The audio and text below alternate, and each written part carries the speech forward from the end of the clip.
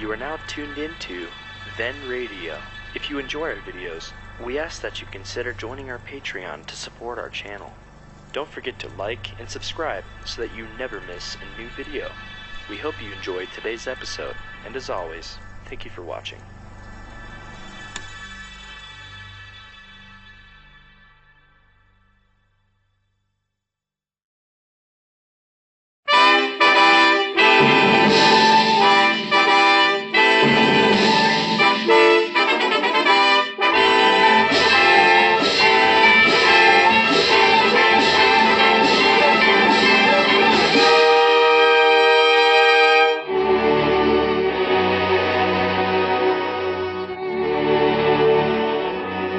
So they've given up.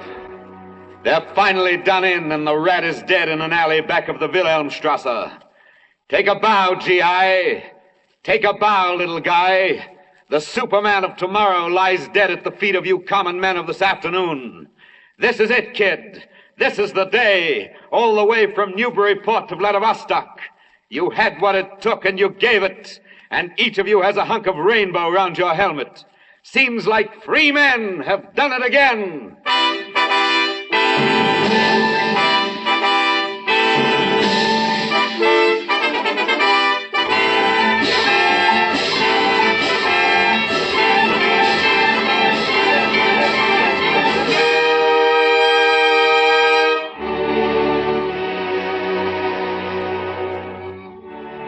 By popular request, the Columbia Broadcasting System presents a repeat performance of On a Note of Triumph, a special broadcast written, directed, and produced by Norman Corwin for the Day of Victory. Martin Gable is narrator, and the music is by Bernard Herrmann. Martin Gable in Norman Corwin's On a Note of Triumph.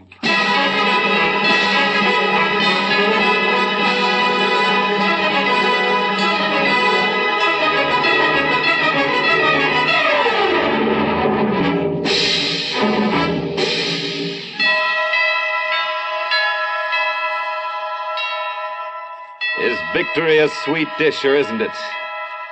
And how do you think those lights look in Europe after 5 years of blackout going on to 6? Rather pretty good. Pretty good, sister. The kids of Poland soon will know what an orange tastes like. And the smell of honest-to-God bread, freshly made and sawdust-free, will create a stir in the streets of Athens. There's a hot time in the old town of Dnipropetrovsk tonight. And it is reasonable to assume the same goes for 1,000 other cities, including some Scandinavian. It can at last be said without jinxing the campaign.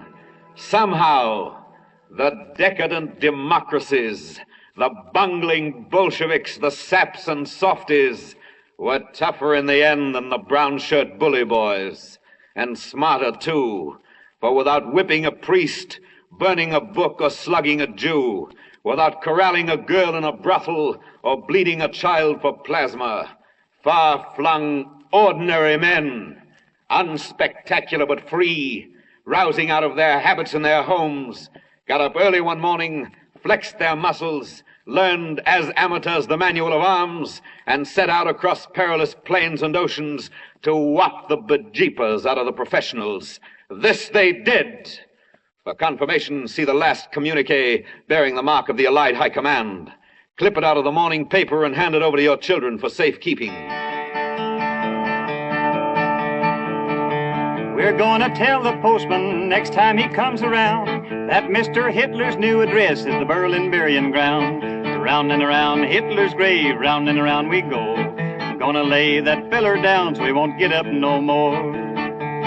Hitler went to the Russian front where every bullet missed him, but he caused a dose of Stalingrad that spread all through his system. Round and around Hitler's grave, round and around we go. Gonna lay that feller down, he won't get up no more. There are many variations on this melody tonight. Many a different tongue and tune saying the same thing. The Serbs would refer to it as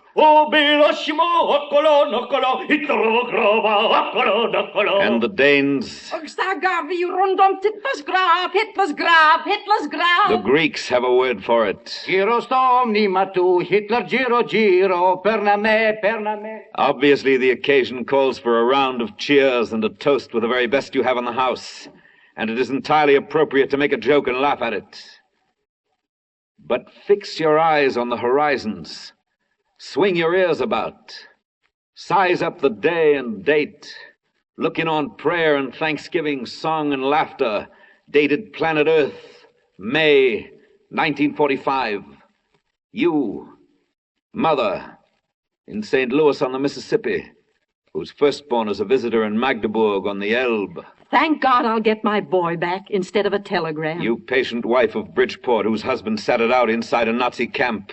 Now he'll be home for longer than a furlough. Now he can see our daughter for the first time. She's 2 years old, and it seems strange to think they've never met. You minister and congregation in a wooden church, having come in from your farms through the nippy night air of New Hampshire, meeting together to thank the God of wrath for justice done.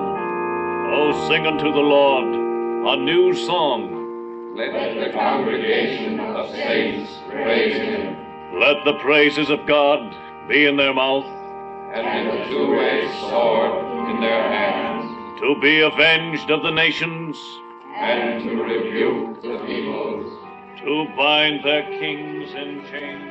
And you, Rabbi in the synagogue, by the light of the menorah, by the light of the proud candelabra descended from the tabernacle in the wilderness, from Egypt to the Oklahoma prairie town, you, Rabbi, entering another Red Sea crossing in the ancient scroll. No great tyranny has ever lasted. The empires of Pharaoh, Caesar, Philip, Napoleon, Hitler, each flourished and held sway and was destroyed. They were powerful, but all of them forgot one thing: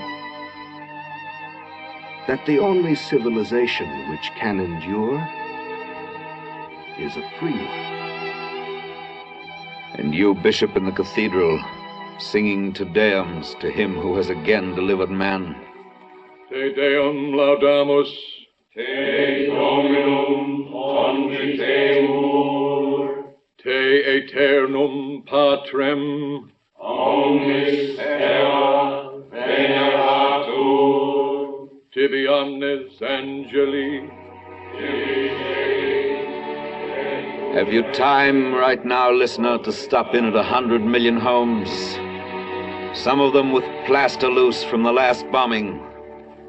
Some in towns where townsmen's blood mixed lately with rainwater in the gutters. In farmhouses of steppe and upland. In mining villages with regimented chimneys. In apartments of executives where decor is impeccable and genuine utrillos hang. In tenements where L trains go by every 7 minutes with a rack and roar. It's top of the evening. Hip, hip, hooray. How about another drink out? And a very good time's being had by all. Meanwhile, the crowds gather.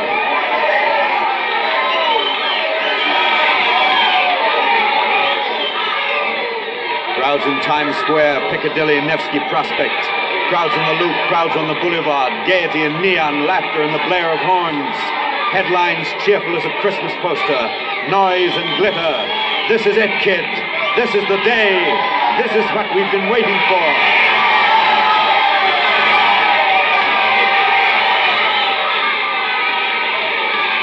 But through the din, the clamor, you hear a voice. In the hearing of your conscience, don't you get a whisper? Listen. Listen. Nothing yet. Just crowd. But listen close. Take your good ear out of low range.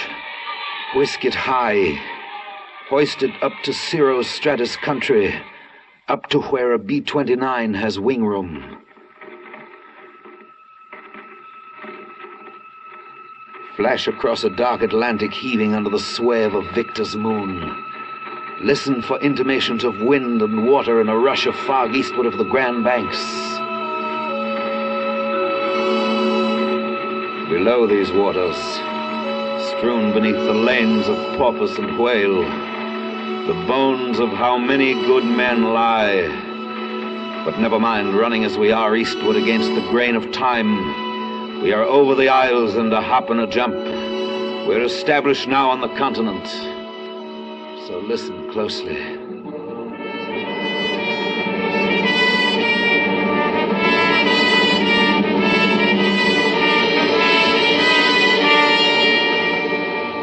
In just a moment now. Don't expect to hear metallic speech from a rosette of amplifying horns on the high poles of the public address system. But listen for a modest voice, as sensible and intimate to you as the quiet turning of your own considered judgment. Now we're ready. The voice you hear will be that of the conqueror, the man of the hour, the man of the year, of the past 10 years and the next 20. I'm a private first class in an army of one of the United Nations. If you don't mind, there's some things I'd like to ask. Just a man in uniform you've met somewhere or seen in the newsreels, loading a truck, or marching, or read about in the dispatches. A fighting man. Glad to be alive, a little tired but in good shape, a dozen battles notched in his gun stock and dug in his memory. Who is he? Well, his name and rank and nationality don't matter much.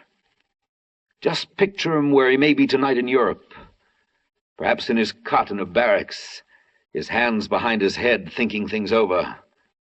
Perhaps he's standing on a village green before a monument to the dead of World War I.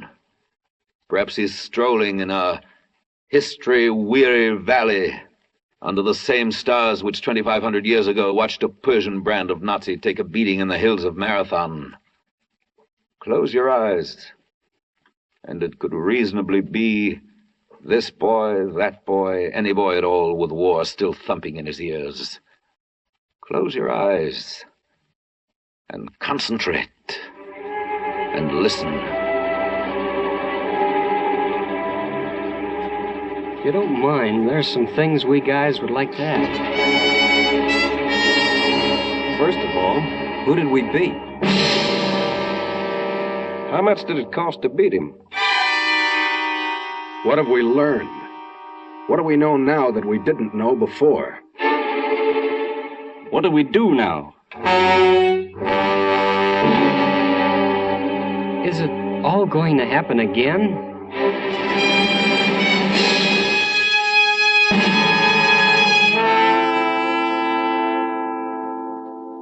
Can it be? In the interim between the making of a toast and the drinking of it, such questions on the lips of fighting men tonight? Questions from areas of truce, insistent, footnoting the surrender? Who have we beaten?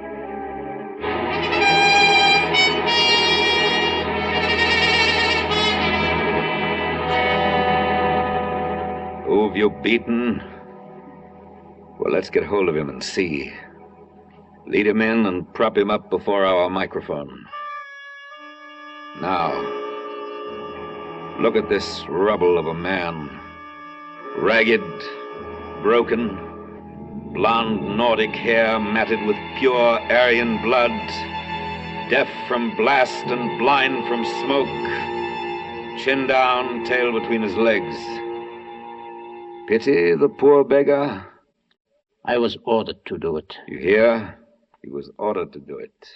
I'm a soldier. I'm a little man. I merely obeyed orders. Whose orders? The party's. Who elected the party? I did. Who supported the party? I did. When you saw where the party was taking Germany, whose job was it to overthrow the party? Mine. And did you? No. I was a member of the party. He's meek. Now. He answers questions. He stands before you gun reft, palms empty, steel whip confiscated, wounded, defenseless, thrown upon your tender mercies, the quality of which he trusts shall not be strained. Observe him! Note him well! Now, if you wait until we spin the mic about so that it picks up the winter of a not long bygone year. It was the year Broker's Tip won the Kentucky Derby, and 3.2% beer was proclaimed morally fit for Americans to drink. It was 1933. The mic, reversible, goes back to it.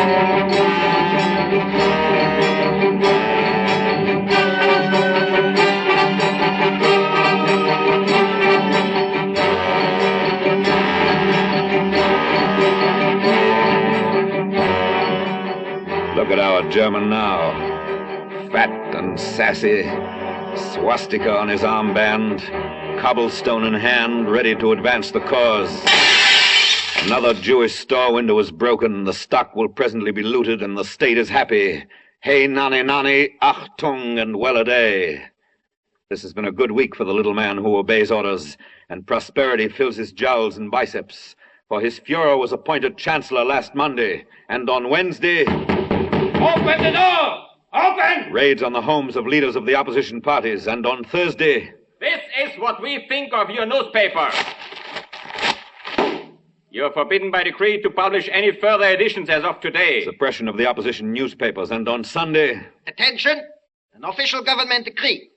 Henceforth it shall be deemed a crime against the state, punishable by law, to make any criticisms whatever of Reichschancellor Hitler.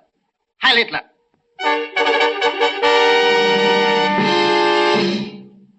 All this in the first week they were in the saddle. Every week then after for 12 inbreeding years of 52 weeks each year, week in, week out. The looking around carefully before speaking. The leather heels on the door stoop and the bell ringing insistently at 3 a.m. The stormtrooper, authority dangling from the holster on his hip, smugness fitting him like tights. The new decree even worse than the one published last week. The dream of escape. The pillowful of border where kind people wait just across, just beyond, on the other side, so near they see you and have pity for you. And then the awakening in the room in Dusseldorf. You're under arrest. Put your clothes on. Come with me. Violence beyond the fitful dreams of the straitjacketed maniac in the asylum. Tear out his beard by the roots. If his face comes off with it, all the better. Arrogance enough to dwarf an Alp. God has manifested himself not in Jesus Christ, but in Adolf Hitler. Last week pillage, this week murder, next week burn the books and don't forget the Bible. 4th week in April, trial of 1,000 priests and nuns. The men who were masterless but free now have a master but no freedom. However, they have discipline and a scapegoat, and one can go far on that. Hunger and poverty and a couple of big contributions from a couple of big industrialists were enough to get them started. And fancied treasons, foreign and domestic, kept them going. Also cruelties to make skin creep on the sweating scalp. The fat and hairy fist against the fragile mouth. Now spit out your teeth, pretty one, and tell us, who else was in your trade union? The conscript children. Putrescence in the classroom. Scum injected into the growing arm. My father last night said to my mother that he hates der Führer. Good boy. Where do you live, hon? Last week purge, this week putsch, next week break a treaty, form an axis, give a hitch to Franco. Meanwhile, the small businessman who didn't kick into the party is framed on a trumped-up charge of listening to the British radio and is thrust protesting on a table for the guillotine. No, I'm innocent. I have no radio. I'm innocent, I tell you. No, This week and every week, the staggering lie. Nations stripped and tortured like a captive girl, while sidewalk superintendents stand by around the world and look on, fascinated. Even as they watch, of course, death warrants issued to themselves and to their sons. Extra, double feature, Austria and Anschluss, and the corpses of the suicides of gay Vienna are sanitarily disposed of. Darkness rising, pageants and parades, drapes and flags and searchlights in the goose step. Next week, umbrella dance at Munich. Salome bearing the head of John the Czech. And coming soon, too soon, lavish spectacle, millions in the cast, curtain going up, Poland devoured by lightning and locusts in 18 days.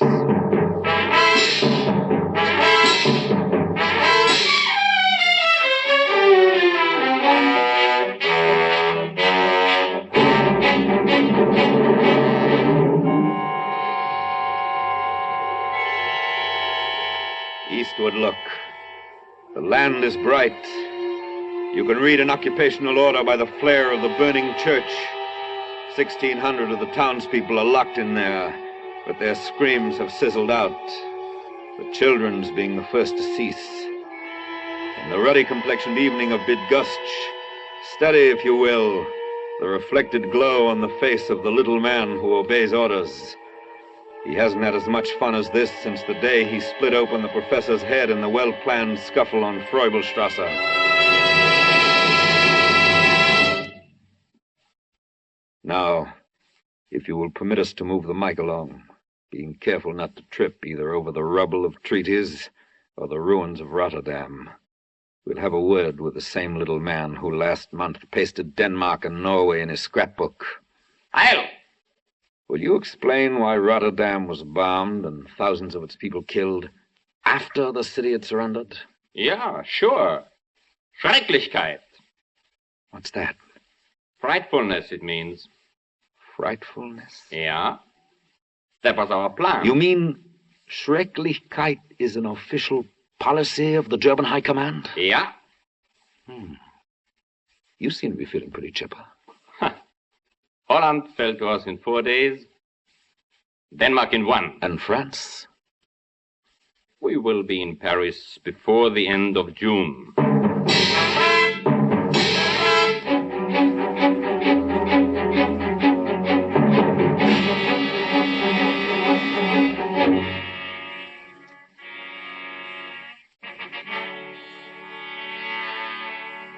Scene. A clearing in the forest of Compiègne before the end of June. Occasion, unconditional surrender of liberté, égalité, fraternité.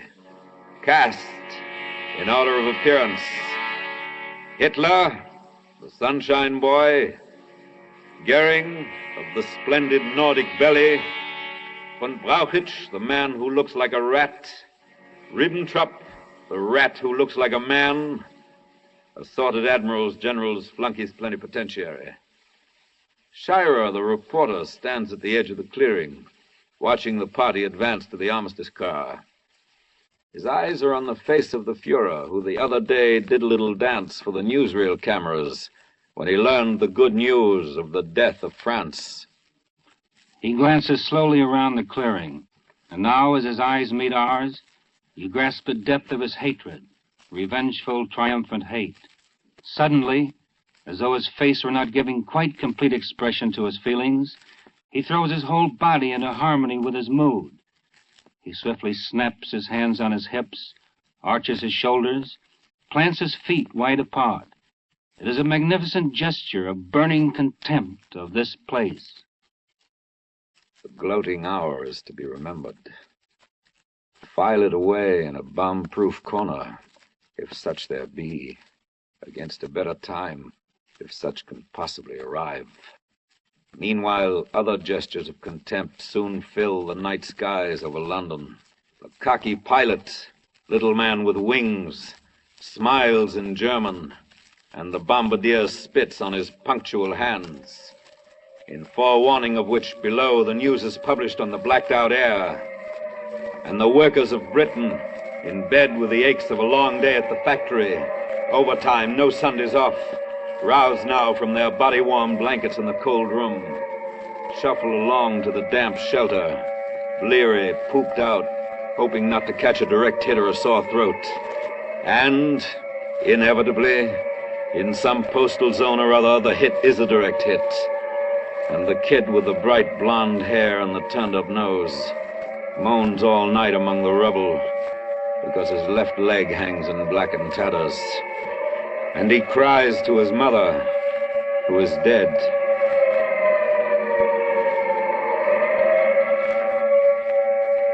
The siren is a musician of no value, knowing only one tune, which each time played is a disturbance of the peace. Oh, in the prime of the Luftwaffe, when there was nothing west of Dunkirk save prospects of invasion, the tenor of life in London was considerably beneath that of Berlin. For whereas the pubs of Westminster burned like books in synagogues, and the waters of the estuary blazed with oil, the warm cafes of Kurfürstendamm were busy and gay, and there was boating in the Tiergarten. The waltzes of J. Strauss of Austria, now part of the Reich, were especially lilting in the ballroom of the Adlon. The dances of A. Dvorak of Bohemia, lately absorbed by the Greater Germany, were gay as could be, and the contralto in the Rathskeller, abrim with charm, sang feelingly the leader of E. Grieg of Norway, Reich Protectorate.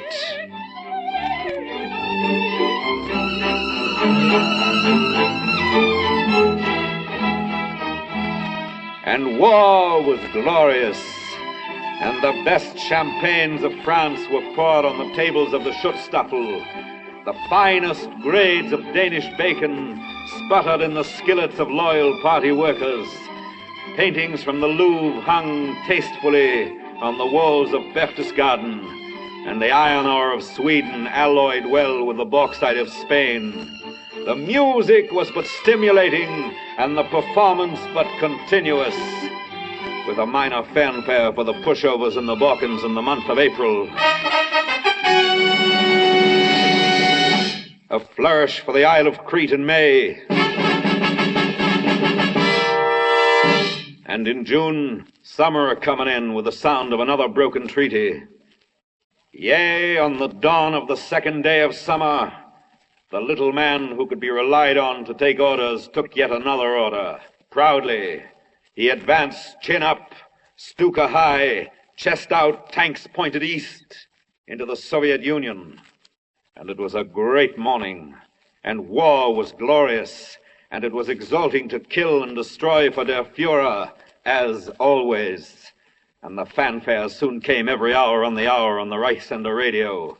Smolensk, Kiev, and Oryel falling to the accompaniment of pronouncements from Lord Haw-Haw. It will be futile to hope that one day the Soviets may rise again. They will never rise again. They are being smashed once and for all. When their defeat is completed, Britain will stand alone without one single barrier between her and the foe.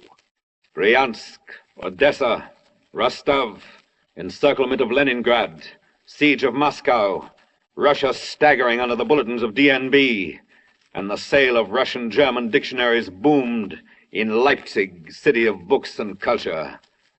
At about which time the little man took another swig of captured vodka, stripped another car-loaded Lublin, herded naked men, women, and children into hot showers to open their pores for the gas chamber, and then sat back in his barracks and listened to waltzes on the loudspeaker in the prison yard. Later, in conformity with the predictions of seasoned military observers, the Russians were crushed at Stalingrad, and that was the deciding blow. Hitler, the giver of orders, said so himself, said no power on earth could push the Wehrmacht back from Stalingrad, and who could doubt the word of him in whom God hath manifested himself? What Hitler hath put asunder, no man could join, and that was that. And the wave of the future swept all before it, and the century of the uncommon Aryan opened up ahead, and Germany was promises.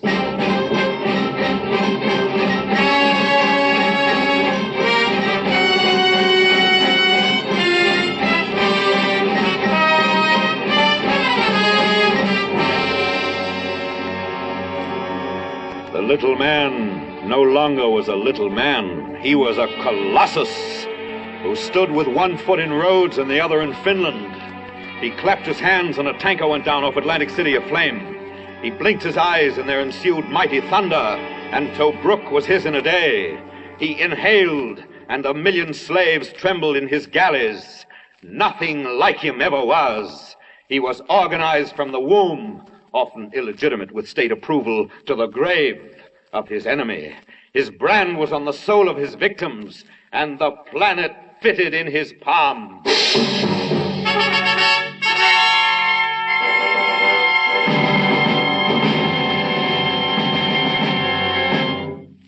This is the man you have beaten.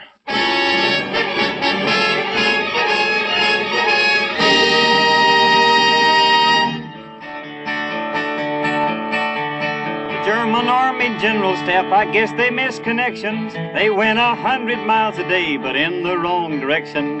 Round and around Hitler's grave, round and around we go. Gonna lay that feller down so he won't get up no more.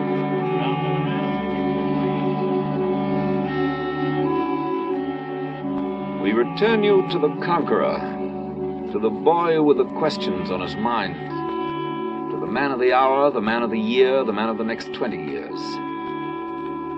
So that is the man we've beaten. How much did it cost to beat him?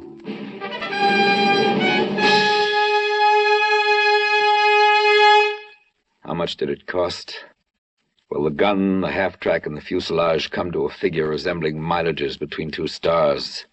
Impressive, but not to be grasped by any single imagination. High octane is high, and K rations in the aggregate mount up, also mosquito netting in battleships. But these costs are calculable and have no nerve endings, and will eventually be taken care of by the federal taxes on antique cigarettes and excess profits. However, in the matter of the kid who used to deliver folded newspapers to your doorstep, flipping them sideways from his bicycle, and who died on a jeep in the Ruhr, there is no fixed price, and no amount of taxes can restore him to his mother. His mother sits in her room with a picture tonight, and listens to a clock ticking on the mantelpiece, and remembers, among other things, how he struggled with the barber when he was getting his first haircut, and how she tried to calm him. And the upstairs tenant, in consideration of the news outdoors, says to his wife, "Shall we invite Mrs. Fish to come up? She's all alone tonight and seems sort of a shame." Well, I have a hunch she'd rather be alone tonight. Think so? I don't think she's in a mood to talk or carry on. She probably just wants to be with her thoughts. Maybe you're right. And the thoughts of the mother are tall, straight thoughts, and they burn like candles, quietly and slowly, and they trail into smoke and are lost in shadows. He was a good boy. My grief I'll take with me to my grave, but also my pride, for he died in the service of his country. It's a good country, and he was worthy of living in it. Pray God it'll always be worthy of his having died for it.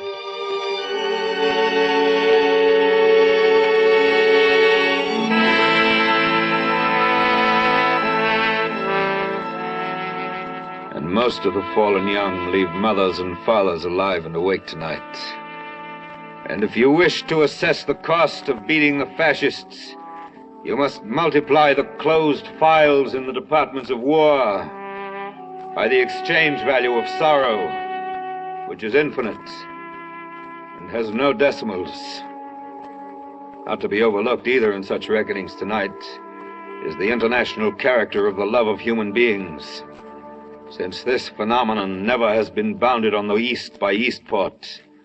Elsewise, what is a notice like this doing in the busy pages of the London Times?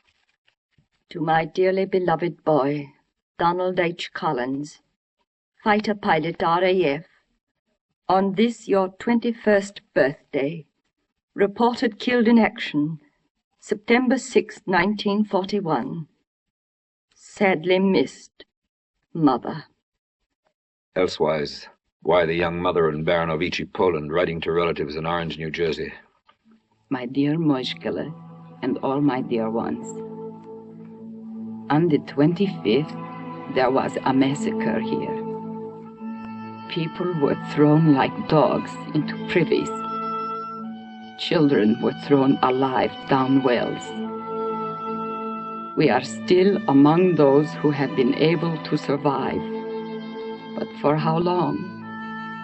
We expect death every day.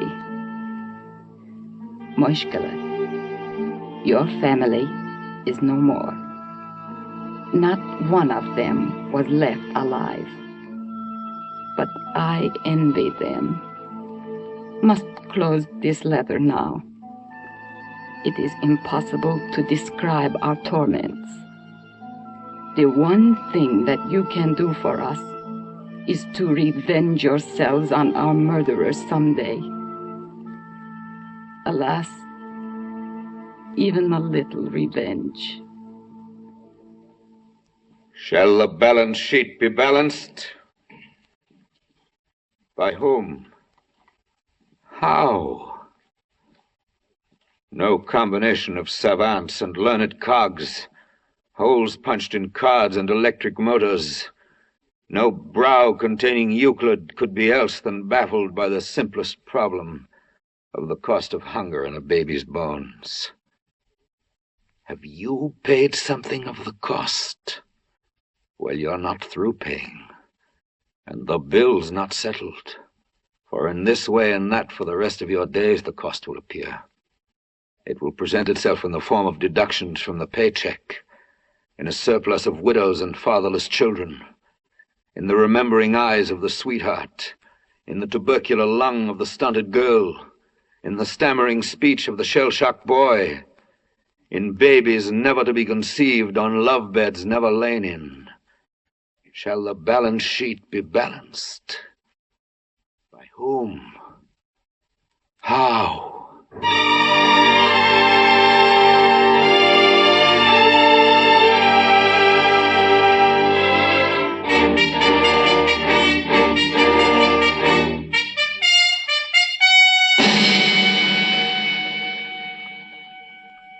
Again, we return you to the conqueror, man of the textbooks of millenniums ahead.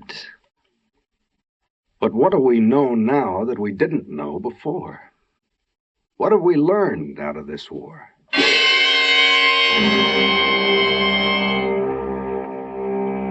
What have we learned? For one thing, evil is not always as insidious as advertised, but will upon occasion give fair warning, just as smoke announces the intention of flame to follow. Never has disaster had so many heralds as this war. Cassandra spoke from every lecture platform, and the notices were posted high and low. A cabinet minister resigned at Downing Street protesting. A president cried quarantine. Moscow sent food and guns to Barcelona. A housewife of Duluth boycotted German goods. An emperor of Ethiopia said in good French before the statesmen of Geneva, Je suis venu pour avertir l'Europe de la catastrophe qui l'attend. I came to give Europe warning of the doom that awaits it. Je suis venu pour défendre la cause de toutes les petites nations menacées d'agression. I came defending the cause of all small people who were threatened with aggression. Aujourd'hui, le problème a une portée beaucoup plus étendue que l'agression italienne en elle-même. C'est la sécurité collective. The problem today is much wider than merely a question of Italian aggression. It is collective security. La moralité internationale est en jeu. It is international morality which is at stake. Dieu et l'histoire se rappelleront de votre jugement. God and history will remember your judgment. Signs and portents.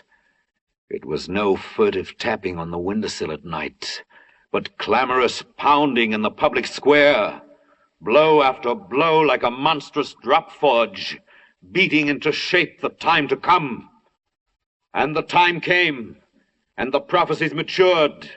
The storm arrived, and was no surprise to the barometer, the Jew who had cautioned. The Nazis are not against the Jews alone. That's just a sham. If you let them carry on this way, there'll be the death of Christians, too. He saw Gentiles die as well and sighed, and foraged for bullets in the cellars of the Warsaw Ghetto. Yea, and the time came, and it developed that Cassandra and the Jew were right, and that the Cliveden set was wrong. Fire and brimstone dropping from the sky were educational. There were tongues and torpedoes, sermons in bombs, books in the running battles. Whatever was learned the hard way, between blood transfusions and last rites.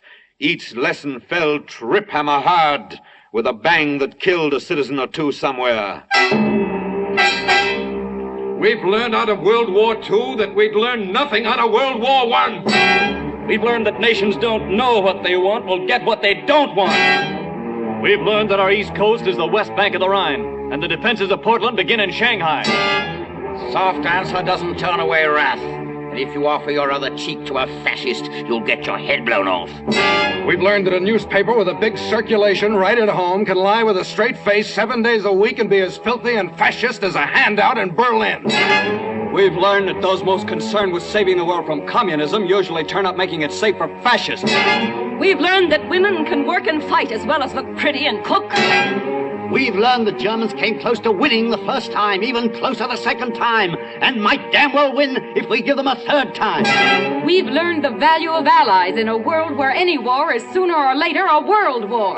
We've learned that some men will fight for power, but that most men will fight to be free. We've learned that freedom isn't something to be won and then forgotten. It must be renewed like soil after yielding good crops. Must be rewound like a faithful clock. Exercised like a healthy muscle.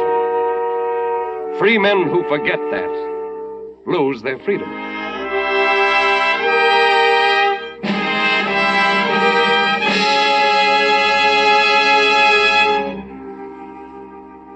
These and many more. These are the lessons our sons and brothers have turned to dust to teach us. And whether victory will stick and the dead be not made fools of, depends on whether what we learn is held as close and constant as a catechism. Come summer and prosperity, come winter and the wolf, come ebb tide and come flood.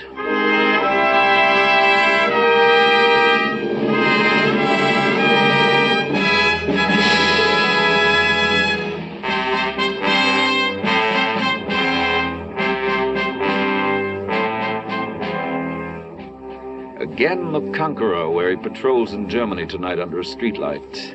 Again GI triumphant, by whose dint the lamps are going on all over Europe. We return you to the Conqueror. There's another thing I'd like to know. What do we do now?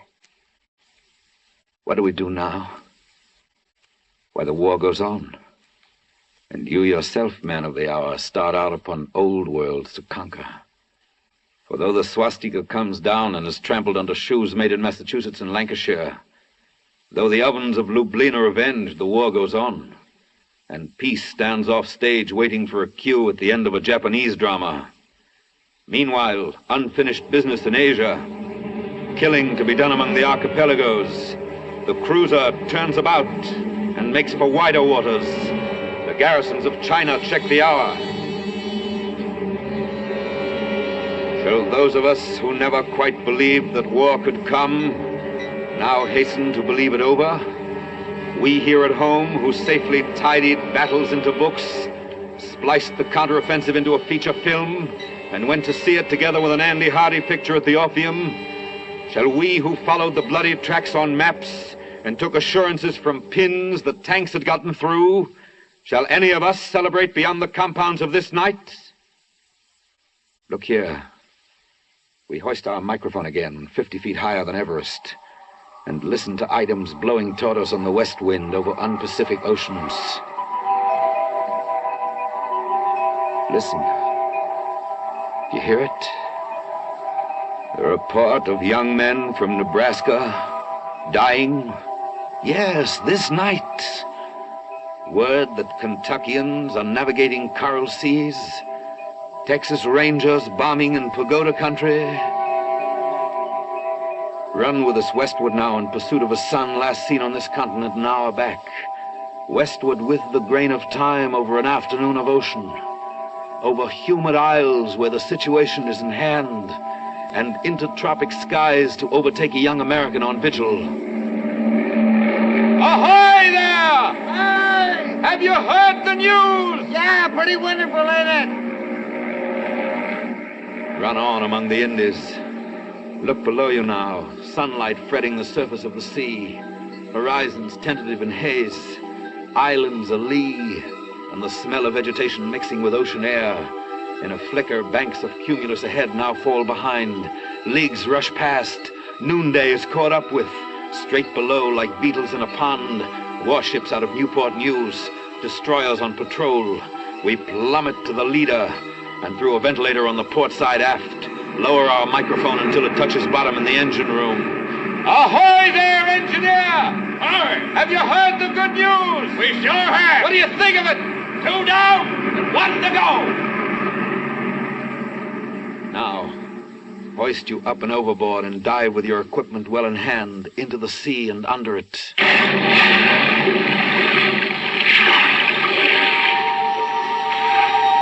fathoms down we go. And steady now. Look up. The roof of ocean lifts and settles slowly. Tufts of seaweed pinned against the ceiling.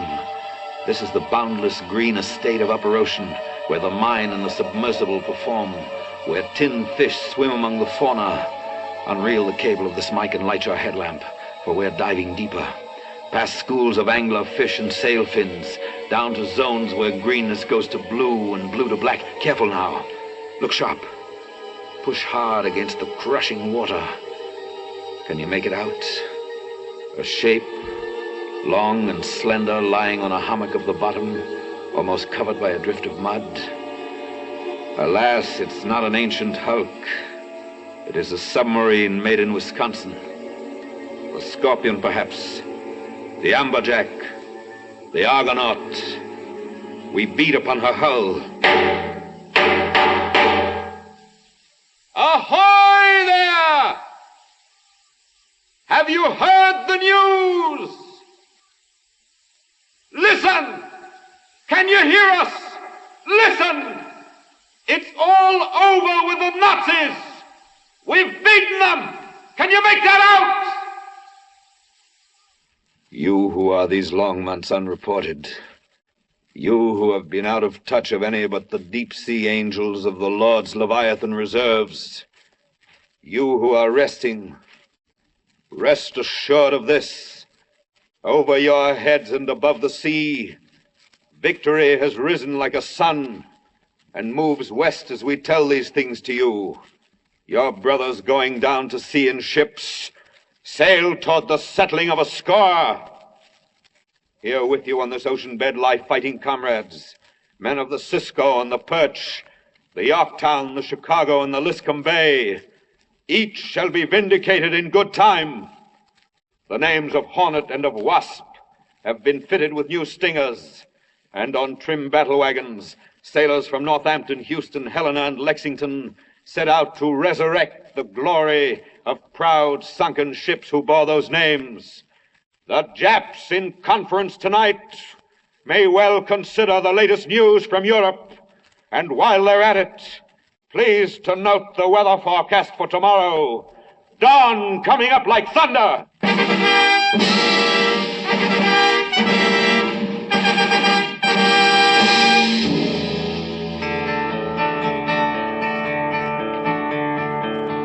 Let me tell you, Hirohito, now that Hitler's down, better buy a black kimono, 'cause you're on your last go-round. Round and around Hitler's grave, round and around we go. Gonna lay that.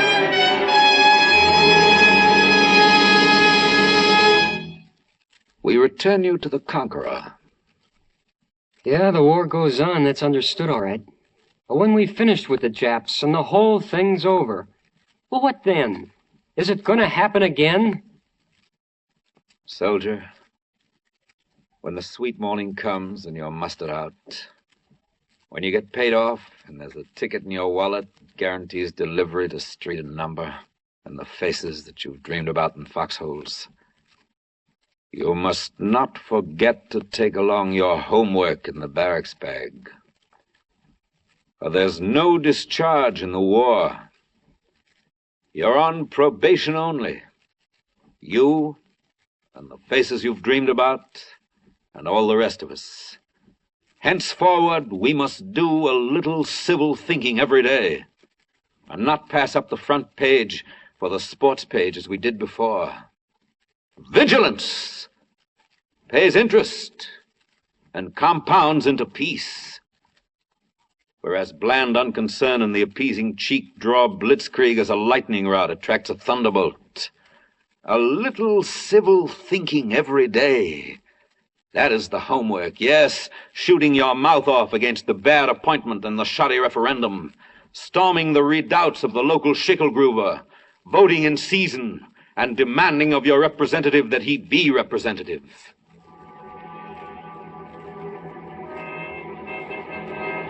Is it going to happen again? Listen. Peace is never granted outright. It is lent and leased. You can win a war today and lose a peace tomorrow. Win in the field and lose in the forum. Peace has a mind of its own and doesn't follow victory around. What is 2/3 finished in Germany won't be 3/3 finished in Japan. There's a homely maxim out of London says it better. The duration's going to be a lot longer than the war, Governor. You can make war quickly, but you make peace slowly. It takes a second to break a peace, but a long time to put it together again. There are some records in Washington say it better. Congress took only 8 minutes to declare war on Germany, and in the same session, it took only 5 minutes to declare war on Japan. But between this war and the last one, the world took 25 years trying to declare peace, and then couldn't do it. Listen, to win is great, to learn from winning greater, but to put the lessons learned from winning hard to work, that is the neatest trick of all. Shall we live alone this time and like it? We tried that before, and it didn't work. Shall we sit with the rest of the world in common council or stand apart in splendid isolation? We stood apart last time, and it didn't work. Shall we merely assume it will happen again in the course of human nature, and make up our minds not to make up our minds about anything really important? We tried the ostrich routine last time, and it didn't work. Soldier, don't you feel in your bones that we can keep it from happening again? That we're smarter now we've learned some lessons, and stronger now we've made some friends. For has it not been shown what free, united peoples can accomplish? Wonders staggering the naked mind. We came from behind and we came up fast. We got together and spotted them aces and spades and beat them at their own game. Showed them how to pull off what Napoleon and Hitler never even dared to try. Invasion across the channel. Showed them how to flank a flank and blitz a blitz. Showed them that when you get together and conquer, it works out better than divide and conquer. Showed them how to wage a war and work and plan and sing songs all at once. We're gonna tell the postman next time he comes around that Mr. Hitler's new address is the Berlin burying ground. Round and around Hitler's grave, round and around we go. Gonna lay that feller down, he won't get up no more. Adolf Hitler started hot, he was mighty big and bold, but the Allies slapped him down so hard he caught his death of cold. Round and around Hitler's grave, round and around we go. Gonna lay that feller down, he won't get up no more. Round and around Hitler's grave, round and around we go. Gonna lay that feller down, he won't get up no more. The singing fades. The celebrants go home. The bowl is drained and emptied, and the toasts are drunk. The guns are still, the tanks garaged. The plane rests in the hangar. Only the night remains, and the armed camps. The boy with questions on his mind turns on his cot in the barracks, stares at the ceiling, says to himself, I hope to God it's not going to happen again. I hope they planned better this time. Outside, the dew of morning glistens like a hope, and light of day is just beyond the local curve of earth.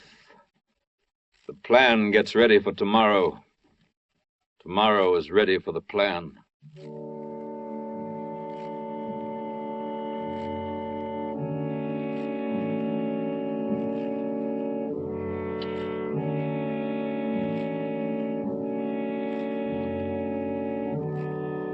Lord God of trajectory and blast, whose terrible sword has laid open the serpent, so it withers in the sun for the just to see.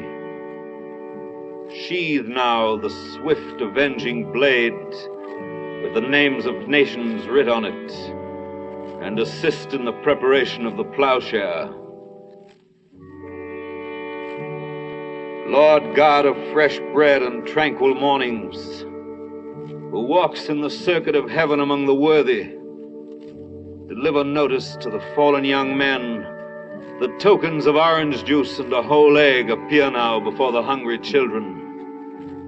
That night again falls cooling on the earth, as quietly as when it leaves your hand. That freedom hath withstood the tyrant like a Malta in a hostile sea.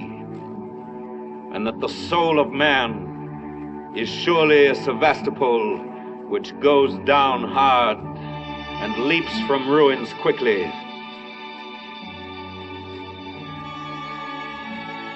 Lord God of the topcoat and the living wage, who has furred the fox against the time of winter, and stored provender of bees in summer's brightest places, do bring sweet influences to bear upon the assembly line. Accept the smoke of the mill town among the accredited clouds of the sky. Fend from the wind with a house and a hedge him whom you made in your image, and permit him to pick of the tree and the flock, that he may eat today without fear of tomorrow, and clothe himself with dignity in December. Lord God of test tube and blueprint, who jointed molecules of dust and shook them till their name was atom, who taught worms and stars how they could live together, appear now among the parliaments of conquerors and give instruction to their schemes. Measure out new liberties, so none shall suffer for his father's color or the credo of his choice. Post proofs that brotherhood is not so wild a dream as those who profit by postponing it pretend. Sit at the treaty table and convoy the hopes of little peoples through expected straits, and press into the final seal a sign that peace will come for longer than posterities can see ahead, that man unto his fellow man shall be a friend forever.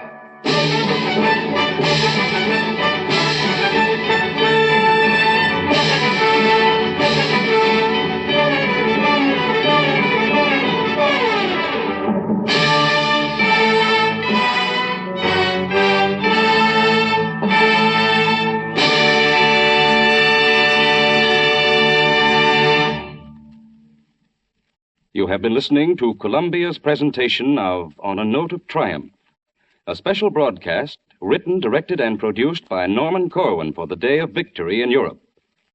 Martin Gable starred as narrator. The musical score was composed by Bernard Herrmann and conducted by Lud Gluskin. The text of tonight's broadcast will be for sale at bookstores throughout the country tomorrow.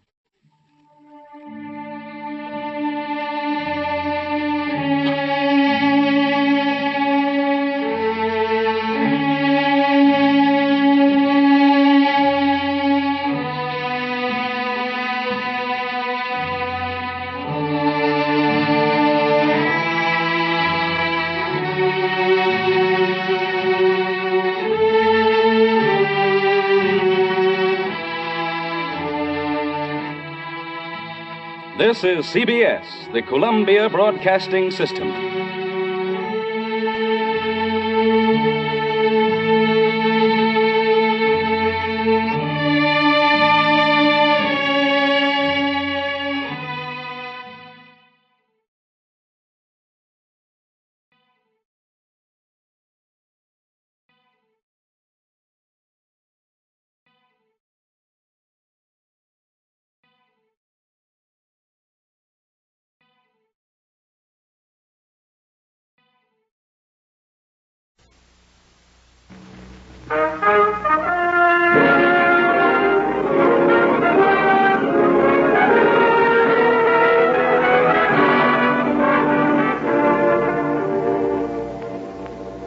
know who builds the boats and runs the trains? And who loves whom in lovers' lanes? Do you know who rules the skies and the earth beneath? And who digs for gold and fills it in their teeth?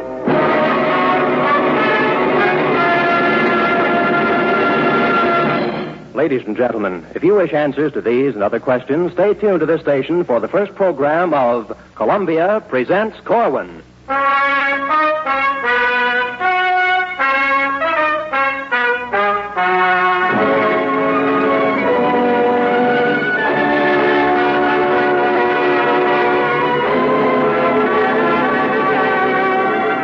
Tonight, in the first of a special limited series of 8 broadcasts for CBS, Norman Corwin brings you Unity Fair, a carnival for your living room starring the common man in conjunction with Alfred Drake, Groucho Marx, and Keenan Wynn.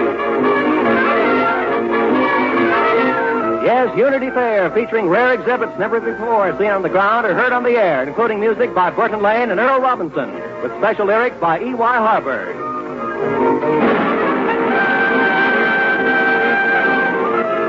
Alfred Drake, Groucho Marx, June Richmond, and Keenan Wynn in Unity Fair.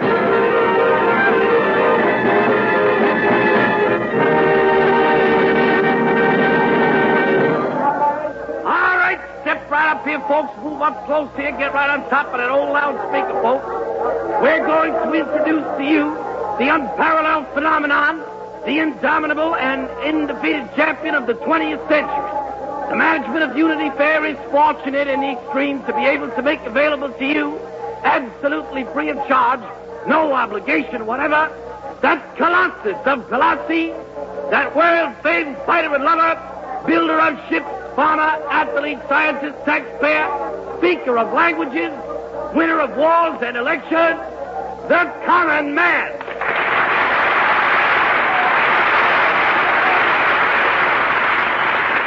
Hello, everybody. Will you kindly tell us something about yourself, CM? Why, sure. Who are you? I'm one of the people. Oh, one of the people. Well, how does it feel to be one of the people? Feels good. Feels good, does it? Natch. You think it's smart to be people? Yep. Can you back that up with evidence? Yep. You can? How? Well, just sound A and make room for some of us folks to sing it. Well, who's us? Us people who it's smart to be. Okay, go ahead. It's smart to be people, smart to meet them every place, smart to be part of the human race. It's smart to be people, oi polloi can now rejoice. People are now the public's choice. They used to stand in bread lines, but now like dukes and earls, you'll find them in the headlines right there with glamour girls. It's smart to be people, that's the only victory plan. Join up or be an oh so rad. It's the coming thing to be the common man. Who builds the boats and runs the trains? People! And who loves who in lover's lanes? People! Who rules the skies and all the earth beneath? People! Who digs for gold and fills it in their teeth? People! Who plants all the corn and all of the clover? Who make motor cars? And who get run over? Who spend all their lives like no other creatures in blazing bleachers or double features? Who's the backbone of the nation? People! Who pieces of population? People! And as that fellow Jefferson once said, it's really quite an art to be people, so let's start to be people, 'cause it's smart to be people. It's smart to be people, smart to meet them every place, smart to be part of the human race. Lincoln was people. Joe DiMaggio was people. George Washington Carver was people. Some of my best friends are people. Why, it's smart to be people. It's smart to be people. Oi, polloi can now rejoice. People are now the public's choice. Before the war, we were Chinese. We were Russian. We were French. We were British, we were Scandinavian, then came the Atlantic Charter, and San Francisco. Now we are a people. We used to be inbred lines, but now like dukes and earls, you'll find us in the headlines, right there with glamour girls. Extra! People of all the people, greatest discovery of the century.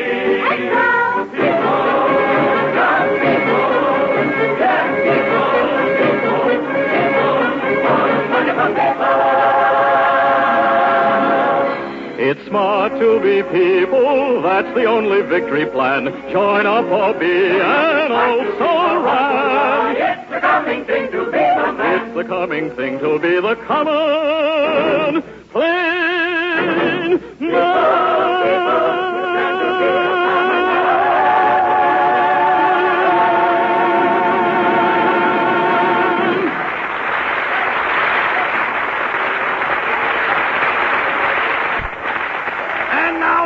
Gentlemen, Unity Fair has the pleasure and the privilege of presenting to you the first and greatest single proven miracle of international cooperation and collective security. In this cage, ladies and gentlemen, behind these steel bars, is the most ferocious beast ever captured by common man. Talks, acts, and looks like a human being, folks, but it ain't. It's pure, ornery, cussed animal from the tips of his fangs to the hairs on his hood. He thinks it's smart to be animals, not people. It took the Allies 5 years and 9 months to bag this one specimen for Unity Fair. And here it is, folks, right behind this steel door. The original, brown-shirted Superman Aryan-type fascist known as the German Nazi. And now we're going to let you hear him and see him.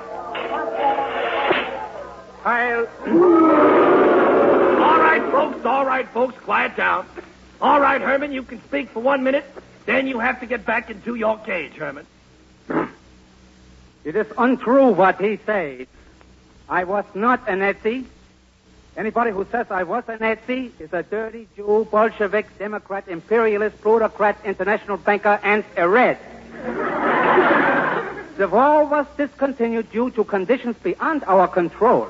But your apology is accepted, and we expect you to pay us reparations and to rebuild our cities which you ruined with your terrorist Bolshevist air raids. We are lovers of peace, and if it had not been for aggression by Austria, Czechoslovakia, Poland, Britain, France, Holland, Belgium, Luxembourg, Norway, Denmark, Greece, Yugoslavia, there were others, the Soviet Union and the United States of America, we would never have defended ourselves. As for myself, I never was a Nazi, I am not today a Nazi, and I never expect to be a Nazi. Heil Hitler! All right, now, quiet. All right, Herman, back into your cage.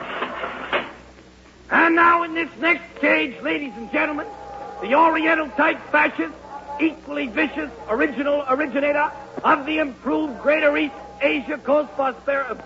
Pardon me, my tongue is perspiring. Greater East Asia Cold Prosperity Sphere, specimen of the dangerous species known as Dojo the Dog-Faced Force. With a flip of the electric switch, we open the steel grill to his cage and let you look upon this blood-curdling spectacle who talks, sings, and will, upon occasion, commit harry-carry.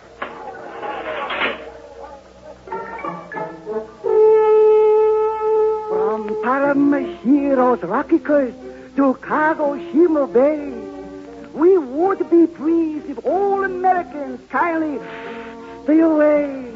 We wish to tend our gardens and cultivate our trees, arranging pretty flowers and create atrocities. If you wish old Nippon culture to thrive, then don't support the next war-lone drive. If of the Son of Heaven you are fond, oh Hirohito, then please you must not buy U.S. war bonds.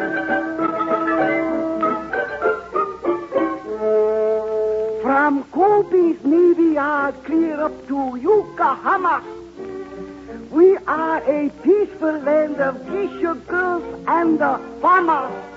We love to paint and make up a poem and drink a hot sake. But we are best at honorable sneak, attacking. Oh, if you wish Macad a nice long time to reign, then don't support the next U.S. loan campaign. And if you want East Asia co-prosperity to be, oh, hito, do not buy a war bond of the Series E.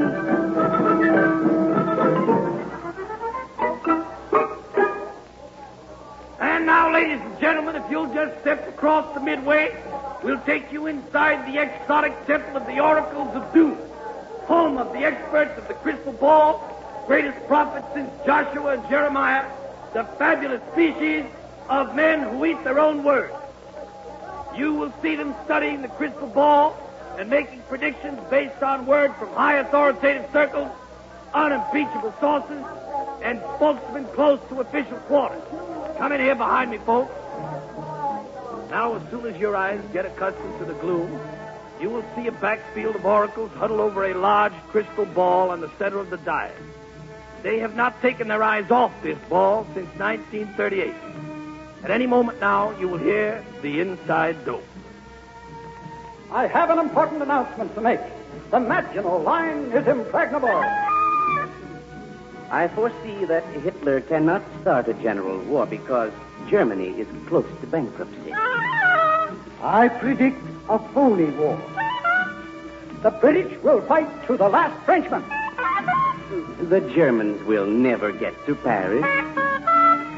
The British will never hold out beyond the foggy season. I see very clearly, both in the crystal ball and in my syndicated column, that the Germans will be in Moscow in 6 weeks. It is my solemn obligation to report that the Russians are finished. They will never rise again. We will never make 50,000 planes a year. The Germans are not being defeated in Russia. They are just cold.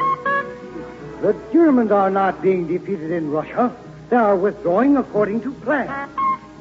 The British will fight to the last American. The Russians will try to get to Berlin before us. The Russians will sit back and wait for us to get to Berlin before them. There will never be another free election in the United States. They will never hold the San Francisco Conference. It will be called off. Brand new prediction. We will have to fight Russia.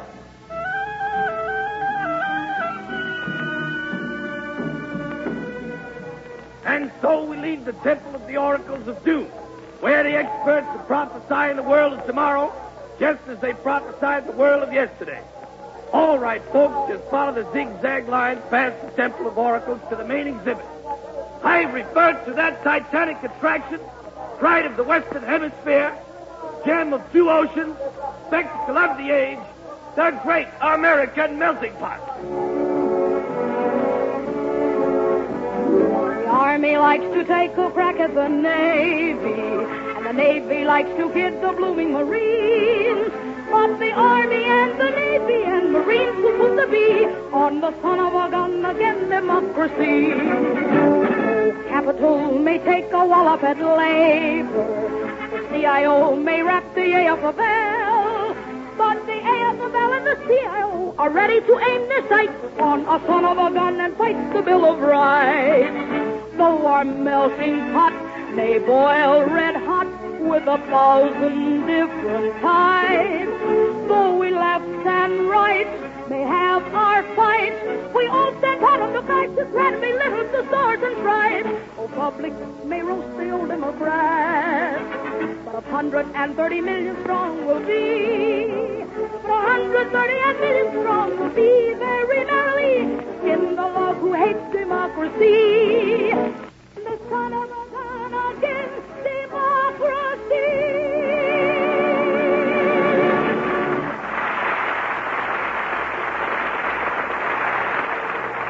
All right, folks, follow me closely.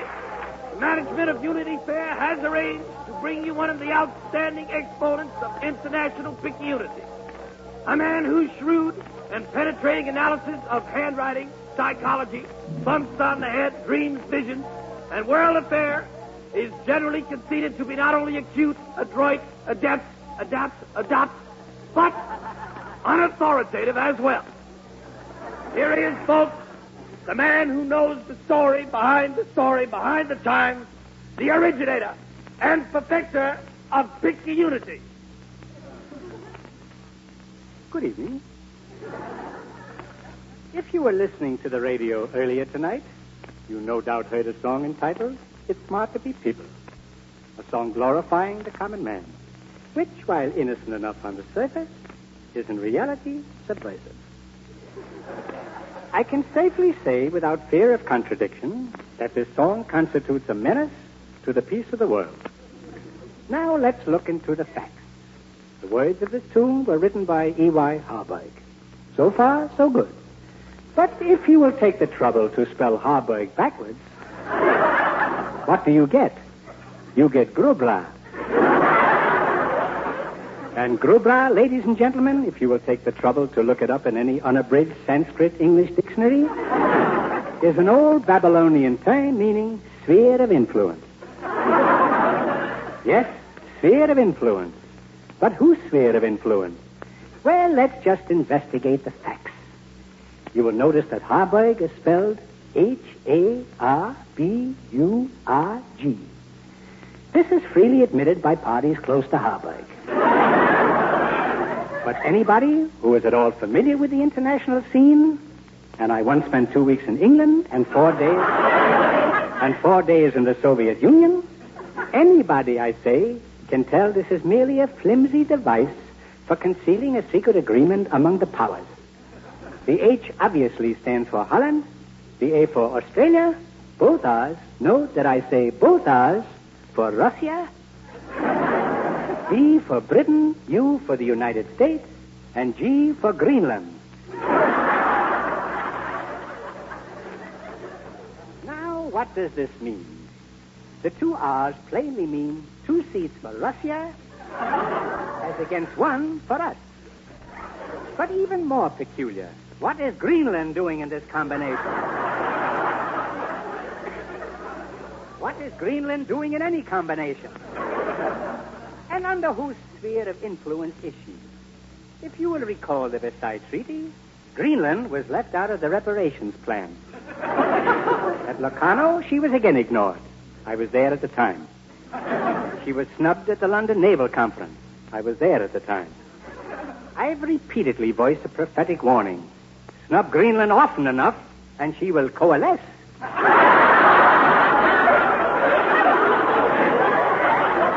Well, we are paying for this today. Greenland, my friends, may coalesce over the weekend.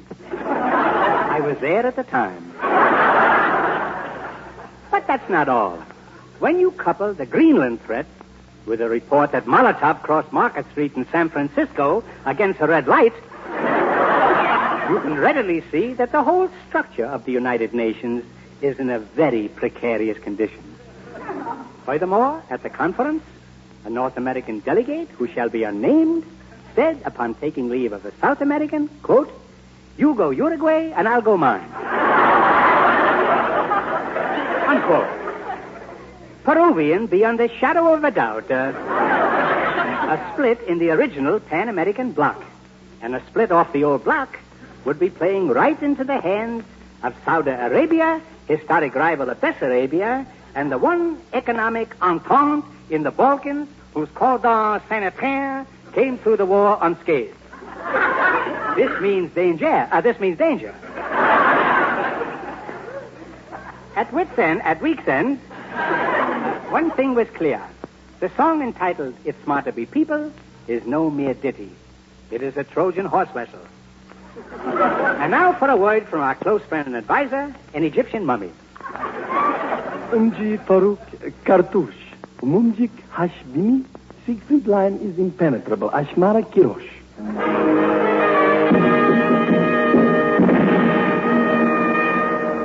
All right, folks, now on your your way out of the analyst pavilion, you will pass an exhibit of modes of travel used by the expert whose summary of world affairs you have just listened to. In order to keep in constant touch with the up-to-the-minute developments here and abroad, the prophet of Picayunity and his friend and advisor, the Egyptian mummy, make use of two special conveyances. On your left, for overland travel, the improved, streamlined ox cart. And on your right, for sea and ocean travel, a large two-seater canoe, remodeled and refurbished after distinguished service in the French and Indian Wars. But for contrast to these vehicles, ladies and gentlemen, we take you across the Grand Mall of Unity Fair and inside the world's largest dry dock, where you'll see the greatest marvel of maritime construction since the launching of Noah's Ark. Yes, folks, you are now looking at the SS Same Boat Brothers, mightiest, fastest, oldest, and toughest of them all, Leviathan of the Deep, bigger than the combined Queen Mary, Queen Elizabeth, Normandy, the USS Iowa, and the Flying Dutchess. The crew comes from every one of the 51 United Nations, and so do the repairmen who have been overhauling this great behemoth of the deep right here in the tremendous dry dock of Unity Fair. And now, folks... Just a minute. This raises a serious question. Is the balance of naval power in the balance? Look, and one might ask, why isn't the Swiss Navy represented? If you don't mind... Is this power politics all over again? Out of the way, Picayunity. Now, if you spell unity backwards, you get Itanu. And Itanu, ladies and gentlemen. All right, boys, take them away. Furthermore, what about subversive activities in Hollywood? Is there an Egyptian mummy in the crew? What kind of a ship is this? We have allowed to sneak into our dry dock. No Egyptian mummy. You will hear from the mummy minority. Yes. All right, now, all right. I'm coming, mummy. Who's in charge here? Well, I am. Well, if it ain't our old friend, the common man, from the exhibit of the same name. That's me. Are you ready to hear about the Same Boat Brother? Take it away, CF.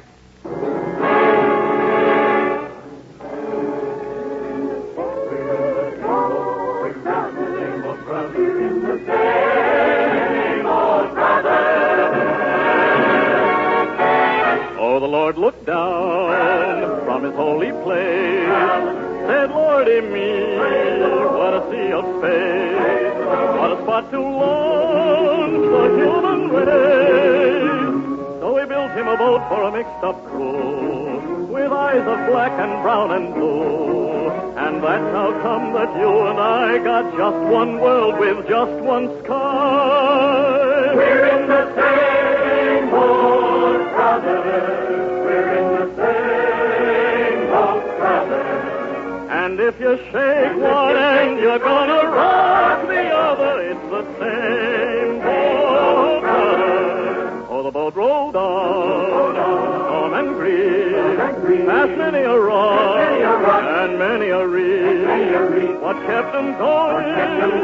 They believe that they had to learn to navigate, 'cause the human race is special freight. If we don't want to be in Jonah's shoes, we'd better be mates on this here cruise. We're in the same boat, brothers, same boat, brothers. And if you shake one end, you're gonna rock the other. It's the same boat, brothers.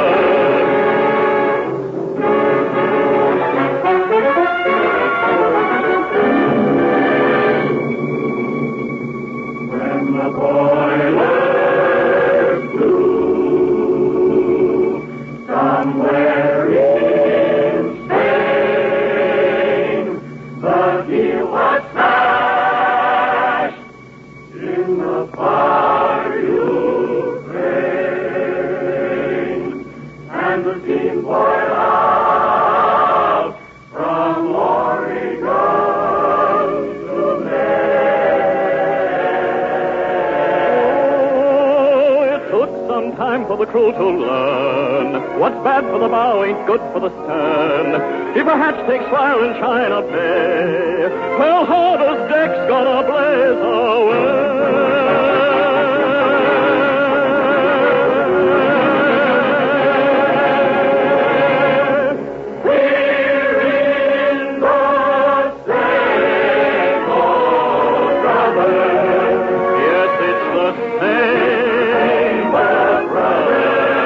We gotta live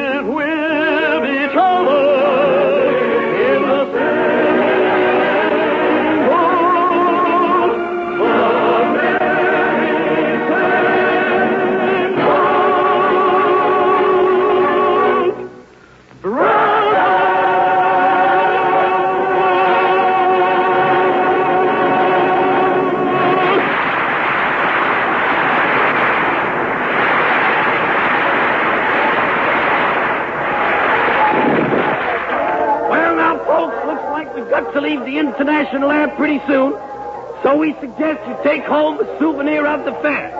Attractions to delight the eye, please the brain, and sharpen the senses. You'll find all kinds of useful and ornamental souvenirs of this stupendous exposition on sale as you go out. Beautifully packaged individual items out of the world of tomorrow. Get your souvenirs for tomorrow. Roll away your fear of fears tomorrow. There'll be 60 million jobs, lots of billions in the sky tomorrow. Better economics tomorrow. Superman will be just comic tomorrow. Every boy will be a plowshare. They'll cry up and let us now share tomorrow.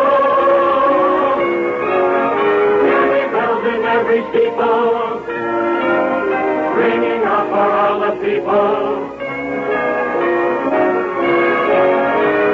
It's smart to be people, that's the only victory plan. Join up or be an also run. It's the coming thing to be the man. It's the coming thing to be the common, plain man.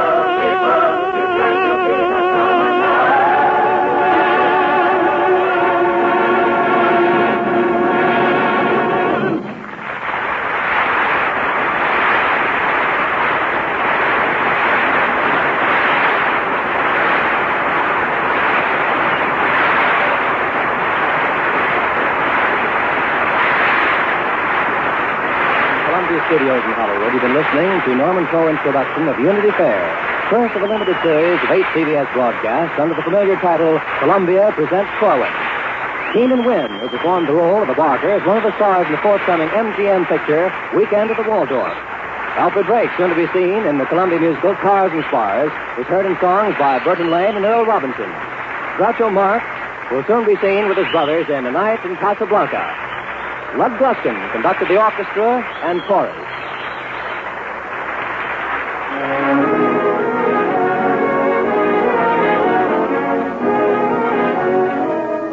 This is CBS, the Columbia Broadcasting System.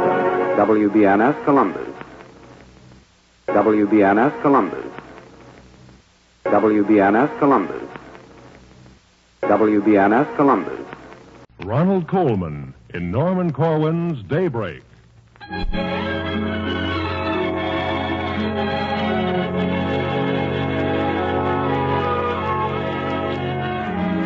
Tonight, in the second of a limited series of 8 broadcasts, under the familiar title Columbia Presents Corwin, CBS is privileged to bring you the distinguished actor Ronald Coleman with Corina Moura in one of the most requested of Mr. Corwin's radio works, Daybreak, a program to follow in your atlas. As in the original production 4 years ago, the musical score is from the hand of Lynn Murray. Lud Gluskin conducts. Ronald Coleman in Daybreak.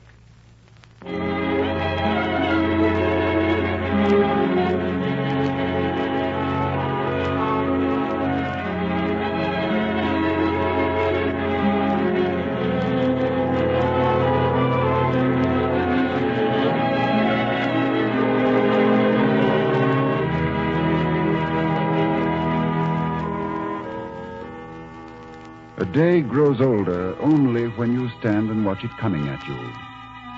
Otherwise, it is continuous. If you could keep a half degree ahead of the sunup on the world's horizons, you'd see new light always breaking on some slope of ocean or some patch of land.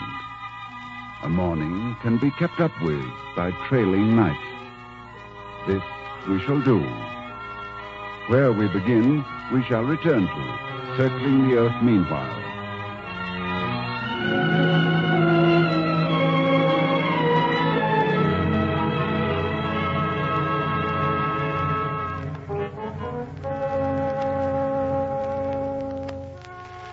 We are at latitude 40 degrees north and longitude 25 degrees west. We will come back here at the circle's end. But now, beneath us there is water, nothing else.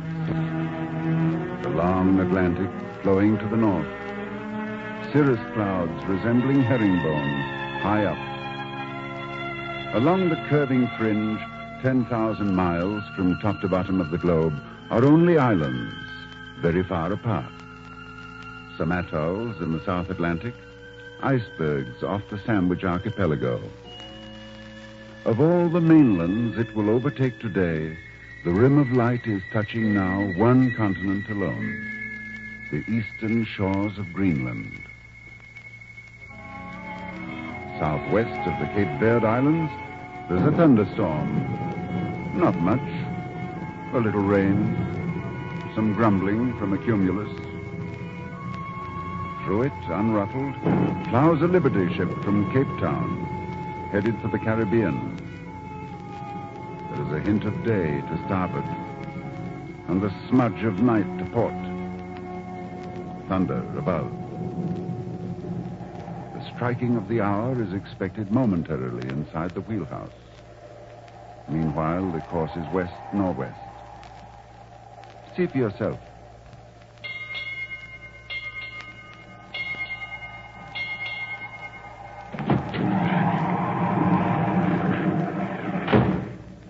Okay, Johnny. I'll take over now. Huh? Oh, hiya. You look as though you could use some shut-eye. Hasn't been a bad stretch. Storm's not much. Say, give me some tobacco before you go, will you? Oh, sure. Take the rest of the can. Have some more in the locker. Thanks. What's the course? Course 323, steady as she goes. Course 323, steady as she goes.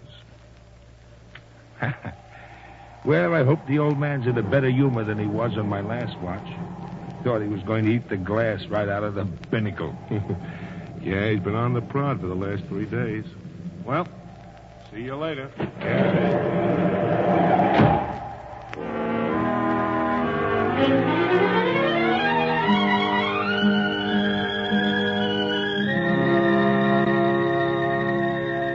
The ship's 100 miles behind us now, as quick as that. The thunder also. The sun's antennae reach another 5 degrees yet west of Greenwich. Nothing now but water, south of Greenland, clear down past the humid zones of the equator, down the easy ground swells to the barriers of ice in the Antarctic. That dark shape coming toward us is the bulge of South America, the coastline of Brazil. Now you can smell the spices in the offshore breeze. That's Pernambuco over there. The green light way below us is the airport at Natal. Now, in succession, come the mountain ranges, like slow-turning gears. That string of lights is Rio. The coast spreads wider north and south, and for the first time, you begin to sense this is a continent, rotating hugely toward the sun. The endless forests in the Mato Grosso, they are tipped with light.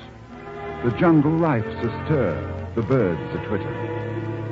And to the north, the great mouth of the Amazon yawns wide, the islands in it looming suddenly. Yet, at this very moment, day is touching on the continent of North America, the shores of Newfoundland. Fogs drifting in from the Grand Banks. We cannot see the chimneys of St. John's.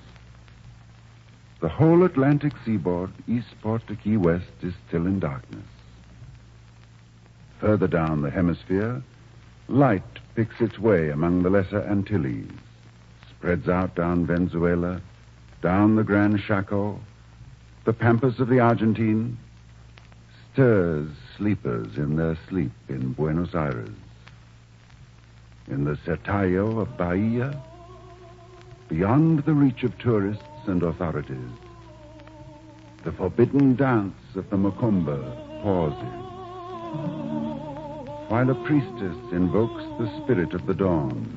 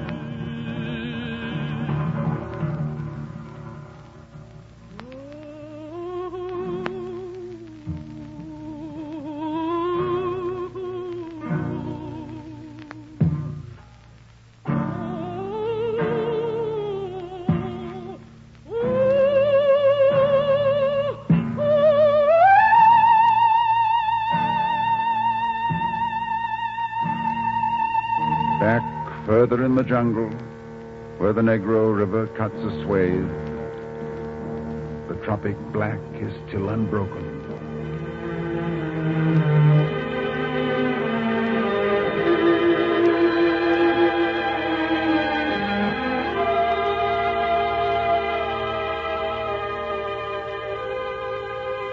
But north again, north, beyond the rain, the mountains, over the rooftops of Caracas, over the Indies, dawn is coming now to Hancock County, Maine. There in Penobscot Bay, a lobster fisherman rides home with light of day behind him and the lighthouse just ahead. He meets a neighbor coming in. How they running, Manny? Only 8's a fur and 2 strings. Crabs, mostly. They ate the dang bait till ain't nothing left for the lobster. Yeah, same with me. Guess the bottom's drying up, dang it. Old lady said she'd throw me out of the house if I didn't bring one home. I've been selling all I get, but I got a good one for the missus today, boy. Look at that. Big guy, ain't he? Yeah. Wished I was lucky. Well, good luck, Manny. Hope you fill it to the scuppers. So long, Lane. And this young light which makes milk bottles pink in Winthrop and begins to lift the land fog from Cape Cod, also at this very moment reddens the peak of Aconcagua in the Andes of the Argentine, the highest peak in all the ranging hemisphere. It washes over narrow Chile, too, and skips across the triple mountain ranges of Peru to gleam at last from breakers on the long Pacific shore.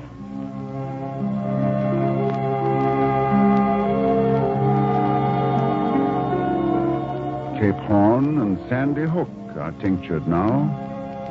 Magellan's windy straits, Columbus's San Salvador, and Hendrik Hudson's river, all are lighted by the same oncoming dawn. The highest mountain and the highest building meet the morning in the same hushed moment. 34th Street in Manhattan is awash with prophecy of day. A little north by east of where the Empire State is, underground at Madison and 53rd, a shore-leave stranger in Manhattan tries to find his way.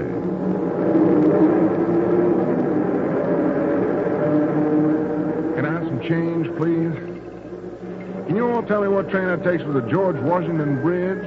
Well, let's see. Go down to first level, take any train. If it's an F train, get off at the next stop, 50. Look, mister, I want to go uptown. Yeah, Mac, but these trains all happen to go downtown, so you have to change, see? So get off at 50th and 6th Avenue, then cross over to the uptown side. Then take a train marked D and get off at Columbus Circle, 59th Street. Then wait for an A train on the same track, and that'll take you right to the bridge at 179th Street. Change at 50th and 6th Avenue. Take a train marked D to Columbus Circle. And then... Then the A train to 179th. Oh, yeah, A to 179th Street. Thank you, mister. Hey, wait a minute. That's only for one of the trains. If the first one through here's an E train, take it down to 8th Avenue and 42nd Street. You mean I have to go downtown before I can go uptown? Well, you have to get hungry before you can eat, don't you? Yeah, but I don't see what that... Well, all right, then. So go to 42nd Street, cross over, catch the A train the same as before.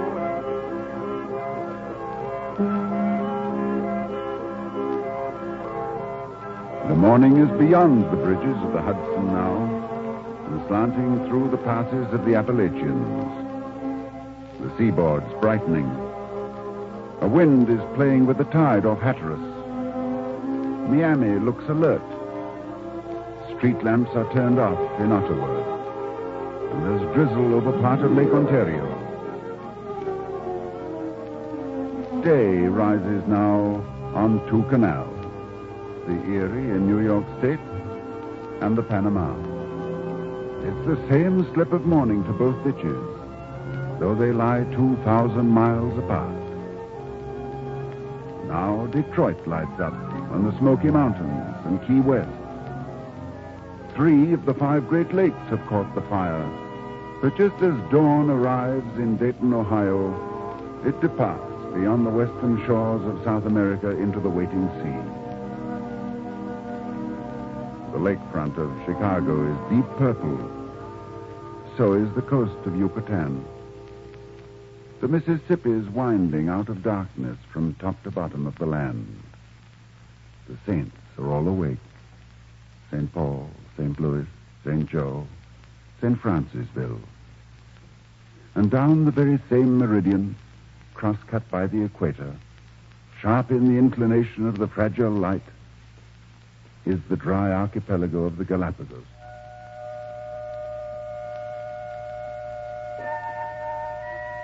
It's snowing now on mystic Boothia, the northernmost peninsula of North America. Here's the magnetic pole, which keeps all of the world's compasses aquiver.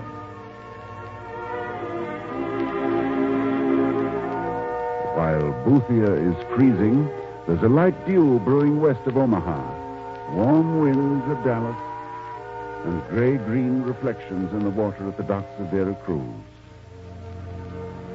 Long, brooding Popocatépetl rears her head above a zone of nimbus clouds and looks around to see if all is punctual. Now one vast sweep of plain, a sea of flatlands tilted upward toward the still dark Rockies, quietly and calmly takes on day. Hundreds of rectangle counties, county after county, come into the fold of morning. In the town of Guthrie, Logan County, Oklahoma, on the porch of a house near the cottonwoods, a boy observes the heavens getting pale. Betty? Hmm? You sleep? Mm-mm. Know something, Betty? I never been up all night in my life before. Me neither. When a fellow likes a girl, he likes to sit up with her. Well, if a girl likes a fella, it's about the same thing, ain't it? I mean, in the same way, sort of. Yeah. Gosh, it's all one and the same thing, no matter how you look at it, I guess. Positively. I agree with you. Ain't the sky pretty, though? It's breathtakingly beautiful. Wouldn't it be nice if we could do this every night? It would be divine. You really mean that, Betty? Absolutely. Gosh. Thanks. I didn't expect you to say it would be divine. That's saying a lot. Well, I don't take back a word of it. Well, gee, Betty. Thanks a lot.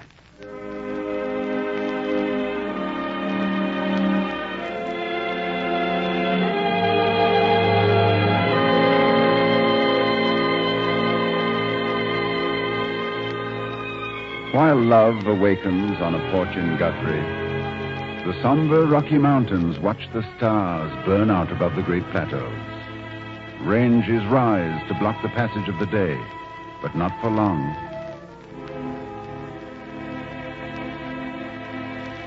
Dawn vaults these mountains with the Spanish names, spreads out on the square states, rolls over into Arizona. At Albuquerque, last night's New York plane has taken on some breakfast boxes for still sleeping passengers who will awake above the desert and drink orange juice at 7,000 feet. The charts have all been checked, the weather verified, the pilot gone up front, the stewardess has closed the door. Next stop, Los Angeles.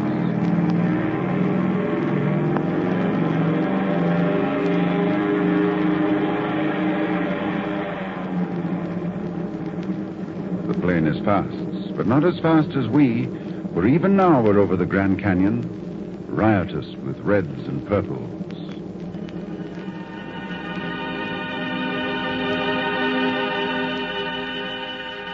Up and down the latitude, Death Valley comes to life. Mount Whitney yawns and stretches. Ancient redwood trees look up with boredom at another day. An owl screams in the woodlands of Yosemite. The sea fog's sitting on Los Angeles, but Palos Verdes and the top of Catalina float above the mists. Rain in Seattle, heavy in Snohomish County. Routine fog in San Francisco, lifting. In a cafe on the Embarcadero, the dregs of night still linger. Sorry, Mr. Stewart, but you'll have to go home. We're going to close up now. Go on away, little man. I'm the greatest composer since the days of Yashimashi. Oh, look, I got to close it up. The cops will take my license if I don't. You'll be a good guy, will you? It's getting late already. Look, see? Just one more piece. Staccato and Fugue by Johann Sebastian Strauss. One more. That's what you said before. Yeah, but this time I'm a man of my word, Ricky boy. I'm the man behind the man of my word. See? Just one more. Well, all right. Just this one. Just this. Now take it easy, Rick, old boy. And you sit and listen.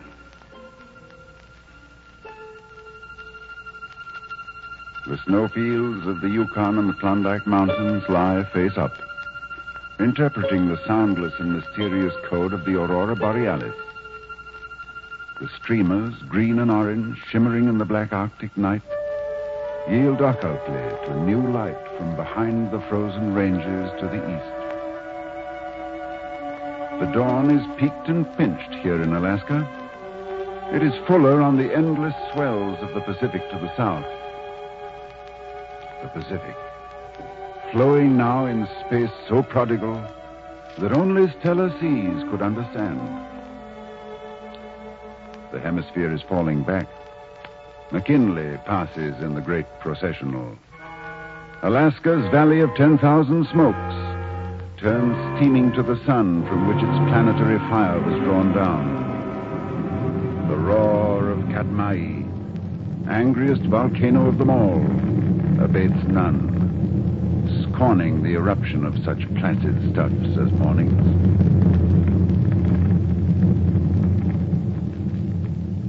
South, as the crow flies, flying just about 2,000 miles, is another such volcano set about by sea, Mauna Loa, monarch of the glistening Hawaiian Islands. It stands frowning down on fields of its own lava.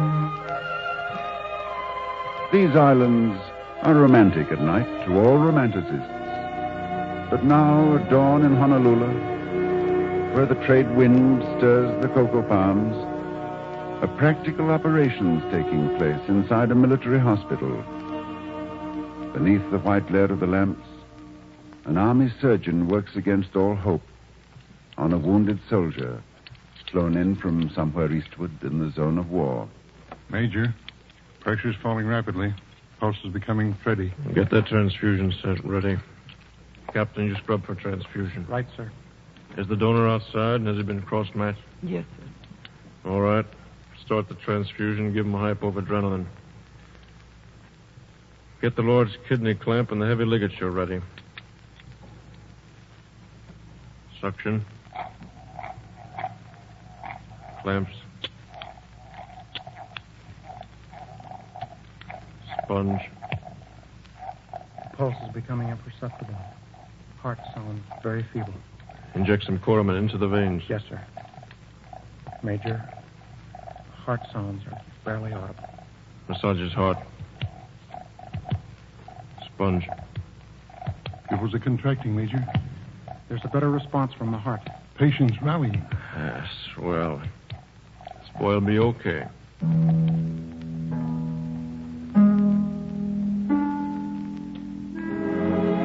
Northward, at the moment of this dawn rescue, the night's pushed back entire from the face of North America.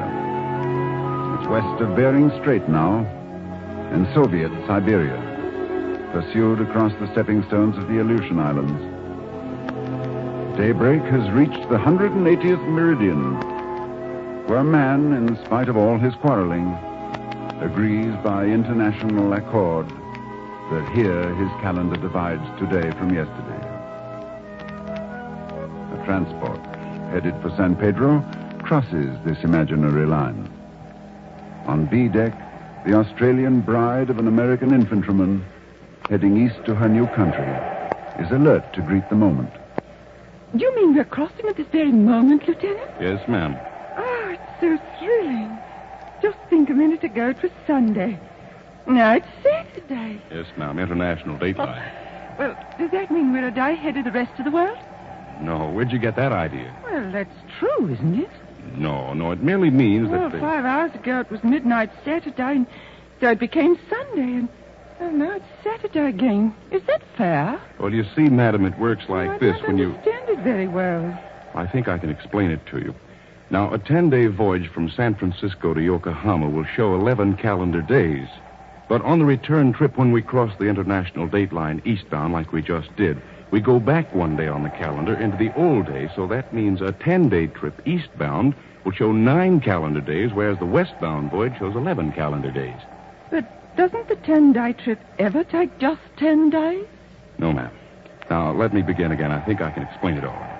You see, ordinarily, the day changes with the passing of midnight. New Zealand now at the Antipodes, diagonally across the world from Greenwich. The east coast of Australia catches day, as did the east coast of Brazil 12 hours back. The sun now gilds the goldfields. The sands of the interior are tinted, too. The great Victoria Desert curving into the dry day. And now, the coast of China. Night trails its kites across the Philippines, the Dutch East Indies, Borneo. This is the bleak meridian of trouble. Men at war. The red pinpoints in the ragged air are flak. The great blue flashes below, bomb bursts. On the seas, warships rendezvous for another strike. All quiet on the Gobi to the north. Southward, the night is gone from Java, and Australia, too. The Japs of Singapore are nervous and vigilant and scrutinize the straits. Mandalay lies under heavy rain clouds, otherwise you'd make it out. Now Everest sees the coming day before all Asia to the west. It is a tight squeeze for the morning getting by the peak which roofs the planet. 500 million people sleep in India, Afghanistan, the Union of the Soviets. Dawn comes to each of them, to each one's window, arches over each one's head. It's in the tundra in the north of Russia, also in the streets of Takhta Bazar and the market at Termez. At Troitz, the workers soundly sleep.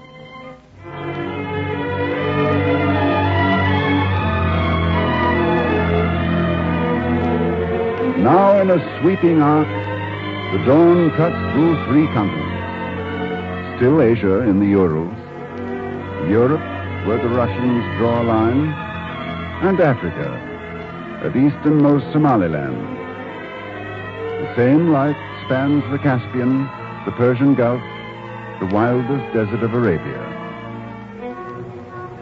The rim moves on to Finland now. At the same time, it crowns the Pyramid of Cheops.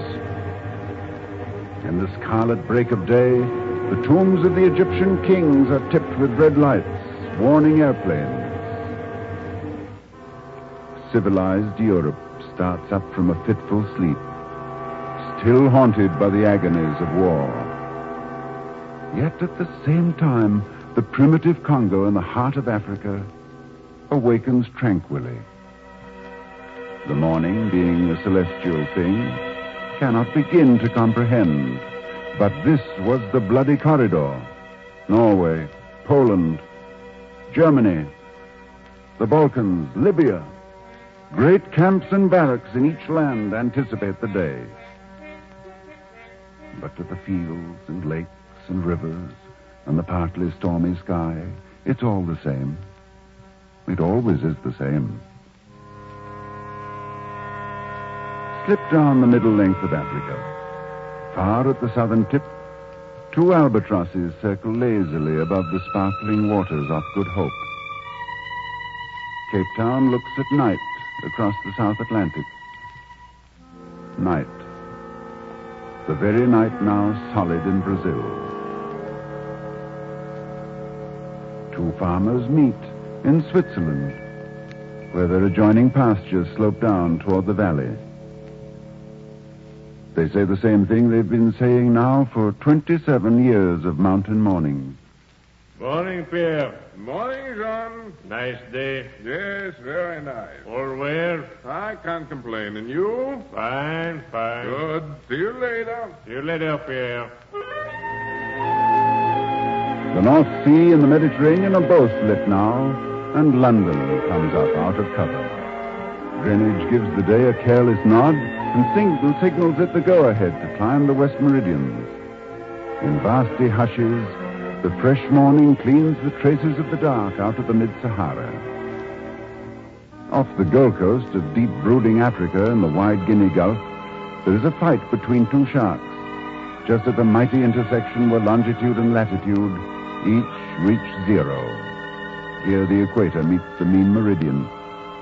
The green Atlantic does not know it, though. The fighting sharks don't care. The Irish Sea, Gibraltar, and St. Helena swim up out of the Afro-European night. Lisbon and Morocco and Liberia come next.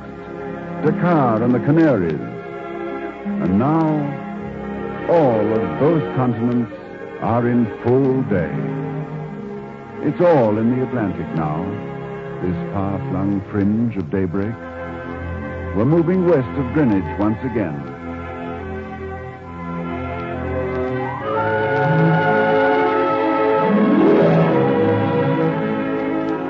Now we are back at latitude 40 degrees north and longitude 25 degrees west.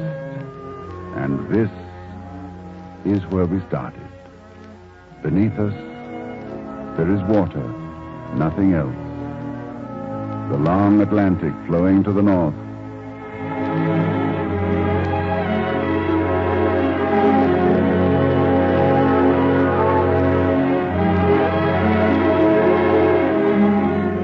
You have been listening to Ronald Colman, starring in Norman Corwin's production of Daybreak. The musical score was composed by Lynn Murray, and the Bahian Lament was sung by Corina Moura. Lud Gruskin conducted. Next week at the same time, Columbia presents Corwin's newest script, a rhyme fantasy entitled The Undecided Molecule.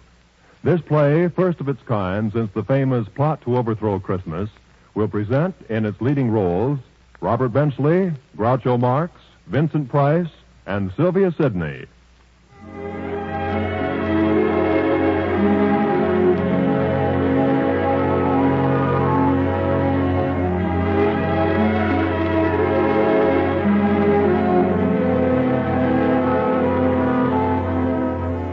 This is CBS, the Columbia Broadcasting System.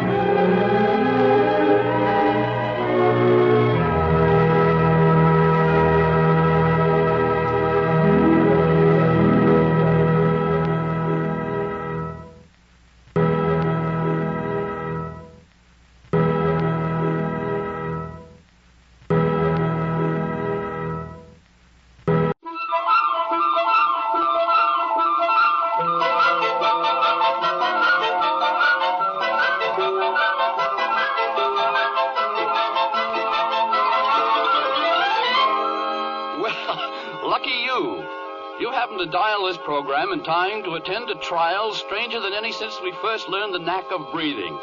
And that was a long time back. The poor folks listening to other stations will lose all this. But congratulations to you for being no such fool as to miss the Undecided Molecule.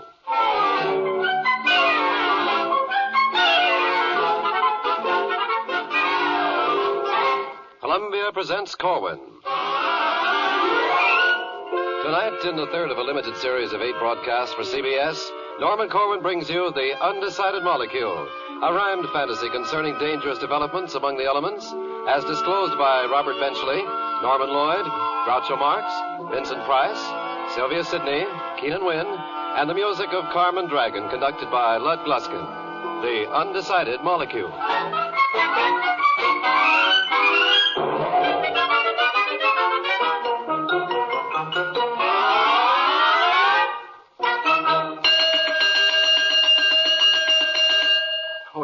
Oh, dear. cosmic alarm, which means I fear some woeful harm is afoot or a wing in the universe. Some deplorable thing, some active curse, like a falling sky, or a new star cluster been banged up by a cluster buster. Sounds to me like a dried up sea, or another ice age for a spell. Nor maybe it's only a freezing hell. On the other hand, it might possibly be that Hitler is alive and well. But after all, there's no point guessing. If it rings again in a manner pressing, I'll answer the interstellar phone. I wish they'd leave a feller alone. Why, only last eon... Hello. Yes, this is he. What? Who? What's that? Say that again? But where? But how? But why? But when? Individually and solely? Now, wait a minute. Take it slowly. It did. Oh, no, not that. Holy jumping Jehoshaphat. I'll call a session right away. You bet. Uh-huh. Mm-hmm. Okay. Oh, grunt. Oh, moon. Oh, damn it. We are faced with a calamity. I must be cool as liquid air. Hold on. Who's that? Who's pulling my hair? Why, it is I. What am I scary at? Nonsense. I'll phone the secretariat. Oh, dear, I am in such a tizzy. The obvious rhyme, the line is busy. I'll try again. There's no harm trying. Oh, I'm dying, Egypt. Dying. Hello. Say, this is the 5th VP in charge of physiochemistry. Now, listen here. An especially perky molecule has gone berserk. It has refused to be confined, incorporated, or assigned to anything. It simply sits with a calm expression, and it knits. Now, by all means, we must prevent such an utterly dangerous precedent. One holdout molecule, unpent, can cause the cosmos' great ferment. We must arraign this beast and try it. The charge?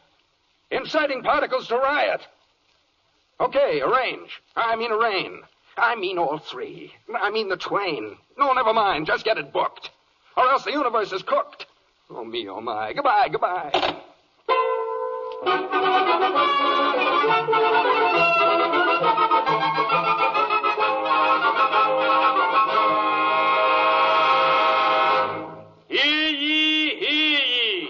The Court of Arbitrations and Adjudications of Physiochemical Relations, Department of the Interior of the Atom, Criminal Sitting, Division of Investigation, Charge, Countercharge, Accusation, and Confession is now in session.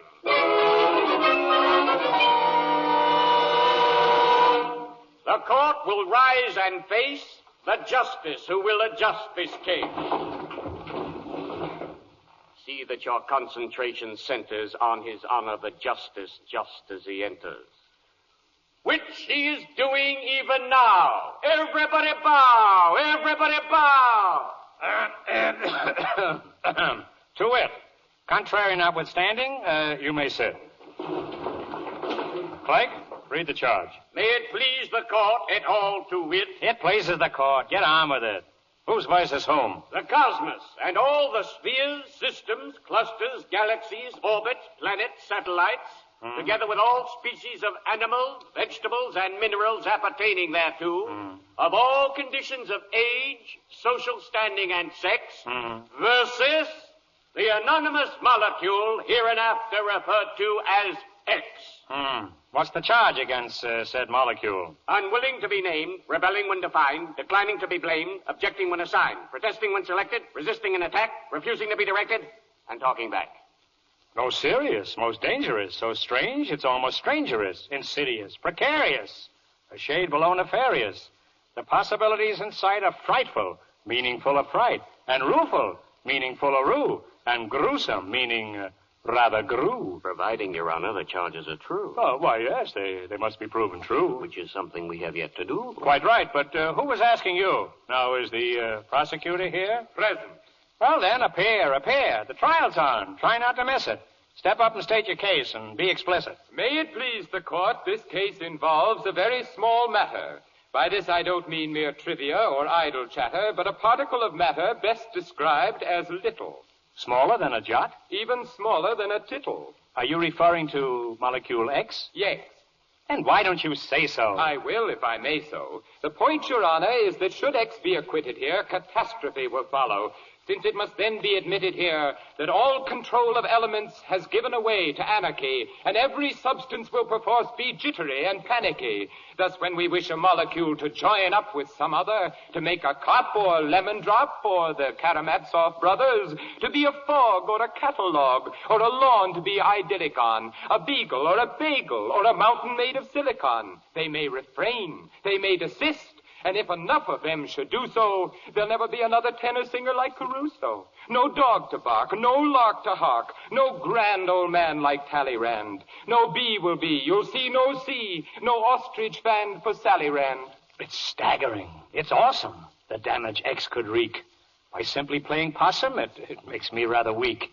Clerk, order me a pony of spirits of ammonia. Now, there you are. If X's rebellion is indulged, I think it only safe to say, and fair to be divulged, there'll never be another atom of the element ammonium. So take that home and play it on Your Honor's own euphonium. Young man, I blasted you a disapproving snort and warn you, one more phrase like that. Contempt of court. Now, who is here for the defense? I am, Your Honor. Well, commence. I will. I do so. Now you see, sir. I see nothing of the sort. Who's paying you your fee, sir? No one at all. The way it is with me, sir, I'm acting out of interest in civil liberty, sir. What's liberty to do with it, if you will be so kind? Just this. Where in the universal law books can you find it's criminal for anything to be of open mind? The precedent is ample. It is. Let's have a sample. Blackstone on the elements. Case of bismuth versus molybdenum. Oh, drat the books. Our legal forebears doubtlessly all fibbed in them. Hold on there, you upstart. Is not the horse before the cart? Where would we be without tradition? In some advanced, improved position. What? What? Young man, are you a red? Have you been to the crimson bread? Neither to crimson nor to purple. Well, no whipper-snapping twiple. Challenge me. What do you take me for? A most distinguished expert on the law. Very sensible thing you've said today. Where were we in this trial, by the way? On the right of X to have an open mind. Now, surely justice is not yet so blind as to be unfavorably disposed. Towards openness of mind, my mind is closed. Your Honor, this is scandal. Now, see here. I can handle this. Let's have no more of your bold to-do. A molecule must do what it is told to do. Now, that's decided. Suppose we break for lunch. I'm famished. Been a tiring day. I sure would like to crunch. A nice fresh salad bowl of crispy, tangy hashish. Your Honor, I cannot refrain from calling you a fascish. Contempt of court. Flake, find the counsel for defendant, please. He has the brass to charge the bench with having fascist tendencies. Ridiculous and ludicrous. Make it a heavy fine. How could I be a fascist? Why, I am so benign, I hardly ever beat my wife. My children bow before me. I'm much admired by rattlesnakes, and birds of prey adore me. I'm tender and I'm sensitive. An anti-insurrectionist. I wouldn't hurt a cobra. And I'm anti-vivisectionist. I'm sure that's absolutely true, and that you're not the sort who would deny a prisoner his right to speak in court. Your might is mixed with mercy, and wisdom's interfused. So how about a word or two from X, who is accused? Oh, very well. Since your appeal is to the better side of me, let no one say my conduct here is prejudiced or snide of me. We'll hear from X, but make it short. Where is the little dope? Right here beneath this new electronic super microscope. Swear him in. Put your right hand on the atomic table and say as loud as you are able, I do solemnly swear to tell the truth, the whole truth, and Buzz was the Muzzawalla, Hut, Set, Fluga, Bugle, Putt, Scufflebutt, and nothing but the truth. So help me I. Now testify. What's that squeaking? My client, speaking. Well, how do you expect me to understand? There's an interpreter at hand. Where? I don't see any. Right at your elbow. Oh, yes. How do? I'm very well, Bo. Bo, aren't you getting a bit familiar? I suppose I am, but please think nil of it. Can you understand what the molecule says? Yes, that's my business, isn't it? A fake character. Like a film by Disney. Disney's not involved in this. Why isn't he? I don't know. Where does all this lead? Nowhere. Then please proceed to interpret X for the court of Lex. Lex is Latin for law, I guess, which shows I, too, enjoy access to more than one tongue. I'm a giant intellect. Now, let's hear your client. Proceed, if you will, Mr. Molecule. Let your story fairly leap from you. Oh, come on, we're waiting now. The court wants to hear a peep from you.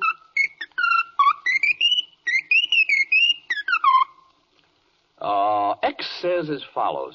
I cannot bring myself to be just anything that's asked of me. I cannot chide my inner soul. I must confide I've set a goal. I've thought it through and cannot bear to be shampoo for oily hair. My spirit sings, my fiber spiels of nobler things and high ideals. I'll fairly bust my heart within if I am just an onion skin. I worry some. What's drearier than to become bacteria? And when I've tried hard to obey, my conscience cried, but hold, but stay. A worm for bait? I have my pride. I vacillate. I can't decide. Though Hamlet had a hard time, why, he wasn't so sad as little I. You see my lot? Yes. It's not for me to be or not, but what to be. Mm-hmm. My plight inside is bona fide. I can't decide. I can't decide. I've never been so touched or moved. I sniffle and I blubber. I thought my heart was made of steel, but it is made of rubber. Poor little thing, tormented so by dreams of the eugenic. Oh, fiddlesticks, this molecule is but a schizophrenic. How is it that in all the time since matter first appeared, each separate iota has loyally adhered to universal law without a solitary beef? Beef? Until this pipsqueak came along. Now suddenly there's grief. The heavens shake and earthquakes quake and oceans heave and slither. And dogs and cats and acrobats are in a frightful dither. A timid snip has lost its grip and whines of its neurosis. If you condone this freak, you'll reek of moral halitosis. I strongly urge your honor, purge X to its smallest decimal, or else the infinite will bow before the infinitesimal. You're right. What was I thinking of to pity Jan Schlemiel? I thought my heart was fairly soft, but it is made of steel. I shall not spoil this molecule by sparing it the rod, and so I sentence it to die before a firing squad. Perhaps a little torture face, like singeing at the stake, and drops of water on the head. And for variety's sake, a little twist of the garrote, a slice of guillotine, and X shall mark the spot where X was boiled in Vaseline. I ask this sentence be appealed. Impossible. Your client's fate is sealed. Ah, no, the court's decision is far from ineluctable. I must remind you, my good sir, that matter's indestructible. Gadzooks, it is. I had forgot. We can't destroy a particle. It seems we're in the power of this clever young upstarticle. The case is lost. I must withdraw. If punishment's not capital and X cannot be executed, I don't give a rapital. We can't imprison it, and we'd be in a most infernal stew with cosmic checks and balances eternally askew. Oh, dear. Wees meer. What will become of all of us? This little Jake and his strange quirk will surely be the fall of us. Your Honor. You mean me? May I have a conference with you at the bench? Why, of course. May I suggest a means by which disaster be evaded? My client is no pighead and may likely be persuaded to join some element or other. X is not a softy. No?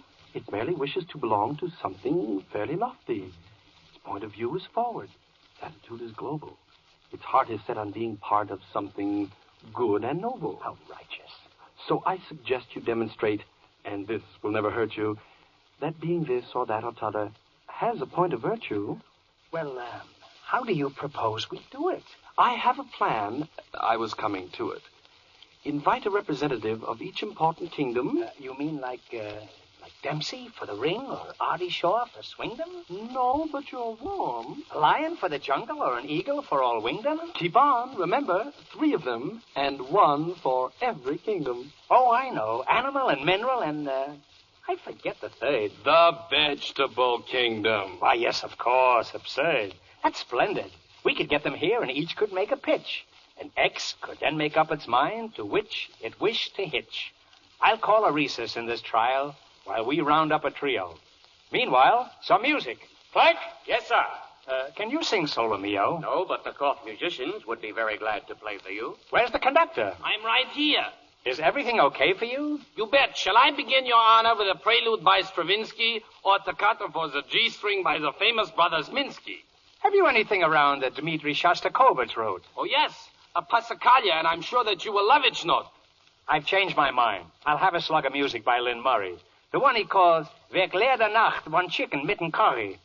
Is that title correct? Yeah, I fear it is. Okay, then, play it. Here it is. 1, 2.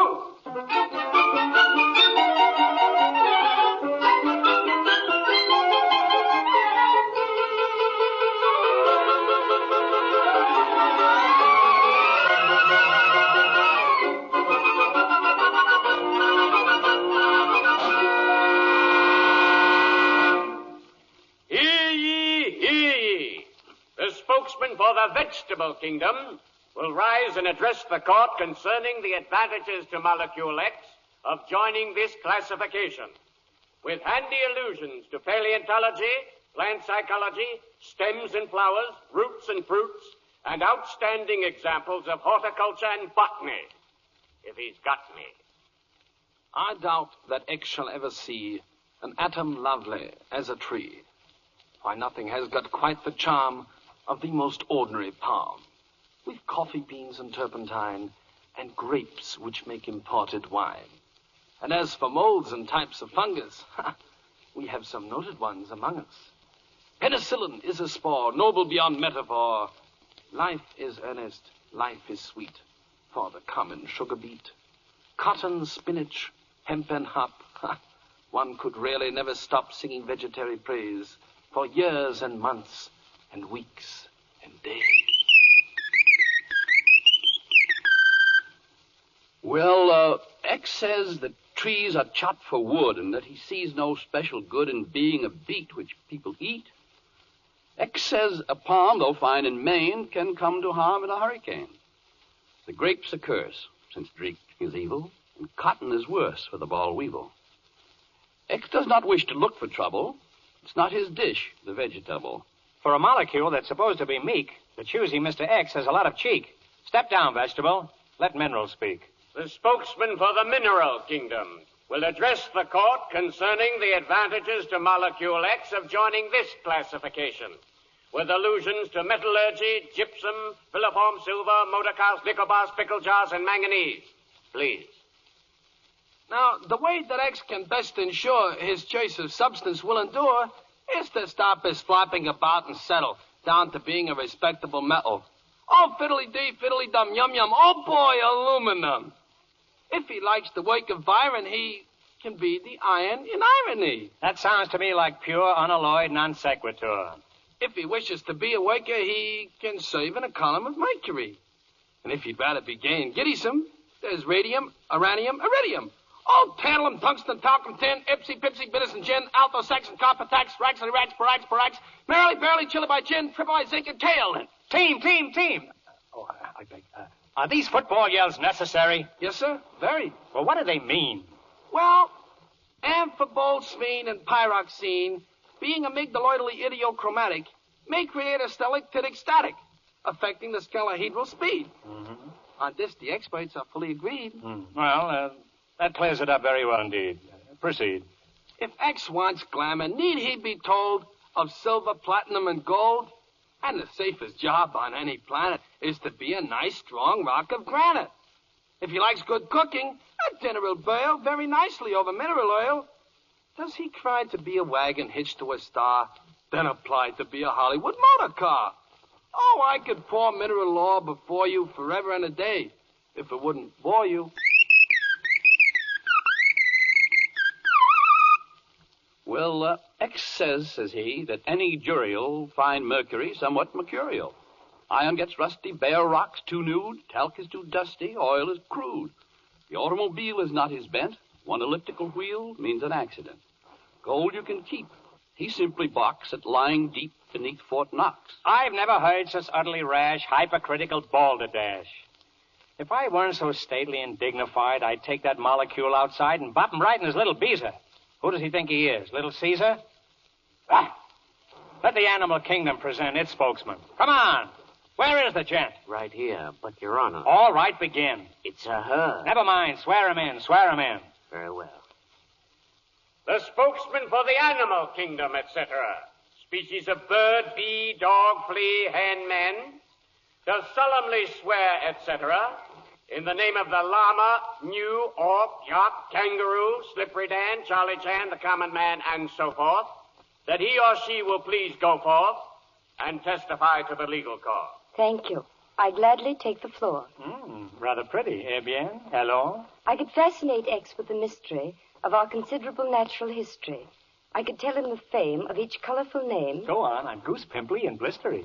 I could tell of a bird named the smew, and another eclect, uraboo, of Tsigatai, Zo, and of Single Row. And a fish that is called in canoe? Quite true. And a monkey that's called Wanderoo? Quite true. Oh, I just love to listen to you. I could tell of the vinegaroon, the squacko, the geoduck, baboon, the antelope bongo, the crow known as drongo. Will you join me for lunch one day soon? For the record, may I ask whether these names are real or fictionary? Don't interrupt. They're all in your dictionary.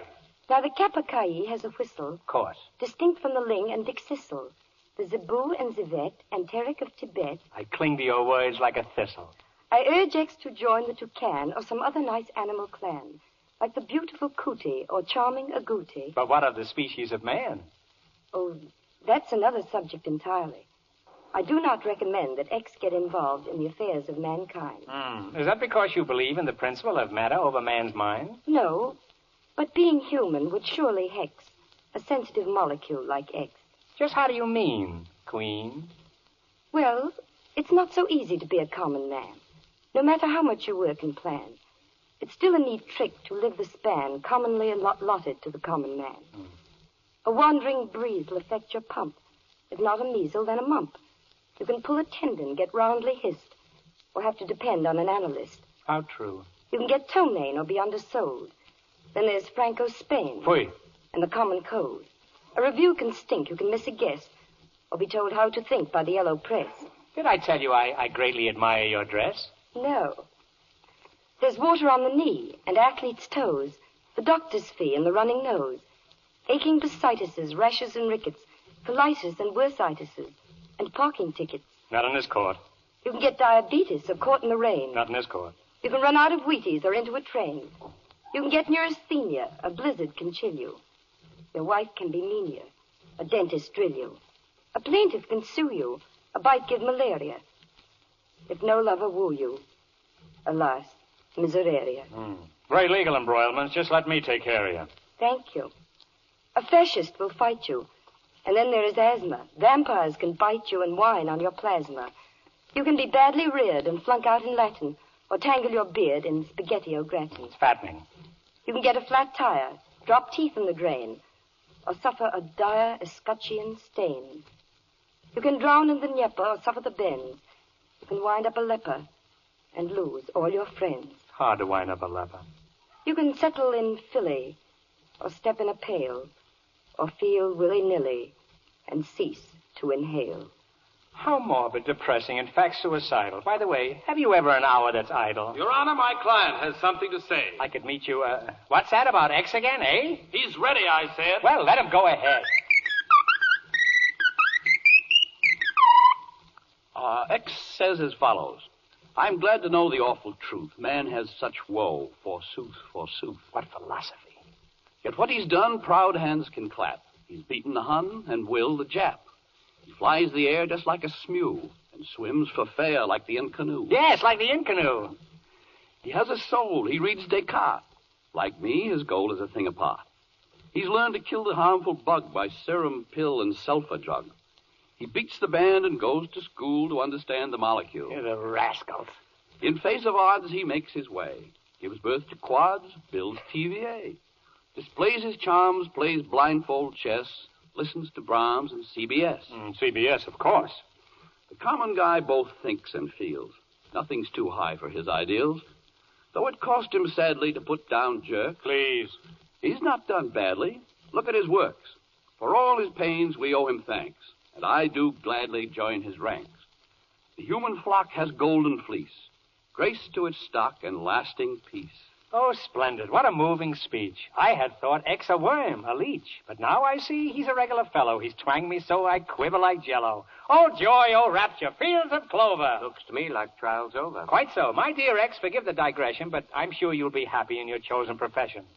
As for you, Miss Hanema, you were great. It's slightly extra-legal, but have you a date for later in the evening?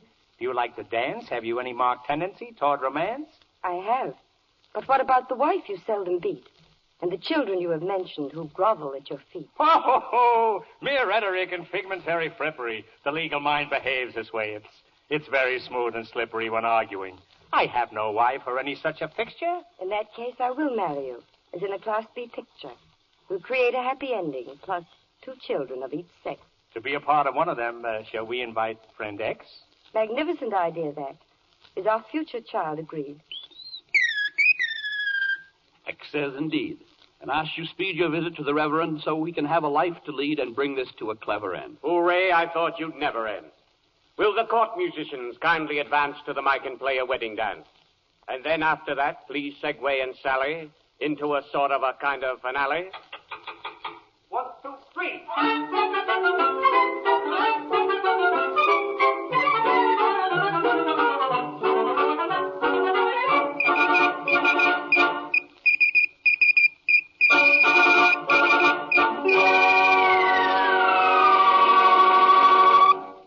You have been listening to The Undecided Molecule, a rhymed fantasy written and directed and produced by Norman Corwin for CBS as the third of 8 programs in the series Columbia Presents Corwin. Carmen Dragon composed the music. Lud Gluskin conducted.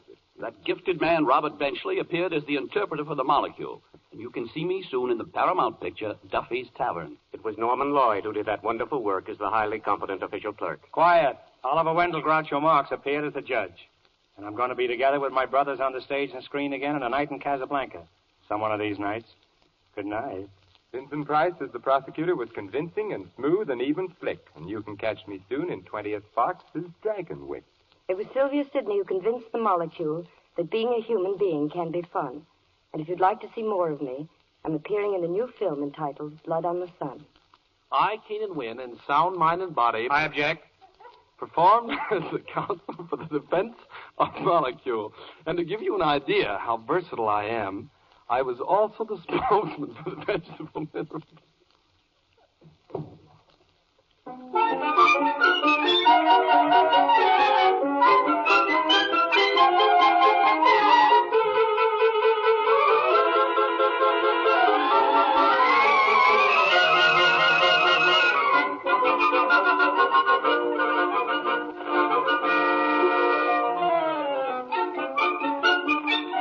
Next week at this time, Columbia presents one of the most popular and often requested programs from last year's series, New York, a Tapestry for Radio, starring Orson Welles in the role of the narrator.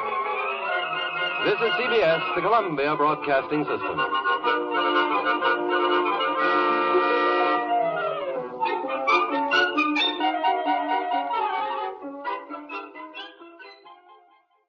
Orson Welles in Norman Corwin's New York, a Tapestry for Radio.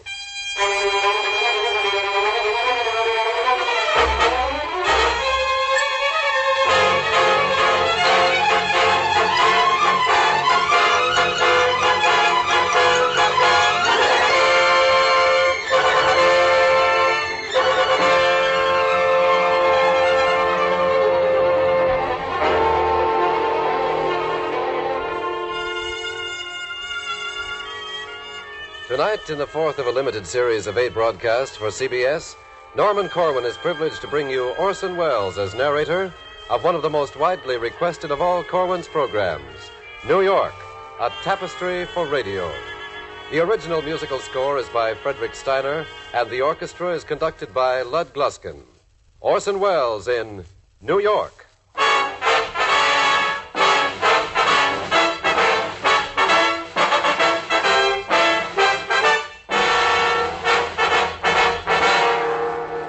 The time on the four-faced Paramount clock says in quadruplicate that it is 10 o'clock.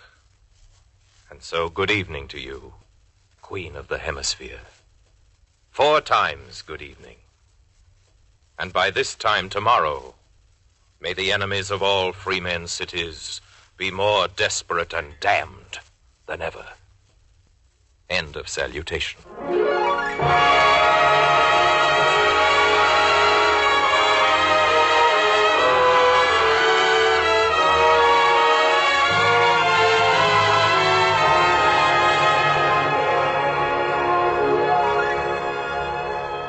Let us acknowledge that you have a handsome profile, City of New York, and get that over with.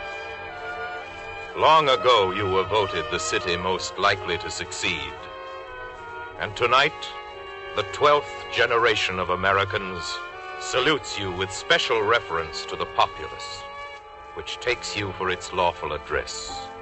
The Manhattanese, Brooklynese, Astorians, Jamaicans, Bronxites, who think the rest of the world is all right to visit, but who wouldn't want to live any place but here. This tapestry, being dimensioned by a half hour of your time and the arbitrary limits of the city, has for its warp the avenues, and for its weft the crosstown streets.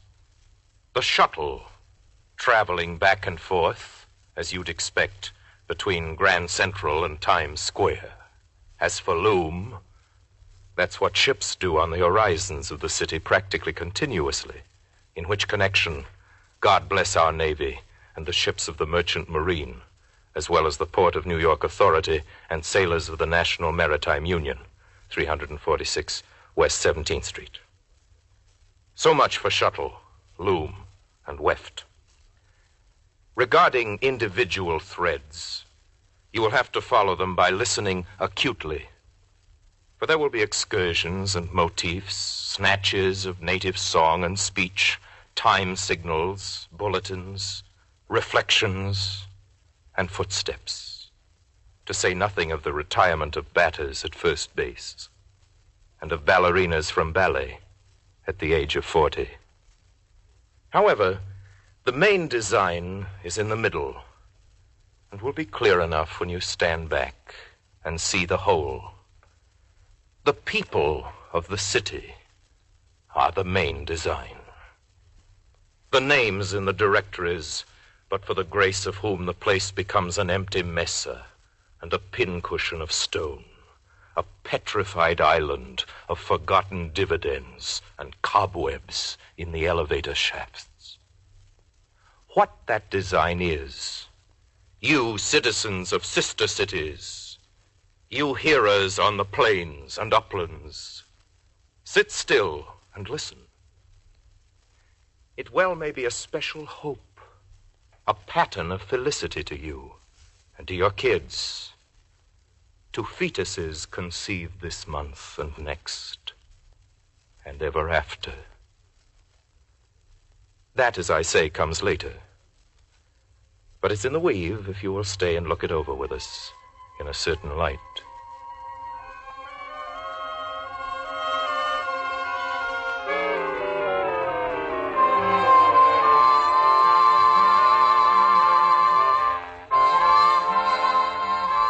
Hey, Peggy, look who just come out of that store.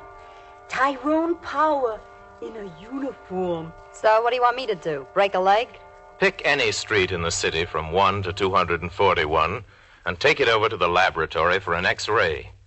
You will find, on developing both the film and yourself, that the corpus wears a top hat, though its toes stick out. That there are present all the elemental backbone virtues of the species. That sin and sickness appear as shadows on the plate. Nothing extraordinary about that, is there, Doctor? And that all the typical figurations of love, hate, fear, passion, tribulation, joy, grief, are clearly marked and evident. Oh, Shorty, what's cooking? What's cooking? Nothing's cooking. And what do you hear from your boy? Oh, Manny? Yeah, Manny. What I hear from Manny? He's in the South Pacific. That's what I hear from Manny. Has he been in any fighting? Has he been in any fighting? You see this handkerchief? Yeah. So I'm blowing my nose in it. So what? So it comes from a dead Jap officer. That's what. Do not underestimate these people, for they are you. Do not hate them because the Yankees keep on winning forever. There will come a team out of Cleveland one day, or Boston. Do not mistrust them because of their accent, for we ourselves might be incomprehensible in Oxford. So I says to him, sure, I'll miss you. Like poison, I'll miss you, I says to him. If you want to see how much I'll miss you, just stick your finger in the pond at Central Park and then pull it out and look at the hole. One feature you will notice straight away is the congestion from German Yorkville to outlying Latin quarters. Lebensraum is nil. This is true as well of the areas of Ritz and Pâté de Foie Gras. For even on those avenues where finger bowls with lilies in them must precede the coffee, Ever spot a brandy, Edgar? the next-door neighbor breathes down your incinerator shaft. You can't get the real truth about it in an almanac. The guidebooks can only go so far. They're candid enough about how the local girl made good. But just where in the index is the guy who jumped out of a window because he couldn't take it? Take somebody your size, New York. The wind off the river may be an authority on conditions in New Jersey or even in Ohio. But what does it know about a meeting of stockholders at 1 Wall Street at 3 this afternoon? Total surplus and capital stock, gentlemen. What knowledge of the shish kebab, stuffed grape, and cabbage leaves available in the Syrian district? How can the Congressional Limited, which goes only as far as the Penn Station, know about the beauty of the women? About the politics of Williamsburg? Go fight City Hall. That's what I says to him. He got no answer. How can you tell from seat number 5 on the plane from Pittsburgh what goes on here? Put your nose to the cold window and look out over the starboard wing. Already you're within the city, though it's still 10 minutes to LaGuardia. There's the harbor, crinkled under the influences of a bland wind. The statue of Our Lady of the Freedoms, a green speck in the blue bay. The downtown cluster of real estate standing cool and reasonable above the vapors. What can you tell from such an altitude of the clip joints and the subway jams and clinics, of cabbages in wholesale market and of kings in exile, of time and of the river, of star performances at Hayden's Planetarium? Do you know anything of the historic nature of these parts? George Gershwin slept here. Of flower salesmen brightening the night? Get your gardenias! Get your fresh gardenias! Of exports and imports of the If you port? wish a very fine cacciatore, a latticini, a fumagata, just to come to Via della Chioppa, 1275 Bleecker Street, Greenwich Village. Of the telephone exchanges? The Indians with feathers? Algonquin 4. And fat old Dutchmen? Stuyvesant 9959. And Spanish gold? Eldorado 5, please. And Englishmen at I'm play? calling Bowling Green, 99970. Salute au monde, oh Whitman! Whitman of Manhattan, the sun. We ask of you a sentiment about this place. A line that we can quote for our broadcast. A great city is that which has the greatest men and women. We thank you. We thank you in behalf of the conjoined creeds, the Jew, the Christian, the Mohammedan, the speakers of the foreign and of the ancient tongue. Exali quaesamus Domini supplicum praeses, et can facetarum tibi passe peccatis, ut pariter nobis indulgentium. Lord God of hosts, there are very many voters in this town. Your angels would be doing well to know the names of half of them.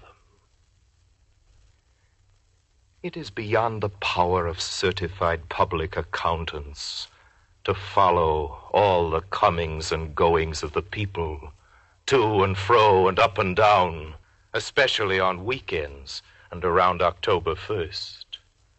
Only the Lord himself could tell just what a man from Harlem thinks this moment, riding downtown on the 8th Avenue Express. Yea, even the hushed transepts of the church might confuse any but the highest.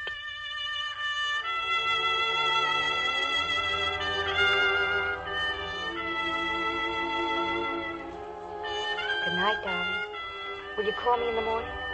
You mean I can't come in for a while? No, my mother's sleeping in the front room. Well, let's stay here on the steps a while, huh? But I have to punch a clock on Canal Street at 9 in the morning. Well, how about me? I have to be back at camp. Well, all right, Ted. Just for a little while. Yes. But you'll get lipstick all over. I'll take that chance. The season of spring has returned from a winter in South America and has already had certain intimacies with the trees of the public and private parks, as well as the flowers and grasses thereof. It has also appeared in various guises, mostly beguiling but occasionally overcast, with prevailing northeasterly winds. However, on sunny days, somewhat hazy in the morning, clear by noon, it stands leering outside office windows. It fishes for pennies in the gratings of subways and is generally pleased with itself, all the way from Canarsie Marshes to the Yonkers line.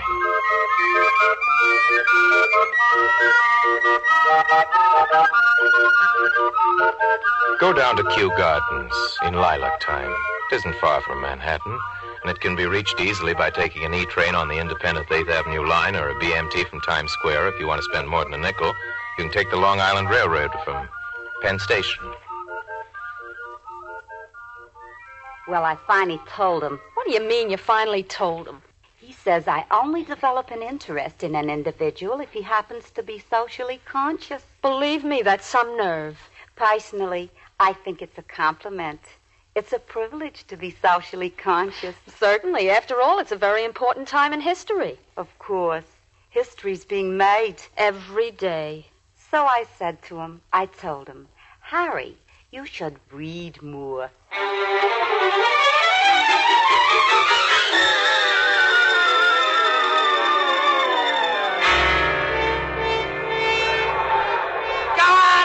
Greaseball, where'd you learn to pitch? Italy? Give him a chance, Charlie. Oh, Charlie, what's the score? And who's in there pitching? Come on, Charlie. Give us a flash from the ballpark. Crowd is cheering a base hit to right by Mahool, sending Buxton home with a tying run. Oh, yes, Charlie, it's well to relax, and the fella needs to get out.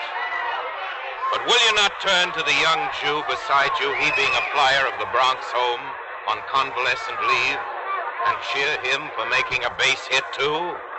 The base being Japan and the hit being right down the alley?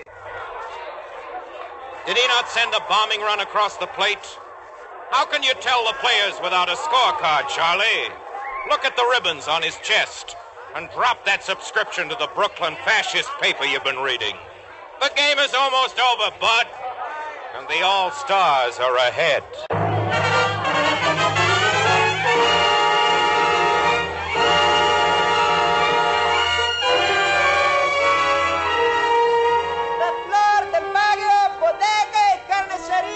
Groceries and meat to you in Spanish Harlem.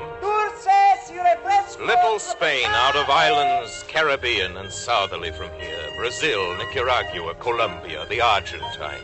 200,000 people speaking Spanish. A city Pan-American within a city American. And further up the line... I got 'em. I got peanuts, pindas.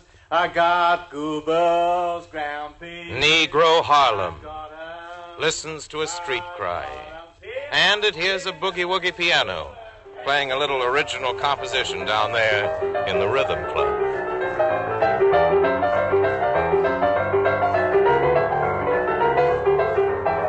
But it ain't just song and honeysuckle, neighbor. It's a place of homes and shops. And it contains the biggest Negro concentration in the world. And if you take the trouble to go down and interview the older docks and slips along the island, they will, if they like you, point out the ghosts of rusty, weathered piers where once fat, crowded slave ships put in from profitable hunting grounds of Africa. How many wars ago? Off these same Manhattan shores tonight, the warships of the reunited states ride at anchor, and men of Harlem are aboard.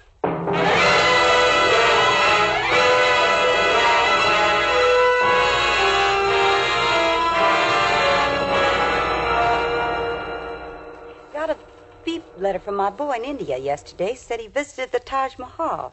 But for his money, don't come up anywhere near to the Empire State Building.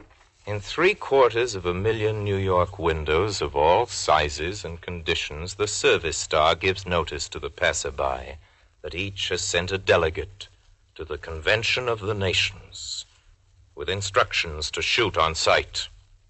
Fire and blood are first on the agenda, and participating in the various contests, east side, west side, all around the world, is the Swede from Bruckner Avenue. Hey, will you tell Hulda to send me a picture of the baby? Here I got a kid 2 years old, and I ain't even seen him yet. And the muscular Greek corporal from 25th Street. Look, when you go back, will you tell them what we like is Dinah Shore records and a transcription of a Fred Allen show? Personally, I'd appreciate a couple of snappy pinup girls and a good hot dish of stiffato. And Captain Mahoney of Flatbush, moral stockholder of the Brooklyn Dodgers. We'll bomb you once again, Japan. You wish you had have stood in bed. We'll give it to you on the lam. 2-ton shillelaghs on your head. Oh, G.I. Joe of Manhattan, the sun. Your father came to the city on a big white ship, or a dirty tramp, or a cattle boat, and the ship had a name. But you have slipped down the Hudson in the night on a gray ship, nameless. The hour likewise, anonymous. The compass bearing, sealed inside an envelope. The city of immigrants has emigrated to the wars. The borscht and the pastrami, the fine kuchen and the smorgasbord patiently await the last communique. Meanwhile, Nostrand Avenue is deeply interested in the westward course of landing barges, and a Staten Island ferryful absorbs the evening paper for the latest dope from Tokyo.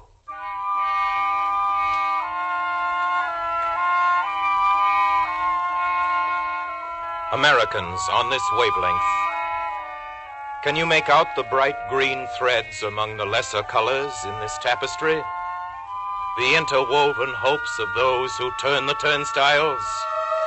The dreams held by commuters to the well-kept lawns of Scarsdale and Greenwich? Tune in on Sunnyside. Canvass the gas house and the garment districts. Take a poll of visions on Park Avenue, Hell's Kitchen, and the Bowery. You'll see they aren't so far apart. Just hold the hopes up to a light, one at a time. From Lenox Avenue, for instance. I just want my boy to come home, that's all, on his own 2 feet. And with a war won so's it'll stay one. From Tallman Street near Jay. I'd like to see my way clear to be able to afford a bathtub in this house. From West New Brighton. Won't it be grand to be able to fly in from Westport every morning in a helicopter? From 9th Street and Avenue D above the garage. The whole city. If it only could look like the park along Riverside Drive, huh? Roller skating and handball and tennis courts and grass and trees. All new houses instead of these old tenements. Boy, won't that be something? From Sutton Place south. Just think, Paul, your branch office in Shanghai, 36 hours across the North Pole. Pelham Bay to Liverpool in 12. Can a song of hope be sung by the graduating class of PS 166, arranged for symphonic orchestra and choir, and performed at Carnegie? Danced to at Roseland? Given the works by Melchior at the Met? Could be, gentlemen. Could be. Many a hit tune has come from Broadway. Uptown on the downbeat, lads, and take it away.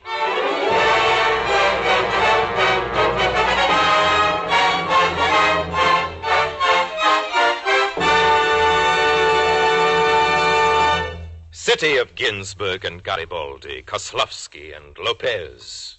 What are you doing on St. Patrick's Day? Marching, of course, down Fifth Avenue. And what are you doing on San Gennaro's Day? Dancing, of course, along Mulberry Street. The rumor being there are more Italians in New York than in Napoli, or Roma, or Firenze. And the candles on this day, this year, burn brightly for the martyred saint. And though the sweetmeats would be sweeter far if Frankie and Pasquale were home from Okinawa, they taste pretty good as they are. Blessed be the Virgin Mary.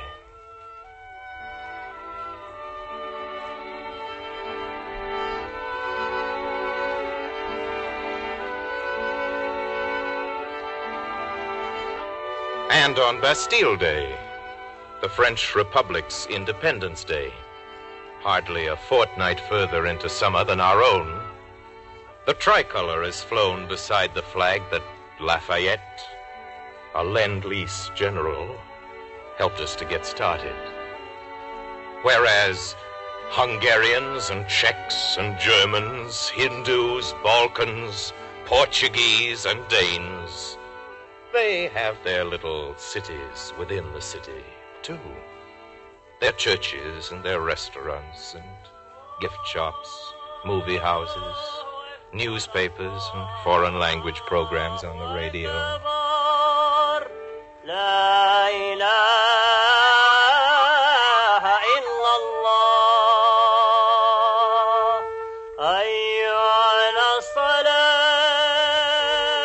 Is there by any chance on the island tonight a visiting fireman from Kansas City who knows somebody in Washington with connections in London?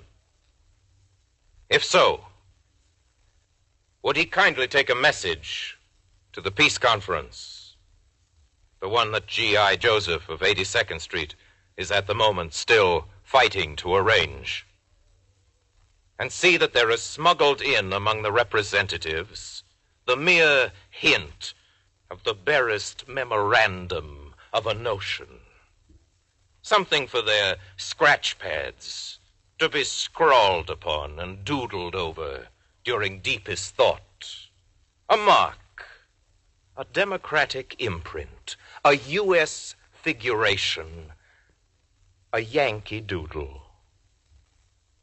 This is what it is.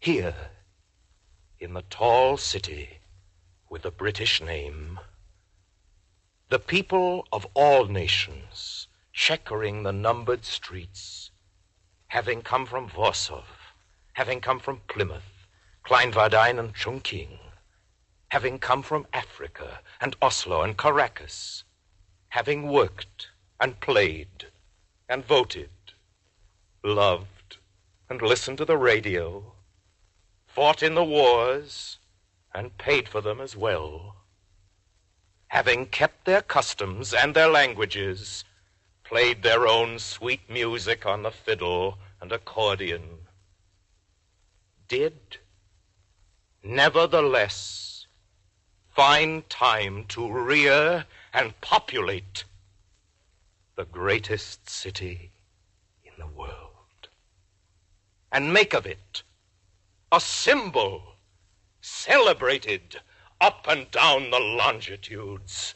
You see, it can be done. Yea, make a note of it. It can be done. You have it on the solemn word and deed of all the 5 boroughs, gentlemen, that nothing is impossible. Do but consult the main design and see, in miniature, the nations living side by side so effortlessly. No one calls it peace. Yea, block to block and house to house and door to door, they get along, with scraps betimes, a little botheration such as happens in the best of families, but never anything a court or free election can't take care of. Now then, you want to buy a rug? Very fine. A bargain? Genuine American? Then take a look at this. Oriental in parts, but all the compass points come into it, and see the main design. Is that a hope, or isn't it? A hope that out of little people, greatnesses and towering accomplishments, rapid transits to tomorrow morning, and fraternity along the grand concourse. Ahoy! The century ahead! Announce it in lights above Broadway, and post it in the public library. Workers, lovers, kids, and patriots, near and far, along the mainstream and lesser eddies of the network. Greetings from the city. Greetings. Greetings!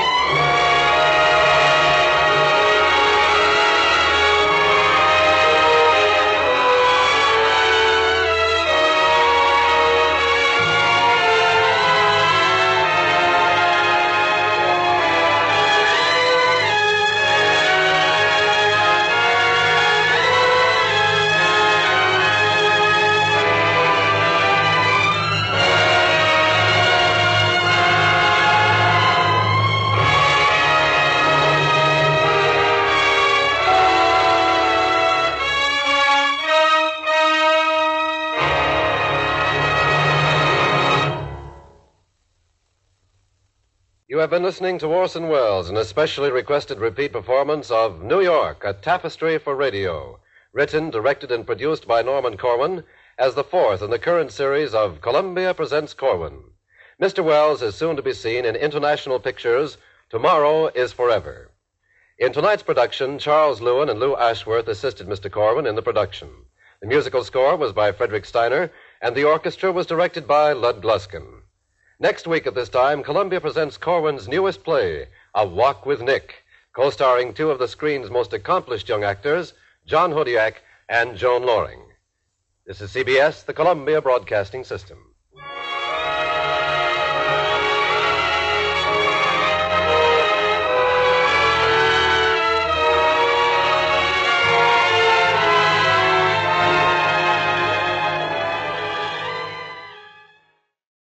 Orson Welles in Norman Corwin's New York, a Tapestry for Radio.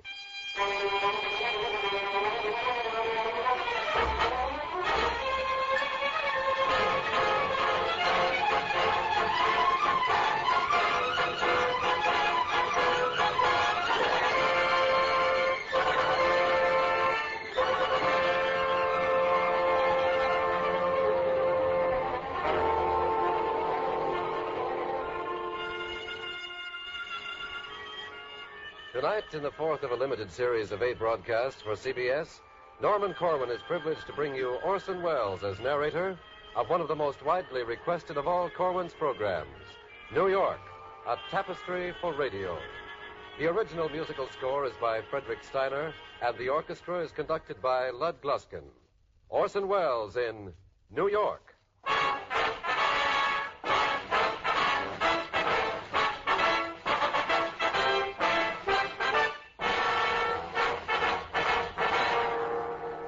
The time on the four-faced Paramount clock says in quadruplicate that it is 10 o'clock. And so good evening to you, Queen of the Hemisphere.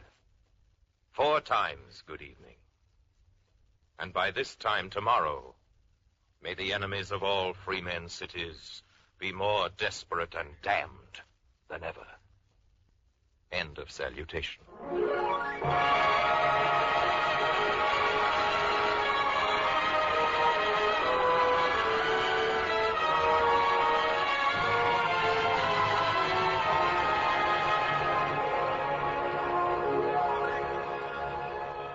Let us acknowledge that you have a handsome profile, City of New York, and get that over with. Long ago, you were voted the city most likely to succeed. And tonight, the 12th generation of Americans salutes you with special reference to the populace, which takes you for its lawful address. The Manhattanese, Brooklynese, Astorians, Jamaicans, Bronxites, who think the rest of the world is all right to visit, but who wouldn't want to live any place but here. This tapestry, being dimensioned by a half hour of your time and the arbitrary limits of the city, has for its warp the avenues, and for its weft the crosstown streets. The shuttle traveling back and forth, as you'd expect, between Grand Central and Times Square. As for loom, that's what ships do on the horizons of the city practically continuously, in which connection, God bless our Navy and the ships of the Merchant Marine, as well as the Port of New York Authority and sailors of the National Maritime Union, 346 West 17th Street. So much for shuttle, loom, and weft. Regarding individual threads, you will have to follow them by listening acutely. For there will be excursions and motifs, snatches of native song and speech, time signals, bulletins, reflections, and footsteps, to say nothing of the retirement of batters at first base, and of ballerinas from ballet at the age of 40. However, the main design is in the middle, and will be clear enough when you stand back and see the whole. The people of the city are the main design. The names in the directories, but for the grace of whom the place becomes an empty mesa and a pincushion of stone, a petrified island of forgotten dividends and cobwebs in the elevator shafts. What that design is, you citizens of sister cities, you hearers on the plains and uplands, sit still and listen. It well may be a special hope, a pattern of felicity to you and to your kids, to fetuses conceived this month and next and ever after. That, as I say, comes later. But it's in the weave if you will stay and look it over with us in a certain light.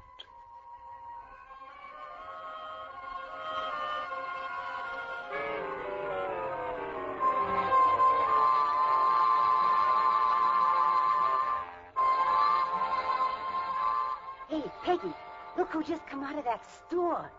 Tyrone Power in a uniform. So what do you want me to do? Break a leg? Pick any street in the city from 1 to 241 and take it over to the laboratory for an X-ray. You will find, on developing both the film and yourself, that the corpus wears a top hat, though its toes stick out. That there are present all the elemental backbone virtues of the species. That sin and sickness appear as shadows on the plate. Nothing extraordinary about that, is there, Doctor? And that all the typical figurations of love, hate, fear, passion, tribulation, joy, grief, are clearly marked and evident. Oh, Shorty, what's cooking? What's cooking? Nothing's cooking. And what do you hear from your boy? Oh, Manny? Yeah, Manny. What I hear from Manny? He's in the South Pacific. That's what I hear from Manny. Has he been in any fighting? Has he been in any fighting? You see this handkerchief? Yeah. So I'm blowing my nose in it. So what? So it comes from a dead Jap officer. That's what. Do not underestimate these people, for they are you. Do not hate them because the Yankees keep on winning forever. There will come a team out of Cleveland one day, or Boston. Do not mistrust them because of their accent, for we ourselves might be incomprehensible in Oxford. So I says to him, sure, I'll miss you. Like poison, I'll miss you, I says to him. If you want to see how much I'll miss you, just stick your finger in the pond at Central Park and then pull it out and look at the hole. One feature you will notice straight away is the congestion from German Yorkville to outlying Latin quarters. Lebensraum is nil. This is true as well of the areas of Ritz and Pâté de Foie Gras, for even on those avenues where finger bowls with lilies in them must precede the coffee. Have a spot of brandy, Edgar? The next-door neighbor breathes down your incinerator shaft. You can't get the real truth about it in an almanac. The guidebooks can only go so far. They're candid enough about how the local girl made good. But just where in the index is the guy who jumped out of a window because he couldn't take it? Take somebody your size, New York. The wind off the river may be an authority on conditions in New Jersey or even in Ohio. But what does it know about a meeting of stockholders at 1 Wall Street at 3 this afternoon? Total surplus and capital stock, gentlemen. What knowledge of the shish kebab, stuffed grape, and cabbage leaves available in the Syrian district? How can the Congressional Limited, which goes only as far as the Penn Station, know about the beauty of the women? About the politics of Williamsburg? Go fight City Hall. That's what I says to him. He got no answer. How can you tell from seat number 5 on the plane from Pittsburgh what goes on here? Put your nose to the cold window and look out over the starboard wing. Already you're within the city, though it's still 10 minutes to LaGuardia. There's the harbor, crinkled under the influences of a bland wind. The statue of Our Lady of the Freedoms, a green speck in the blue bay, and the downtown cluster of real estate standing cool and reasonable above the vapors. What can you tell from such an altitude of the clip joints and the subway jams and clinics, of cabbages in wholesale market and of kings in exile, of time and of the river, of star performances at Hayden's Planetarium? Do you know anything of the historic nature of these parts? George Gershwin slept here. Of flower salesmen brightening the night? Get your gardenias! Get your fresh gardenias! Of exports and imports of the If you port? wish a very fine cacciatore, a latticini, a fumacata, just to come to P. della Chioppa, 1275 Bleecker Street, Greenwich Village. Of the telephone exchanges, the Indians with feathers, Algonquin 4. and fat old Dutchmen, Stuyvesant 9959. and Spanish gold, Eldorado 5, please. and Englishmen at I'm play. calling Bowling Green, 99970. Salute amond, oh Whitman, Whitman of Manhattan, the sun. We ask of you a sentiment about this place, a line that we can quote for our broadcast. A great city is that which has the greatest men and women. We thank you. We thank you in behalf of the conjoined creeds, the Jew, the Christian, the Mohammedan, the speakers of the foreign and of the ancient tongue. Exali quaesamus Domini supplicum praeses, et can concegitarum tibi passe peccatis, ut pariter nobis indulgentium. Lord God of hosts, there are very many voters in this town. Your angels would be doing well to know the names of half of them. It is beyond the power of certified public accountants to follow all the comings and goings of the people, to and fro and up and down, especially on weekends and around October 1st.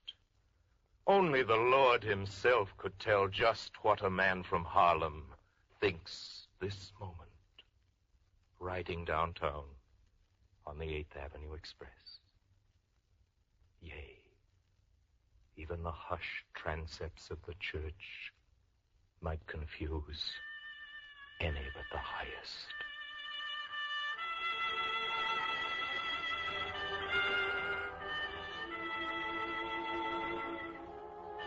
Good night, Daddy. Will you call me in the morning? You mean I can't come in for a while? No, my mother's sleeping in the front room. Well, let's stay here on the steps a while, huh? But I have to punch a clock on Canal Street at 9 in the morning. Well, how about me? I have to be back at camp. Well, all right, Ted. Just for a little while. Yes. But you'll get lipstick all over. I'll take that chance. The season of spring is a return from a winter in South America. and has already had certain intimacies with the trees of the public and private parks, as well as the flowers and grasses thereof. It has also appeared in various guises, mostly beguiling but occasionally overcast, with prevailing northeasterly winds. However, on sunny days, somewhat hazy in the morning, clear by noon, it stands leering outside office windows. It fishes for pennies in the gratings of subways, and is generally pleased with itself, all the way from Canarsie Marshes to the Yonkers line.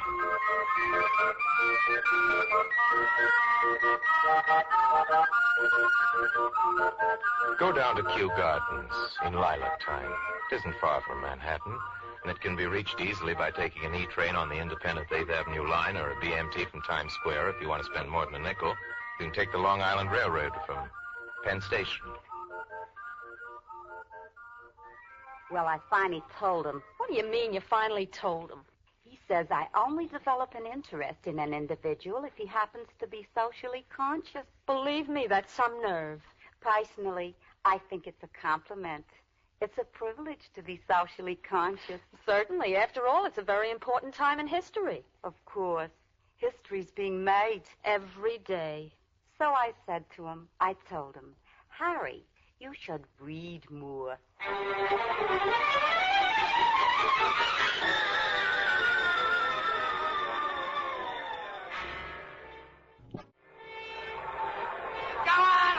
Greaseball, why'd you learn to pitch? Italy? Give him a chance. Charlie, what's the score? And who's in there pitching? Come on, Charlie. Give us a flash from the ballpark. Crowd is cheering a base hit to right by Mahool, sending Buxton home with a tying run. Oh, yes, Charlie, it's well to relax if the fellow needs to get out.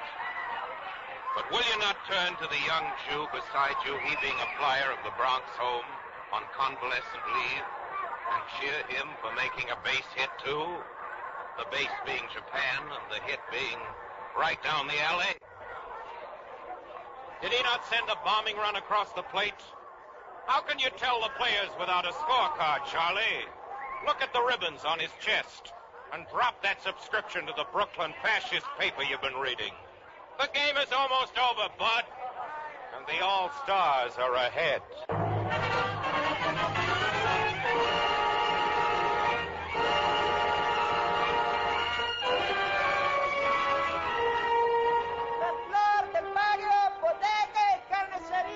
Groceries and meat to you in Spanish Harlem.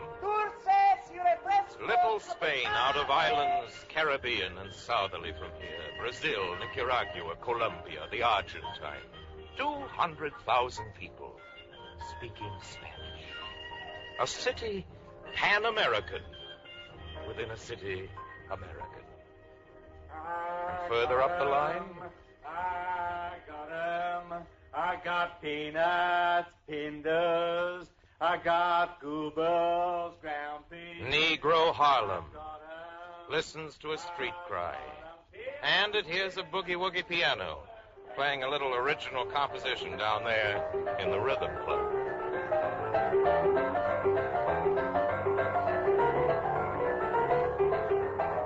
But it ain't just song and honeysuckle, neighbor. It's a place of homes and shops. And it contains the biggest Negro concentration in the world.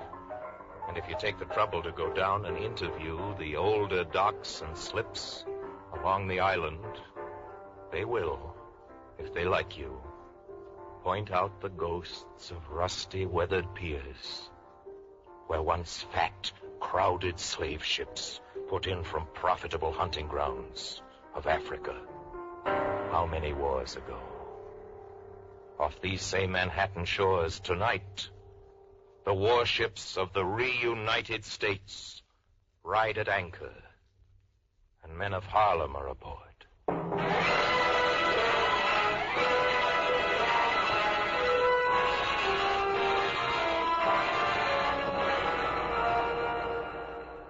Got a beep letter from my boy in India yesterday. Said he visited the Taj Mahal.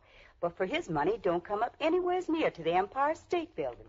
In 750,000 New York windows of all sizes and conditions, the service star gives notice to the passerby that each has sent a delegate to the Convention of the Nations with instructions to shoot on sight. Fire and blood are first on the agenda, and participating in the various contests, east side, west side, all around the world, is the Swede from Bruckner Avenue. Hey, will you tell Holder to send me a picture of the baby? Here I got a kid 2 years old, and I ain't even seen him yet. And the muscular Greek corporal from 25th Street. Look, when you go back, will you tell them what we like is Dinah Shore records and a transcription of a Fred Allen show? Personally, I'd appreciate a couple of snappy pinup girls and a good hot dish of stifado. And Captain Mahoney of Flatbush, moral stockholder of the Brooklyn Dodgers. We'll bomb you once again, Japan. You wish you had have stood in bed. We'll give it to you on the lam. 2-ton shillelaghs on your head. Oh, G.I. Joe of Manhattan, the sun. Your father came to the city on a big white ship, or a dirty tramp, or a cattle boat. The ship had a name, but you have slipped down the Hudson in the night on a gray ship, nameless. The hour likewise, anonymous. The compass bearing, sealed inside an envelope. The city of immigrants has emigrated to the wars.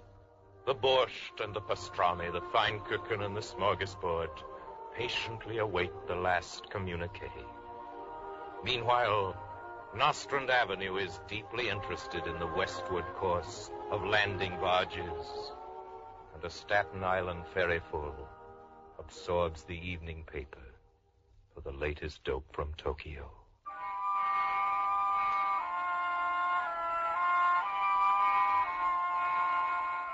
Americans on this wavelength, can you make out the bright green threads among the lesser colors in this tapestry? The interwoven hopes of those who turn the turnstiles? The dreams held by commuters to the well-kept lawns of Scarsdale and of Greenwich? Tune in on Sunnyside. Canvass the gas house and the garment districts. Take a poll of visions on Park Avenue, Hell's Kitchen, and the Bowery. You'll see they aren't so far apart.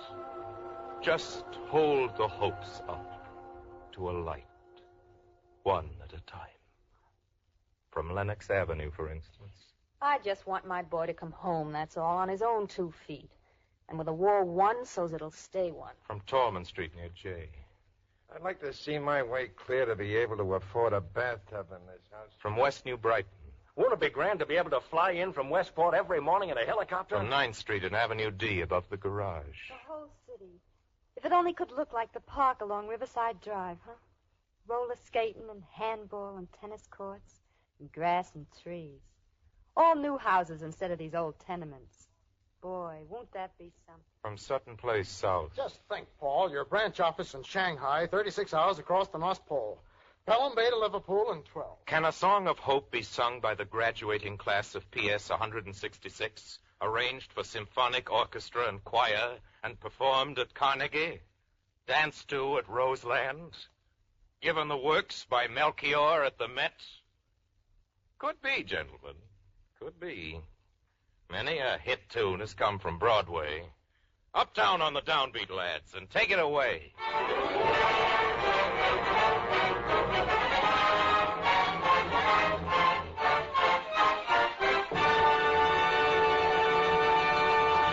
City of Ginsberg and Garibaldi, Kozlovsky and Lopez. What are you doing on St. Patrick's Day? Marching, of course, down Fifth Avenue. And what are you doing on San Gennaro's Day? Dancing, of course, along Mulberry Street. The rumor being there are more Italians in New York than in Napoli, or Roma, or Firenze. And the candles on this day, this year, burn brightly for the martyred saint. And though the sweetmeats would be sweeter far if Frankie and Pasquale were home from Okinawa, they taste pretty good as they are. Blessed be the Virgin Mary.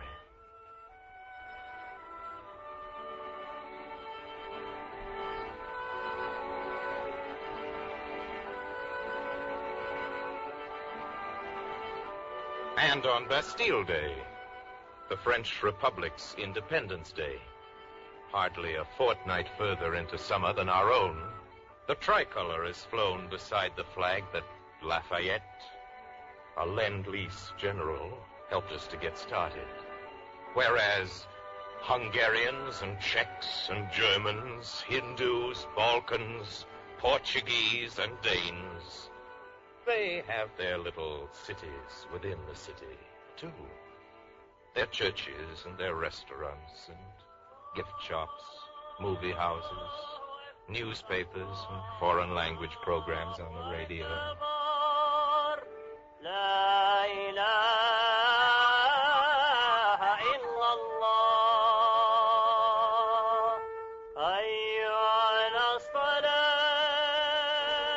Is there by any chance on the island tonight a visiting fireman from Kansas City who knows somebody in Washington with connections in London? If so, would he kindly take a message to the peace conference, the one that G.I. Joseph of 82nd Street is at the moment still fighting to arrange, and see that there is smuggled in among the representatives the mere hint of the barest memorandum of a notion, something for their scratch pads to be scrawled upon and doodled over during deepest thought, a mark, a democratic imprint, a U.S. figuration, a Yankee doodle. This is what it is. Here, in the tall city with the British name, the people of all nations, checkering the numbered streets, having come from Warsaw, having come from Plymouth, Kleinvardijn and Chongqing, having come from Africa and Oslo and Caracas, having worked and played and voted, loved and listened to the radio, fought in the wars, and paid for them as well, having kept their customs and their languages, played their own sweet music on the fiddle, did, nevertheless, find time to rear and populate the greatest city in the world, and make of it a symbol celebrated up and down the longitudes. You see, it can be done. Yea, make a note of it. It can be done. You have it on the solemn word and deed of all the 5 boroughs, gentlemen, that nothing is impossible. Do but consult the main design and see, in miniature, the nations living side by side so effortlessly. No one calls it peace. Yea, block to block and house to house and door to door, they get along. With scraps betimes, a little botheration such as happens in the best of families, but never anything a court or free election can't take care of. Now then, you want to buy a rug? Very fine. A bargain. Genuine American. Then take a look at this. Oriental in parts, but all the compass points come into it, and see the main design. Is that a hope, or isn't it?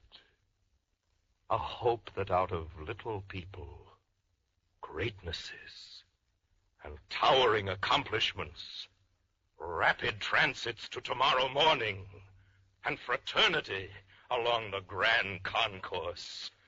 Ahoy! The century ahead!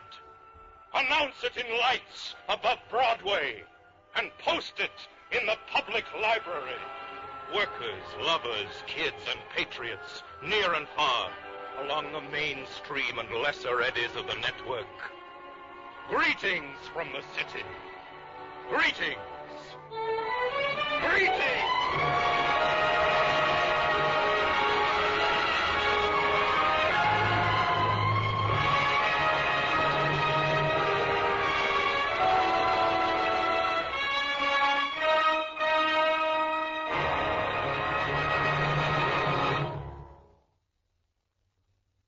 You have been listening to Orson Welles, an especially requested repeat performance of New York, a Tapestry for Radio, written, directed, and produced by Norman Corwin as the fourth in the current series of Columbia Presents Corwin.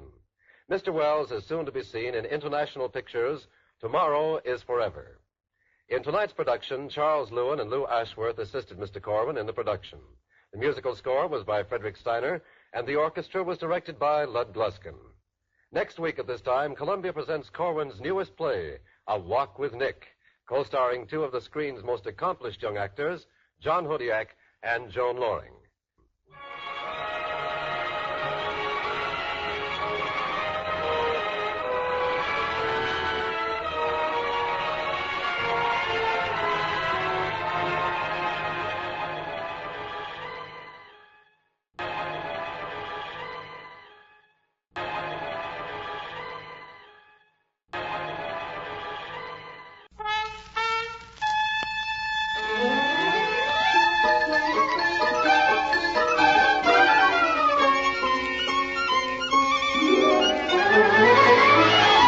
Columbia presents Corwin.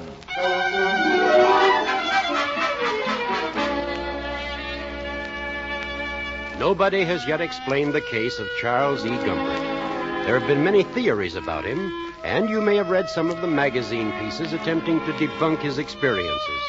But there are certain things that simply cannot be laughed off. And the case of Gumpert is one of them.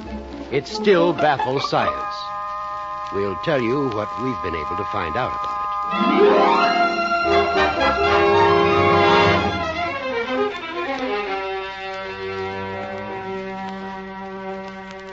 it. Tonight, in the last of a series of broadcasts for CBS, Norman Corwin brings you Charles Lawton and Elsa Lanchester in Gumpert. The musical score is conducted by Lud Gluskin.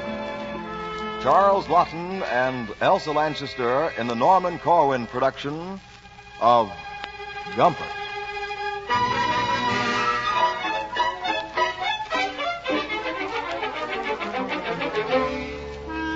I am Mrs. Charles E. Gumpert, the former Elsa McFedras of Passaic, New Jersey. I married my husband after what I suppose one might call a whirlwind courtship. We hadn't known each other more than 2 months when he proposed to me. It's not that I couldn't do without you, Miss McFedras. I suppose I could. But I could do much better with you, and as you seem fond of me... Oh, yes. I'm sure it would be no exaggeration to say that I am rather fond of you, Mr. Gumpert. And why don't we get married? I won't always be a haberdashery salesman. In fact, Mr. Allison's already spoken of promoting me to the deferred department. For the first 5 years of our marriage, Charles never showed any signs of his future greatness. At least none I could make out. He got along well at the department store, and we spent our spare time listening to the radio or playing gin rummy or reading. After he joined the Elks, he used to spend an evening a week at the lodge, and we also went to the movies often. What's playing tonight, darling? A triple feature, The Canterville Ghost, The Suspect, and It Started with Eve. Oh, we mustn't be late for that. Let's do the dishes when we get home.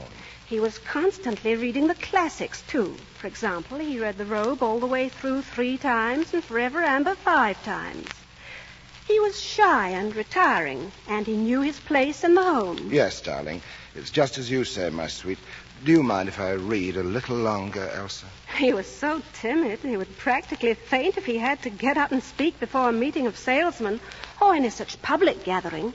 I'm happy to be able to report that total sales in the last 4 months, and I mean the last quarter, the last 3 months since April, seem to have mislaid my notes somewhat, if you'll bear with me slightly. And one other important thing I should tell you about Charles is that he could never carry a tune.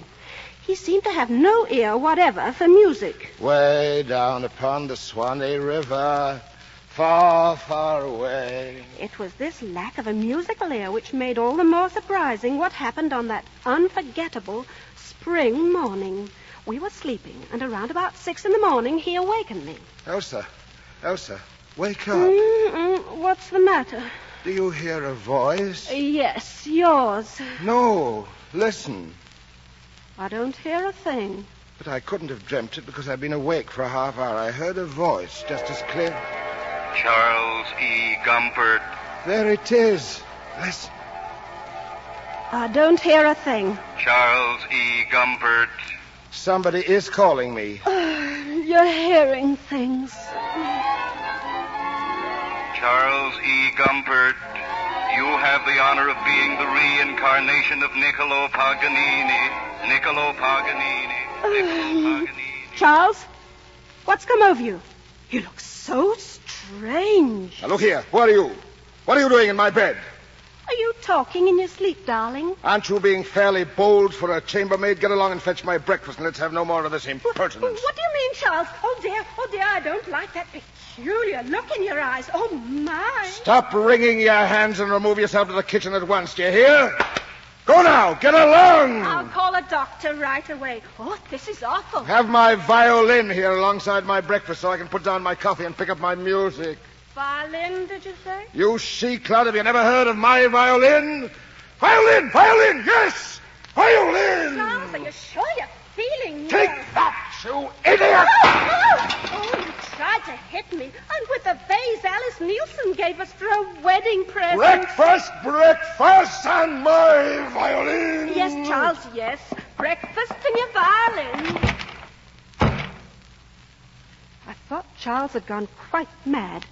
But in order to humor him until I could call for help, I quickly got out of the cedar closet the old violin which my Uncle Angus had left me years ago because he had nobody else to leave it to. About time. Here, give it to me. Seems to me I have better instruments than this. Where is the Guarnerius? Guarnerius? Must you forever repeat what I say? Guarnerius, Joseph Guarnerius? Where? Oh, I could try to reach him on the telephone. Oh, you stupid, hopeless wench. Clear out! I want to play. Very well. I'll get out.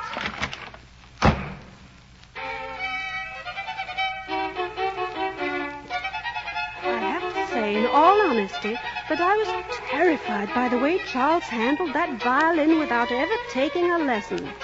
I was certain as I stood listening outside his door that a demon had got into him. Especially when he called for me after a while. Darling. Seemed to have forgotten that he'd chased me out as a chambermaid only a few minutes before. Antonia, I am going to compose a whole series of caprices. Some caprices, did you say? For you. Oh, that would be lovely. Lovely. Ah, of loveliness, Antonia, you are the epitome and the lightest flower. You bear yourself like a proud Sicilian hollyhock. Oh, you smell of spring. It's sweetheart soap you're smelling, and the name is Elsa. You're such a giddy girl sometimes with your little jokes. Here, let me fondle your foot. Charles Gumpert, what on earth? Stop tickling my feet. Antonio, you grow more beautiful by the hour. Whether to fold my Guarnerius under my chin or hold you in my arms all day long is one of the most agonizing decisions a man could ever be required to make. And right then and there he seized me and kissed me rather wildly, like in that perfume ad, you know. And to be perfectly frank, I began to wonder whether he was just coming to his senses rather than losing them. He became very dashing and quite a lover, and I gave up all idea that he might be insane and made breakfast for him every morning. He made off he'd never heard of his job at the department store and did nothing but play on the violin and make love to me. And then one day he decided it was time for him to give a concert. So he had me go to Carnegie Hall in New York to see Mr. Carnegie. There was nobody there by that name, but a man told me. Madam, if your husband plays as wonderfully as you say, the first thing he should do is sign an agent or a manager. You'll have no trouble getting concert dates. Well, that's what I did. I had this manager listen to Charles, and he got so excited that within no time, Charles was all over the papers as a sensational discovery. And then they arranged a big concert for him. Well, to put it mildly, I'll never forget that night as long as I live.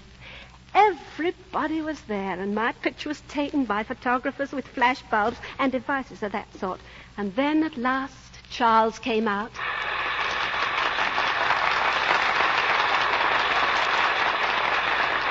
And he went into his first number on the program.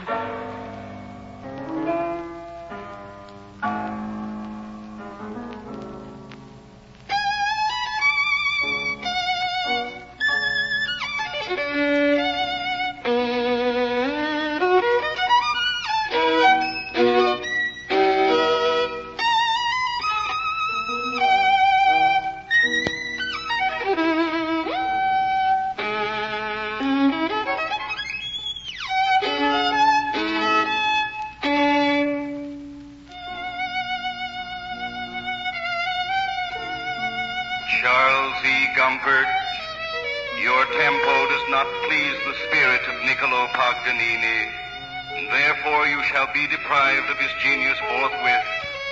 Gumpert, you are Gumpert.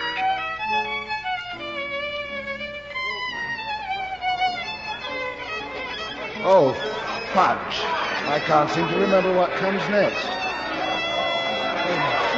What am I doing here in front of all these people? I've got a violin in my hand. Elsa! Elsa!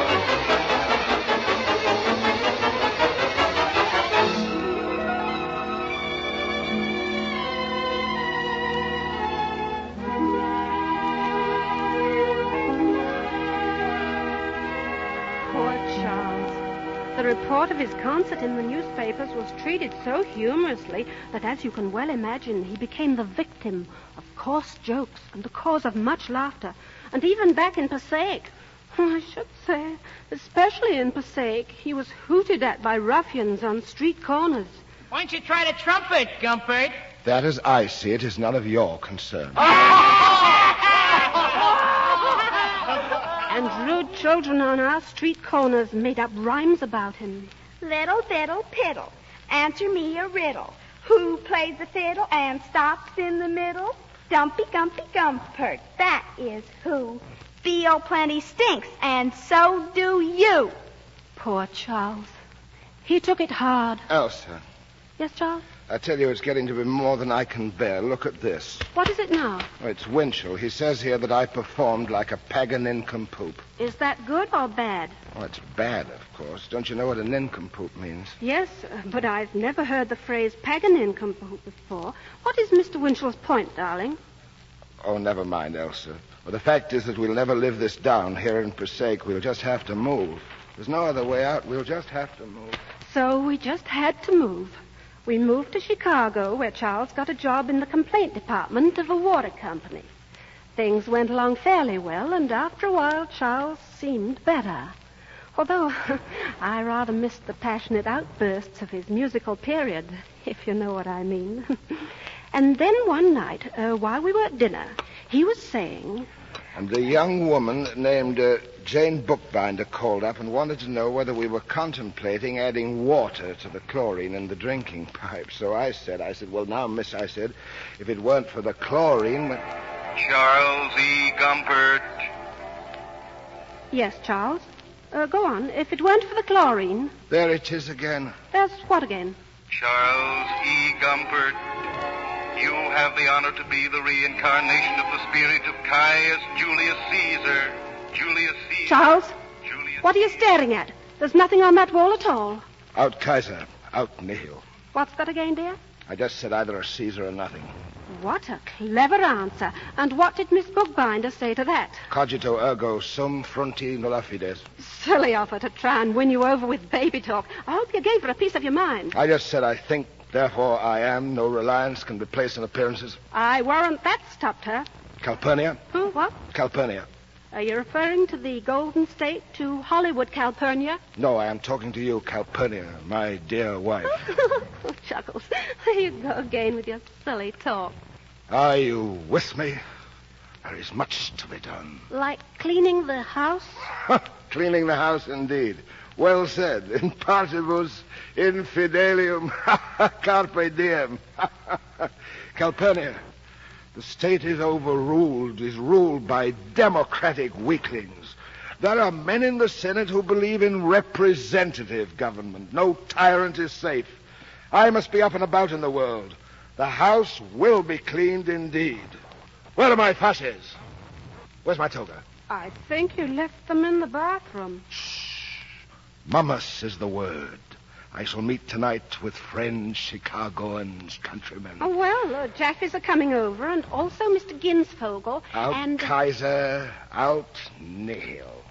I was never quite sure whether in saying that he was referring to the German Kaiser or to Henry J., the shipbuilder, but he used to say it quite often, mostly to himself. Out Kaiser, out nihil. At any rate, Charles began to act very strangely. He fell in with desperate characters who called themselves Silver Shirts, Black Legionnaires, and Christian Fronters. He said they were his people because he was the original fascist, and if he could rally them together and knock some sense into them, they would eventually make him Emperor of the Americas. It seems absurd now, of course, but at the time, I must confess, the thought of being an Empress of the Americas did rather attract me. Well, one night, I went with Charles to a secret meeting, and I was astonished to find out what a forceful character he was, and what colorful lies he could make up. Fools. You are all hands and stomachs, slogans and shirts. Forever shooting off your mouths at captandum vulgus. What do you mean, Gumpert? What we need is action, not filibusters. Out Kaiser, out nihil. Who's that? Did I not drive Bibulus from the Forum and make him a prisoner at his own house? No kidding. You done that? Did I wait around for resolutions to be passed before selling the people of the Aduacti wholesale into slavery? Well, if you're so smart, Gumpert, what do you propose to do in the way of action? Well, since you're so stupid, tempora mutanta nos et mutamur in illis. I'm with you. Me too. For instance, when I was in a tight spot once, I massacred in cold blood the whole Senate of the Veneti. And I also had Acco, chief of the Senanes, flogged to death. Hey, you know your way around, Gumpert. You've been mixed up in them gang wars. Gumpert's got background. No question of that. Yeah, background. That's what he's got. Background, you pipsqueak fascists, you. What a tub of sawdust you had in Italy. Benny was pretty good while it lasted. Hung up by the heels like a stuck pig. And Hitler, he wasn't fit to touch the hem of my toga. Oh, is that so? Do you realize that I twice crossed the English Channel and invaded Britain? When was this? Post hoc ergo propter. Yeah, that's right. Yeah, I think I remember reading about that. I was named dictator 4 times. Okay, Gumpert, we know you're good, so what do you want us to do? Follow a man of decision. Follow a man of action. Follow me! Hey, he's got something there. Okay. We follow you. Yeah, sure. Follow the leader. All right, then. Listen. We organize first as the Toga Shirts. Next, we enlist the support of a great newspaper. We already got the support of a great newspaper. I know the one you mean, and it's better than nothing. But that's only a beginning. All right. What do we do after that? Then you build a statue of me and carry it. Wait a minute, boss. Wait a minute. Where are we going to get the dough to build you a statue? Where did the Romans get the money to build a statue of me in the Temple of Quirinus, the one with the legend to the unconquerable god? Charles E. Gumpert. If you small-time, quizzling-type shyster fascists would only begin thinking in terms of the big leagues, you'd be getting somewhere. Think of Tyson, Krupp, Mitsubishi, I.G. Farben. We never heard of half of them guys. What a pack of blithering, craven, gutless, obsolescent jerks you are. Who, us? I am almost tempted not to put my master proposal before you. Oh, what's your proposition, Chief? Charles E. Gumpert. What I am proposing is fascism under another name. Good. We call ourselves the Confederated Volunteer Protectors and Defenders of America the Beautiful Incorporated. We'll start by going to work on the youth and appealing to returning veterans. And then... Gumpert, you have sunk too low to be tolerated by the mortal shade of Caesar. Gumpert, you are Gumpert. Yeah, go on, Gumpert. We're waiting. We're all with you. Well, I was about to say, gentlemen, that sales in the last quarter... No, that doesn't seem to be right. I seem to have mislaid my notes somewhat. Would you please bear with me, Come on, cut the stalling, Gumpert. Yeah, continue where you left off. Well, I seem to have forgotten just where we were. Hey, who do you think you're kidding? Let's get to the question. Oh, was there a question before the meeting? Yeah, I got a question. Look, who are we going to support in the next congressional election? Why, I should suppose the most honest men we can find. Men, huh? Well, that is, men who believe, as we all do, in good, sound, democratic government and the Bill of Rights, so to speak.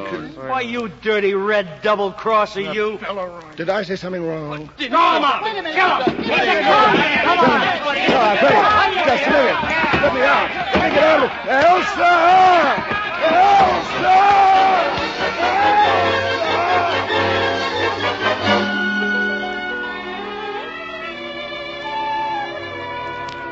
I nursed him slowly back to health. Elsa, darling, the hot water bottle's gotten cold again. And I made him go to the country for a thorough rest. What a peculiar taste this spring water has. What do you suppose it is? Unchlorinated. Oh, yes, that's it. And after a while, his broken ribs knitted together and his fractured skull healed up, and he was as good as ever. He began to take a lively interest in his surroundings once again. Tomorrow, darling, let's visit the stockyards. And he was doing fine until, ping, same thing happened as before. He fancied he heard a voice, only this time he got the idea he was the reincarnation of an old Yorkshire farmhand named George Guggins. I've somewhat to say to thee, Elsa Gumpert. I'm that happy that shows thee sense properly, understanding. By gum, that's been a good wife to me. This lasted only a couple of days, and he was back to normal. But then, all at once, he fancied he was Hugo Oliver Mumford, Jr., a Canadian flautist of the latter part of the 19th century, who apparently never quite made the grade because Charles drove me nearly to distraction playing the thing. Then he was William Schmidt, an 18th century kleptomaniac from Alsace-Lorraine. Elsa, look what I find in my pocket. Jewels. And this afternoon, again, I am going to visit Marshall Field's department store. Well, about this time, I began to wonder whether perhaps it wasn't getting to be, if you'll forgive the expression, slightly immoral to be married to so many different reincarnations, one after the other. So I went to see Dr. Mishkin, who was recommended to me by my next-door neighbor. And Dr. Mishkin referred me to a psychoanalyst named Dr. Billard. And does your husband continue to experience these hallucinations, Mrs. Gumpert? Yes. But since the Caesar episode, he seems to have fancied himself a series of considerably lesser people. Have you any idea why this is? No, Doctor, no. Do you suppose he's being punished for failing as Paganini and Caesar? Well, we psychologists are not given to jumping at conclusions. This must be very carefully analyzed. Could you possibly bring your husband in to see us? Well, he's busy now with his marbles. You mean he's actually playing with marbles? No, sir, he's sculpting. He's the reincarnation of a gentleman called Michelangelo this week. Good heavens. Mrs. Gumpert, I think you should know that your husband is a most remarkable case, and I should like to examine him in the company of two of my colleagues, Doctors Ashworth and Berenberg. Very well. If I can only get him over here, Dr. Billard, I'll try. Please do. It's most important.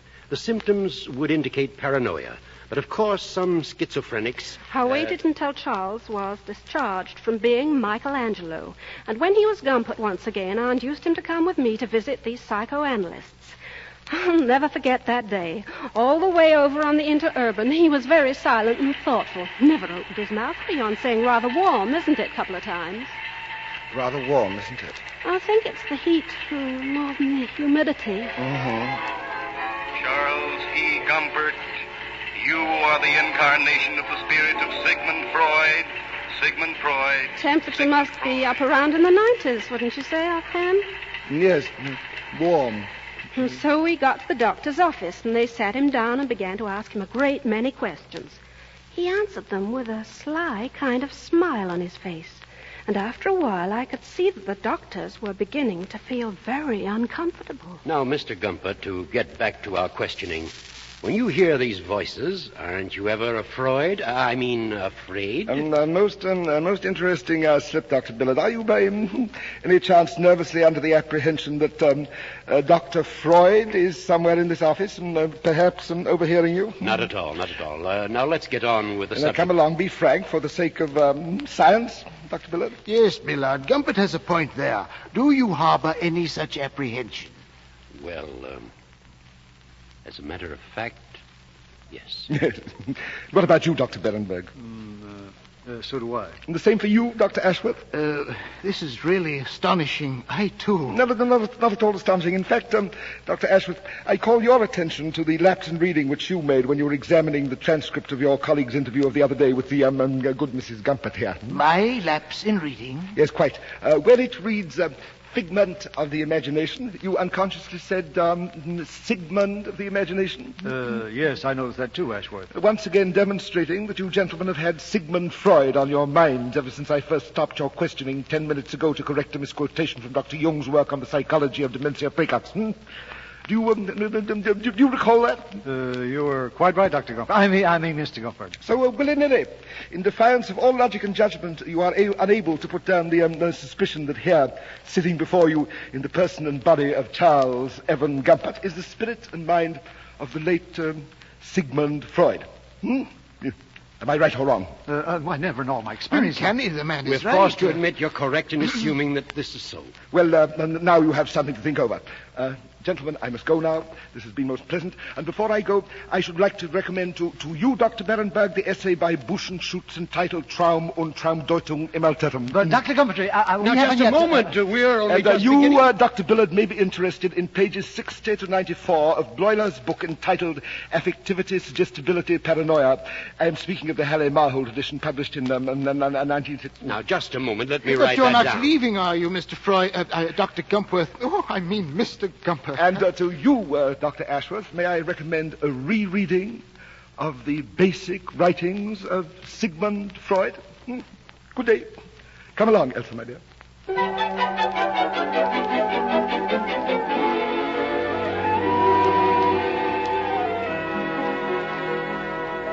There isn't really very much more to tell. After the Freud business, the psychoanalysts took such a deep interest in Charles, they began paying us social visits and bringing all kinds of scientific gentlemen with them. This is Sir Joshua Losey-Cleghorn, the eminent archaeologist. How do you do, Sir Joshua? You seem well preserved. How do you do? And Gerald Weisner, inventor of dehydrated water. Charmed. Will you come in, gentlemen? Charles completely baffled them with his knowledge until he stopped being Sigmund Freud and became Samson. He let his hair grow until it hung over his eyes like a sheepdog, and he went around lifting things, including me. Light as a feather. No substance. Now hold on tight, Delilah, while I give you a warning. Stop it, or I'll scream. I'm dizzy. Put me down, put me down. There. One hand. There's nothing I can't lift. Sometimes I have a strange yen to push in a couple of walls. Just for fun. I wish you had a yen to go to the barber's and get a haircut. Look here. Here. One hand. Charles, put that piano down. Dilly, do you suppose they could use my sort of talent in vaudeville or pictures? I don't rightly know whether I can bear to tell the rest. You see, just as the doctors were ready to move right in on us and study Charles at close hand, he became Admiral John Paul Jones and insisted on joining the Navy. Anchors away, me lads. Anchors away. He slipped away one night and enlisted as a CB under an assumed name. I haven't heard from him since. The only way I had of knowing he was alive and well was the news of the big naval victories which kept coming in from the Pacific. That must have been Charles. I could just imagine him commanding a task force. We will attack in force at dawn. All men at battle stations, anchors away! Heave the capstan and flim the futtocks. Damn the torpedoes and full speed ahead! Fire when ready! Now that the war is over, I wonder if perhaps someone might help me out. How do you mean, Mrs. Gumpert? If anybody listening into this should by any chance run into a sailor, a short, fat man with a thoughtful expression on his face who knows all about selling neckties and chlorinating water, would they please let me know? My name is Mrs. Elsa McFedries Gumpert, and I can be reached care of my brother, Humbert C. McFedries, of 261 East Feinschreiber Avenue, Philadelphia, Pennsylvania. I would be ever so grateful.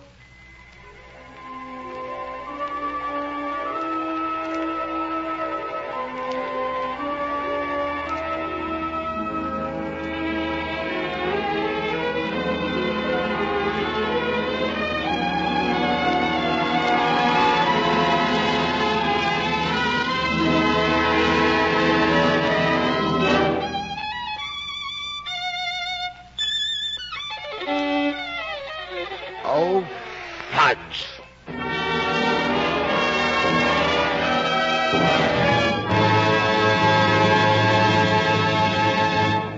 You have been listening to Charles Lawton and Elsa Lanchester in Gumpert, a new comedy written, directed, and produced by Norman Corwin for CBS as the last in his series of broadcasts under the familiar title Columbia Presents Corwin. The musical score was conducted by Lud Gluskin. David Frisina performed as the reincarnated Paganini. This is CBS, the Columbia Broadcasting System.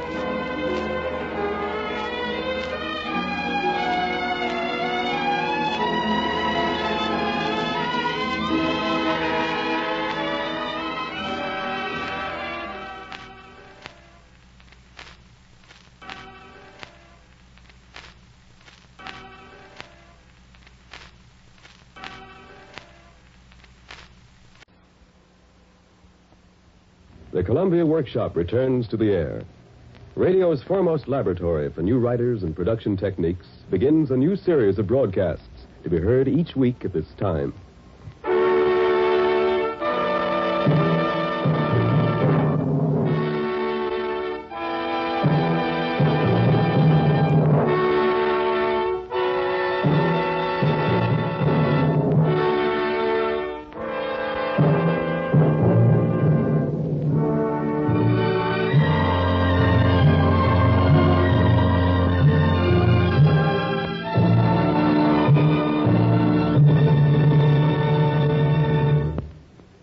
Vice President and Director of Programs of the Columbia Broadcasting System, Mr. Davidson Taylor. A great many of us at the Columbia Broadcasting System have a profound affection for the Columbia Workshop, not only because of the distinguished productions which it did during the 5 years it was on the air between 1936 and 1941, but also because of the remarkable talents which have first been brought to public attention by the Workshop. We are happy that the stations affiliated with CBS share our affection for the Columbia Workshop, and the resumption of the Columbia Workshop broadcasts is due in large part to the demand of the CBS affiliates that it return to the air. We think there will be general agreement that it is good not only for Columbia, but also for radio to have the Workshop on the air again. We hope that the new series will stimulate the same interest in better writing and better production methods that the old series did. Appropriately, today's script is called Homecoming. The author is a young Canadian, Norman Williams of Toronto, and it is the first radio script by him ever to be broadcast in the United States. This unknown author's work is produced and directed by the most distinguished and best-known alumnus of the Workshop, Mr. Norman Corwin. It is now my pleasure to welcome you, our audience, to the Columbia Workshop, and to open its doors again to the creative men and women of radio. The Columbia Workshop presents Homecoming by Norman Williams, produced and directed by Norman Corwin. The original musical score is by Lynn Murray.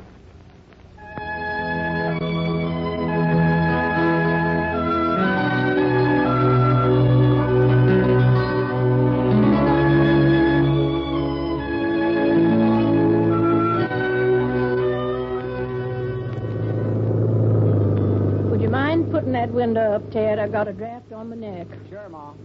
Never felt it before. You feeling good lately, Ma? Huh? Maybe you need a rest.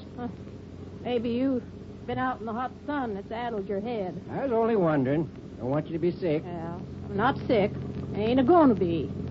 If what you're trying to say is that I'm an old woman, well, you just stop and recollect you're as old as me. Yes, and a bit more. I know. Seems a woman's different. Stronger, you mean? More grit, more guts. Wears longer, that's what's different. Okay, Ma. Oh, don't fret so much. That's a sign of old age, fretting. Oh, you got him that time, Ma. You sure know how. You sure do. Always did, son. Never could have lived with the old cuss this long unless I did. Oh, that wasn't no draft anyway. Thing is, Pa's got this old buggy tearing along so fast, 28 miles an hour. I seen them big trains go by in the city, and I swear none of them makes this kind of speed. Gosh, no. Seen them in the city. Ooh, not so fast, Pa. I can't stand it when you go so fast. You wait till you got a right to criticize. You wait till you make that big pile of money and got your big limousine, and then you can criticize. Oh, Pa. Right now, you're riding in my car. It's good enough for you to ride in, okay, then you can ride. As soon as it ain't, then you got your 2 feet. Well, I was only fooling. I didn't mean no harm. Oh, Ted didn't mean nothing. I don't want no arguments today. Just ride along in peace. Okay, Ma. This is a special day. Got a right to be glad. I ain't arguing. I'm just saying what I think. Man's got a right to do that, special day or no special day. Well, that's all right now. Let's ride along in peace. Thought your wife Millie would have come today, Ted. Appears to me she would have, being one of the family now. I told Ma why she didn't come. Millie feels uncomfortable coming out, Pa. Don't like people looking her up and down. Yeah, that's it. She's modest. People are gonna look. Nothing wrong in that, I can see. Well, now, she don't think there's anything wrong in it. She just feels that way about coming out. Besides, it's hot today. Wouldn't be good for her bumping over the road like this. Yeah, Millie's got to be careful. She needs to set down a lot, not get wore out. Doctor told her that. Doctors, a lot they know. They ever had a baby? Oh. I seen the day when a woman worked right up to her time. I seen them have their baby and be back in the fields the next day. I seen them too, Pa. I seen them later when they begin to cripple up. Like old Ma Bates can't hardly move around now. Yeah, women get soft on us. Women get so they can't do them things without a lot of perfume and oxygen tent and a whole raft of doctors. Ah, Pa, don't get silly. I ain't getting silly. I'm just telling you. They get that way and we'll have such a bunch of scrawny kids like's never been seen. Our kid won't be scrawny. Not saying yours will. I'm looking ahead, way past yours. My goodness, people could hear us carrying on. They'd sure think we was a cussed bunch. Looking ahead, that's all. Well, so am I. But I'm looking ahead to just a little while. I can't talk about it. I want to, but I just can't talk about it. It's on my mind all the time. Bert's coming home.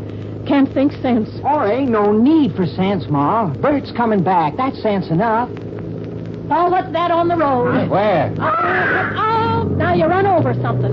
Come right out of the ditch there. Look out the back window, Ted. What was it? A fool hand. A darn fool hand. I told you he was going too fast. Boom. Don't strike me as funny. Oh, you should see it, like a mess of eggs. Scrambled like a mess of eggs. Well, there ain't no use stopping here. Woo-hoo, what a mess. Sure let out a squawk. What are you laughing at? It was funny, that's all. Well, there's nothing funny in running over a neighbor's bird. I don't see the fun of it. You're awful touchy today, Pa. Maybe I am, and I hear some of them funny ideas you picked up in the city. Now, Pa, don't get started on that again. I'm running the car. I'm driving, ain't I? I guess I'll talk about what I want. Oh, let's get started. Just ride along in peace. Don't like them ideas in a boy's head. Nothing a boy's been on the farm all his life. Don't ring true. Doc, I didn't commit no murder. I ain't glad you squashed that silly old bird. Plenty more birds city kind of thinking. Oh, right along peaceful. I don't want men fight today. I'm peaceful. I never said nothing. So am I peaceful. Wouldn't be right for Bert to come home to a lot of fighting and carrying on. Goodness, I suspect he's had plenty of that in 4 years. I want him quiet. He'll need quiet. Said we might drop in to Ab Martin's on the way down. It's right there ahead. Got time? Sure, we got time. There's Ab by the fence. Like always. We don't have to go off the road. Only be a minute. Well, I guess we got time. Well, I'm getting awful jittery inside thinking about Bert. Oh, Ab. Stopped in like I said we would. Well, I thought you'd be along soon. This your big day, eh? Oh, most wonderful day ever was. Looks as if the whole country's turning out. The whole town will be packed like a barn in a thunderstorm. Having a band, too, and the mayor's giving a speech. Yes, Bert's going to have a real fine welcome home. Paul's got the idea our boy's the only one coming back. Now, there's 40 of them. Everyone from this here county. All sent back together. Makes it nice. Yes. Yes, lots of families in one piece again today. Peterson's boys in the same lot. That's right. He got himself a decoration. Mail probably mentioned him special. Huh? Well, my goodness, I guess they all done their share. Not coming into town, Ab? No, I'm kind of busy from here on in. Come along with us if you like. No, folks won't be alone at a time like this. I'm busy from here on in anyway. Yeah, just you say. We'd better be getting on. Don't want to miss the doing. Sure. I tell you, boy, I was asking. Yeah, you bet I will. Might drop by on the way back. Bert will want to see you, like as not. Bye, man. Bye-bye. Bye. Never could figure Ab out. How'd you mean? All the years we've been neighbors, you might say, never felt we really knowed him. Lonely man, I guess. Lonely men get queer sometimes. It ain't what he says that's queer. Somehow it's just the way he says it. Wonder why he don't go into town. That's Ab. Whenever there's anything doing, he'll stand there by the road and watch everybody else rushing hell-bent for election. We're getting near town, Pa. A way to go, yeah. Well, I can see it over the next hill, though. Gosh almighty. What are you gushing for, Ted? Just hit me, Ma. Just hit me hard for the first time. We're going to see Bert. We're going to shake that cuss by the hand. Yeah, I dreamt about it last night. We're going to talk to him. Ma, it's been 4 years since we talked to him. Yes. Whoa, look at the town down there. Look at it, Pa. I'm a-looking. Full of flags, full of cars, full of people from all over everywhere.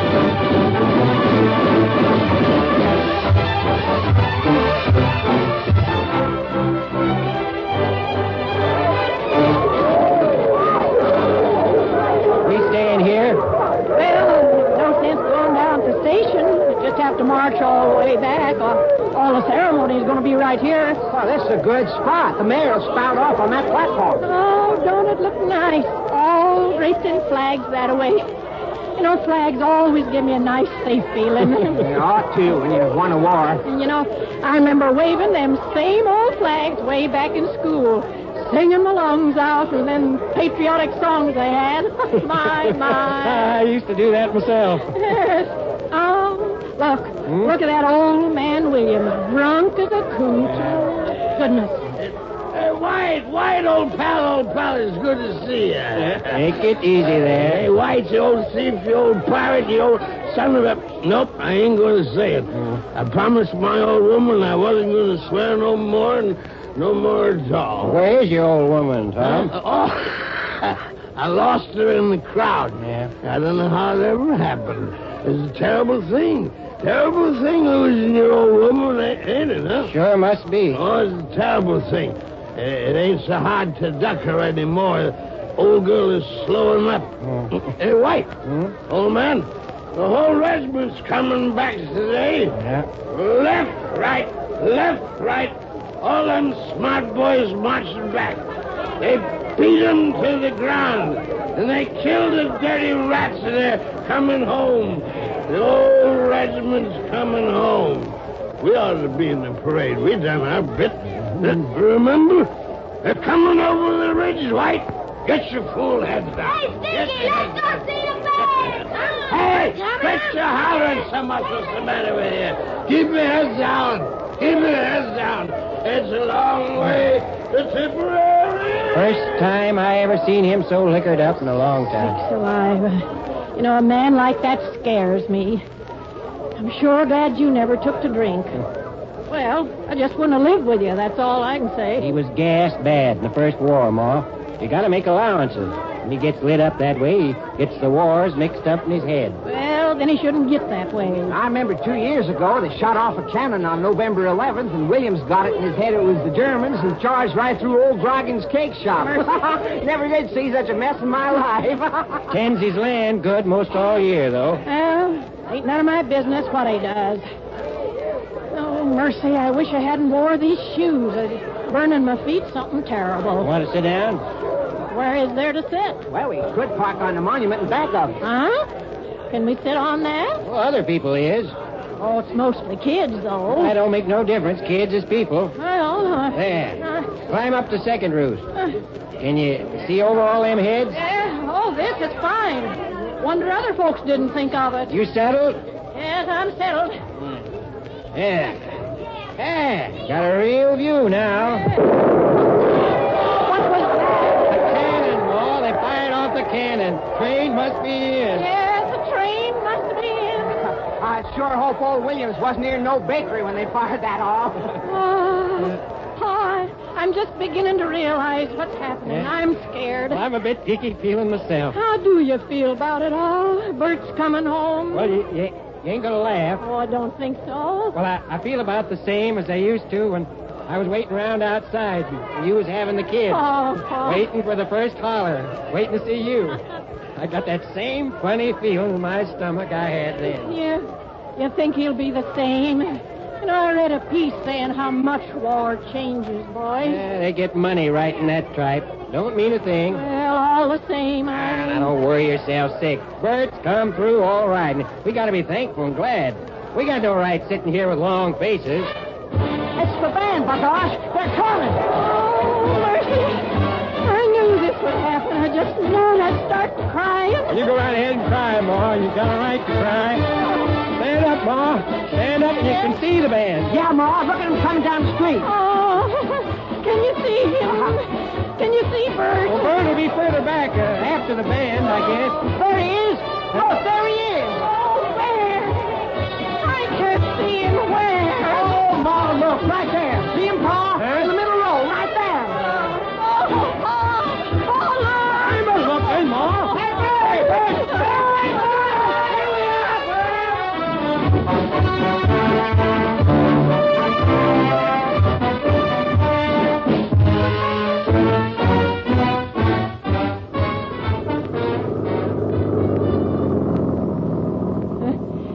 Just can't get used to looking around and seeing you there, son. One thing you learn in the Army, Ma, and that's to get used to new things fast. You've been all over the world. Not quite, kid, but a good lot of it. I've seen so many things I wouldn't know where to start telling about them. Goodness, we've been jawing back and forth so fast since you got in, I don't have to recollect what we said and what we ain't. Yes, you got a lot to catch up on, same's we have. I suppose so. You didn't write none too often. We was moving a lot. Well, as long as we knowed you's all right, that was the main thing. None of us was ever any big hand at writing. Seems like you stopped writing Janie at all. Didn't have time. Well, could have mentioned her when you wrote us. I didn't write her because some other gals looked pretty good where I was. I was either going to dream about Janie or have a bit of fun. Well, I stopped writing, so you know how I made up my mind. You mean them French girls? Yeah, them French girls. Parlez-vous français? Oui, oui. Well, I don't see nothing to laugh at now. A disgraceful thing like that. Oh, nobody sees nothing funny like I see it. I better go cut my throat somewhere. Oh, darn it. Oh, darn it. Now, what's wrong, Pa? Darn door handle's coming loose. Oh, you better stop, Pa. Well, still having trouble with the old crock, eh? I should have brought you back a Jeep so as you could have bounced right over the fields. Hand me that rope back here, son. I'll All right. tie this fool thing till we get home. Is it? Gosh, Bert, it's awful good to have you back. Remember those pillow fights we used to have? I guess they are done for. You got somebody else to pillow fight with now. Yeah, I guess I have, all right. Yeah. That'll hold it. All right, let's go. Ma? Huh? I didn't mean to sound off about Janie. Oh, that's all right. Don't you think about it. She's a nice girl and all, Ma, but 4 years is a long time. How'd I know she wouldn't meet somebody and be married by now? Often happens. I don't know how I feel about having a wife anyhow. Well, I never interfered, have I? No, Ma. I wasn't saying you was. You want to know about being married, you just ask Ted there. He knows all about it. More than any man alive to hear him talk. Ask Squirt? What'd he know about it? Good deal from the looks of things. We ain't told you yet. You tell him, Ted. Well, not much to tell. Millie's having a family, that's all. What? Why, you... Well, what do you know? Imagine a little ape like you getting ahead of me like that. Oh, cut it out, will you? Little kid brother, size of a peanut. Oh, cut it out, Bert. Can't leave you alone 5 minutes. Hurry up, Paul. I gotta meet Millie. That girl's making me an uncle. Millie ain't at the farm. Ain't at the farm? Well, that's something else we ain't told you yet. Ted don't live at home now. He's moved up to the city. Is that right, Ted? Yeah, that's right. I got a chance for a good job there, so I took it. He didn't need me on the place anyway. He's going to make himself a big fortune and buy himself a big limousine. Goes 100 miles an hour. Oh, I never said that. City's liable to teach you to do all kinds of things. The country's a real place for a man. Quiet and peaceful. Look out over them fields, ready and ripe for harvesting. Quiet and peaceful. Smelling good and fresh. Paul, why don't you try and understand? Farm's all right for you. You say it's peaceful and quiet. Well, for me, it's just big and lonely. I used to lay awake nights listening to the crickets, and once in a while a train whistled far off, and I thought I'd go crazy with the lonely feeling I got in my stomach. I gotta have people around me, lots of people, like in the city, and lights, and a bit of noise, and something doing. Ain't natural in a farm boy. I'm not a farm boy. I'm not. Well, don't shout and carry on. Anybody think you was a kid the way you act up sometimes? Laughing at nothing and working yourself up in the Ah, ring? Paul and Ted. What kind of homecoming is this for Bert? I never heard such foolishness. Arguing all day you've been at it. Now I've had enough. Sakes, right along peaceful. What Bert must think of you. You doing okay at your job, Ted? You happy in it, I mean? You bet. Then don't you never let them shame you into going back. You stay where you're happy. I'm going to, don't you worry. I got out and I'm staying out. Hey, that old Ab Martin I see standing by the fence? That's him. We was talking to him on the way down. You know what? He was standing there just like that the day I went away. Makes it seem like nothing's changed very much. Nothing does for Ab, I suppose. I told him we'd stop by a minute. Okay with you, Bert? Sure. I'd like to see the old coot. Been our neighbor a long time. Hi, Ab. How are you? He sees you. Look at that face. Never changes no matter what. Never see such a man. Well, Ab, it's good to see you. You come home, hey? Yeah. Seems like an age since you've been gone. How's it feel being back? Great. How you been? Oh, just about the same. Tilling my land. Uh-huh. Growing a few things. How's the fields look to you? Okay to me. Pretty this time of year. Ready to bust like? Harvest time soon be here. Best time of year. Thought you might have got married up again or something while I've been away. You know better than that, Bert. Old gopher like me ain't got no truck with marrying and such. That's for young folks. I just go on planting a while longer and then likely I'll crawl in a hole someplace and die. Ab, you ain't changed a bit. Too late to change. Hey, you folks better be getting on. See them clouds? It's gonna rain soon. Sure looks that way. Stop over sometimes, Bert, when you got nothing to do. Sure will. Bye, ma'am. Bye. You must be my... Oh, yes. I'll be around later. Bye. See you then. I think Ab's right about that rain. Come up awful quick. Funny thing about Ab, I've been away 4 years, and talking to him just seems like I might have left yesterday. Funny, the feeling he gives you. Yeah, creepy son of a gun. Living alone like that? Good man with the land. Like he says, this is the time of year. Time when you reap all you sowed in the spring. Ain't nothing like it. Hey, Bert? Paul, Ma, I got something to say. Don't know how to say it. Say it plain out, whatever it is. A lot of things happened to me since I've been away. Can't explain what they are exactly, but they happened. You see, like Ted said, I can't go on being alone on the farm way out here. I've had people around me all the time, lots of people, all doing something. Right now, I got to have them still. Oh, dang it. Now, hold on a minute, Paul. Don't you see? I'd go off my head sitting on the front porch watching the fireflies. I know you ain't gonna like it, Paul, but I just can't help it. What are you planning on doing, son? I don't know. See more of the country, maybe. See how things is looking. Things looking good here. Even old Ab will tell you that. Running around the country ain't going to get you nowhere. I don't know. You need hard work and fresh air. You need to see things pushing up through the ground and growing up to the sun. That's what you need. Not now, Paul. You going to the city like Ted? Maybe. I don't know. Ain't much more to say, I suppose. You're a grown man. Know what you want, or should, it seems. I wish I could stay. Ma, you understand, don't you? People change. Ideas change. Can't do nothing about that. I'd hear them crickets like Ted says. I'd hear them trains tooting lonely, way off. I'd get hankering and restless on you. Well, might as well get it straight now. That's how I figured, Ma. I gotta taper off. I can't just drop back in the old things after 4 years. All the fighting and killing like nothing ever happened to me. I can't do it, that's all. Gosh, Bert, I always figured you'd come back and settle down like before. Told you I'd changed. Yeah, sure. Not something I want to do. Just gotta. What's that up ahead? Huh? There on the road. Well, where's that? On the left. Oh, gosh, Pa, that's the old hen you run over on the way down. Should have seen the mess we made of it, Bert. Sure is squashed flat, all right. You ever seen guys blown up like that there, Bert? Have you, Bert? What do you ask fool questions for? I don't see it's a fool question. Seems I can't even open my mouth today. Should have heard that old bird holler when we hit her. Could have heard it in town, I bet. Paul, how about stopping a minute up here a bit? What for? Just want to look on ahead before we get there. You can see the house from here. Didn't think you could. Sure you can, off the road. We used to come up here a lot of times. Well, don't be more in a minute now, you two. I've asked a few folks over to see you home. It wouldn't look right for them to get there first. Okay, Ma. Come on, Bert. Got it. This is a pretty country, sure enough.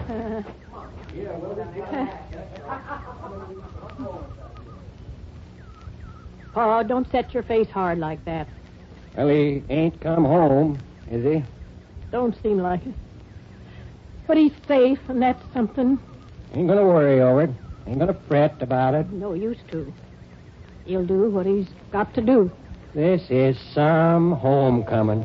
They got to lead their own lives. Always said that. Always told you that. Times change, Pa. Things change. You just got to keep up with them. Some things don't change none.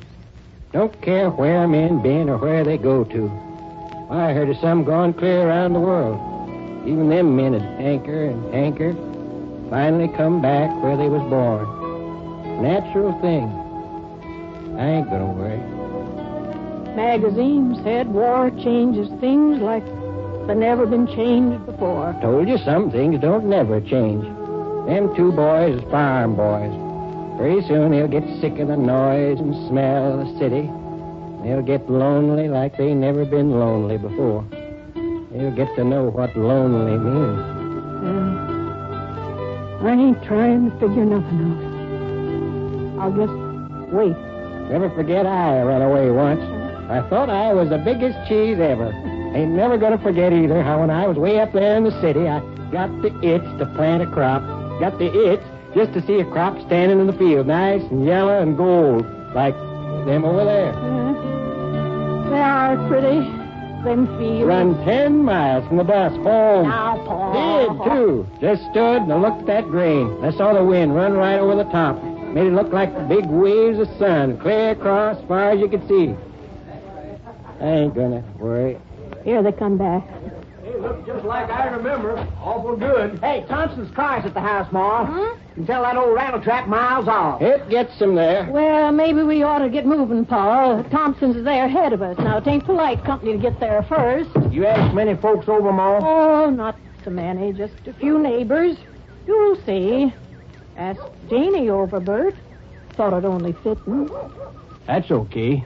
Be kind of nice to see Janie again. She's an awful pretty number. It seems as if you got a lot to say today. Who, me? I only said Janie's pretty. Wonder what Millie'd think if she heard you. Oh, I didn't say nothing. You're awful touchy today, Pa. I ain't touchy. I just don't see no use in talk that don't make sense. Oh, Ted didn't mean nothing. I've had enough arguing. I don't know what Bert must think of us. Okay, Ma. I ain't saying no more. Got a right to be glad. The country's real quiet now. Now let's us just ride along in peace.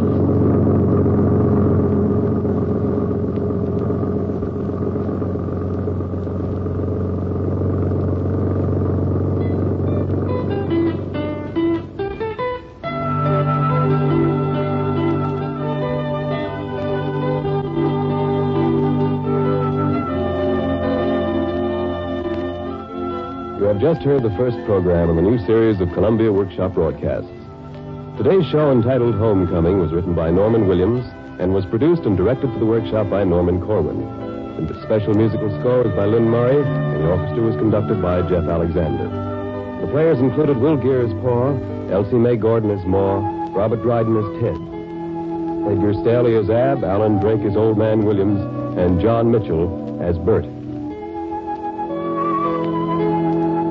Listen again next week for the second program in this series when the Columbia Workshop presents Anniversary, written by Joseph Ruskell and directed by Mark Sloan. This is CBS, the Columbia Broadcasting System.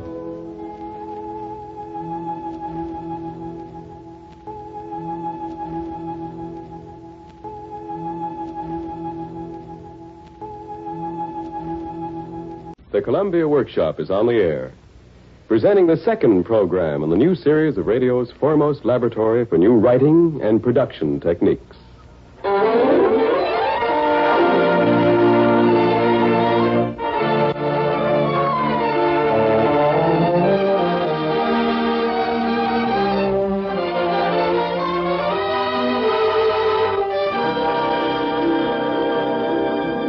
Today, the Columbia Workshop presents Anniversary, written by Joseph Ruskell and produced and directed by Mark Sloan.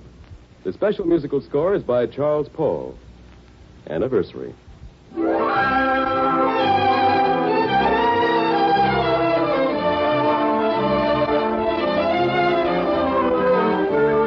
Isn't it a crying shame? This business of divorce, I mean. Couple of sweet young things crazy in love, and then suddenly, poof, final decree. Just a little misunderstanding half the time, too. Not really important, but tragic just the same. I've been thinking about it a lot. About a certain boy and girl. They were married exactly a year and were crazy in love, and it all went smash the night of their first anniversary. The boy said, "I'm human." And the girl said, "He's human." You're darn right I'm human. That's all you gotta say? That's all I gotta say. Get out. Say that again. Get out. Get out. I never want to see you again as long as I live. Okay, I'm going. Okay, go ahead. Goodbye. Good riddance.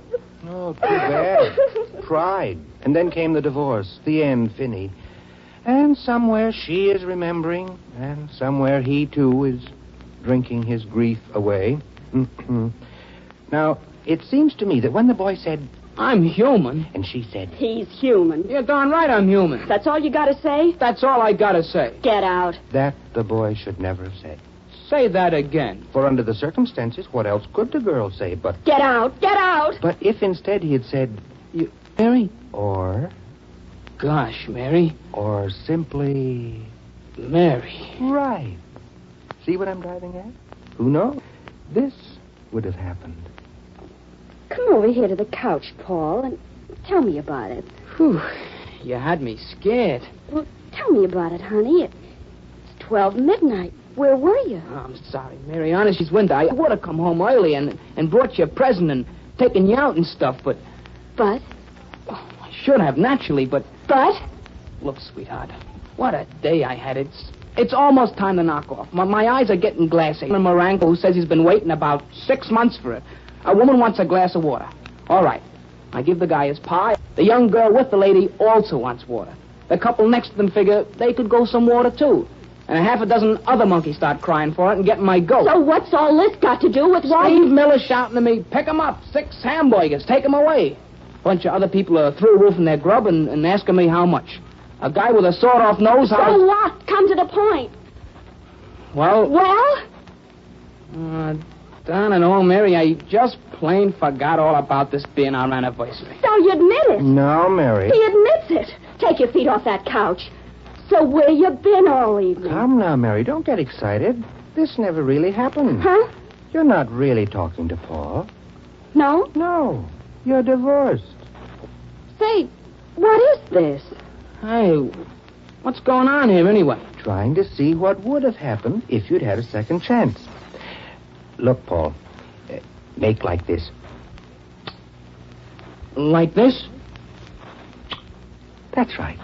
Now, do it to her, on her lips. Oh, take that, Paul Anderson. Wait a minute. Maybe that was the wrong approach. Now then, your alibi, Paul. See if it can't come out.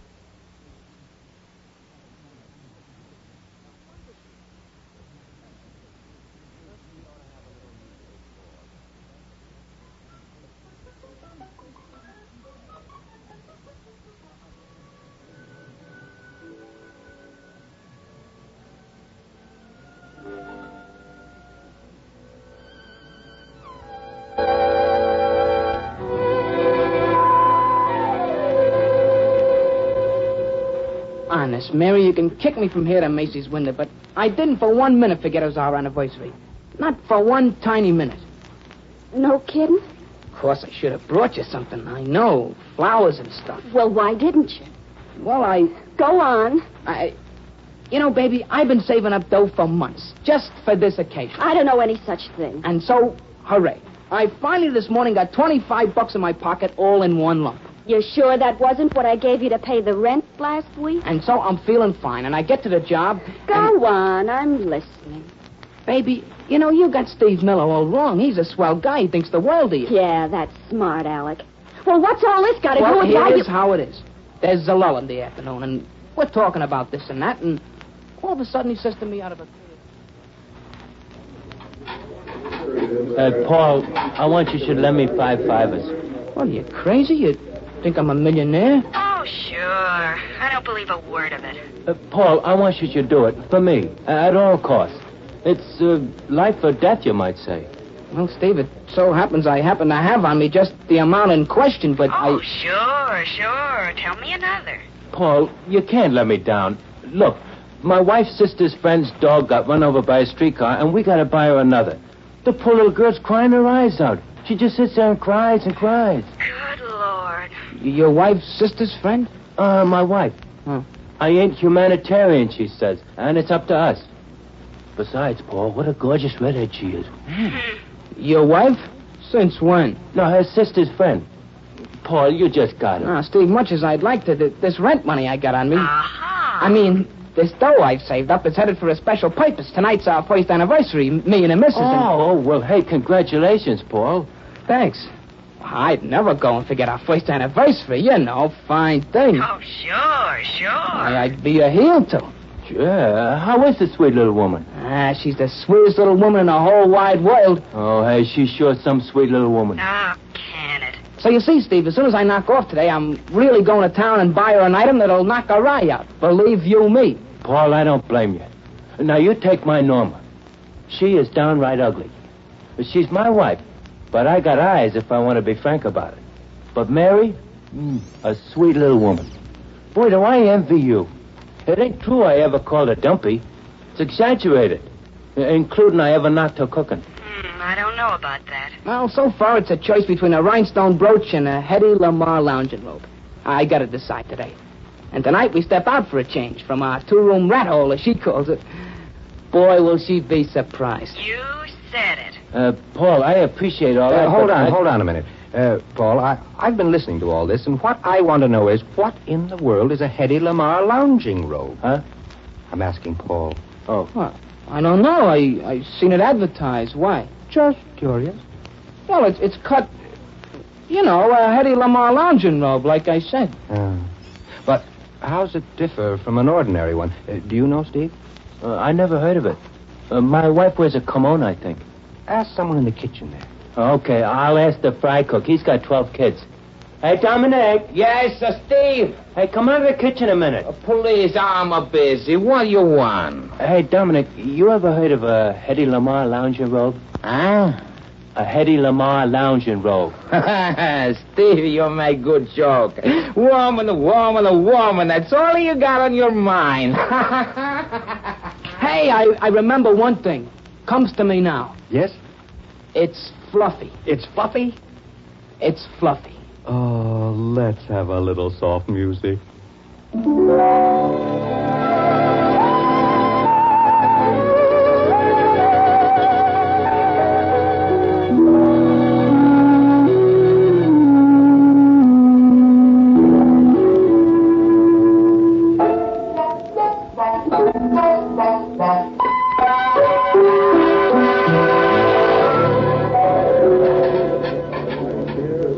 All right, Steve.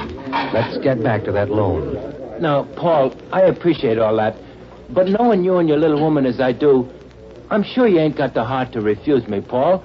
I already went out on a limb and pledged the dough so that poor girl can have a dog. Well, I don't know. Mary be burned up, Steve. Oh, you're wrong. I guarantee she'll see the point.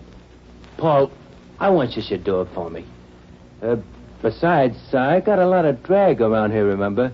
I can make things plenty, Well, since you put it that way. That kid. I knew you'd come through. Hey, give the missus my regards. She's sure some sweet little woman. Baby, no kidding. I loaned it to Steve Miller. Do you expect me to fall for that? Well, honey... What do you take me for, a dummy or something? Paul, it's hopeless. All right. So I'll tell you, I didn't want to scare you with a recitation of the true facts, but I'm disbelieved anyhow, it seems, so I'll spill it. Guess what really happened to me? You were murdered, I hope. I was robbed. You see, I'm walking along Times Square after work. Oh, that's a good one. I'm walking along Times Square this evening. No, Paul, not that. I'm walking along. Gee, I'd never believe it of her. What? That little old dame with the pussycat. What are you talking about? There I was, window shopping for you. I had it all picked out, a chinchilla coat like you always wanted. For $25? Down payment. And she brushes up against me, kind of. I don't pay no attention to her at first, see. I'm looking in the window. Anyway, she's blind and about 90. No, Paul, not that old wheeze. And then? And when she passed by me, I get a funny feeling if I look for my wallet, I'll find it gone. So at first I just stand there, afraid to look. But then I look, and sure enough, it's gone. And the little old lady with the pussycat? Melted into thin air. Paul. I'm telling you, Mary. I've heard enough. But, Mary... Stop it, Paul. You've bungled it again. Okay. You asked for it. I didn't want to worry. It was all your fault, but you asked for it. I lost it. There's a hole in my... You what? Oh, my gosh. Sure, Mary. You should have sewed it up long ago. I've been telling you. The left pocket. Do you want to see? Paul Anderson, you're the biggest liar on earth. Can't you ever tell the truth? I keep trying, but you get me all mixed Oh, up. it's too bad about you. Stranger than fiction sometime. Okay, Paul. Out with it. You gambled it away, didn't you? Well, to tell the truth, little Rebel was running the third at Saratoga. I thought so. Good night. With the rent money I gave you, huh? Confess. Baby, I can explain everything. I thought so. Good night. And also, you plain forgot all about it being our anniversary, didn't you? I plain forgot. Good night. I thought so. We're going in circles. He plain forgot. Well, I'll give you something you won't forget. Take this. Ow. And this. Ow. And this. Ow. Hold on. Something's wrong here. She just bopped him on the head with a bunch of dinner plates. Sound man. Hello? I think along about here we ought to have some more sound effects. Dishes being broken. Coffee cups? Dinner plates. Being broken how? On a conch. Male or female? What's the diff? Wait, not yet.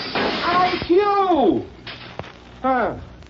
All right, Mary. Let's get back to where you hollered. He plain forgot. Well, I'll give you something you won't forget. Take this. Ow! And this. Ow! And this. Oh, thanks. That's it. Lends a little plausibility. You know. By the way, Soundman, how'd you get that effect? Just broke a bunch of dinner plates. I see. And now, a musical pause.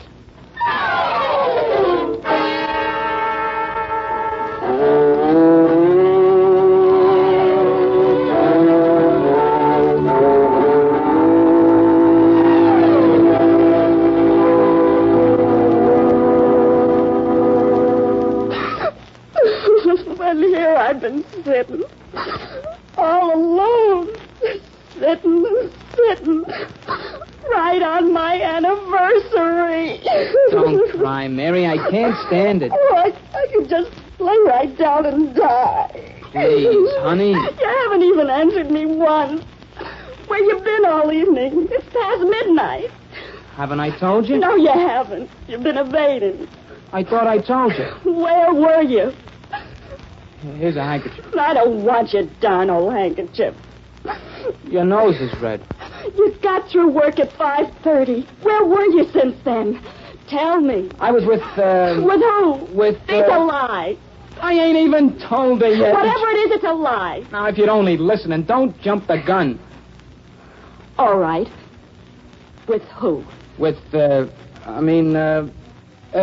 your brother Herb. That's who. My brother Herb?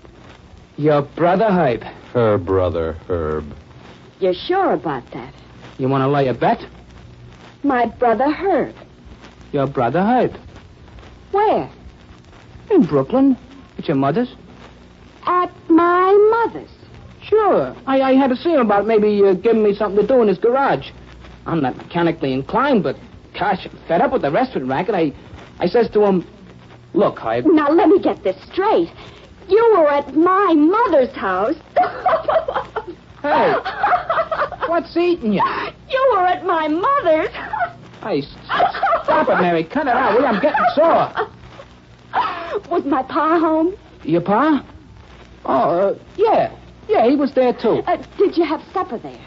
Well, naturally. You know your old lady. And, what else did you do there? Well, then we played a bit of knock rummy, me and Herb and your old man.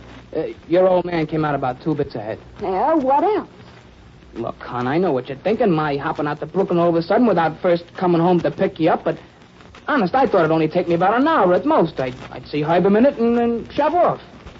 Gosh, if we had a phone here, I'd phone you. I didn't intend to stick around here at all, but you know your mother. Yeah, Paul. Sure, I know my mother. Sure. Wish to goodness I knew her better a year ago today. I'd have taken her advice and married Barney Gibbons and been somebody. Barney Gibbons, that louse? You'd have thanked your lucky stars I captured from him. Paul. Insurance. A healthy sap lays odds he won't live, and Barney Gibbons cleans up. Paul. Huh? You remember Dolly Stevens? Who? Dolly Stevens. You kidding? You know we used to go around together. Ever seen her since? Me? Say, what's got into you? You know you're my one and only hon, and that blonde's just so much water over the peroxide dam with me. Not even lately you ain't seen her? No. Why? I ain't seen her in a blue moon. Ain't laid eyes on her since I don't know when. Why? Just wondering. What, Herb have to say, Paul? Huh? Oh, not much. This and that. Will he take you on? What do you mean? In his garage. Oh. Well, he said he'd sleep on. I'm not the mechanical type, he thinks. You awful liar. You awful, awful, awful liar. What's wrong now? What's wrong? He wants to know what's wrong. He has the nerve to go to ask. Why did I ever marry you? Why do I put up with you? My brother Herb was here all evening. Here? Here. All evening? All evening. In this apartment? My brother Herb. Your brother Herb? My brother Herb. He sure gets around. And Ma. And Pa. They get around, too. They were here, too, while you were keeping them company in Brooklyn. They were all here to help us celebrate our anniversary. Oh, you wretch, you beast, you monster. Till 11:30 they were here. Till no one thought you'd bother to show your face up anymore. And Ma baked a cake special, and we all waited with supper till it got cold so you could finish your meal in Brooklyn. And Pa and her play casino here while you were not rummying with them out there. And then my brother Joe drops in, and everybody pitying me. Why I have to live with such a... It ain't possible. So, where were you tonight? Don't tell me. Don't bother. I know. I know who you were out with on our anniversary. You do? Holding hands, gone into the Strand Theater. I know everything. Who told you? My brother Joe. He seen you going in with a certain blonde. Your brother Joe? My brother Joe. Gee, all your brothers get around. Don't speak to me. I hate you. Listen, Mary, I've been wanting to tell you, but I was afraid you'd get the wrong impression. Say, what's got into you, Mary? You know you're my one and only. Listen, Mary, you gotta listen to me. No, Mary, I ain't laid eyes on it since I don't know This is a terrible wrong impression Ain't you seen got. him in the blue moon, just so much water over the peroxide dam. On my anniversary, too. Please, sweetheart, I can explain everything. Oh, go away. Leave me alone. I want to die. Ladies and gentlemen of the radio audience, I have a few remarks to make on the subject of jealousy. There's absolutely no cure for jealousy, unless it is more jealousy. Until, in other words, the point of diminishing returns has been reached. And that, good people, is the point at which the jealousor finally hurls a tenderloin steak at the jealousy and agrees the whole thing is ridiculous. Perhaps, friends, a definition of terms would be helpful in extreme cases. Now, Funk and Wagnalls would have us believe that the disease manifests itself in the following wise. A state of being apprehensive of possible displacement by a rival. Revengeful on account of fickle treatment or the like. Earnestly and anxiously suspicious. Vigilance in guarding. Watchful. Demanding exclusive worship and love. And this brings me, again, folks, to the sad case of Paul and Mary, which will now be resumed dramatically. First, though, a last reminder. Paul and Mary have now been long since separated and divorced, as I mentioned earlier. In fact, it is now 28 weeks, 5 days, 13 hours, and 11 minutes since last they laid eyes on each other, though I have good reason to believe they are still wretchedly in love. Paul, they say, has lost 12 pounds. Mary has gained 2 pounds. But that's the way misery affects her. We are now concerned only with what might happen. Listen, Windbag, can I put in my 2 cents worth? Who are you? An interested party. Name? Dolly Stevens. I heard her. I've been listening in. I know who she's hitting at me. And I don't like what she's hitting, see? I'm a respectable, self-respecting steno. And I don't have to take that from no one. Sure, I angled for Paul a year ago serious, and I battled it out with him and lost. But I'm a game loser, see? And got my pride. And I made myself plenty scarce in fair wedding. And Paul's telling the truth 100% when he says he ain't laid eyes on her. Till tonight? Well, tonight what happens is we bump into each other near where he works. And we're old friends, after all, and kind of embarrassed. You know how it is. So the first thing you know, we're in the Strand. And I says to him, you happy, Paul? That starts him off. And was I sorry I asked? All I got was Mary. Mary this and Mary that. And Mary sneezed this morning. That's all there was to it? Say, mister, what are you insinuating? Listen, get this straight. If Paul just lifts his little finger, he can have Dolly Stevens still. And he knows it. Minus his appendix. He'd have to divorce her naturally. But would he? Don't make me laugh. She's got the Indian sign on him or something. She don't deserve a nice guy like him. He's too good to her. She ought to be ashamed of herself. A nice guy like Paul not even trusting him. Then why didn't he come right out then and tell her? Poor Paul. He should have right away. But could he expect her to understand? I ask you. So he tries to lie his way out of it. And I know Paul from old. The world's worst lawyer. And who's Mary, anyhow? My word, such sanctimoniousness. Did you ever notice a double chin? So it was just an innocent evening at the movies, Dolly, And all quite by accident? Strictly on the up and up, I swear. I'd like to say a word, sir, if you don't mind. And who are you? I'm the doorman at the Strand. I took their tickets when they came in this evening. I heard this young lady just now, and I can vouch for it. The young man seemed not happy. Not happy? Definitely. This blonde was doing all the talking and giggling. He seemed anxious to get rid of her, but he's chicken-hearted, I can see that. I know the type. Despite they were holding hands going in and going out. That's right. I'm the usher at the Strand who steered them to their seats. I noticed a thing or two.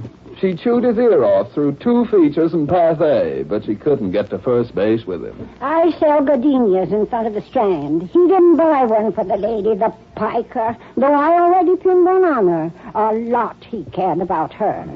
I am a professor of psychology. I was right behind them as they came out of the Strand, and he was not in the least attentive to her. Anything that gives a situation intensity value gives it a pension value. The blonde, though no doubt intense per se, evidently left this young man quite cold. However, he followed the path of least resistance by letting her drag him into a soda parlor. That's right. He was 1,000,000 miles away. I gave her a little Coke and him a big Coke.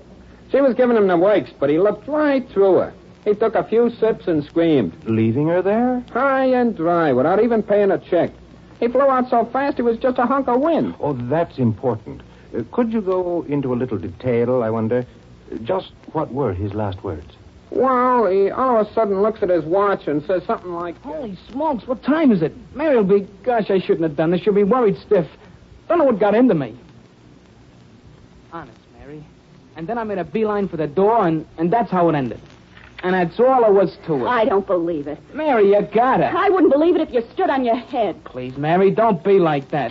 I took their tickets when they came in this evening. She don't mean nothing to me. Mary this and Mary that. Mary sneezed this morning. I'm the usher at the Strand who steered them to their seats. Honest, hon? If he just lifted his little finger. He didn't even buy one flower for her. Honest, Mary. I gave her a little Coke and him a big Coke. Mary's got the Indian sign on him. Oh, I am no. a professor of psychology. He's too good to her.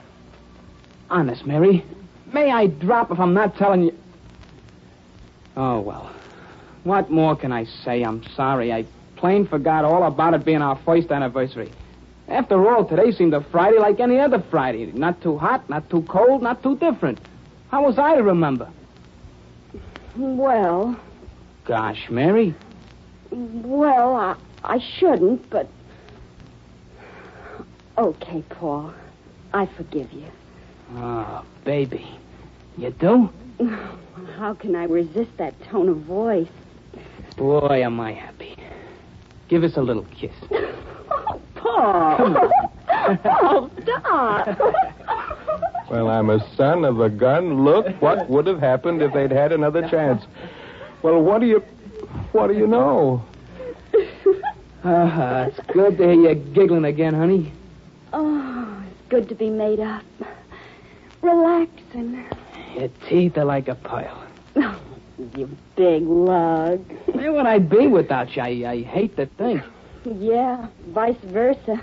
I wouldn't want to live. I'll tell you what, hon. We'll celebrate it tomorrow instead of our anniversary. Gee, I can kick myself. Oh, forget it, Paul. Boy, such a tremendous creature as you, and I go ahead and... Oh, forget it, honey. It never happened. Oh. Never again. I know when I'm well off. I'm going to stick so close to you can't breathe. She's still got a swell chassis, though. Who? Dolly Stevens. What? Uh-oh, what now? What's the matter, hon? What did I say? You unspeakable... What did I say? All I said... Oh, that's all he said. I didn't mean nothing, Mary. It's a slip of the tongue, you might say. I'm human. He's human. You're darn right I'm human. That's all you gotta say? That's all I gotta say. Get out. Say that again. Here it comes. Get out. Get out. I never want to see you again as long as I live. Okay, I'm going. Okay, go ahead. Goodbye. Good riddance.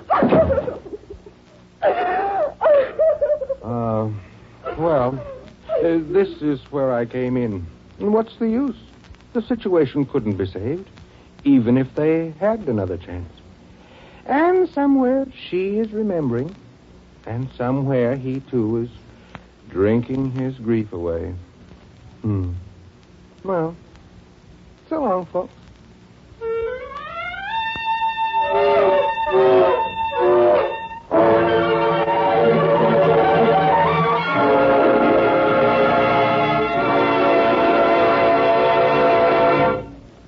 You have just heard the second in the new series of Columbia Workshop broadcasts. Joseph Ruskall wrote Anniversary. Charles Paul provided the special musical score. The narration was by Ted Osborne, with James McCallion appearing as Paul and Peggy Stanley as Mary. Others in the cast included Art Carney, Nora Marlowe, Dick Nelson, Gregory Morton, Kermit Murdoch, and Nell Harrison. The program was produced and directed for the Columbia Workshop by Mark Sloan. Next week, for its third production, the Columbia Workshop will present Just a Plain Blue Suit, written by David Leeson and directed by Howard Barnes. The announcer is Sandy Becker for CBS, the Columbia Broadcasting System.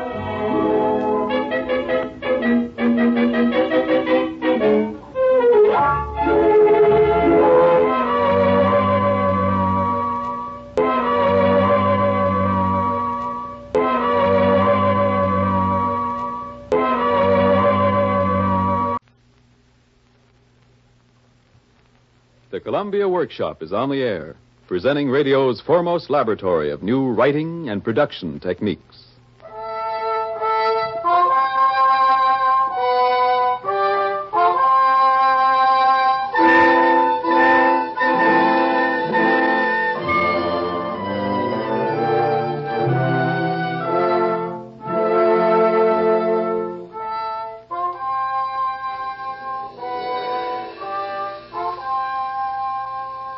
Today's program is called Slim. It is the work of John Haywood Lovelace. The musical score was specially written and is being conducted by Gail Kubik. Slim is produced and directed by Howard G. Barnes. The Columbia Workshop presents Slim.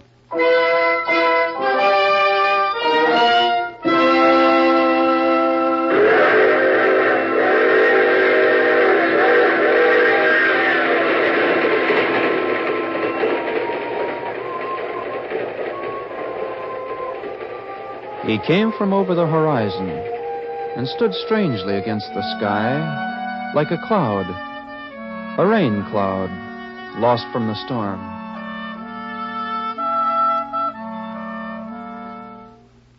Yes, he was like a lonely cloud, seeking to shed a blessing of rain on some withered root, seeking to shade a slender blade of green grass from the severe sun.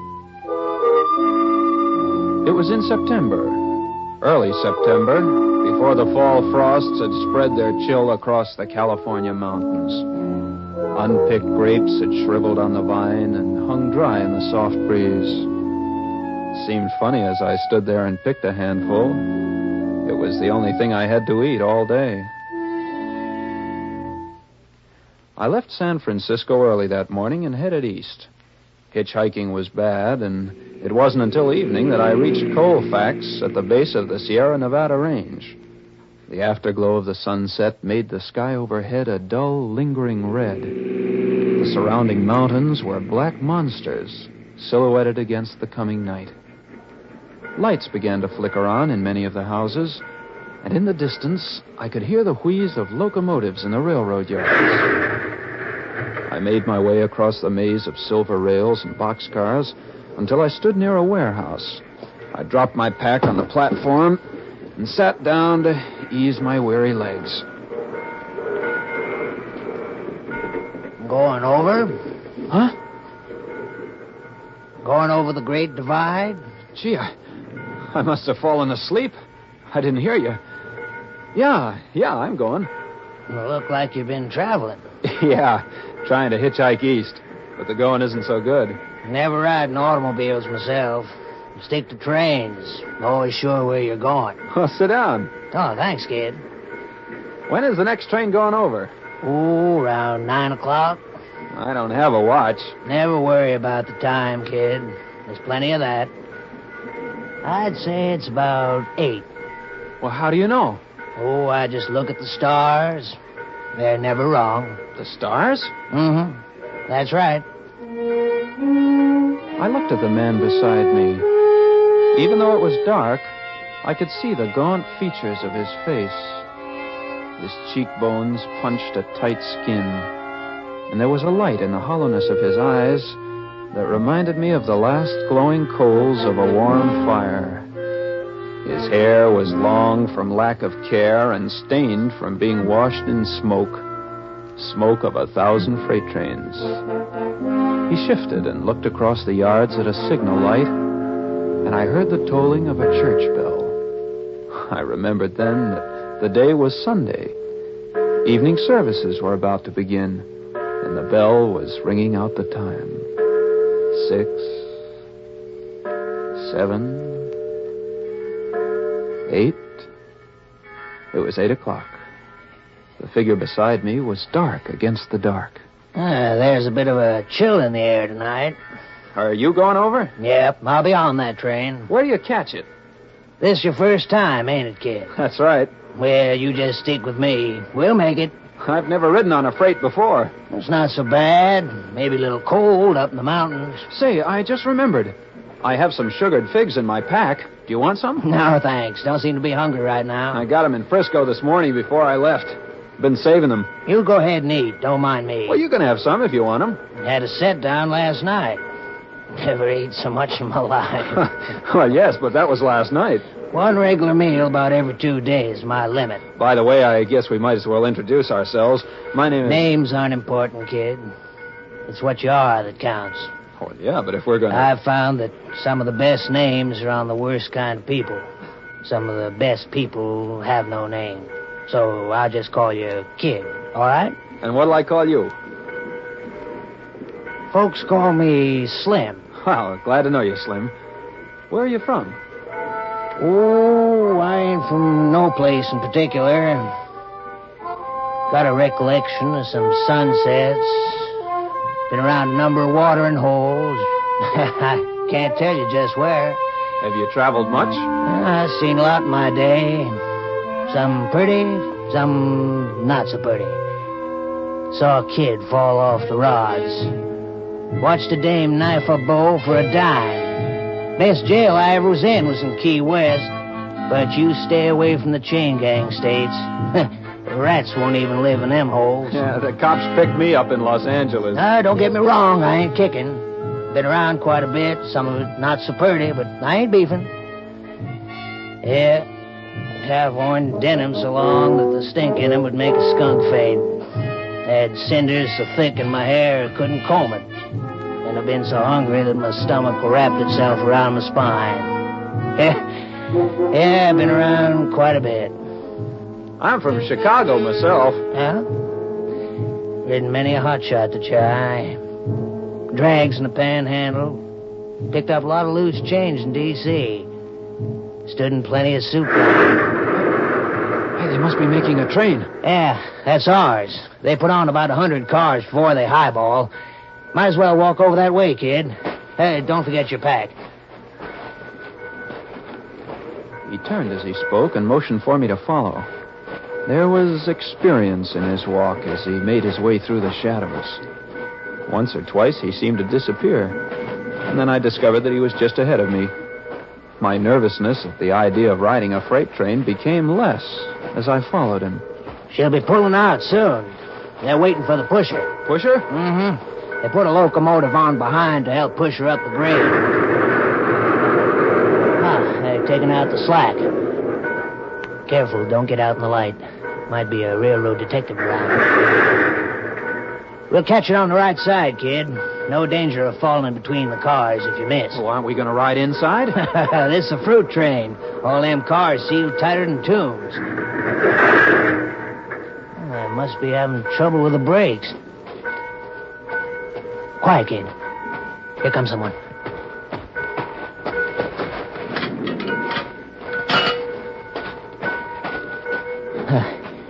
Just a brakeman. It's the highball. Well, aren't we going to get on? No. Let her roll before we flip her, kid. Take your time. Don't hurry.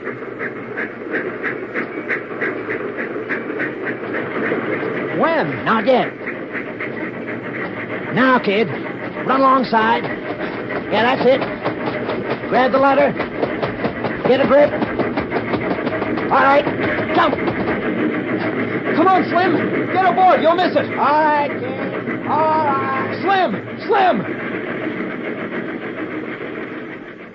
There was no answer to my call. Suddenly, I realized that I was hanging on the side of a speeding train. Fearfully, I climbed the iron ladder, my shoes scraping on the car, and the wind tearing at my hair. I pulled myself over the edge and lay flat on the catwalk, breathing heavily from an unknown fear. What had happened to Slim? Well, that wasn't bad. Slim. For a beginner, you got real talent. But I thought you... No, here I am. That breeze feels nice. Smell that smoke? That's oil. No coal burners on this run. Slim stood tall against the wind, his shirt front slapping his stomach, and the tattered legs of his pants billowing like balloons.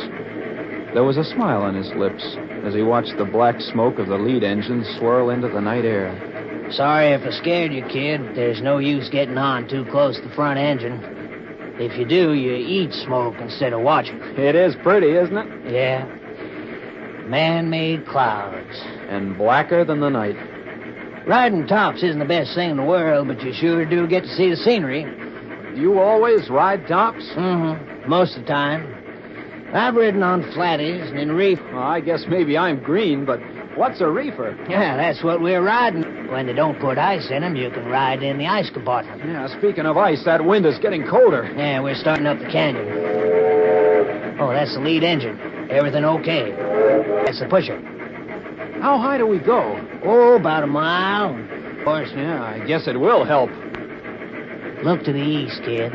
Yeah? It's the moon. Risen to the top of the Sierras and a sky full of stars. Say, this blanket does help. Come on, sit down here and you can share it. No thanks, kid. But you've only got on a shirt over your skin. Cold anymore? Well, I certainly can feel it. Now, you just wrap up and sit there, and I'll go up front and see if there's an empty. Okay, Slim. Hurry. He leaned into the front of the long train. I watched his specter-like body grow fainter and fainter.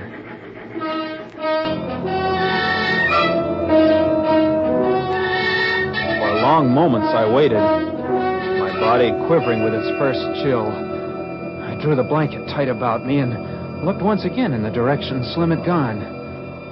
Someone was coming along the catwalk through the darkness. He came closer.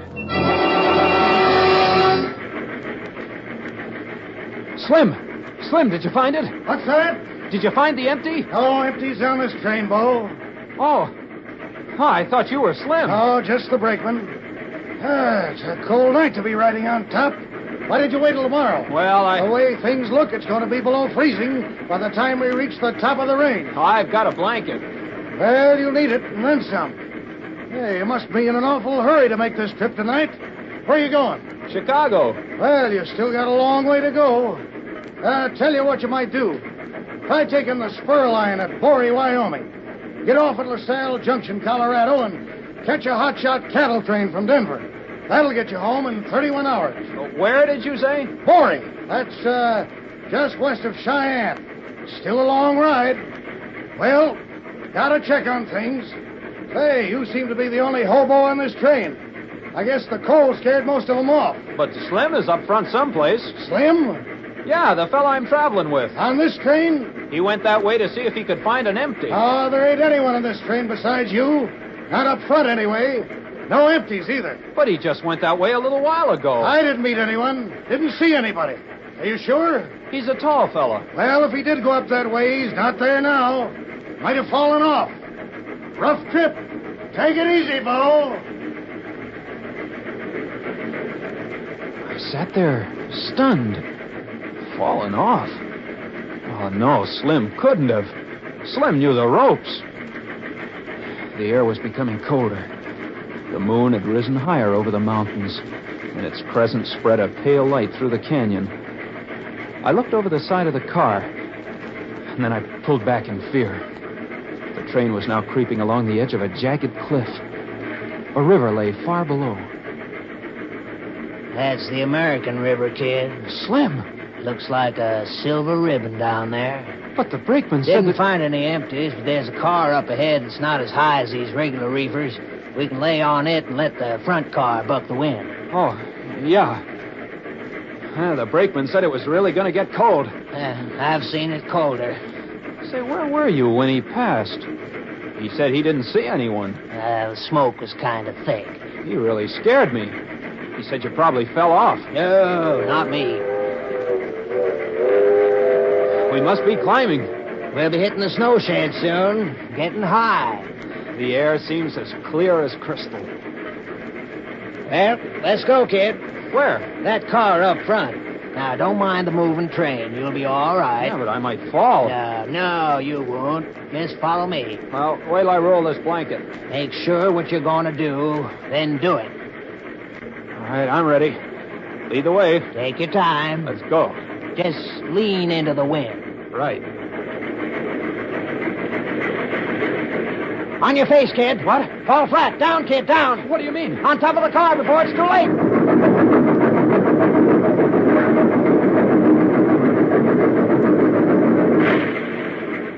You're all right, kid. What happened? Everything went black. That was the first tunnel. Whew. That was close. Just keep your eyes ahead. Ready? Ready. Follow me, then. Just step over, kid. Don't look down between the cars. But the cars are swaying too much, Slim. Get set, and then leap. I watched him as he seemed to float over the break between the cars. At the end of the catwalk, I crouched tensely, with the wind seeking to push me backward. Slim walked on without looking around. 8, 9, 10 times I leaped across the gaping jaws between the cars, each time gaining more courage. I looked up and called out, "Slim! Slim, it's another tunnel!" He turned and waved as he did before. He was still standing when the train plunged into the smoke-filled shaft. I sprawled across the top of the car.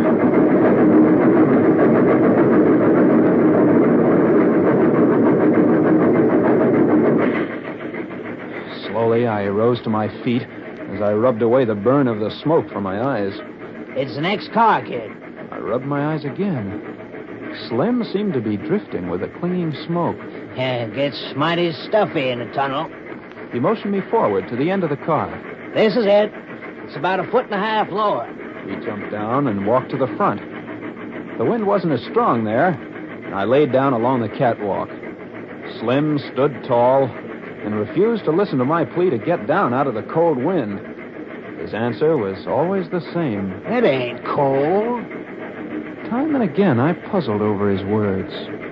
Even though I was dressed warmly and wrapped in a blanket, I shivered with a heavy chill. It was cold. Yet Slim never complained.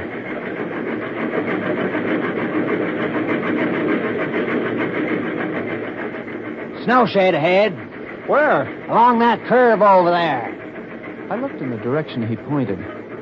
There, in the half-light of the moon, a long shed straddled the twisting track like a thick snake. A hollow monster which protected the winding rails from drifting snows. Nearer and nearer it came, until finally the engine rushed into the funnel. And one by one the cars followed. Our car came next.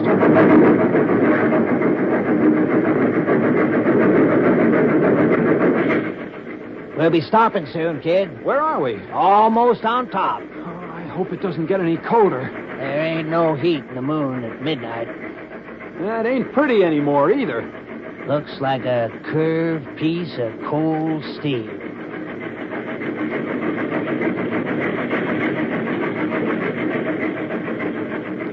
Another tunnel ahead. Yep. Swallowed by a mountain. Keep down, kid. You better get down. It's just ahead. Don't worry, kid. I'm all right. All right.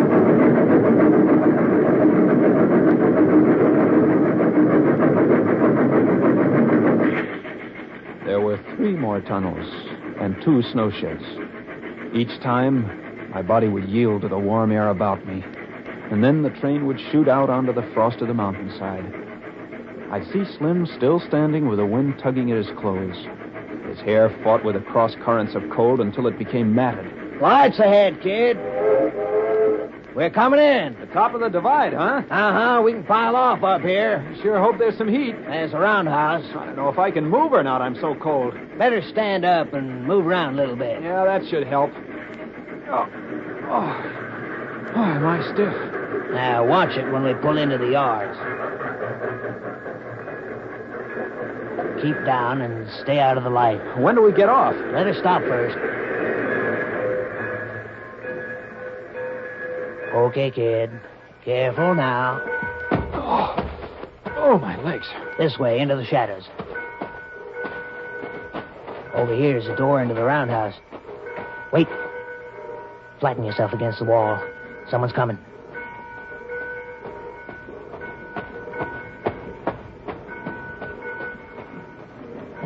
Okay, now. Open the door and get inside. Okay.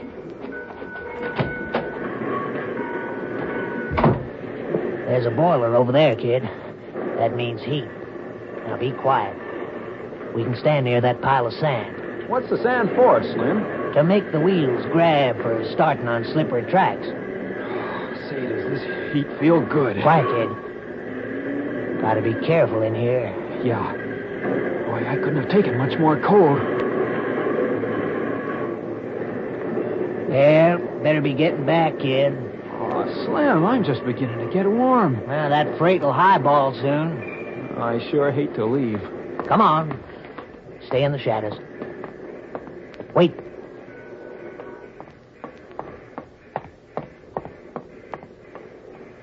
He's gone. Come on. Outside, quick. She's highballing. That's our car over there. Got it. Come on, Slim. All right, kid. All right.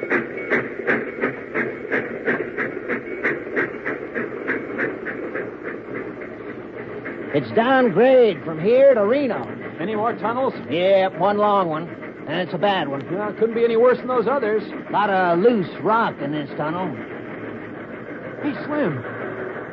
We're slowing down again. Yeah, streamliner almost due. They're clearing the switch. We're on the siding. Yeah, I think it's colder. It's a morning moon. Hey, what's that sound? That moan. It's a streamliner. Right on time. Coming fast. Lie flat, kid. She throws cinders and dirt.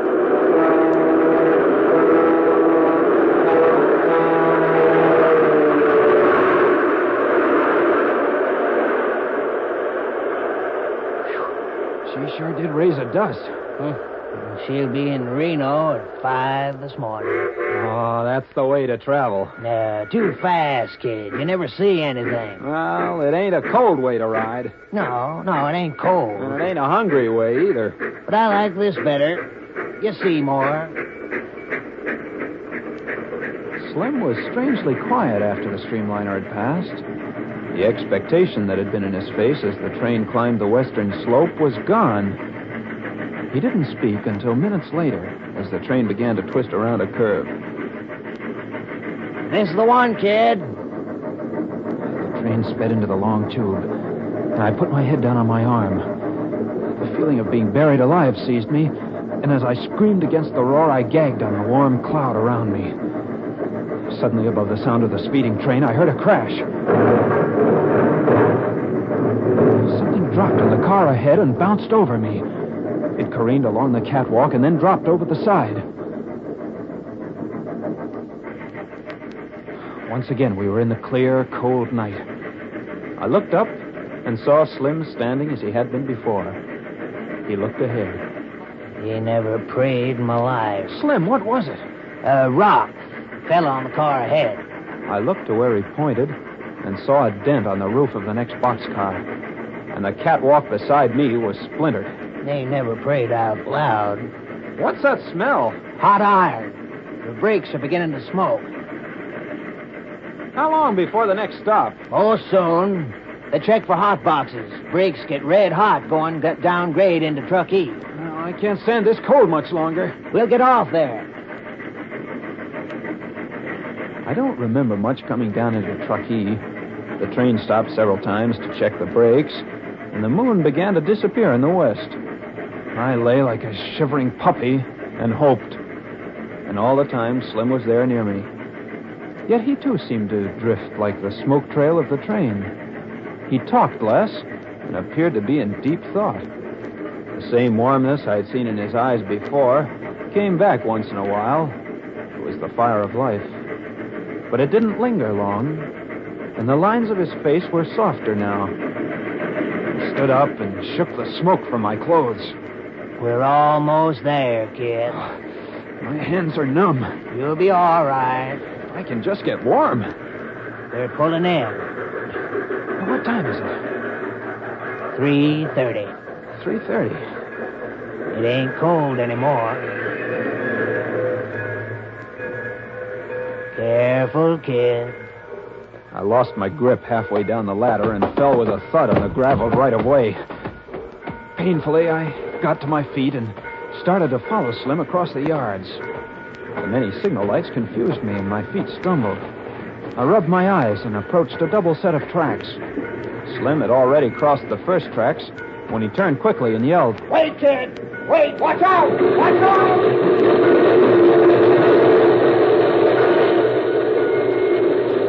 An engine rushed by me, its escaping steam licking at my legs with a warm white tongue. I felt weak all over. If Slim hadn't called, I would have stepped in front of the locomotive. Quickly, I glanced both ways and hurried across the tracks to where Slim had been standing. I called out, "Slim! Slim!"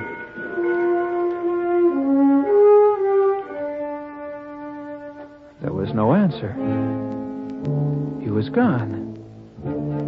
A yardman walked nearby, his lantern swinging in a brilliant white arc. "Hey, mister!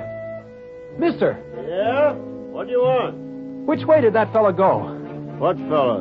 Why, the one who was standing here when that engine passed. I didn't see anybody. Why, you must have seen him around here. What was he, a hobo? Yeah, that's right. Yeah, a lot of beaus around.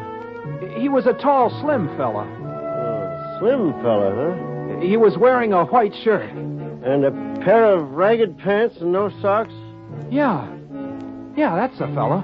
Was his hair kind of all twisted up, like maybe the wind had blown it? Yeah, have you seen him? Yeah, I've seen him. Where? Why, over at the warehouse. In the warehouse? Thanks. Wait a minute there, son. Yeah? Aren't you kind of mixed up? Mixed up? Where'd you come from? Why, I came over the range tonight with Slim. You mean the tall fella?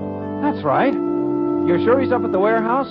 Yes, son. I've seen him there, and so have a lot of other people in the last 50 years. Some see him at Colfax, or maybe at Blue Canyon, or in Truckee. You see, Slim comes over the Great Divide every night. Whenever a hobo rides the freight, Slim rides with him to see that he makes it okay. Maybe he's real, maybe he ain't. You mean that Slim... Can't say, son. But if you rode in on the 3:30, you rode in with Slim.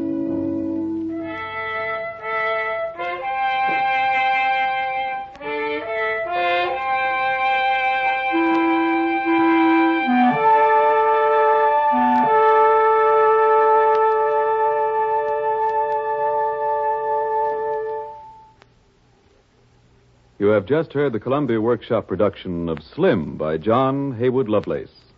The musical score was composed and conducted by Gail Kubik. The cast was as follows. Elliot Reed played the Kid, Robert Dryden appeared as Slim, and Raymond Van Sickle was the railroad yardmaster. Howard G. Barnes produced and directed Slim for the Columbia Workshop.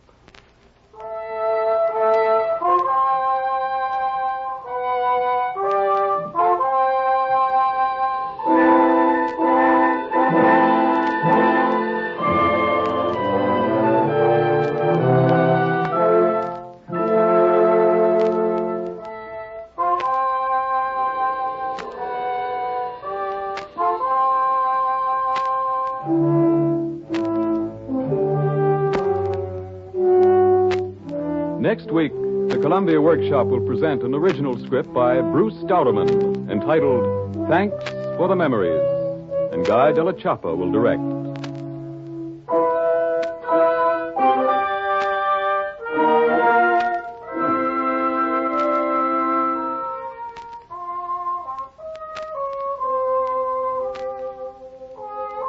Your announcer is Sandy Becker for CBS, the Columbia Broadcasting System.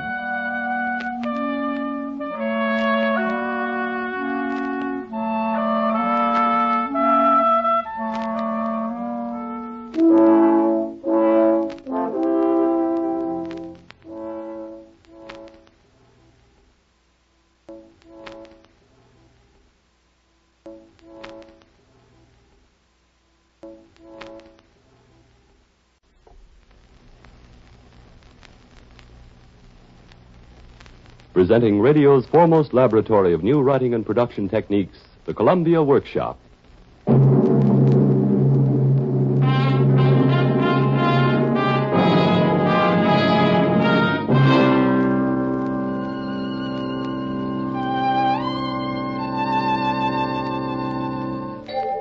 This is a thing I've wanted to do for quite a while. There are some people, some countries I'd like to remember.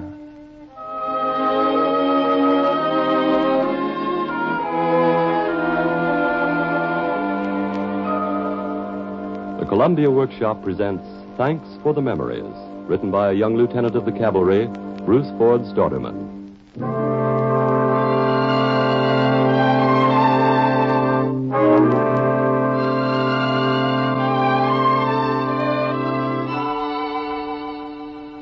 Before I proceed to forget the past few years, there are some things I'd like to remember. Some people, some countries.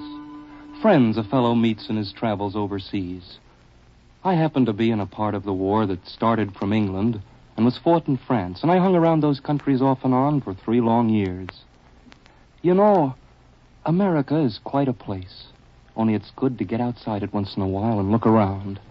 The conclusions you come to are not stupendous, but they certainly are encouraging. You see, the way I figure it, I owe them each a letter. England and France. It's the courteous thing for a guest to do after he's gone back home.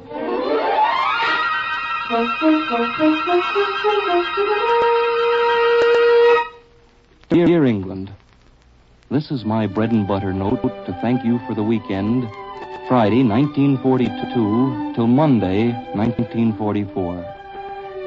You were a gracious host. You had a tough job, all things considered, entertaining several million guests like me in a place not quite the size of Texas, and guests with some funny notions. Visitors from warm, rich, safe America, who sometimes expected perhaps a bit too much, especially at the beginning.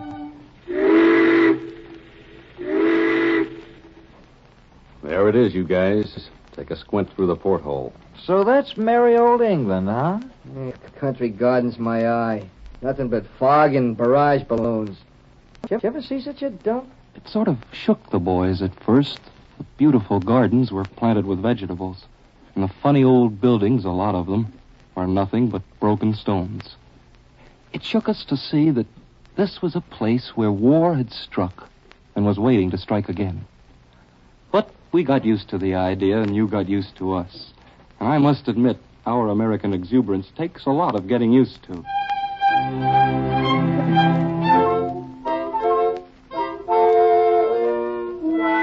Have you met any of them Yanks yet, Lily? Have I met any of them Yanks yet?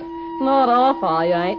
The other day I'm sitting in Hyde Park with a bucket of beer for me old man, minding me own business and having a look at the London Chronicle, when up comes a Yank, and before you can say Mr. Churchill suspended us, he kisses me right in public, drinks me old man's beer, waltzes me around the bench, and walks off whistling God Save the King. And you ask me if I met any of them Yanks. Yes, we had a few misunderstandings, but none of them was serious. You know how it is with strangers getting to know each other better. At first, there's an undercurrent to be reckoned with an aura of false impressions, an atmosphere of doubt. But given a little time, it goes away, and you find your friendships all the stronger. And so it was with us. I remember my own battalion, just off the boat, straight from Liverpool by convoy. As quietly at night, it took possession with its trucks and men of Folly Manor, Barrington Barks. Folly Manor, with its Georgian parks and mansion, high and proud on a hill, and the tiny market town of Barrington huddled instinctively below. Dark that first night was. No moon. We were all restricted to quarters in the usual army tradition, but there were two of us who couldn't wait. We had to see the town that night. Hey, Bill, where are you? Right here. Boy, it's blacker than the first sergeant's heart. You said it. And we haven't found a pub yet. I hope the captain doesn't send a patrol through the village tonight. Well, how could they find us? So dark, they'll be lucky if they find the village. Yeah, but suppose they... Oh! Hey, easy does it. I beg your pardon. That's all right, my lad. Can't blame you in a blackout like this. Excuse me, but can you tell us where to find a pub in this town? Yeah, we've been walking around like a couple of zombies for the past 20 minutes, and we haven't had a drink yet. Come on, what's the score, Pop? How do you find one of these joints? Why, it's very simple, lads. All you have to have is a fine nose for the smell of beer, or a sharp ear for the clink of glasses. And which do you have? Well, as it happens, you're talking to the only man in Barrington who's blessed with a bit of both. So come on, lads. Hang on to my coattails and off we go.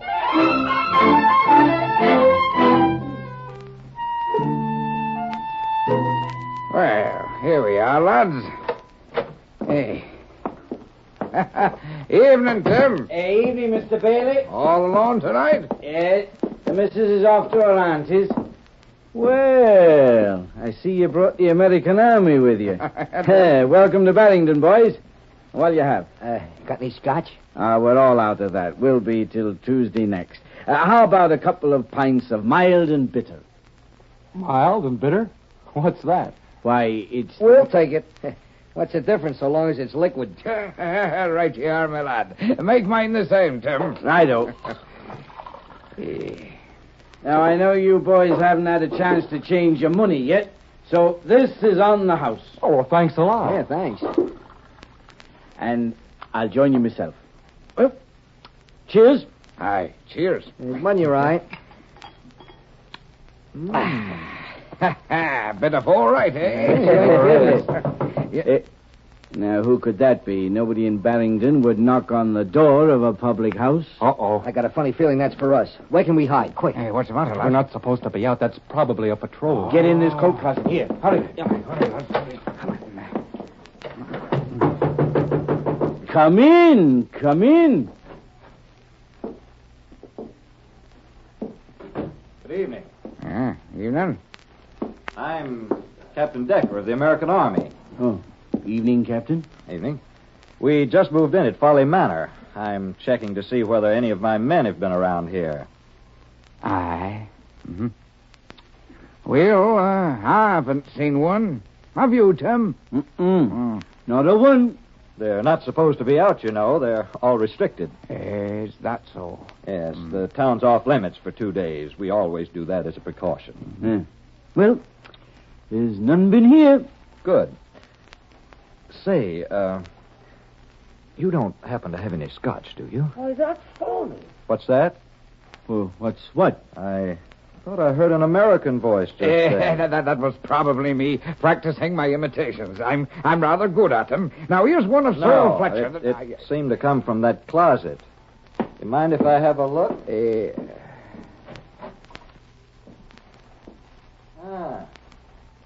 That's strange. I must have been mistaken. Did you say you had any scotch? Sorry, sir. We're all out at present. Oh. Well, good night, then. Good night, sir. Night, neighbor. Hey, that was a clue. Now, how did they... It's all right. You can come out now. Are you boys still in there? Yeah, but you'll have to help us down. Well, where are you? Hanging up behind the coat. And I think the hooks are going to break any minute. Weeks went by, and the town began to seem like home. The crooked, cobbled streets rang with a cheerful echo in the early hours of morning as we passed along them in column of twos. And in the evening, the echo was charged with hoots and hollers, snatches of song and laughter. The face of the town was friendly and bright. One day at Reveille, a letter was read. To the officers and men of the 1st Battalion, 112th Infantry. You are cordially invited to attend a dance at Barrington Schoolhouse this Friday night at 8 p.m. The arrangements are being made by the service committee, and we hope to be able to have these Friday night dances as a regular thing from now on.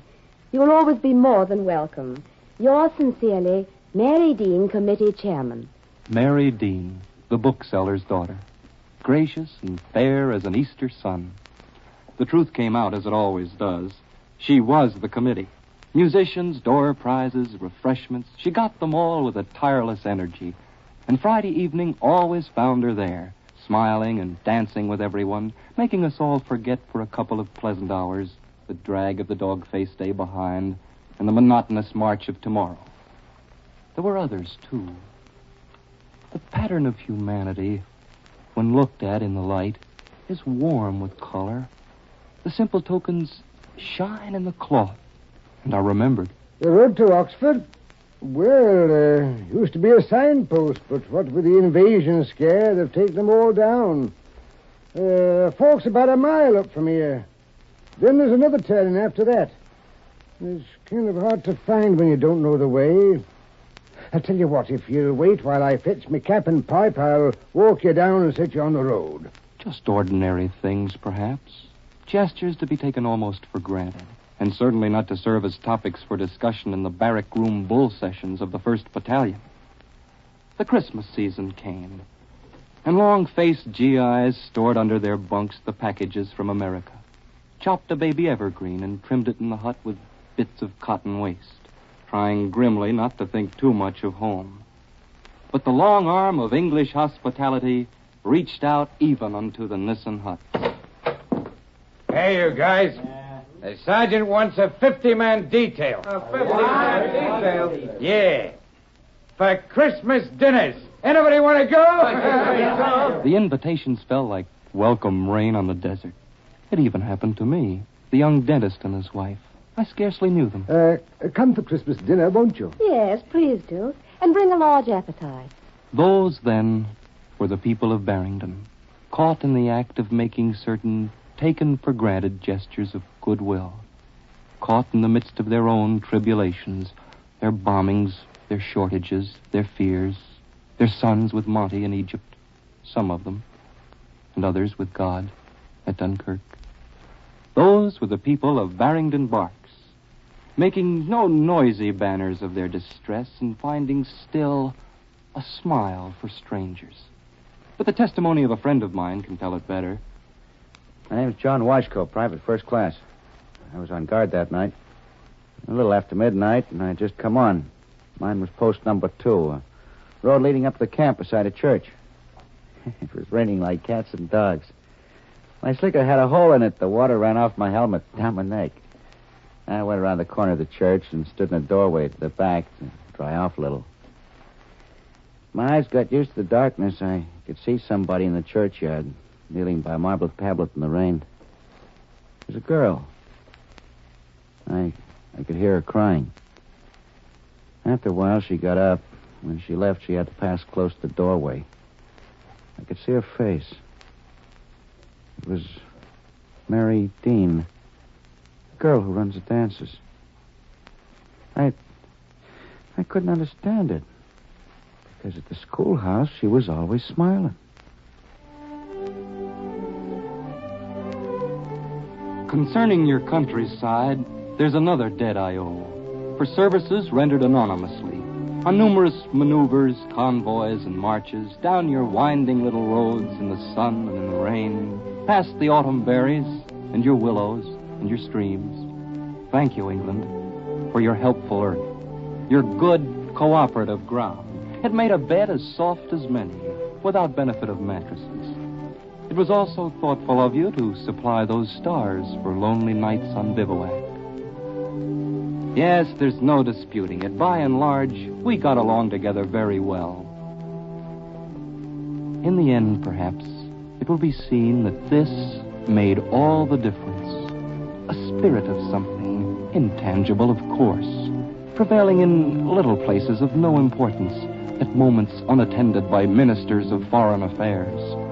Discovered in a Devonshire cottage, found on a farm in Kent, suspected in a chip shop in Salisbury, and certainly seen at a church service in Staines. A beautiful spirit, wearing a kind of humility. When last heard from, proceeding east, south, north, and west, on highways of all descriptions, and believed to be invincible.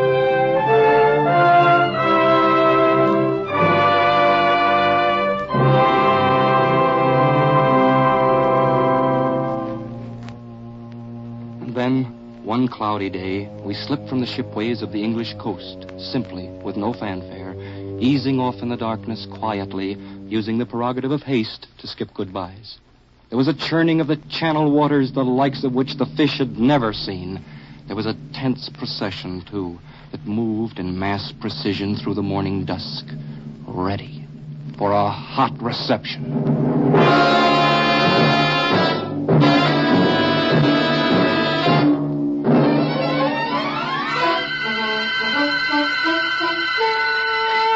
Dear friends, my visit to you was made in some haste. In fact, I arrived in rather a flurry with a certain amount of noise. For a while, I didn't have time to stop and look around, but I knew we were going to be friends. You made a charming hostess from the start. The welcome mat was on your doorstep. What was left of it? Although, of course, the neighbors' brats were trying their best to keep us away. Your bright good morning was inherent in the dawn on a beach called Omaha, and quite distinguishable even when bracketed by 88s. The soft breeze of your blessing was caught in Carenton. Your warm hello was also heard by 2 worn-out GIs in an apple orchard near Saint-Lô. I'll give that Heine sniper something to think about. Oh, what time is it, Bill? 7 p.m. 1900 hours, as the sergeant says. I wish they'd send somebody to relieve us. Don't they realize we've been on this outpost since 6 o'clock last night? Hey. Yeah? Somebody moving in that orchard. Where? Right behind those trees. There. Hey, it's little Albert. Who? That French kid who was hanging around the platoon CP, remember? I wonder what he's doing out here. He's waving something. Looks like a bottle. Oh, my gosh. Yesterday I asked him if he could get us some wine. Look, he's starting to cross the field. Hey, Albert! Albert, get back! Get down, Bill! Uh-oh. Close, but no cigar. Oh, that Heine will take a crack at anything that moves. Here, give me a hand with this brownie. Oh, what are you going to do? I'm going to give that kid some covering fire. We got to protect our bottle of wine. Bonjour, Bill. Bonjour, Bill. Voici la bouteille de vin que vous avez demandé hier. Pull him down, Bill, quick. Descende, Albert! Oh, crazy kid, you might... Well, anyhow, thanks for the bottle. Merci. De rien. Oh, now that you're here, I must say I could do with a drink. This is the first bottle of wine I've... Oh. Bill, did he get you? No, that lousy son of a sniper. He got the bottle. I'll fix his wagon. Welcome is welcome a mile away. Eager on the face of a fragile kid, skinny on the barren, war-poor plots of Normandy, or lush in the lap of the rich, ripe lands beyond. But a good, glad welcome, nevertheless. After the days of Avranches, it was there, on the breakthrough into Brittany, as we chased the Nazis over the breadth of your provinces, rolling the spearhead through town after town. Hey, Mac. Yeah? That's pretty nice, huh? Every time we take a town, the inhabitants come running out and give us champagne and cognac, huh? Hey, Mac. Yeah? Let's just take one more town and call it a day. And I remember you, France, for your open heart, And the smiles of your honest people, the kisses thrown at convoys, the shaking of many hands. The children in the dooryard clutching the broad dress of their mother and watching the Shermans rumble by. To them, freedom was a piece of chocolate, tossed from the moving turrets by young gods and held in the mouth until it melted. To them, liberation was an unaccountable gladness of their parents. They were impressed, but did not understand. Their confusion could be pardoned. They were so young. The occupation so much older. But the old men knew. The old men were in the streets looking for the feel of victory, and in return, thrusting up 2 fingers in a trembling V. Their variations on the central theme of friendship sometimes took an unexpected turn. One time, our battalion was camped in the woods near Fontainebleau. While getting out of a truck, I ripped my trousers on the backboard. They were woolen ODs, and the only ones I had left. So I went into the town and found a tailor in a little shop, an old man. I asked him to do the mending while I waited. His fingers shook a little, but he handled the needle deftly, and the work was well done. At the end, I offered to pay him. No, please not. This is a little thing. I would like to do it pour rien. But I said, you're a tailor. It's your business. Why do you refuse the money? It is like this. I do it out of happiness. Happiness? Yes. You see, happiness is a different thing with different men. With generals, it is winning a battle. With artists, it is the painting of a masterpiece. The general cannot endure to lose a battle. The artist cannot endure to paint a bad picture. With me, it is simply that I cannot endure to see a hole in the seat of the pantalon. C'est tout. With him, it was simply he could not endure to see a hole in the seat of liberty. Give them full credit, France. There's strength in your old. Let the new men breed such strength again. There's a hard, fierce brand of country love, deceptive in its seeming serenity. The old man who sits on a bench at Saint-Mary-Église and mumbles into the beard of his neighbor, "They say Paris is free." He says nothing with his gums, but behind the eyes there is much. And they fight, too, these old men. They fought beside the young. It was not hard to find a hint of heroism here and there, proof that a patriot, at 70, is still effective. There were the wrinkled old professors instilling in their students by defiant candlelight the principles of the decadent democracies. There was the old mechanic of Montreux, whose feeble hands in the secret of his cellar repaired clandestine radios. There were, as well, accountings in the annals of the liberating armies. One, for example, dated August 1944, when late at night certain elements of our 1st Battalion proceeded east in convoy from Le Mans. Captain, doesn't it seem to you that we're taking a long time to reach Chateau d'Un? I think we'd better stop and have another look at the map. You're right, Major. Pull over to the side, driver, and signal the rest of the convoy to halt. Yes, sir. Then find Lieutenant Scott and Lieutenant Timmons and tell them to report to me here. Turn your flashlight on the map, will you, Captain? Yes, sir. Come on, get over the side of the road. Now, our instructions were to cross the first bridge on the right at the outskirts of the city. But we haven't passed a bridge yet, sir. And we haven't passed a city. I can't understand it. Lieutenant Scott reporting, sir. Where's Timmons, Scott? Here, sir. All right, now, gentlemen, gather around here, and I'll explain this briefly. We may be lost, and then again, it's possible we may be on the right road and simply haven't reached our destination. But we're needed at Chateau d'Un in a hurry, and we haven't got time to fool around. We'll either have to go on or turn back and retrace our steps. We can't do one and then the other. Now, it's difficult to get oriented in this infernal blackness, but we're going to have a try. Lieutenant Scott? Sir? I want you to set up temporary security around the convoy. Yes, sir. Lieutenant Timmons? Yes, sir. Send a scout out 300 yards to the right flank of the road and ask him to see if he can find a river. Then send the point jeep 2 miles up the road to look for a bridge in the outskirts of a town. Tell them to report by walkie-talkie. You got that? Yes, sir. Okay, get going.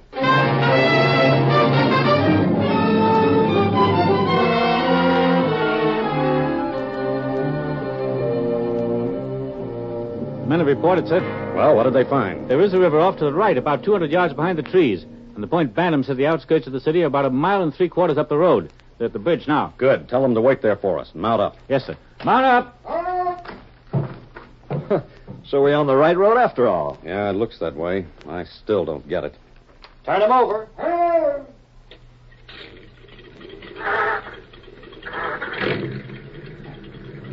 Hey, hold it up a while. Hold it there. Hold it, sir. What is it? I don't know, sir. Somebody yelling to wait. What's the trouble? I don't know, Major. Somebody's running up now. Monsieur, attendez. Attendez. Arrêtez-vous. Who are you? Very good, mon commandant. I live on the hill 4 miles back. I see your motor passing, and then I see them make to stop here on the road. I run here to warn you. There is danger ahead. In the city, everywhere there are the mine. It is a trap. You ran 4 miles to tell us that? But Chateau Dun is in American hands. The engineers have cleared the mine. But this is not Chateau Dun, mon commandant. This way lies the enemy. At night, their agent turned the roadside. Yes, but the river and the city. The river is the Loire. The city, Orléans. The German artillery is registered on every foot of it. Also on the bridge.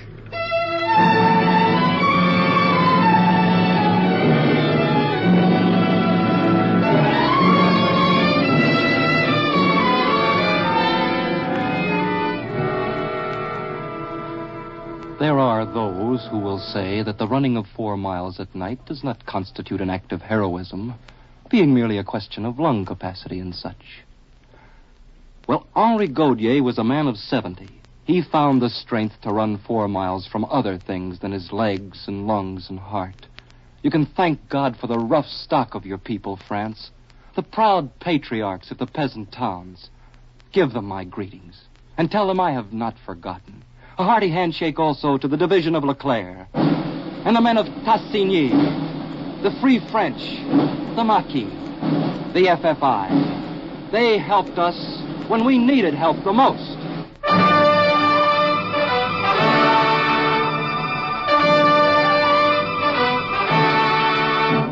Say hello to Paris for me, a city exceedingly fair. To the Arch of Triumph, sending its strong stone mass up through the streaking sunset. And to the people of Paris, in so many ways so like Americans themselves, light-hearted and glad with life. Remember me to the evenings, full of bright, high moons. Are they still as beautiful? I often think of them. And I think of the happy crowds, hoarse with shouting hurrah, dancing in the streets so long deserted. Yes, Paris sang a lilting song that young September when we came. To those who knew her pain, her pools of tears, it was miraculous that she could smile, even a little. Believe me, the music of her laughter was a triumph.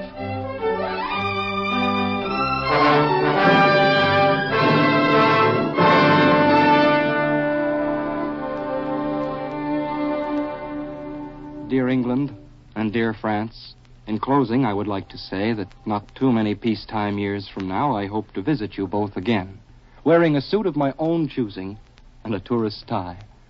I look for the chance to renew old friendships, and I know that I'll find you happy and in good health. In the meantime, give my best regards and humble gratitude to Kenneth Kerr, the dentist up in Berkshire, who gave me Christmas dinner and made his home my own.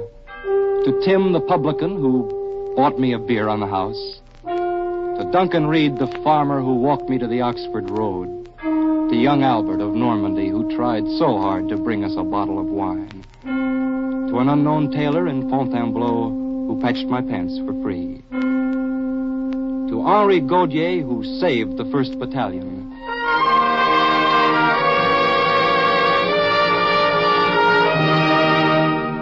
To all of you and many others, in a list too long to mention, my deep appreciation. To the girl who knelt in darkness in a rain-washed country churchyard, my sympathy, my sorrow. To the men of both your nations who fought as well beside us as they fought at first alone, my friendship and my praise. To the hills of your homelands and your free blue skies, to the Thames, to the Seine, to your old and young, to the contributions of your little people toward the dignity of man.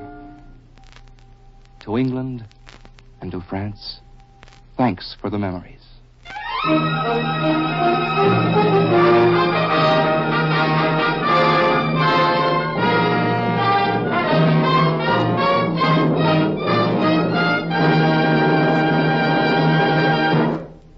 You have have just heard the Columbia Workshop's presentation of Thanks for the Memories by Bruce Ford Stauderman. Music was composed and conducted by Charles Paul, and the narrator was Warren Bryan. Thanks for the Memories was produced and directed by Guy Della Chapa. Next week, the Columbia Workshop will present 4 Quartets, a program composed of poems by T.S. Eliot. Participating in the broadcast will be Mr. James Johnson Sweeney, director of the Department of Painting and Sculpture at the Museum of Modern Art in New York, and the American poet and editor, James Hall Wheelock. Robert Louis Cheon will produce 4 quartets for the Columbia Workshop. This is CBS, the Columbia Broadcasting System.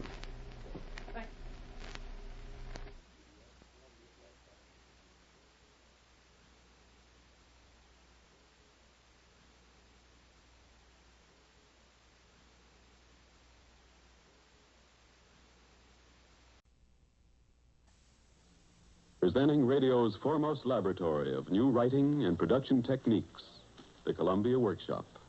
The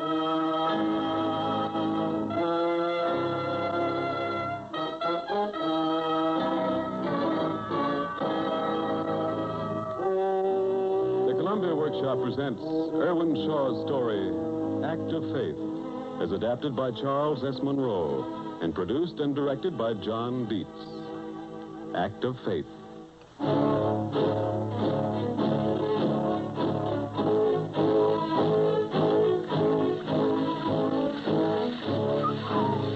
I'm redeployable. It's so enjoyable. I'm redeployable. It's so enjoyable.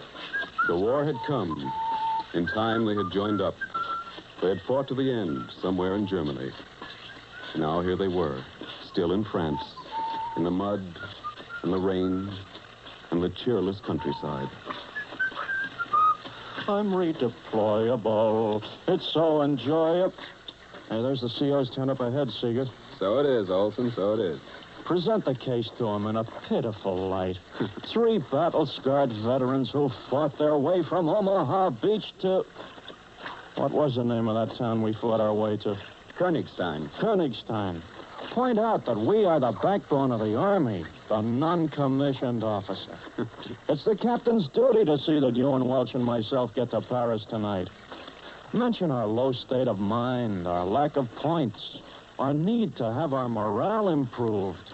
Despite your song, you're so redeployable. The sentiment's untrue, but I like the tune. I'm redeployable. Mention our need for Paris and la vie. Mention our decorations in passing. What decorations shall I mention? The Marksman's Medal? Never quite made it. I had a cross-eyed scorer. But mention the Bronze Star, the Silver Star, the Croix de Guerre with palms, the unit citation, the Congressional Medal of Honor. You don't think that Captain Taney will remember we haven't won most of them, do you? Do you suggest, sir, that one Southern military gentleman will dare doubt the word of another Southern military gentleman in the hour of victory? Captain Taney and I come from Ohio. Welch comes from Kansas. You've heard of Kansas? Magnolia-scented Kansas? Of course. I'm no fool. Here's his tent, Seeger. Mm-hmm. Do your duty by your men. Highest-ranking non-com present took the initiative and saved his comrades for a trip to Paris at great personal risk above and beyond the call of you-know-what. I'll throw myself into the breach, Olson. Then be brave. Welch and I'll be waiting for you in our tent. Okay.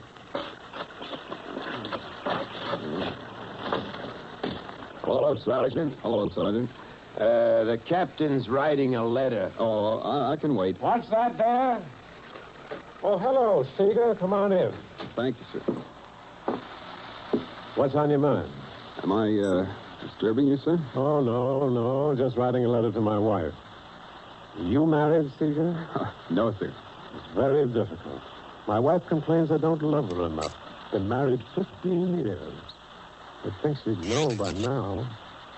I thought you and Welch and Olson were going to Paris. Oh, that's what I came to see you about, sir. Oh, I suppose something's wrong with the passes. It isn't the passes, sir. They're fine. They start tomorrow. It's just that, well... Is Miss Confidential? If you don't mind, sir. Johnny, go stand in the rain someplace. Yes, sir. Well, what is it, Seeger? Let's have it. Well, it's hard to say, sir, but it's money. Oh, money. I know. We haven't been paid for 3 months, sir. I know. I'd like to take every lousy, chair-warming old lady in the finance department and wring their necks. You call for me, Captain? Now, get out of here, Johnny. Well, I suppose finance has its problems, too, Seeger. Outfits being broken up, being moved all over. Pretty rugged. It wouldn't be so bad, sir, but going to Paris as we are, Olson, Welch, and myself, we need... Well, you do need money in Paris. Oh, I know. You know what I paid for a bottle of champagne there last September? No, sir. I won't tell you. You wouldn't have any respect for me the rest of your life. Well, Captain, the truth is I've come to borrow some money for Welch, Olson, and myself, and we'll pay it back out of the first pay we get. But just say one word, sir, and I'll blow. Stay where you are, son. Yes, sir. Like this ball to sell I gave you. My wife gave it to me. 20, 40, 60, 80, 15, 20. It's 400 francs, Seeger. Oh. $8. Oh, excuse me, sir. I shouldn't have asked. Delighted, absolutely delighted to give you half. Truth is, most of my money goes home in a lot of them. Oh, please, sir, don't divide it for our And benefit. the truth is, I lost 1,100 francs in a poker game 3 nights ago. I ought to be ashamed of myself. Here you are, son. 200 francs. Oh, no, sir, I can't Take it. That's the direct order. Yes, sir. Sometimes, sir, when you get out, you have to come over to my house, and you and my father and my brother and I will go out on a real tear. I regard that as a solemn commitment. That's fine, sir. Your brother is out of the hospital now? Yes, sir. He's back living with my father at the university. Is that all right, your brother? Yes, sir. So my father, right? Yes. I'll look forward to joining you for that celebration. And have a drink for me in Paris. A small. Yes, Captain. And thank you, sir.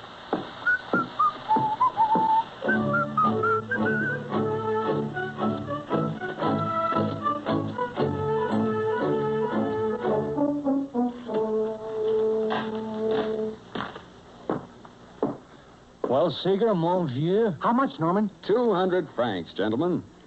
200 francs? A boy on a man's errand. I can see us painting Montmartre red on 200 francs. Bring on the dancing girls. Bring on the champagne. $4 worth. Why, that miserable penny pincher. Welch, the captain only had 400. I revise my opinion. I'm sorry. Oh, skip it. I'm not worried. He isn't worried. I know where we can put our hands on $65. Huh?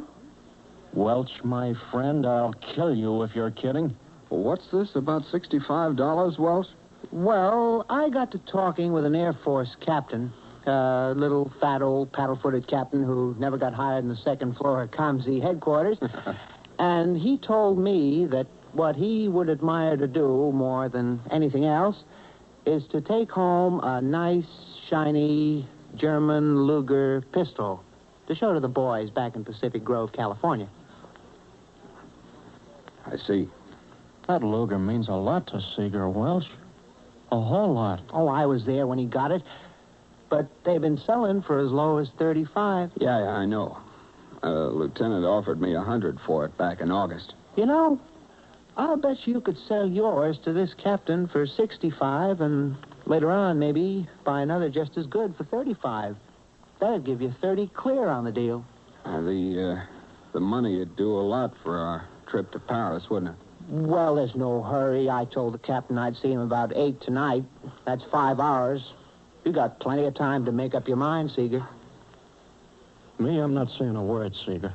Oh, I forgot. I picked up a letter for you, Norman. Oh, thanks. That's your father's handwriting? Yeah. I saw the name and address, but it doesn't look like his other letters. He always writes so well, so neat. like a college professor should. Yeah. Read your letter, Seeger. I'm just going to lie here and think about that nice Air Force captain. Well, I'll think about him some more after I read this.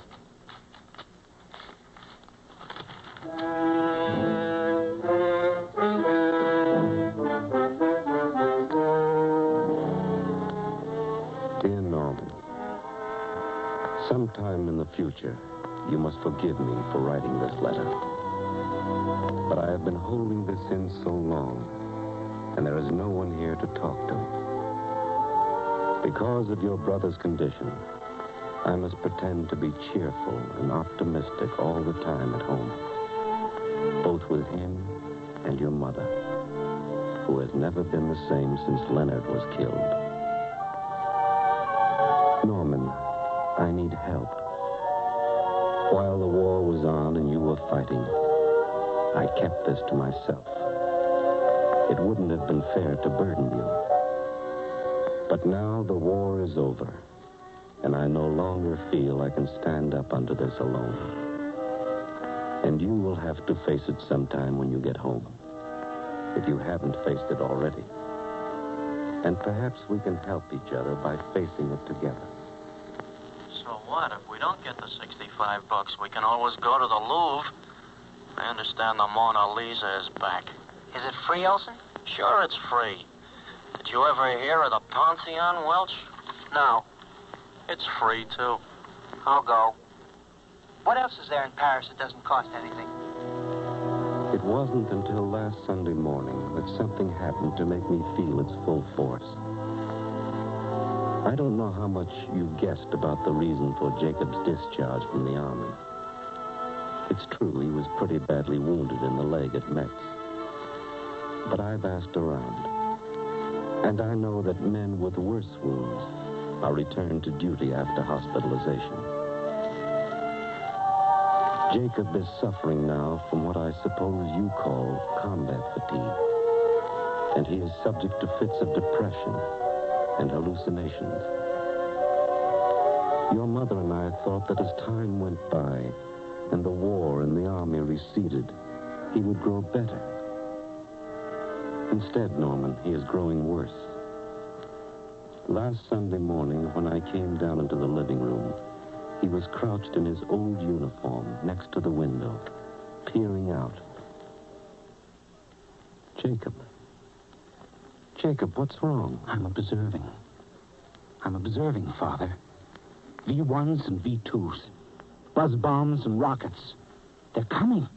By the hundreds. No, Jacob. You're here at home in Ohio with your mother and me. Get down, Father. Get down. You'll be killed by the flying glass. Jacob, can't you see? You're home. You're safe. Look over there, the towers of the university. Get down. You'll be cut to bits. Very well, I'll get down. Lower. Get down lower, Father. You'll be killed. Jacob, we're safe in America. We're thousands of miles from the nearest spot where bombs fell. Jacob, this is America. You don't understand. These are the new rocket bombs. The new rocket bombs for the Jews.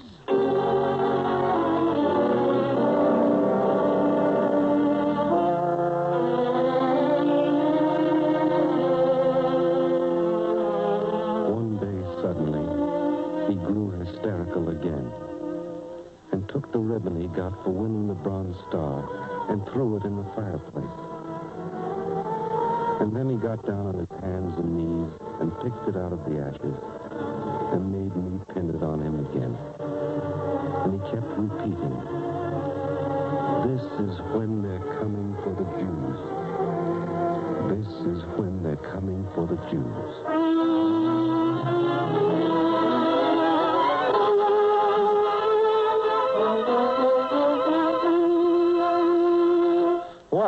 Welch, where'd Seeger go? Huh? Hey, he was here a minute ago. I just closed my eyes a second. Hey, there he is. Walking toward that field over there. Here's his raincoat on his bed. That fool will get wet and get a cold. And Paris is nothing to see with a cold in your... Stop raining, Olson. Norman must be worried about something just to walk off without saying anything. You gave him enough to worry about. You and that Air Force captain and $65 for the Luger. Oh, we told him to think it over. That German SS Major nicked Seeger's helmet with 2 shots before Seeger got him. I know. I told him to think it over. Look. He's standing out in that field reading that letter from his father.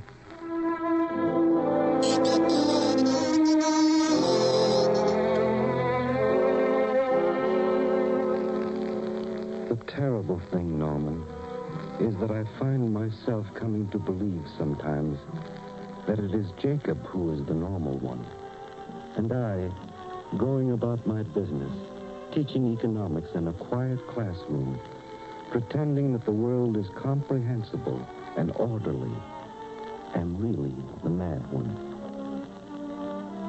I ask you once more to forgive me for writing you a letter like this, but it is crowding me too. I do not see rockets and bombs, but I see other things. Wherever you go these days, restaurants, hotels, clubs, trains, you seem to hear talk. Mean, hateful, murderous talk. Each day the news is filled with stories of Jews still being killed somewhere on the globe. And there are columnists who each day grow more and more outspoken and popular. On VJ Day, in celebration, hoodlums in Los Angeles savagely beat a Jewish writer. It's difficult to know what to do, where to look for friends. 3 months ago, I stopped my Thursday night poker game after playing with the same men for 10 years. John Riley happened to make a remark. Maybe he didn't mean it. Probably he didn't think. But when I asked an apology, he refused. And when I looked at the faces of the men who had been my friends for so long, I saw they were not with me. When I left the house, no one said goodnight. I know the poison was spreading from Germany before the war and during it, but I had not realized it had come so close. Most hateful of all, I found myself looking for Jewish names on the casualty lists and secretly being glad when I found them there, to prove that there at least, among the dead and wounded, we belonged. 3 times, thanks to you and Jacob and Leonard, I found our name there. And God forgive me at the expense of your blood and your brother's life. Through my tears, I felt the same twinge of satisfaction. Are we asking too much in asking the right to live? When I hear about Jews still being killed in Poland, or Jews requested that they be given back their homes in France, or that they be allowed to enter some country where they will not be murdered, I find myself unreasonably annoyed with them. I feel that they are boring the rest of the world with their problems, that they are making demands upon the world by being killed, by being hungry, by asking for the return of their property. This is how I feel today, son. I need some help. You've been to war. You've fought and killed men who tried to kill you. You've seen the people of other countries. Maybe you understand things that I don't understand. Maybe you see some hope somewhere. Help me. Your loving father.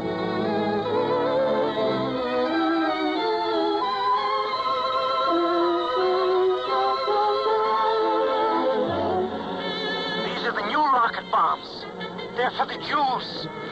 Wherever you go these days, restaurants, hotels, clubs, trains, you seem to hear talk. Mean, hateful, murderous talk. And when I looked around at the faces of the men who had been my friends for so long, I could see they were not with me.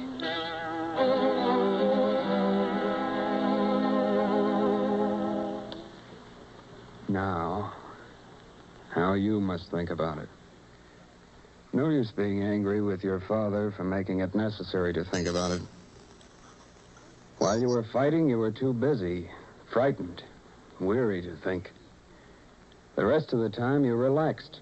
You put your brain on the shelf, postponing everything to that impossible time for solving everything after the war. After the war. After the war. You must think now, Seeger. You must think. Now the war is over. And I no longer feel I can stand up under this alone. And you will have to face it when you get home.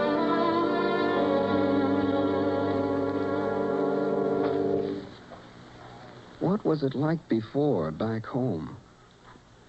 3 years is so long. So long. You knew then that there were all sorts of Jews. Some who saw signs against the Jew in every smile on a streetcar, every whisper, pogroms in every newspaper article, scorn in every handshake, death behind each closed door. But you weren't like that. You were young and big and healthy, easygoing. Back in America, what was going on in Europe was remote, unreal. The chanting bearded men burning in furnaces. The dark-eyed women screaming prayers in Polish and Russian and German as they were pushed naked into gas chambers were as shadowy and unreal to you as they were to the men who went through the plays with you in the giant stadium. The men named O'Dwyer and Wickersham and Poole.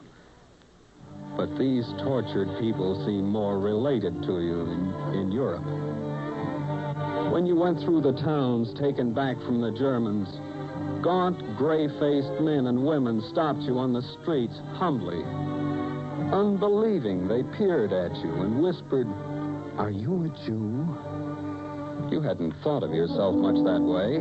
You were an American. You never quite understood why they asked it until one day in Strasbourg. And you are a Jew?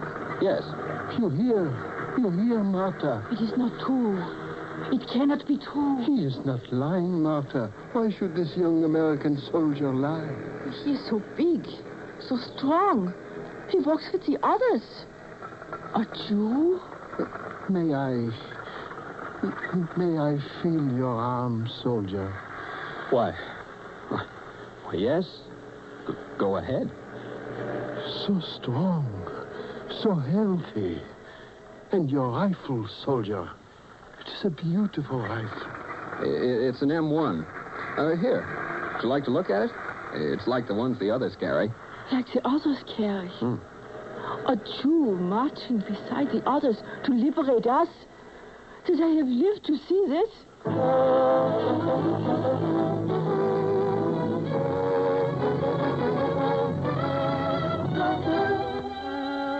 Now, thinking back on it, you know you can't pretend that there wasn't a special meaning to you the day the German major almost killed you before you killed him. Standing over the major with his face blown in by your bullets and the Luger pistol still smoking in his hand, you had tasted an extra flavor of triumph. You had thought, how many has he killed with this same Luger pistol which he'd never use again? Seeger, stop grinning down at that body and come on. There's a war on. What a shot! What a shot! Right in the middle of the face. Drop that pistol and come on, Seeger. We're falling behind. Oh, let him keep it, Olson. He nicked your helmet with it, didn't he, Norman? Yeah. Why, small then, very fine, but put it away and come on!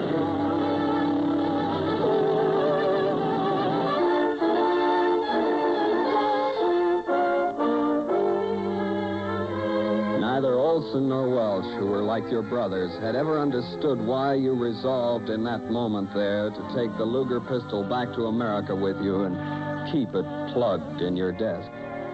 You yourself only half understood why then. Symbol of justice, and you, its instrument. Now, today, with your father's letter and the discussion about the Luger coming so closely together, would it be better to take the pistol back to America, not as a memento, not plugged, but loaded? Has America become a strange country to you? You've been away a long time. You don't know what's waiting for you at home.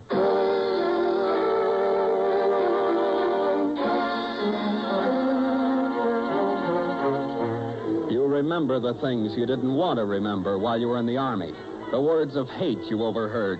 The disgraceful stories that were repeated until finally they reached your ears. Like the story about the aristocratic lieutenant commander who said to the ensign, Mister, The Constitution of the United States says I have to serve in the same Navy with the Jews, but it doesn't say I have to eat with them. Or the pretty girl who said... And they were so short-handed, they actually hired a Jewish girl as a secretary. If I weren't so patriotic, I'd resign at once.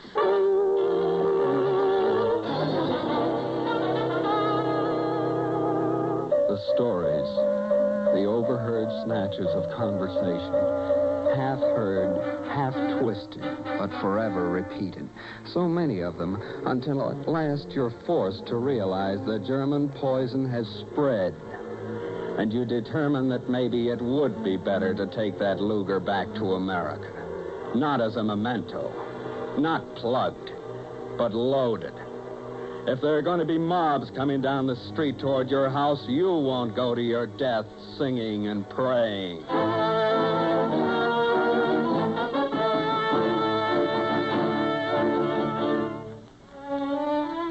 And yet, you feel ashamed. Ashamed and ridiculous for these thoughts. This hasn't been the story of America. America's been the land of all peoples, living together in mutual respect. America's been a great faith in justice and fairness. Seeger! Seeger, my boy, what are you doing out here in this field? Grazing? We yelled at you till we lost our voices. I must have been pretty deep in my father's letter. Anything wrong? No, nothing much. Norman, we've been talking, Olson and me. We decided you're pretty attached to that Luger, and maybe if you... What Walsh is trying to say is we withdraw the request.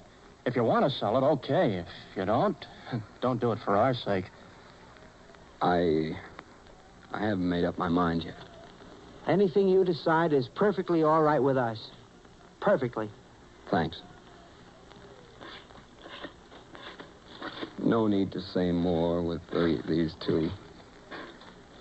As you walk along between them, you remember the time when Olson covered you in the little town outside Cherbourg, when he stood in the middle of a street with no cover at all for more than a minute, trying to return the fire of 4 Nazi machine guns so that you could get away alive. And there was the night outside of Saint-Lô when Welch and Captain Taney crawled through a minefield in the blackness to bring you in after you'd been wounded. Welch and Olson. Tough, dependable, honest. The drinks you've had with them, the long marches, the cold winters, the girls you've gone out with together. What would they think of your father and your brother crouching behind the window in Ohio waiting for the rockets? Olson. Welch. What is it? Tell me, what do you fellas think of the Jews? Jews? What are they? Did you ever hear of the Jews, Welsh? No, can't say I have. But remember, I'm an uneducated fella. Sorry, we can't help you. Ask us another question. Maybe we'll do better. Welch, what time did you tell that Air Force captain you'd meet him? 8 o'clock, Norman. But we don't have to go. If you have any feeling about that... We'll meet him. We can use that $65. Listen, Norman, I know how much you like that gun, and I'll feel like a heel if you sell it. Forget it, both of you. What could I use it for in America?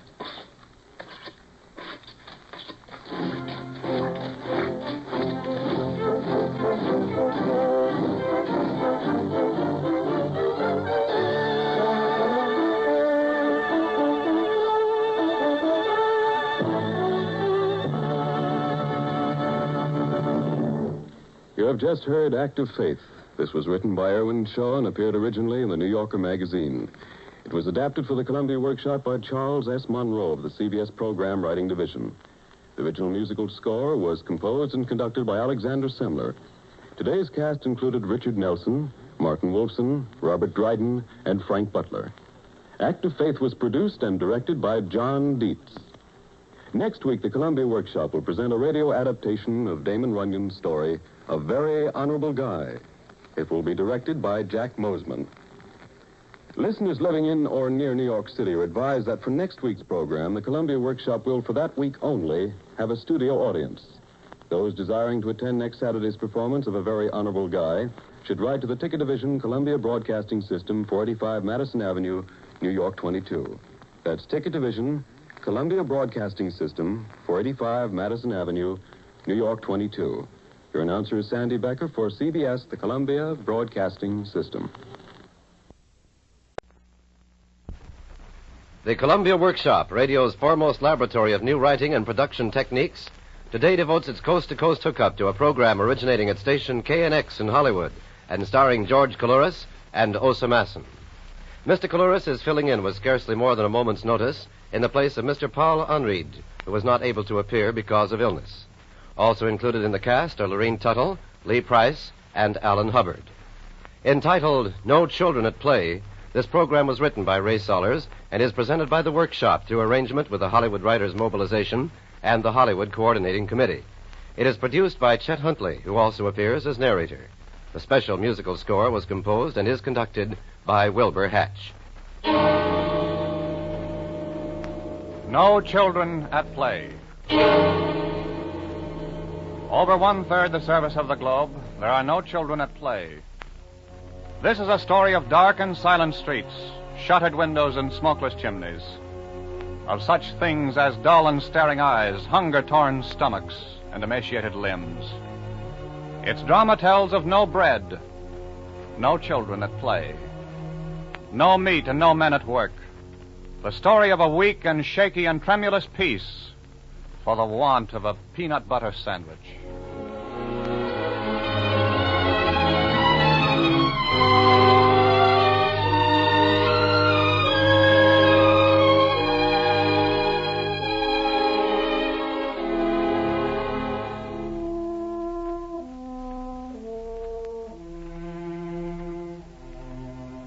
This is a story presented, shall we say, for your entertainment.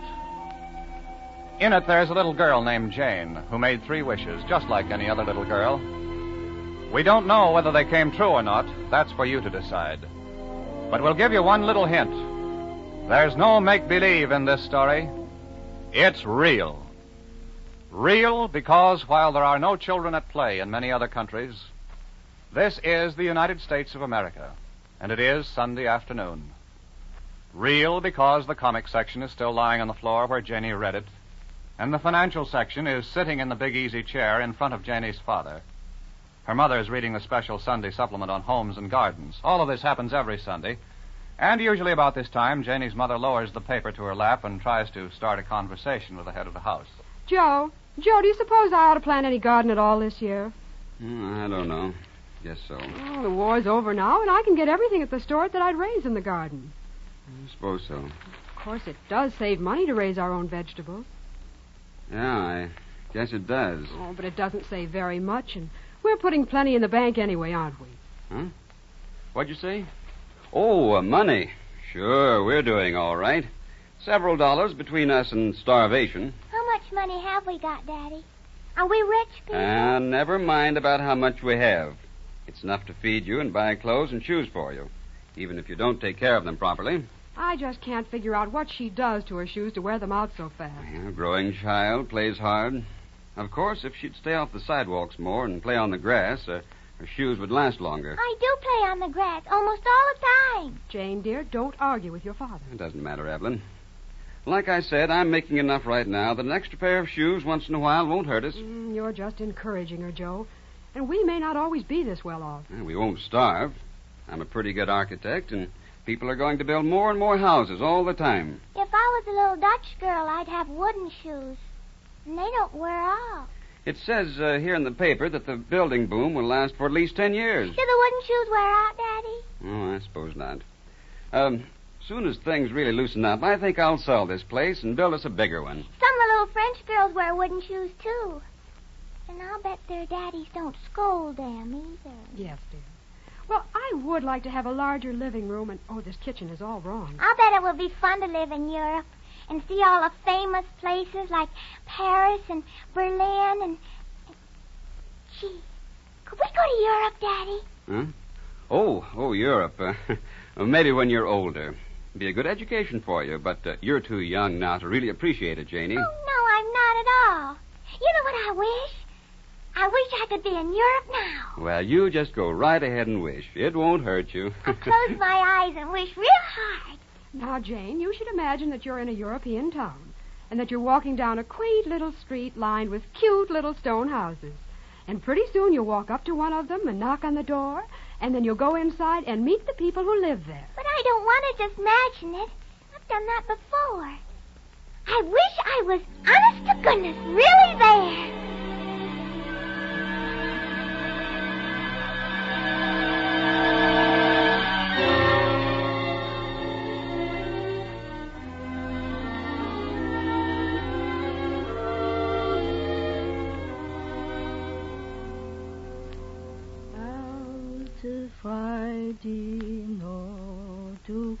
Lisa. Yes, Charles? That is the first time I've heard you singing for many months. And I hardly realized that I was doing it. I must be happier than usual. There's been very little to make you happy. For a long time, very little to make any of us happy who live in Europe. You're wrong, Charles. I have all that I want. We are together now that the war is over. And we have our little home. Yes, it is little. I promised you a much larger one. We shall have it before long. You're a good architect. You will plan it and build it just like you promised me. Do you remember what you said when you proposed to me? Yes, I remember. And I think I've failed. Lisa, I haven't given you anything. I'm a failure. No, you mustn't talk like that. I won't permit it. Because you're talking about my husband, whom I love very much. Lisa, you have so much faith. What was the song you were singing a moment ago? Oh, that... It was just an old Danish hymn, one that I learned when I was a child. You were thinking about Denmark and the Sunday afternoons there when you were happy. I'm happy now, Charles. Do you ever wish that you were back in Denmark, that you had never met me? Do you? Oh, of course not, dear. I would not want to live anymore if you were not here. But you left your native land and came here. I thought perhaps you were wishing that you were back there again. No, I was only thinking of the way we spent Sunday afternoons, visiting among friends. Yes, I think that was the custom everywhere in Europe. Why is it that people do not do that anymore, Charles? Don't they want to visit in the homes of their friends? They may want to, my dear, but no one will go calling again until he knows that he can accept the hospitality and food of his friends without robbing them of their next meal. Oh, I guess that's it. I had forgotten that there's so little food in Europe. Until there is more, I doubt that we shall have any Sunday afternoon callers. Well, it seems that I'm about to be proven wrong, although I can't think who it might be. Lisa, it's a little girl. Hello there. How do you do? Oh, she's darling. And so healthy. Such rosy cheeks. She cannot be a European child, not and be as healthy as this. I'm a little American girl. My name is Jane. What's your name? My name is Lisa, and this is Charles. Lisa's a very pretty name. May I come in? Oh, yes, of course you may. I must have forgotten my manners. Now then, would you like to sit down? How did you get here? Thank you. I was walking down your quaint little street and I saw this cute little house, so I just knocked on the door. You're a very young lady to be wandering about all alone. Is your home near here? No, my home is in America. Oh, he means your home here in town. Oh, I don't have any home here. I wanted to stay with you for a while. Well, I guess you can stay the rest of the afternoon if you like. Oh, but I wanted to stay longer than that. Much longer. Maybe several weeks. Oh, well, now, I don't know about that. Oh, Charles, maybe if you walk around the neighborhood a little, ask someone. I'll entertain our little visitor in the meantime. Yes. There may be someone looking for her. I'll do that. Now, if you two ladies will excuse me... Nobody's looking for me. Well, I'll just go for a little walk anyway. I'll be right back.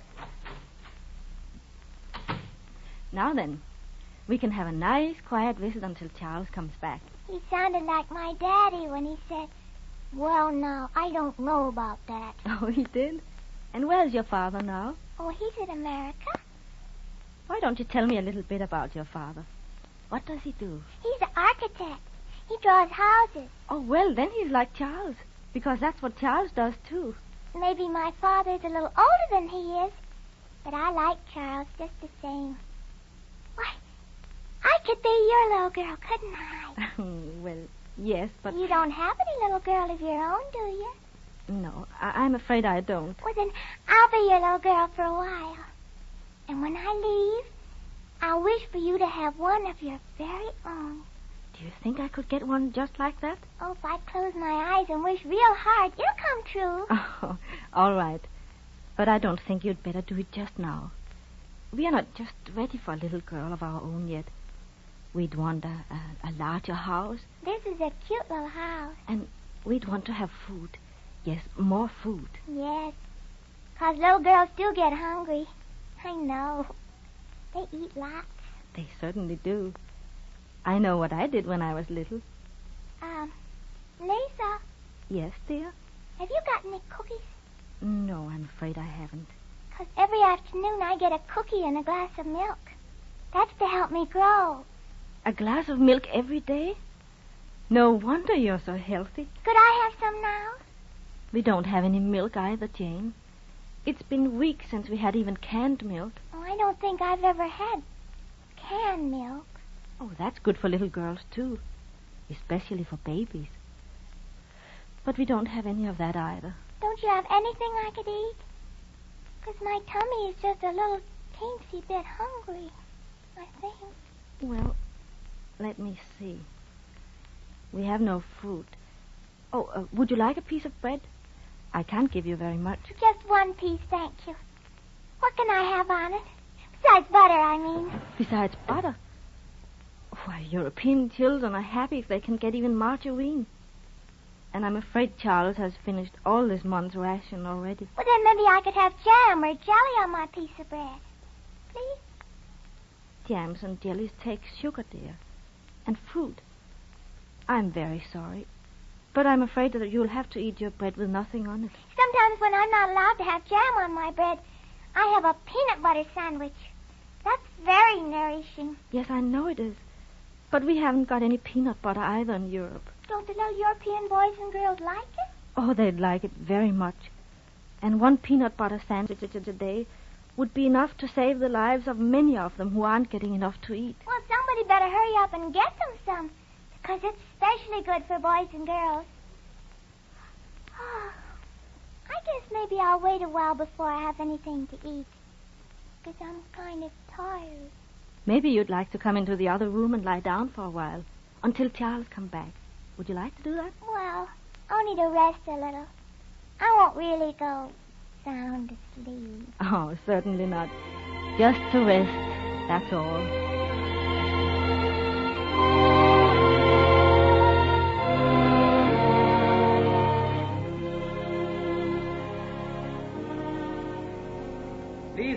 Lisa, where are you? Don't make so much noise. The little girl is asleep.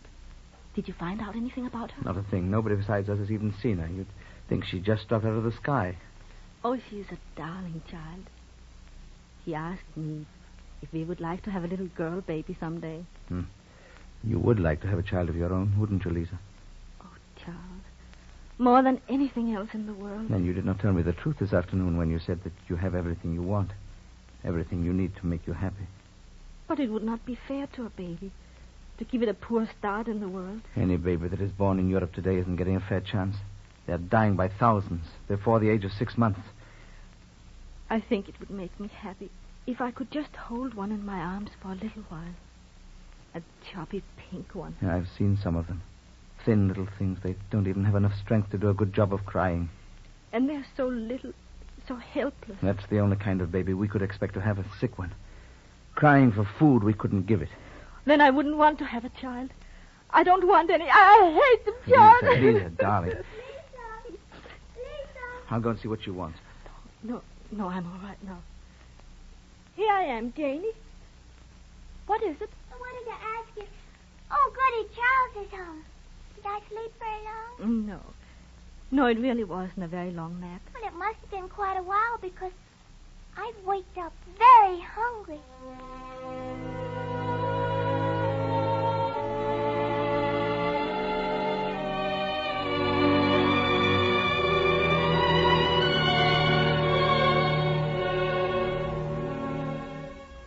Lisa, what can we do today? We learned geography, how the world is round like an orange. Could I have an orange?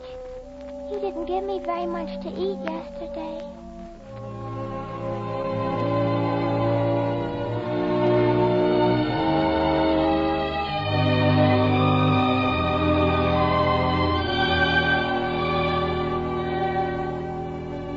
Child, you must play school with me. Lisa hasn't played it with me for several days.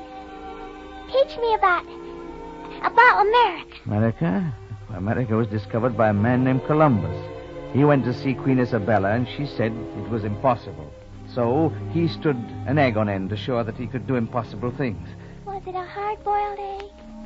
Because I like hard-boiled eggs. And I'm very hungry.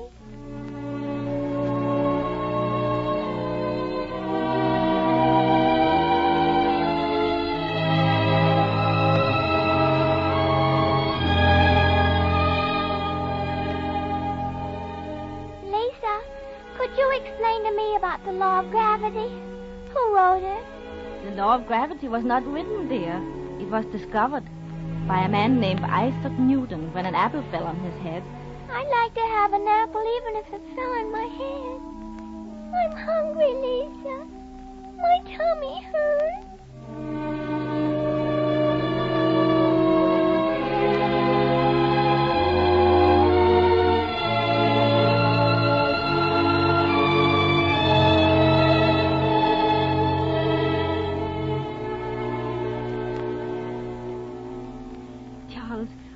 Get in touch with the American authorities. Surely you can find out something about little Jane. I've checked in every way I can think of, every day of the 3 weeks she's been here. But we must do something. There's not enough food for a child. She's starving, Charles. There is not enough food for her, even though you give her part of what you should eat. She's not the only one who's starving. But I'm older. It does not matter so much for me. I can stand it. It makes no difference. Makes no difference. Aren't your hands getting shaky, your nerves ragged? Yeah, I am a little nervous. Because I worry. We're both nervous because we don't get enough nourishment.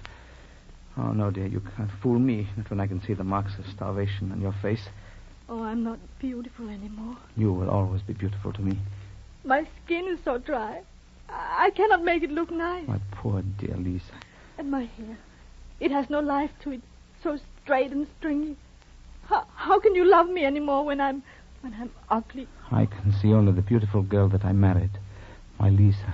Even my eyes look dull and lifeless. Lisa, don't talk of it. It's enough that we starve without discussing it. Oh, for myself, I would not really care. But I wanted to stay pretty for you, Charles. Lisa, please be quiet. You're cross with me. Charles, I can't help the way that I look. Lisa! Oh, there must be some way, something that I could do. Oh, there's nothing. There's no food to buy. I would rob, steal, kill to get food for you.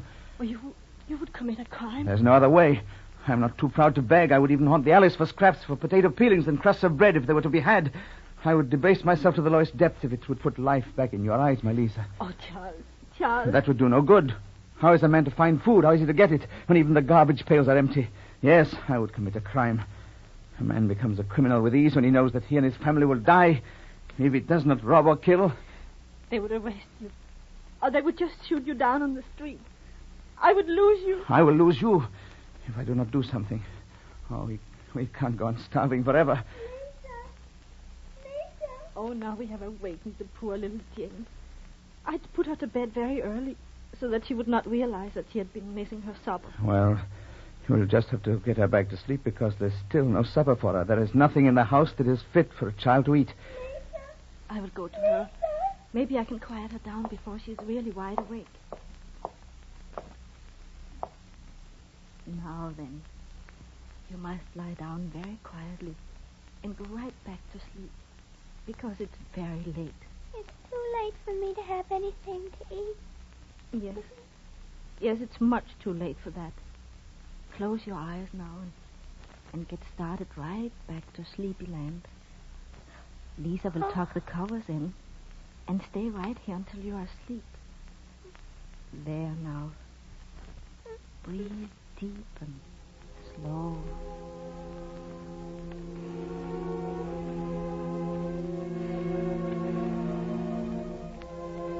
So little and so innocent.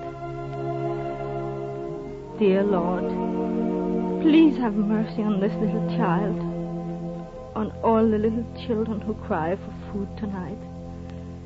They're so innocent. They have not sinned. If there must be want and famine on the earth, surely the little children may be spared. Heavenly Father, be merciful to them. In the name of the baby of Bethlehem, we ask mercy for the children of the world who starve tonight. Amen. God bless Mommy and Daddy and Lisa and Charles, and make me a good girl. Amen. You were awake, dear? Yes. I didn't go to sleep yet. You must try very hard to go back to sleep now. You know what I wish? I wish that you wouldn't have any little girl like me after all. Not for a long time. Until you can have good things for her to eat. Because you haven't got enough for little girls to grow on. Not even any peanut butter. Oh, Charles. And you know what else I wish? I like both of you very much. Most of all, next to my mommy and daddy. But I'm hungry.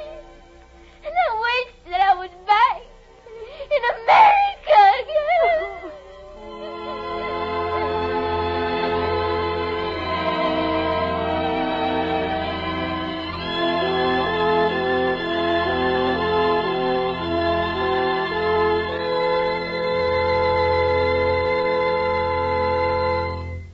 Now it is our pleasure to thank the stars of our performance today. First, our thanks to George Coulouris, who played the part of Charles in our drama. Thank you, Mr. Huntley. But I was not really playing a part. Just as you said at the beginning, this has not been make-believe today. There are millions of men like Charles in Europe and Asia today who can find no food, not even scraps for their families. This is an emergency. People are dying now of the world's most deadly disease, hunger. Yes, hunger is a disease that cripples before it kills, a disease that attacks little children first of all. Its only cure is food, which we can give that others may live. It must be done now, and the emergency food collection starts today. Thank you, George Coulouris. Now we turn to the actress whom you heard today as Lisa, the very charming and talented young lady who recently returned from a trip to her native Denmark, Miss Åsa Madsen. Thank you, Mr. Huntley. I was very glad to be able to be here today, because I've seen the need of people in Europe. Many of their farms are ruined, their livestock is killed in the war, and their railroads are destroyed, and the industries too. They must have help from outside if they're to rebuild their countries, if they're to live to enjoy the freedom that we want for them. My own mother and sister are in Europe, in Denmark, but I'm not worried about them anymore, because I can send them packages of food and clothing. But there are millions of other people in Europe and in Asia. They haven't got anyone in America who sends packages to them. And I would like to ask you of the radio audience to be the sisters and brothers of those people and do what must be done to keep them from starving. They will get food and they will live, but only if you give to the emergency food collection. Thank you, Åsa Madsen. Every American must feel and accept the job of saving the people of Europe and Asia from starvation. Our nation and others are working through the United Nations Relief and Rehabilitation Administration. But that isn't enough. We must help as individuals. Each of us can give on his own. Food donations, canned foods only, will help, but donations of money will do more good and more quickly. And speed is important, for people are dying of starvation today. So give all you can to the emergency food collection, money if you can. Send your contribution now to the emergency food collection in your community. Today marks the opening of the emergency food collection on behalf of the UNRRA. For an important message concerning the campaign, we take you now to Washington to hear Secretary of Agriculture Clinton Anderson.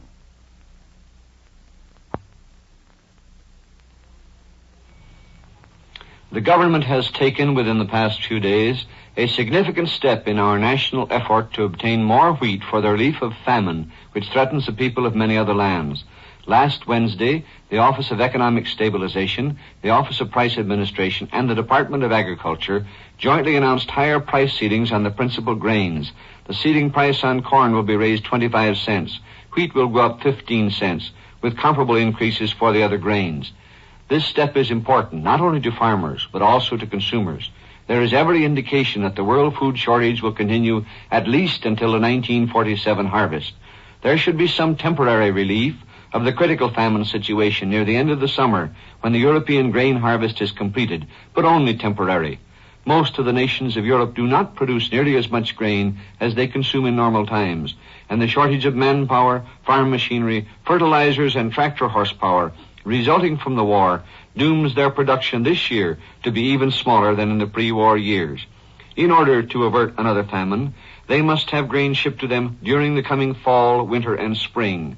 There simply will not be enough grain produced in the United States and other countries that have grain to export to permit feeding record numbers of livestock and still provide hungry people with the grain they need to maintain life. We must make a choice between feeding starving people and maintaining our livestock numbers at record levels. Our choice, obviously, must be in the favor of people. During the war, the most urgent needs from American farms were for livestock and their products: meat, milk, eggs, and poultry. These needs called for increasing the numbers of livestock to record levels and then feeding heavily to get maximum production. We produced a great deal of grain during each of the war years, including 1945. But the heavy feeding of livestock caused us to use up reserves of grain that had been built up before the war. Within the last year, our reserves have disappeared. We must live and share out of the grain produced last year and what will be harvested in 1946. The significant thing that we must realize is that with the end of the war, the stopping of Lend-Lease, and the reduced size of our armed forces, the urgent demand has shifted from meat, dairy, and poultry products to grain to feed hungry people. Millions of people in liberated countries are crying for our food grains. When it comes to feeding people, we must face the fact that several times as many people can be fed directly with grain as can be fed if the grain is converted into livestock. So what we need from the farms of America is more grain and less livestock and livestock products. It is this change in need that prompted the decision to raise price ceilings on feed grains and protein supplements. The effect will be to encourage farmers and ranchers to reduce the number of animals they produce, to send them to market at lighter weights, and to encourage poultry raisers to cull the low-producing birds from their flocks. The early result may be more poultry and more meat animals coming to market, but the long-range effect during the next year will be reducing our meat consumption below present levels. We are now in the midst of the most critical period of the famine in the lands overseas. Everything must be done to make our limited supplies of grain go as far as possible in saving the lives of starving people. In the meantime, during the present critical period, millers are extracting larger amounts of flour from each bushel of wheat. Brewers and distillers are getting along without wheat, and farmers are feeding as economically as possible. These economies will do much, but they cannot replace the savings that can be made by your family and mine as consumers. Each one of us can help now and in the months to come. We can buy less bread and be sure that we use all we buy. Every piece of bread saved means a life spared for one more day. Your generosity and self-sacrifice are essential in this effort to save human lives. Secretary of Agriculture Clinton Anderson has just spoken from the studios of WTOP Washington in connection with a special program, No Children at Play, written by Ray Sellers and starring George Coulouris and Osa Masson. This program was presented over the coast-to-coast hookup of the Columbia Network in conjunction with the Hollywood Writers' Mobilization and was produced and narrated by Chet Huntley.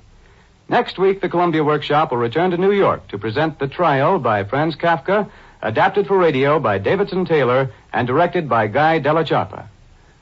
This is CBS, the Columbia Broadcasting System. This is CBS, the Columbia Broadcasting System. This is CBS, the Columbia Broadcasting System. This is CBS, the Columbia Broadcasting.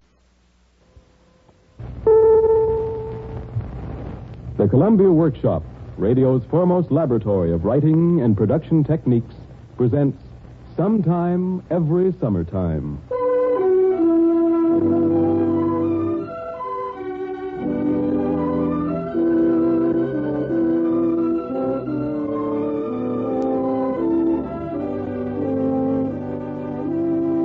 This week, the Columbia Workshop presents a young Canadian radio writer, Fletcher Markle, who has come to New York from Toronto to direct his own script. Today's special musical score has been composed and will be conducted by John Gart. Sometime Every Summertime.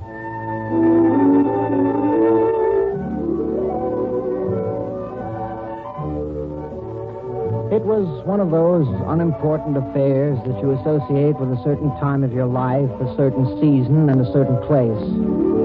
Unimportant, but the kind of thing that sticks in your memory. And whenever something turns up to remind you of that time and that season and that place, you remember it. There were three of us that summer, Charlie Hayes, myself, and Clem Waldron. It was a warm, cool August before the war, and all we wanted was 2 weeks of a good time. Going up to the island on the boat, standing at the rail, Charlie said, I want to die. I want to sit in the sun and sweat and die.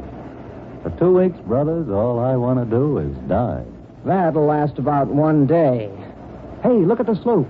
Trim? Very. Why don't we hurry up and get there? I hate boats. No, not long now, Clem. That's the island over there, the other side of us, to port. Starboard? All right, starboard. The bay's just around the other corner. Is it? Good. Corner. All right. In a minute, She did. Let's collect our stuff. Your turn to carry the beer, Waldron. If we're here, I'll carry anything. In half an hour, I'll be sitting in the sun on the porch of our little cottage, prepared to die.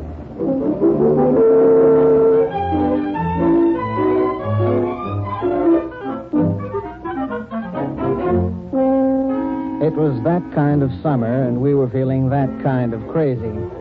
The island was one of those little islands about 2 hours' run from Vancouver, a resort, a vacation community, alive less than 6 months of the year.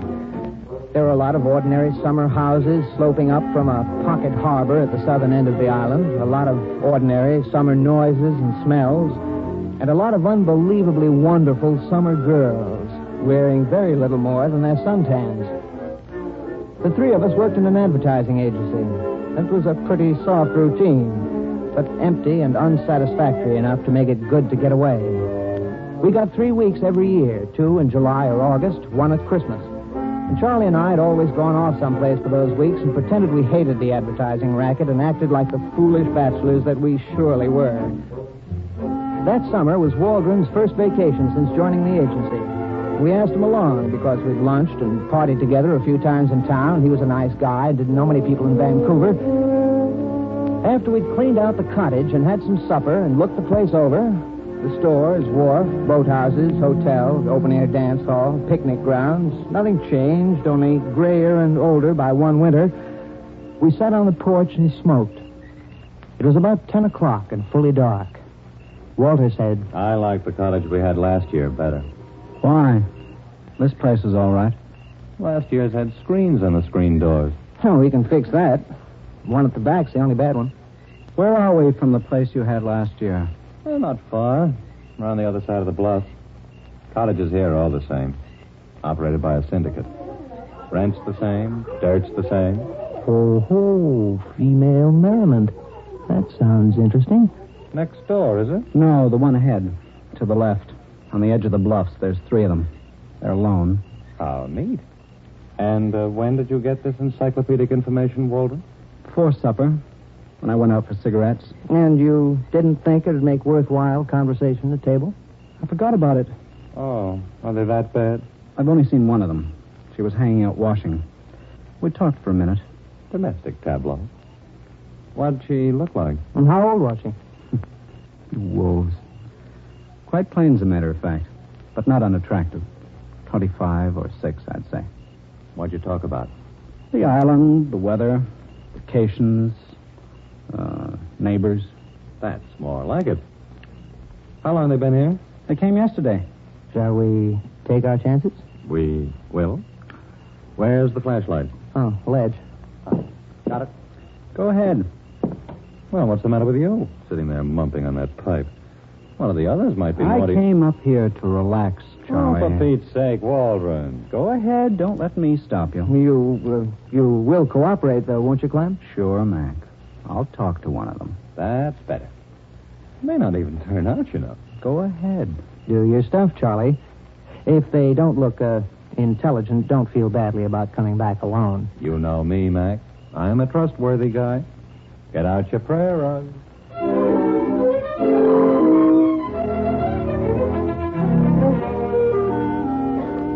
Charlie disappeared in the darkness, and we watched his flashlight swing along the path to the cottage on the bluffs. We heard him knock on their door, and the door opened with a splash of light. Charlie talked and laughed with them for a few minutes, and then we saw them all coming out the front door, and the door closed. It was dark again. There was only Charlie's flashlight coming along the path, leading the way. Hey, let's have some light on the porch. Better light the lamp, Mac. Lamp? Oh, sure. Got a match? They're on the table there. Okay, got 'em. I hope Charlie wasn't too hasty. 3 lonely men and 3 lonely women not knowing each other. That sort of thing must be attended to, you know. Ah, Glow, welcome. Now, let me see if I can get all the names straight. Fran, this is Clem Waldron, and Mac McFedry's Fran Howard. Hi. Well, And Helen, what's your last name again? Rowley. Rowley, that's it. Clem Waldron, Helen. We met at supper time. Hello. Hello. Washing all finished? All right, Waldron, let me get the formalities over with. And Mac McFedry's Helen Rowley. Hello. call me Mac. And where's the, Mary, don't hide. Oh, come on, Mary. Oh, there you are. Mary Thomas. It is Thomas, isn't it? Mary's kind of shy. She likes to just nod her head. Mary, Mac McFedry. Hello, Mary. And Clem Waldron. Hello, Mary. Mm-hmm. Yes. Well, let's sit down, shall we? Mac, any refreshment? Coming right up. Ah, good.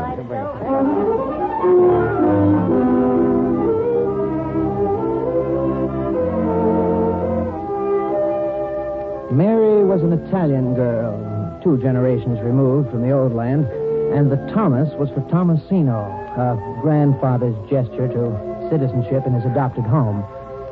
She was slim and dark and quiet, very beautiful and very real. Waldron reacted to her like a hit on the head the moment she stepped out of the shadows into the lamplight on the porch that night. I won't say it was love at first sight, though Waldron always insisted it was exactly that.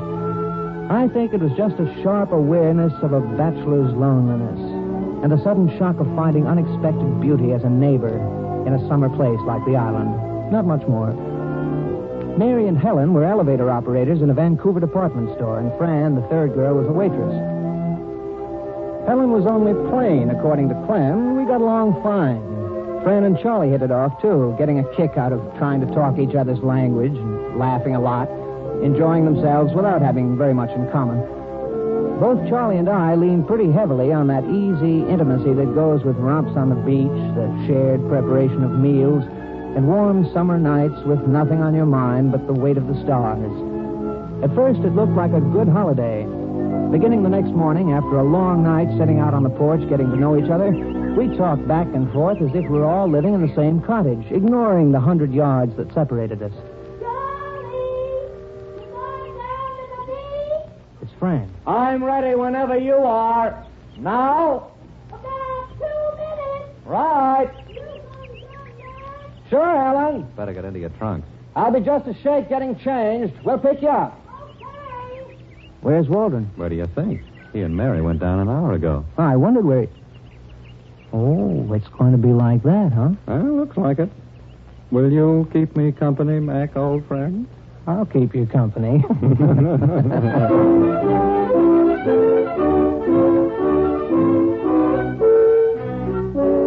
Waldron and Mary kept their own hours, had their own meals at the hotel or a box lunch at the beach or out in a rented boat, and the 4 of us were left to ourselves. We kidded Waldron about it every night, and Waldron said, I'm in love. He said it often, but he said it as if he were trying to convince himself. I'm in love. I love that girl. It was embarrassing, even for Charlie and me, who knew him pretty well.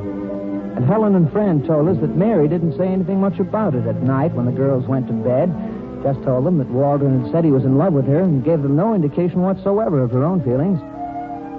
All 6 of us seldom got together. And whenever we saw Waldron and Mary at the beach or the dance or in a boat or sitting out on the bluffs at night talking and smoking, it was like seeing a couple of strangers. Charlie and I always thought of Waldron's painful words. I'm in love. I love that girl. Mary stayed over an extra day, and the 4 of us went back together. But Charlie and I might just as well have been on another boat for all it mattered. I think Walden took her out a few times in town, but we didn't hear much about it from him. He was transferred to another office of the agency about a month later, and we weren't really close enough friends to correspond. The whole business was pretty trivial, I guess. But I often remember it whenever I see a girl that looks like Mary. You know, that olive skin, that exotic thing about pretty girls of the Latin type. Or when I go to a place like the island for a holiday, or just happen to think about people you meet in the summertime. It was one of those things.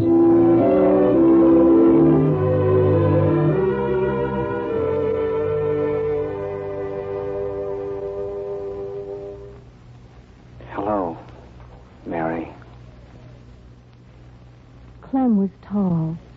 Clem was very tall and thin, and he looked at me in a funny way when we were first introduced.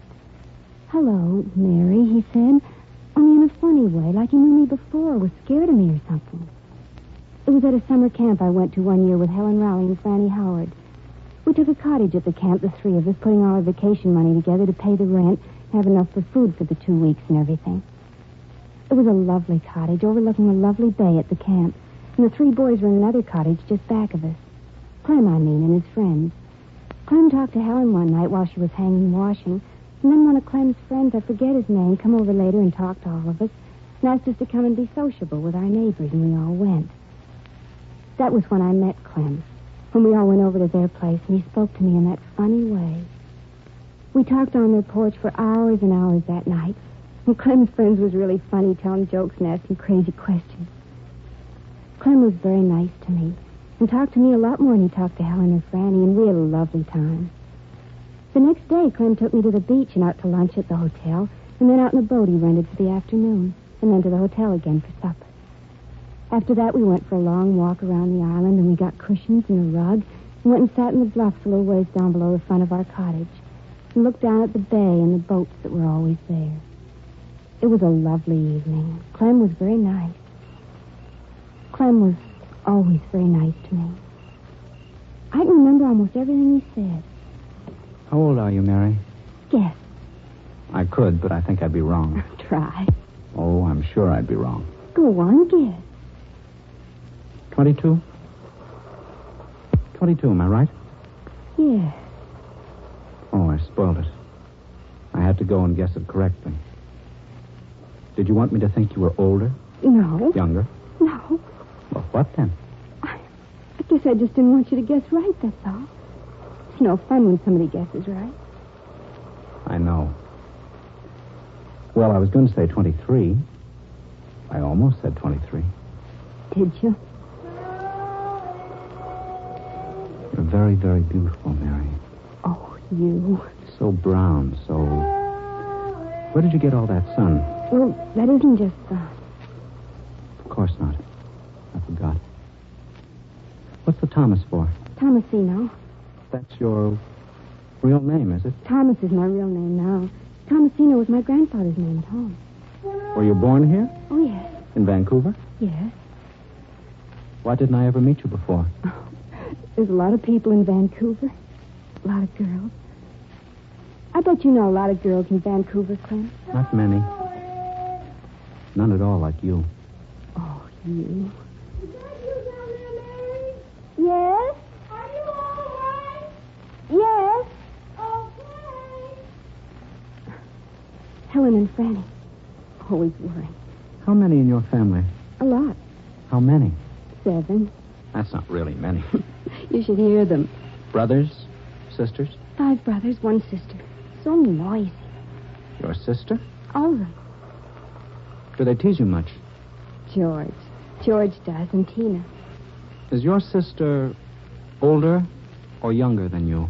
Oh, younger. I'm the oldest of them all. Are you? I would have thought you were the youngest. Me? You kidding? I would have thought that. It's lovely out here. Moon. When I come out on the porch this morning early, the moon was still out. Was it? How old are you, Clem? How... Oh, please. Please don't...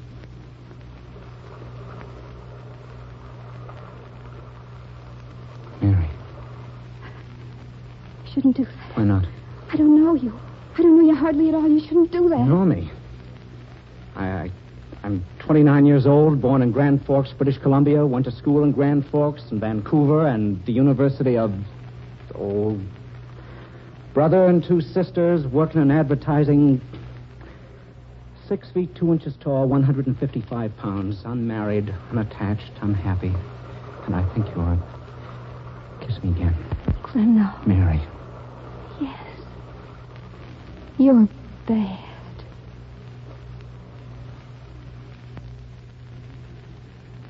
Clem wasn't really bad, even though after a few days he started to look at me more and more in that funny way he looked at me when we were first introduced. I seen other boys look at me that way, and I never liked it. But when Clem looked at me that way, it seemed all right, because Clem is such a fine person.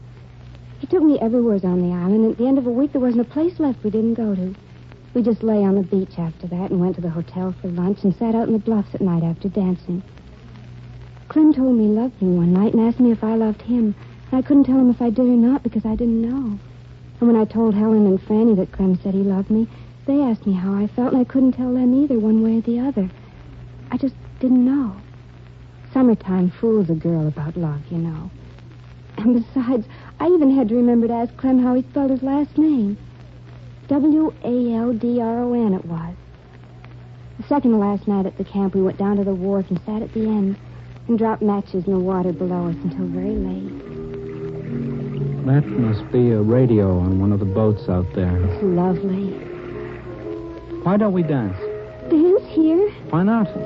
Come on, up you get. Oh, Clem, the matches and your cigarettes. Never mind. The whole package went over. Have you got any more? Doesn't matter. Come on. It's rough on the plank. Pick up your feet. Oh, Clem, I can't. Of course you can.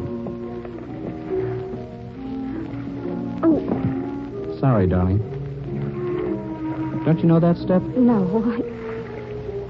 Look down. Watch my feet. I don't know that one. It's hard to hear the music now, isn't it? It's the wind. Please, Clem, let's stop. Let's just sit. All right. Give me your hand while I get down. Watch yourself. There. What are you doing? Your wonderful hair. Feels like so soft. Oh, it's just old hair. No, it isn't. Careful. I'm all right. Here. Give me your hand. Beautiful hand. Dirty. These planks. The ring would look wonderful on that finger. Clem, you shouldn't say that. Say what? You shouldn't say that about rings. You should never say things like that unless you mean it. I mean it. No. Yes, I do. Clem, please. Would you marry me if I asked you to? Oh, no, Clem, you mustn't say that. Why? I'm... You know, it don't seem right when that's not what you want. That's not what you want, Clem. I want you. Yes. It's not the same. Mary. No, Clem. All right. Wish I had a cigarette. I stayed over at the camp an extra day. I had an extra day owing from the day I worked at Christmas and went back to the city with Clem and his friends. It was a lovely trip, and Clem made me promise to let him take me out the next night. He had a car, but it was being fixed while he was on his holiday. He wanted to take me home in a taxi from the boat, but I didn't want him to. I didn't want him to come out before I could tell about him to Mama and Papa. I told them about him when I got home, and they asked me about the summer camp and the kind of time I had. Mama was happy, but Papa was angry, because he always said he had to look at a boy before I went out with him. And I was glad that I didn't say nothing like that Clem said he loved me or that he wanted to marry me. Next night, Clem come around for me about 8. I wasn't ready, so he talked to Papa and George, and I don't think they got along, because when we went out, he acted as if he was mad about something. I had on my white suit, just cleaned, and we went dancing, but Clem said it was too crowded and he was tired, so we left and went to a show. When he took me home, he said something about calling me, and we'd go dancing or something like that where it wasn't too crowded. But I didn't hear from him again. Helen saw one of Clem's friends on the street one day, and she said he told her that Clem had been transferred to some other office. I guess he was too busy when he left to call me or let me know somehow about his going away. That was 4 or 5 years ago. But every year since, when I've gone to a camp and met other boys, I think of Clem. Even last year, after I was married, when Frank and me had the same cottage as Helen and Franny and me had that summer, I thought of him. I really think of him quite a lot. That funny way he looked at me when we were introduced. Frank never looks at me that way. Hello, Mary.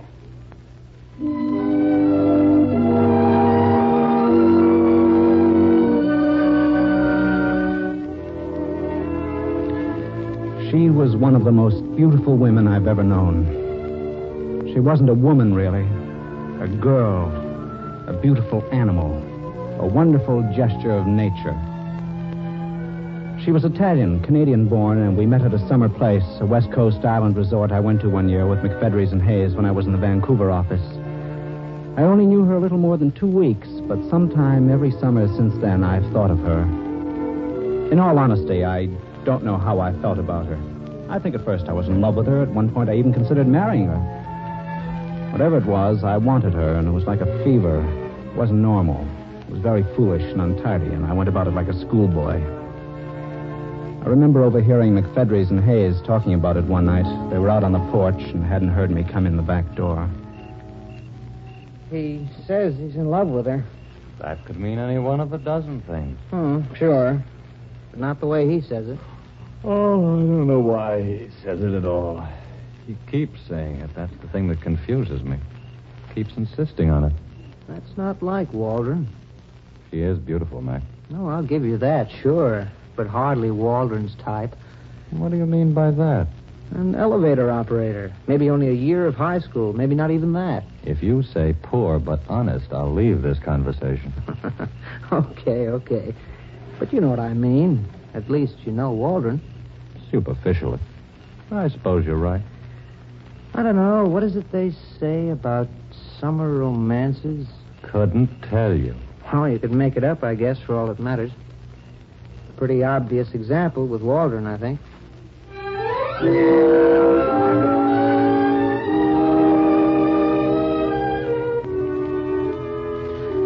I was too annoyed to walk in on the conversation, and I suppose I didn't particularly want them to know I'd been listening. Nobody likes that kind of thing. That was the night I asked her to marry me.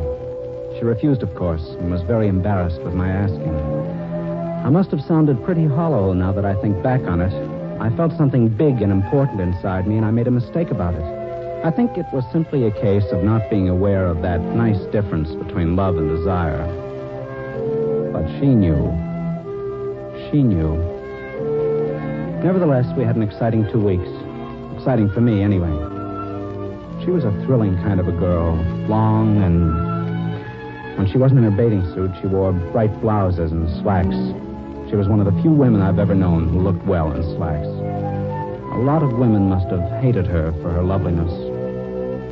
I think I hated her a little myself. She wasn't mine.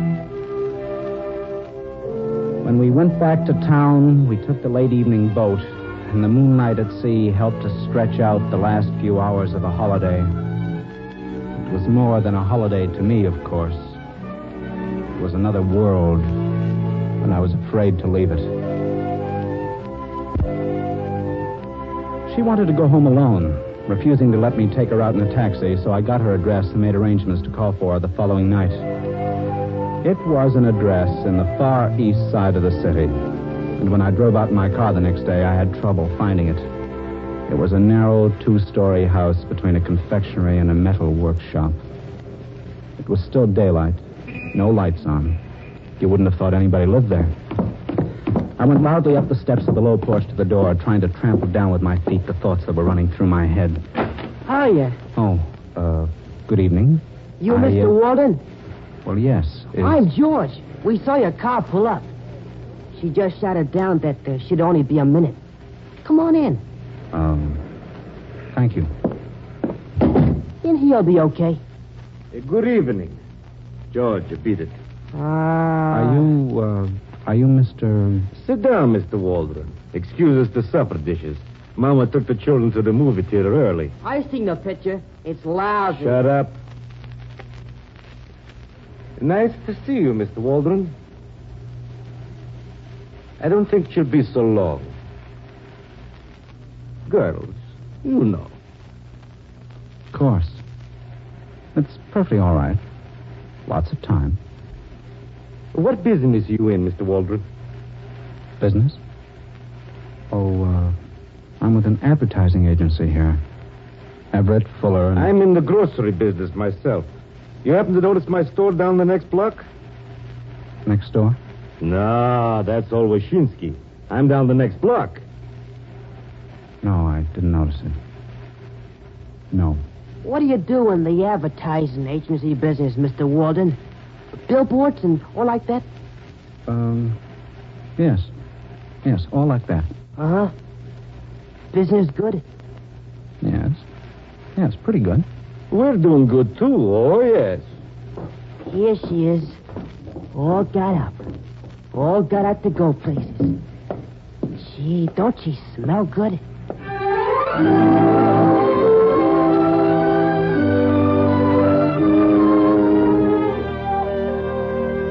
This time she was wearing a white cotton suit that had been laundered too often and was too small for her.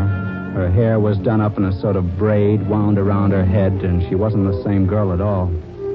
We went dancing, and it wasn't any good. We didn't dance the same way. Then we went to a late movie, and then coffee to drive-in, and then out to her house.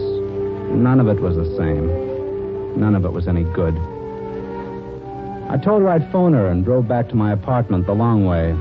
I got word that I was to be transferred a couple of days later, and I didn't call her. I couldn't. It's very difficult for a man to get over realizing that he's a snob. Funny. It was so important. And yet I can't even remember her name.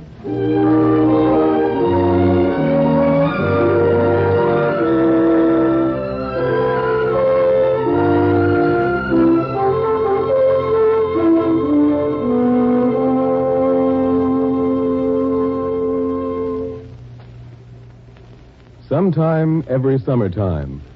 Fletcher Markle, young Canadian writer, has just directed his own script for the Columbia Workshop. The special musical score was composed and conducted by John Gart. Featured in Sometime Every Summertime were Patricia Jowdry as Mary and Paul Mann as Clem Waldron. Others in the cast were Bob Dryden, Alan Hewitt, Martin Wolfson, Larry Robinson, Marcella Markham, and Florence Robinson.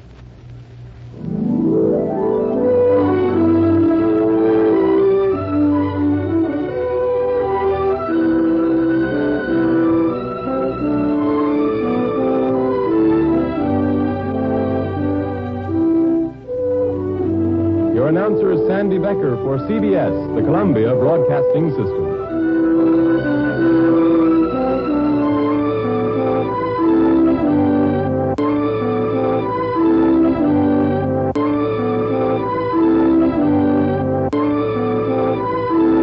Workshop. Man, this is singing country. How do you mean, feller? Well, just listen.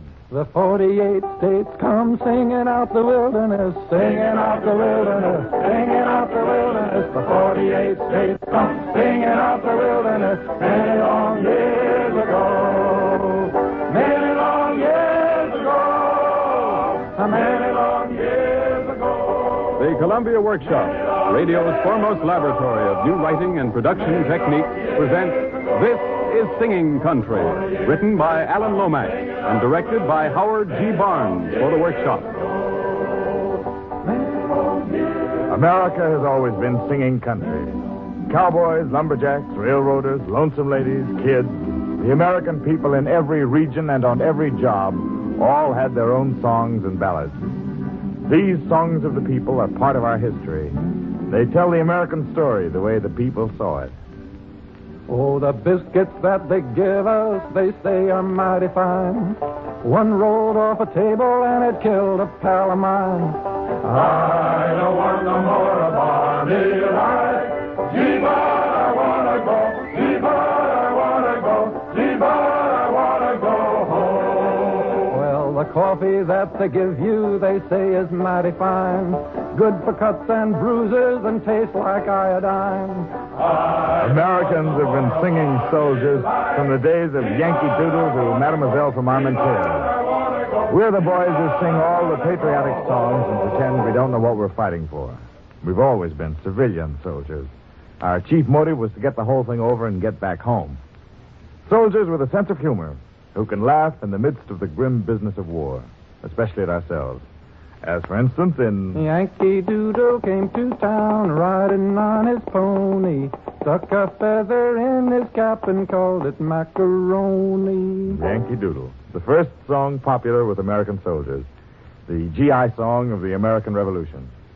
Yankee Doodle was a satire on the countrified American militiamen, a satire written by a British doctor, one Richard Shuckburgh. That's quite right. I wrote the words for Yankee Doodle in upstate New York in 1758. The idea came to me one afternoon as I watched a company of American farmers drilling. They looked like cow horses on parade. Attention, gentlemen! Attention! Now I'm going to carry you through the revolutions of the manual at arms. You must pay particular attention to the word of command and do as it says do. Where'd you learn this here revolution at arms business, Bill? I've been studying up on it, Ab. Just shows you what a little book learning will do for a man. Make him a captain. All right now, gentlemen. All right now, let's get to work. First command, look to the right and dress. Hey, why don't you dress, Ab? Ain't the dress, Bill? I was when I left home. Ab. Dress means to line up straight with the others. Why don't you just come right out and speak it plain so everybody can understand? Silence! Silence! All right now. Shoulder. Hoop. Your right shoulder, Ab. Your right shoulder. I'll just carry old Betsy on my left. All right now. Poise. Hoop. Cock. Hoop. Aim. Fire!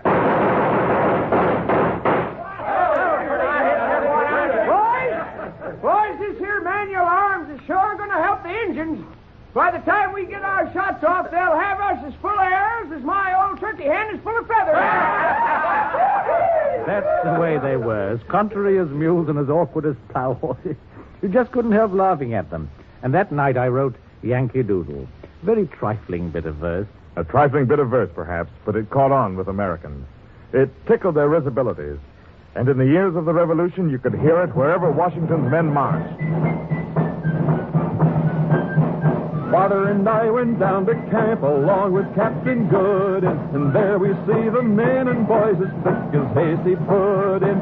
Yankee Doodle, keep it up. Yankee Doodle, dandy. Yankee Doodle, keep it up, and with a girl be handy. And there was Captain Washington upon a slapping stallion, giving orders to his men. I guessed it was a million. Yankee Doodle, keep it up. Yankee Doodle, dandy. Yankee Doodle, keep it up, and with the girls be handy. The troopers, they would gallop up and fire right in their faces. It scared me almost half to death to see them run such races. Yankee Doodle, keep it up. Yankee Doodle, dandy. Yankee Doodle, keep it up, and with the girls be handy. It scared me so I hooked it off, ner stopped as I remember, ner turned about till I got home locked up in mother's chamber. Yankee Doodle, keep it up. Yankee Doodle, dandy. Yankee Doodle, keep it up, and with the girls be handy. Yankee Doodle marched with the American army through all the bloody years of the Revolution.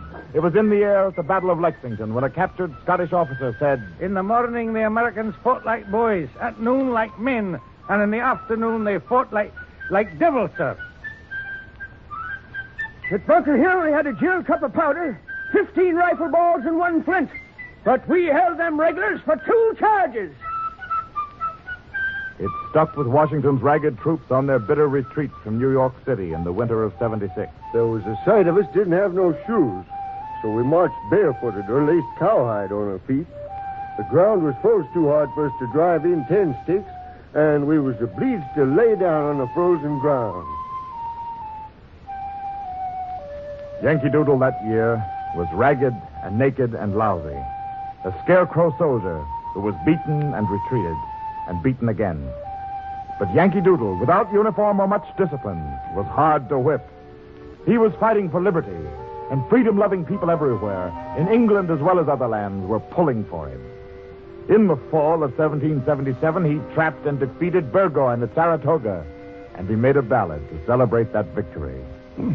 Come unto me, ye heroes, whose hearts are true and bold, who value more your honor than others do their gold. Give ear unto my story, and the truth to you I'll tell, concerning many a soldier who for his country fell.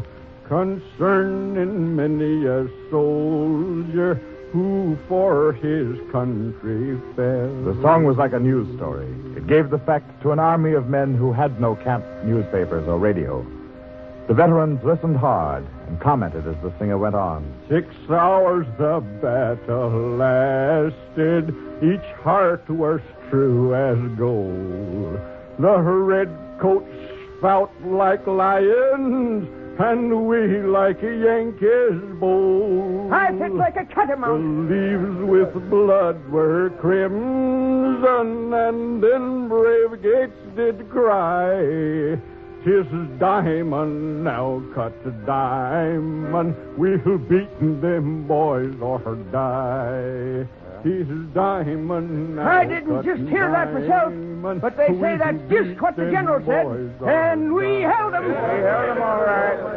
The 7th day of October, Burgoyne he tried again. The shells from his big canyon fell on us like the rain. I remember that. It were a pure thunderstorm. When an hour we'd fought them, and they began to yield, a shout ran down our ragged lines, the next blow wins the field. Remember that, boy?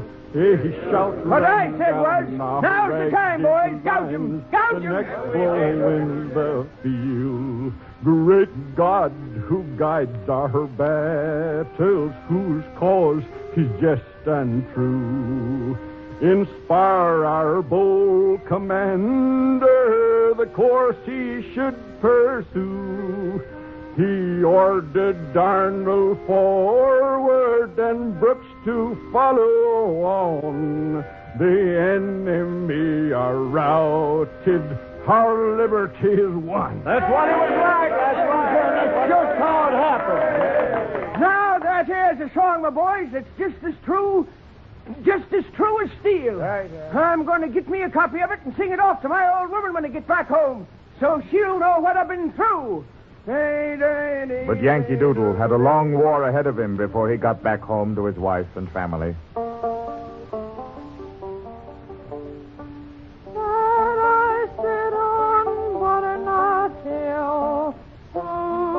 Blame me, cry my fill, and every tear would turn a mill. Johnny has gone for a soldier.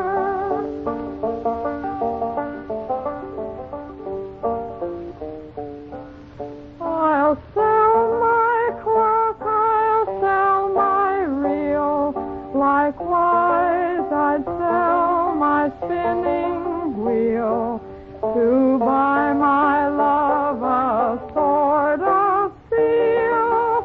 Johnny has gone for a soldier. A long time of waiting for folks at home, and bitter defeats for Johnny at Germantown and Brandywine, at Charlestown and Savannah. A hard winter in Valley Forge when the men froze and starved.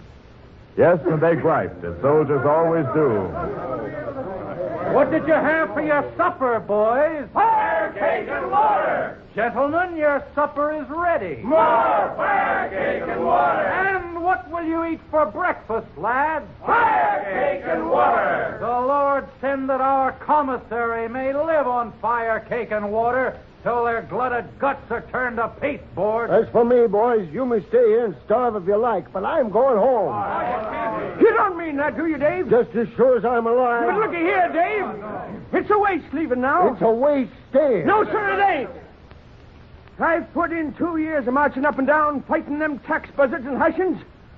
All that time, grass has been taking my land, and I missed out on 2 seasons' work cleaning up the back pasture. It don't seem sensible to holler quits and go home now and not get nothing for all that trouble and time gone. I tell you, Dave, I feel like the fellow says in the song, that lift up your hand song. How does it go there, Joe? Here's the way it goes. Lift up your hands, ye heroes, and swear with proud disdain that he who would ensnare you shall lay his snares in vain. The world shall own we're masters here and hasten on a day. Huzzah, huzzah, huzzah, boys, for free America. Lift up your Ab and Dave and the rest of Washington's army needed all their fortitude and all their songs. There were 3 more hard years ahead of them before the end of the war came at Yorktown in 1782. Before the men of the 13 independent states sang their final stanza of their victory ballad. Hasten on the day. Huzzah, huzzah, huzzah, for free America.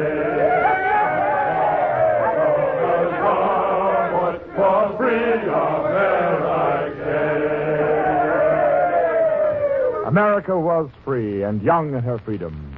We were proud of our victory and cocky, the way a young fellow is after he's won his first fight. And so, when the British Navy, in the course of a blockade against Napoleon, interfered with some of our shipping, we declared war.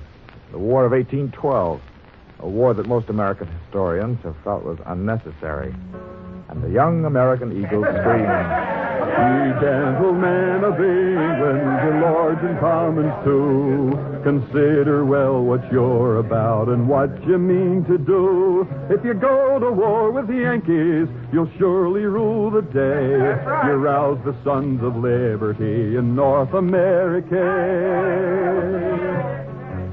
Now remember all you Britons, far distant is the day that ere you'll gain by British force your lost America. Go tell your king in Parliament, by all the world it's known, that British force by sea and land by Yankees are overthrown. Them Yankees ain't all they've roused up.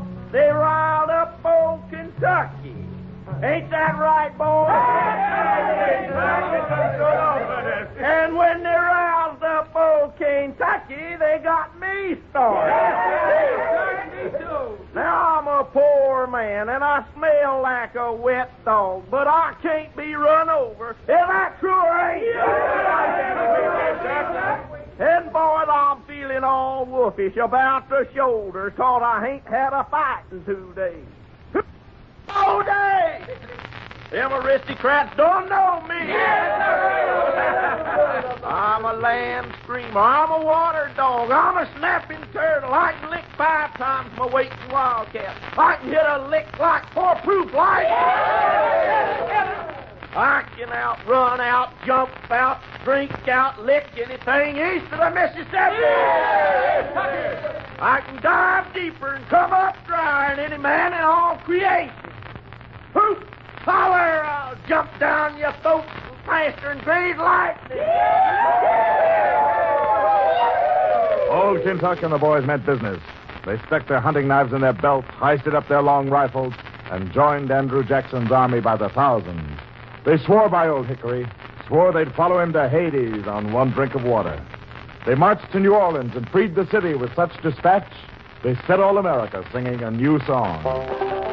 You heard, I suppose, how New Orleans is famed for wealth and beauty. There's girls of every hue, it seems, from snowy white to sooty. So Pakenham, he made his brags. If he in fight was lucky, he'd have their girls in cotton bags in spite of old Kentucky. Oh, Kentucky, you hunters of Kentucky. Oh, Kentucky, you hunters of Kentucky.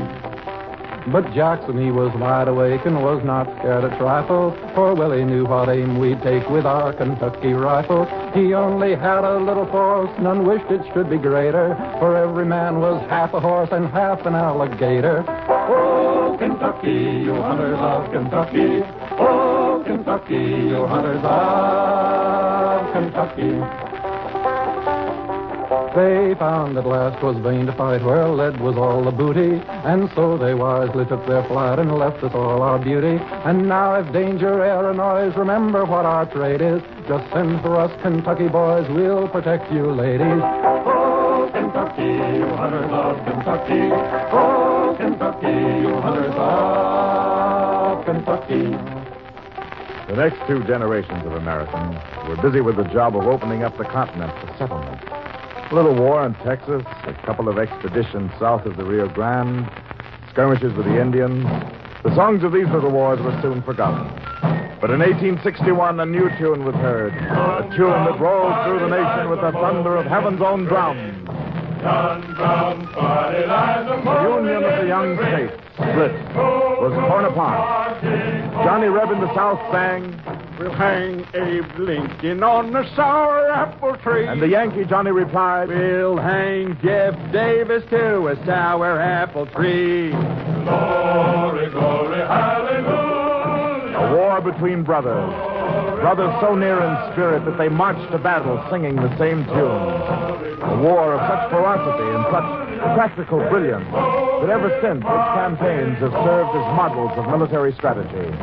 A war into which the South marched singing Bonnie Blue Flag and Dixie, while the Northern soldiers clung along to the battle hymn of the Republic and songs like, "We are marching to the field, boys, we're going to the fight, shouting the battle cry of freedom, and we bear the glorious stars for the Union and the right, shouting the battle cry of freedom, the Union forever." These were the songs of rookies and battle green soldiers. As the men settled down to the grim business of survival in the field, the old soldiers' cynicism appeared, and the patriotic sentiments that colored the thoughts of mutton stew. Mary had a little lamb, 'twas always on the go, shouting the battle cry of freedom. So she staked it on the grassy slope along the Shenandoah, shouting the battle cry of freedom. Hurrah for Mary, hooray for the lamb, hooray for the soldiers who do not give a hang, for we'll rally round the flag, boys, we'll rally once again, shouting the battle cry of freedom. Then it swam across the Shenandoah, our pickets saw it too, shouting the battle cry of freedom. And speedily it simmered down into a mutton stew, shouting the battle cry of freedom. Hooray for Mary, hooray for the lamb, hooray for the soldiers who do not give a hang, for we'll rally round the flag, boys, we'll rally once again, shouting the battle cry of freedom. Soldiers north and south, men in blue and in gray, they cracked jokes and hunted for lice and dreamed of home and cursed the mud and the weather and the war and lived from meal to meal. So in the gray lines, where men learned to exist on jerked beef and canned gravy, the lanky drawling boys from the Carolinas and Tennessee dedicated their favorite song to the K rations of their time, Goober Peas. Sitting by the roadside on a summer's day, chatting with my messmates, passing time away, lying in the shadow underneath the tree. Goodness, how delicious, eating goober peas. Peas, peas, peas, peas, eating goober peas. Goodness, how delicious, eating goober peas. Just before the battle, the general hears a row. He says the Yanks is coming, I hear their rifles now. He turns around in wonder, and what do you think he sees? The Georgia militia eating goober peas. Peas, peas, peas, peas, eating goober peas. Goodness, how delicious, eating goober peas. I think my song has lasted almost long enough. The subject's interesting, but the rhymes are rather rough. I wish this war was over when free from rags and fleas. We'd kiss our wives and sweethearts, stop gobbling goober peas. Peas, peas, peas, peas, eating goober peas. Goodness, how delicious, eating goober peas. Peas, peas, peas, peas, peas. Johnny Reb and Yankee John, for 4 years, they suffered the same hunger and endured the same cold. They were Americans first and foremost, and they shared a common language and common traditions from which nobody could secede. And so, in the long night watches, when the battle lines were only a few rods apart, strange things sometimes happened. Hey, Reb! Hey, Reb! Whee! How about a song, Reb? Sure, I'll sing you one. The Yankee Doodle had the mind to whip the Southern traders just because they did not live on codfish and potatoes. Yankee Doodle, fashola, Yankee Doodle. No, not that one. Don't like that one? Well, now, what would you like? How about giving us a love song? Why, sure, be glad to. As I was out walking one morning in May, I met a fair couple making their way. And one was a lady, and the fair one was she, and the other was a soldier, and the brave one was he. And the other was a soldier, and the brave one was he. Where'er you going, my pretty fair maid, just down by the river, just down by the shade, just down by the river, just down by the spring. See the wild rippling waters, hear the nightingale sing. See the wild rippling waters, hear the nightingale sing. They hadn't been there but an hour or so, till out his satchel drew fiddle and bow. He played up a tune that made the wood ring. She said, hark, hark, hear the nightingale sing. She said, hark, hark, hear the nightingale sing. Come, all you young ladies, take a warning by me. Don't place your affection in the soldiers so free. They'll go away and leave you like mine did me. Leave you to rock the cradle, sing by your baby. Leave you to rock the cradle, sing by your baby. Is that all true, Reb? Well, I won't say it ain't, Yankee. Well, we sure enjoyed it. Thanks. Don't mention it. Get your head down now. We're going to start shooting. Far away, Yank. Seems like right nice fellers. Yep, but if they shoot us, reckon the only polite thing we can do. Things like this really happen. And yet these same men fought each other to a standstill in the bloodiest battles Americans had ever known. Neither side would run as they ought when beaten. One side sang of Southern rights. The other sang of another kind of freedom. Oh, freedom, freedom. Oh, freedom. Oh, freedom after while. And before at Bull Run, Antietam, bloody Chancellorsville, at Malvern Hill, on Lookout Mountain, and over the melancholy plain at Gettysburg. This song was in the air, rolling over the last battlefield, stronger than the cannon, like a great wind of spring. Oh, freedom, freedom. Oh,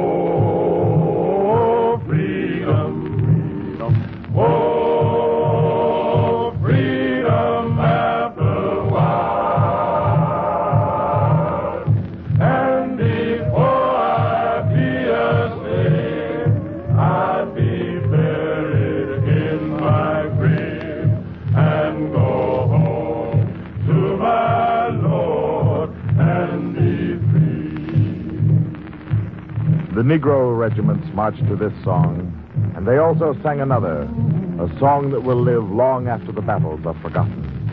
When Israel was in Egypt's land, let my people go. Oppressed so hard they could not stand, let my people go. Go down, Moses, way down Egypt's land, tell old Pharaoh to let my people go. Those who had been slaves were freed. The Union was preserved. In 1865, the war was over. Lee, the gallant leader of the South, even more gallant in defeat, said, "The Southern states having laid down their arms, and the questions at issue having been decided, I believe it to be the duty of everyone to unite in the restoration of the country and the reestablishment of peace and harmony." And then, everywhere across America, the people sang one old song, which is stanza and chorus repeated again and again. The good line. When Johnny comes marching home again, hooray, hooray. When Johnny comes marching home again, hooray, hooray. The men will cheer and the boys will shout, and the ladies, they will all turn out, and we'll all feel gay when Johnny comes marching home. So the civilian soldiers, Johnny Reb and Yankee John, shook hands with their friends and marched off down the dusty road. They were tired, and their feet probably hurt, but they were glad it was done, glad they were headed home at last. When Johnny comes marching home.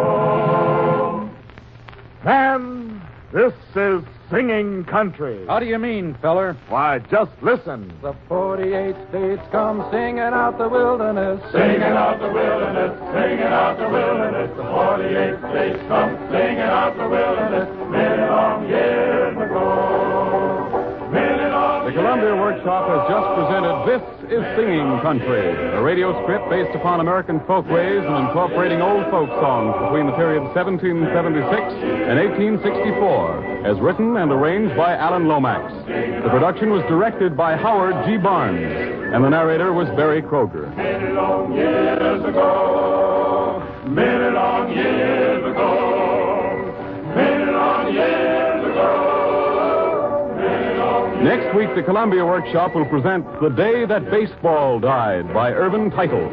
Howard G. Barnes will again direct. Barnes will again direct. Barnes will again direct. Barnes will again direct. In the United States, they do it this way. Right, swing, and out. In Canada, they do it this way. Right, swing, and out. In Mexico and Cuba, where the game also flourishes, they do it this way. A strike three, batter out. Mátalo, afuera. Mátalo, afuera. Aquí the umpire, In the USA, in Canada, in Mexico, in Cuba, baseball is more than an institution, more than an enthusiasm. It is an obsession.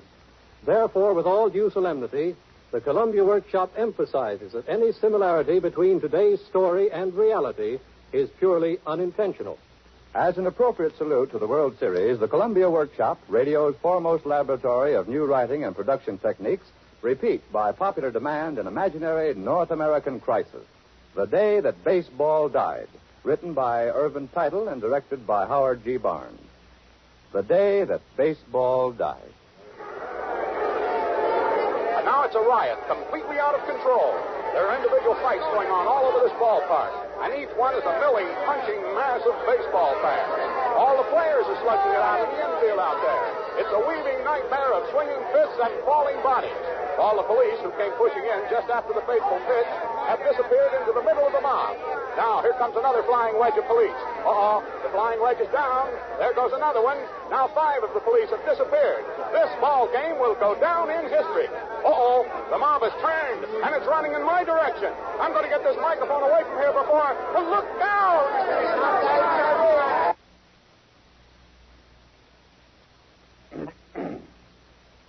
And this can be written into the records as an eyewitness account of the rioting at that fateful baseball game, Mr. Belanger? Yes, Your Honor, the words you have heard are mine, as recorded in our studios during the actual broadcast. Now, of course, I was greatly excited at the time, and no doubt I missed a lot of points. But in the main, am I in order, sir? By all means, by all means. This is a special committee of inquiry into the events leading up to and the immediate cause of one of the worst riots that has ever occurred in the history of American sport. And on our findings in this courtroom, the future of baseball in this country, the future of baseball in all North America, may well rest. Over 3,000 people were injured following that amazing pitch of Mr. Bestursky. And the suits against the several leagues, the owners of the baseball stadium, the soft drink concessionaire, the baseball players, and the United States of America, amounting to millions of dollars. Any further information you may give us would be very valuable. I assume my colleagues in this special committee agree. You agree, Judge Wright? Agreed. Judge Benjamin? Agreed. Mr. Belanger, you have been a radio sports reporter for a good many years. What do you think is the consensus among sporting writers on that pitch that was a direct contributory cause of the riot? Well, sir, a local newspaper polled 242 sports writers and experts. They asked them this question: do you agree or disagree with umpire Kelly's decision? Answer? 11 agreed, 11 disagreed, 219 undecided. That leaves one more. Well, he refused to answer. He gave up baseball reporting and is now a masseur in a Turkish bath establishment. He took the dispute so much to heart? Oh, yes, but he's not the only one. This question has split the baseball world down the center, lengthwise, crosswise, and at the seams. It's hard for me to talk so calmly about it. As your honors are aware, the man who umpired at the game, one of the finest in the business, committed suicide the day after. He just couldn't stand the doubt in his own mind. Fortunate. Mr. Belanger, what is your opinion of that last inning? To which ball club should the game have been awarded? Your Honor, now, if the court doesn't mind, I'd rather not say. The committee will not insist on your answering that question. The hearing is now adjourned until 2:30 this afternoon.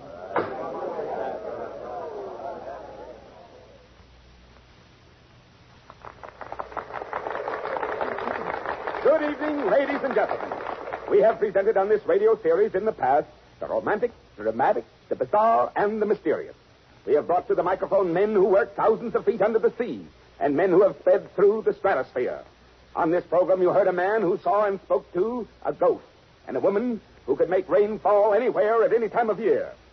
Standing beside me now is the central figure in the most momentous sports dispute in history, the man whose right arm touched off a riot in New York, a panic in baseball, and a committee of inquiry. The sensational picture of the celebrated Green Sox, Red Bestursky.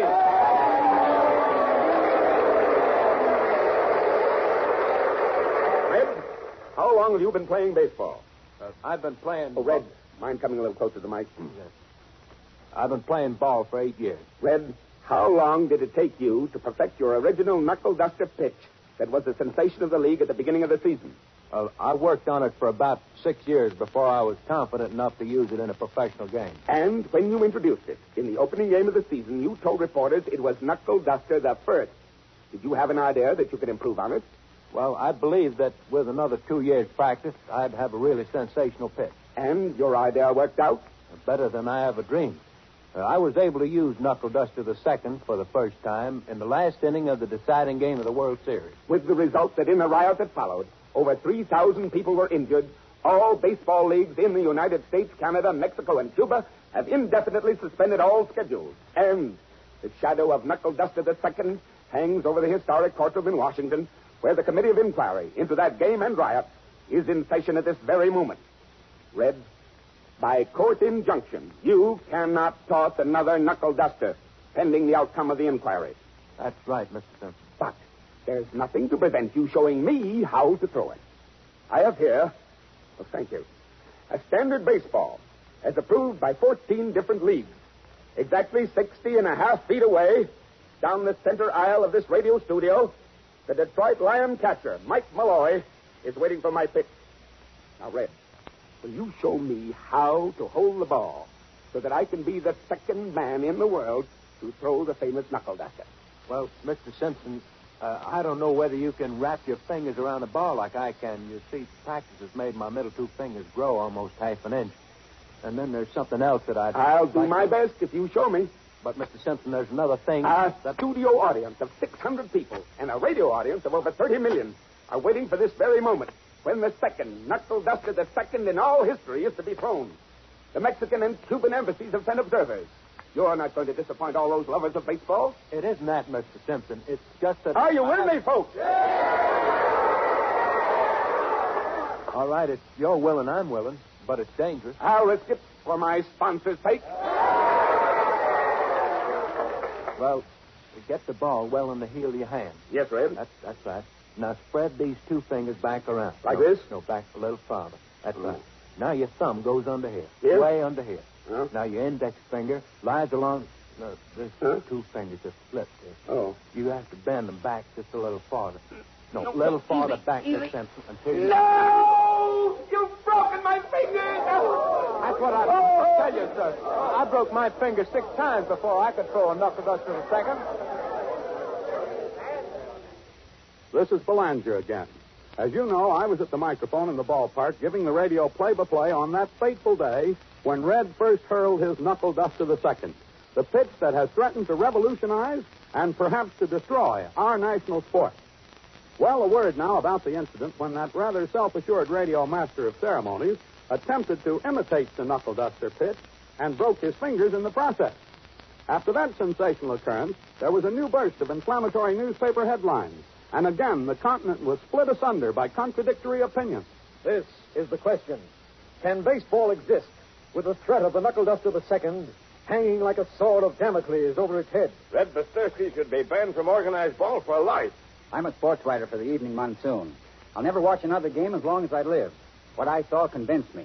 There's no solution. Red Busterski worked for 6 years before he perfected that ball, and to ban a man from the game just because he worked so hard would be criminal. And anyway, what's to prevent other pitchers, now that they know it's possible, from trying to imitate it? And unless you rewrite baseball's code and hedge it around with restrictions, which would ruin the game in any event, you cannot ban the knuckle duster, and you cannot continue playing the game with it. I resigned a week ago as president of the league. You'll have to excuse me if I don't talk too clearly. I'm just recovering from a fracture of the lower jaw. I was at that game, too. I agree in part with what some of the sports writers have said, except that I believe that the game of baseball could be modified, say, to eliminate the pitcher. Now, the shape of the bat could be changed to make it more like a golf club, and the second baseman could roll the ball along the ground at the batter. Now, I'm going to start working out the details for an entirely new game, a substitute for baseball, as soon as they take the cast off my right arm. Meanwhile, the Committee of Inquiry, composed of 3 judges of the highest integrity, continued its investigation. Now, there will be no demonstration, please, during the hearing. Mr. Hemingway, you are the chief umpire of the league. That's right, Your Honor. Were you in agreement with the decision of the late umpire Kelly that preceded the riot in New York? Your Honor, I can say this. I would have acted the same way. Though you don't agree with it now? I really can't answer that question, Your Honor. It's too serious. Mr. Hemingway, I understand you officiated as umpire in the opening game of this season when Mr. Busterski introduced what he called Knuckle Duster the First. Yes, sir. The immediate predecessor of Knuckle Duster the Second. Do you recall that game? Certainly. Perfectly. I was standing behind the plate during that first pitch, and I was so surprised I could hardly call it. You see, in order to hit the ball, which was Red Busterski's specialty, a batter must start a swing about a split second after the ball leaves the pitcher's hand, so that he uncurls almost automatically as the pitcher's arm flashes down. So that if some way could be found of throwing the ball en route, the batter would tend to swing anyway. Yeah, and he'd realize at exactly the same split second that he shouldn't swing that early. And with his body trying to go in two directions at once, serious things might happen. I'll never forget that pitch. The game was about to start. Red Bustowski, glancing around the infield, looked very calm and cool, considering the first pitch of the first game of the season is coming up. You know, fans, I can't make up my mind whether the announcement he made about using some fancy pitch that he calls the knuckle duster the first is a gag or not. Whatever it is, boy, it better be good or he's in for a lot of ribbing from those bleachers. Now, there he goes, pounding the ball into his glove. Now, here comes his famous speedball windup. His arm goes round and round. He's gathering speed. He's up on his toes. And here's the pitch. Oh, boy, what a slow ball. Which Taylor swung. No, he didn't. He was going to swing, then he stopped, and he fell. And he's crumpled on the ground there. The stands are in an uproar. They've just seen the unveiling of the knuckle duster the first. You say the batter swung. Did he... He broke his back. The second man up got so rattled he threw the bat at Bustowski and was expelled from the game. Yeah. The third batter struck out. The Green Sox won that game 28-0. Was the knuckle duster the first as successful as that all through the season? Bustowski won his first 8 games with it until some hitters caught on. You see, it was very surprising at first because Red was a fastball pitcher, and with the knuckle duster, he had an amazing change of pace. But towards the end of the season and in the first part of the series, he didn't do so hot. And it was then that he introduced knuckle duster the second? He was called in as a relief pitcher in the last part of the last inning of the deciding game of the World Series. The Red side was leading by 1 run. The bases were loaded with 2 men out. In order to win the series, Your Honor, and that means $5,000 extra for each man on his team, Bustowski had to strike out the batter who faced him. The count was 3-2. Everything depended on that last pitch. I heard a rumor about a knuckle duster to the second, but I didn't think he'd use it this season. Mm-hmm. Well, as I looked at him through my field glasses, I saw Red half turn toward third base. His fiancée was sitting in a box just beyond it. And I saw him hold up 2 fingers. Yeah. And that indicated to you? That the next pitch was going to be a knuckle duster the second. Thank you. Thank you, Mr. Hemingway. Any questions from the other members of the committee? Yes, Mr. Hemingway. Are you still chief umpire for the league? Yes, Your Honor. But my resignation from that position becomes effective tomorrow. I'm going to be a traveler and ladies and misses ready to wear.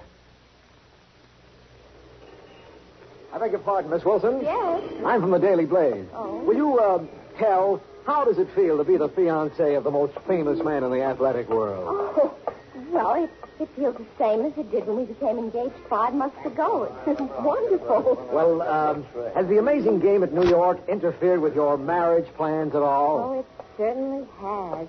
We were just talking about that the other night, and Red was saying that if he hadn't tried that knuckle duster the second, we would have been married by now. I see. Well, are you sorry he did, Miss Wilson? Oh, no, not at all. After all, it was the most important moment of the season, and he'd worked so hard on that ball for so long. Uh-huh. Miss Wilson, did you ever see Red actually practicing the knuckle duster the second? Never.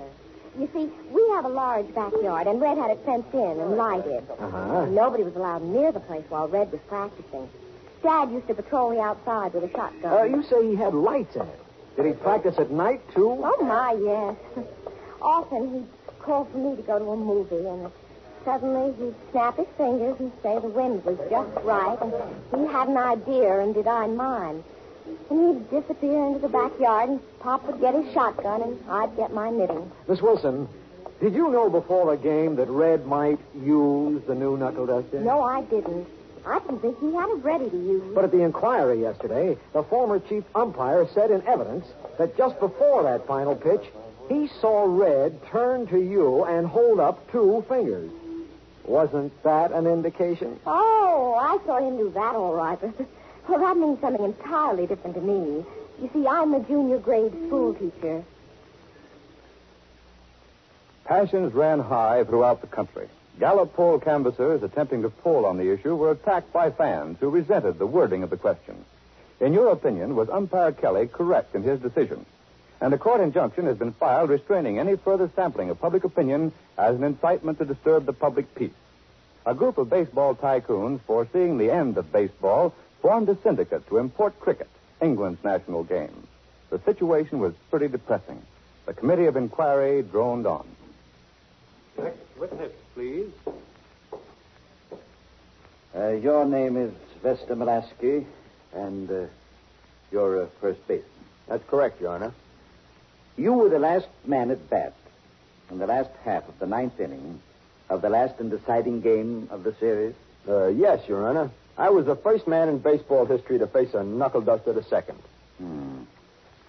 Mr. Mulaski, I understand you are the league leading batter. Uh-huh. You have the highest batting average, most home runs and so on.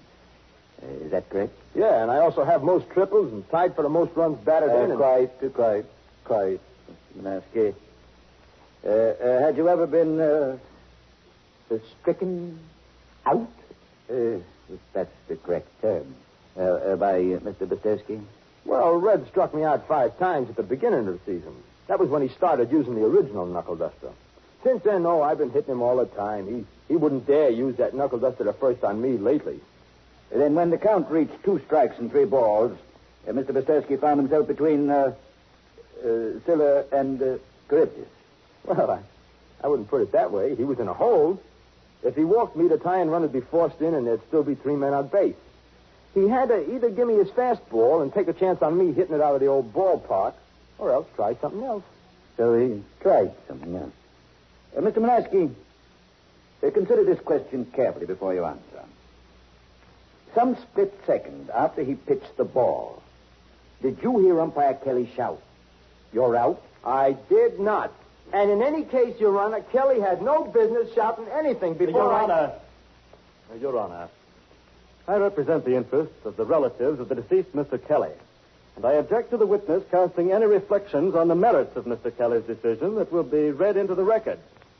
There are many actions pertaining to the game and hinging on that particular point of the game that are now pending in the courts of the country, and a biased opinion at this point might unnecessarily prejudice sentiment. Your objection is well made, Mr. Sandman.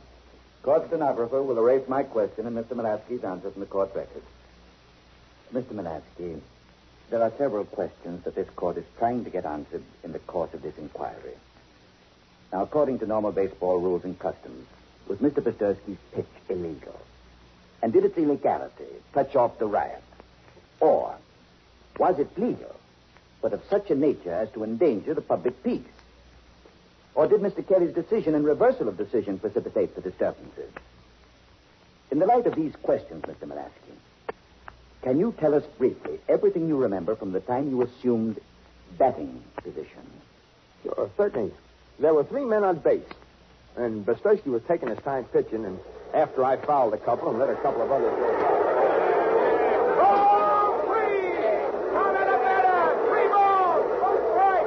I stood at the plate knocking some of the dirt out of my cleats with the handle of my bat. Red stood there for a minute, pounding his glove. Then he looked toward third base and held up 2 fingers. Then he started his windup. I braced myself and dug my heel in the dirt, and I could hear that crowd going crazy. I saw the ball leave his hand as it came out of the windup, and then Your Honor. Yes? Your Honor, I represent the interests of the owners of the baseball stadium. And I feel it would be highly prejudicial to my client's interests to introduce an oral account of the next few seconds into the record by a participant in the game. We have, as one of the exhibits, an impartial eyewitness account of those few seconds as broadcast by Hewitt Belanger and recorded in the radio studio. I respectfully submit that that is the count that should go into the court record. Agreed. Court stenographer will eliminate the latter part of Mr. Mulaski's testimony. The witness is excused. Court is adjourned until 9 a.m. tomorrow. Court adjourned.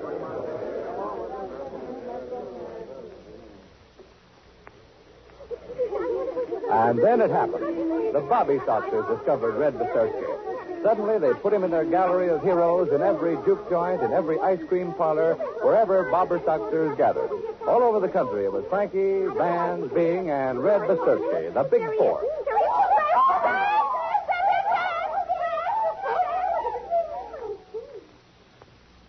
a scientist, I have been asked to give a simple scientific explanation. Now, when an object is thrown parallel with the horizontal, with considerable velocity, there are three main forces acting on it simultaneously. The force of X imparted by the arm, the force G, otherwise gravity, acting at right angles to X, and force Y, which is the air resistance in the path of the object. In order, therefore, to reach the given conclusion demonstrated so ably by Mr. Tapestry, the forces X and Y, in conjunction with other factors, should total in effect, or rather effect in total at a given moment in time, or rather a force equal and opposite to force G and any other forces. Well, starting again. What I mean is that the forces acting along the line of flight, I should say, of course, against the line of flight, well, actually, what I really mean, oh, nuts, I don't know how he did it.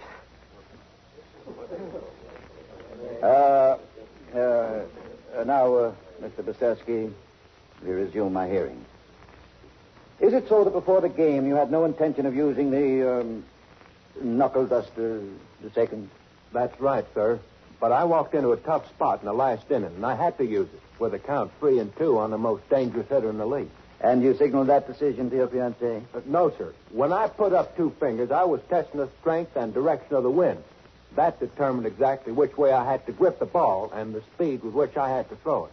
Did you hear Umpire Kelly's decision? I not only heard him, I saw him wave his thumb upwards, meaning a strikeout.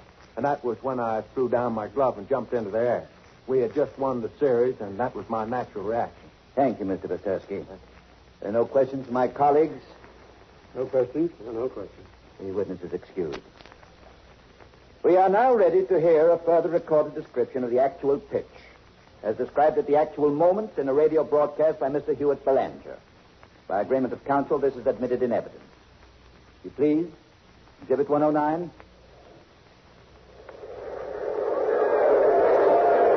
About $100,000, the difference between the losing and winning purses, hangs in the balance on this next pitch.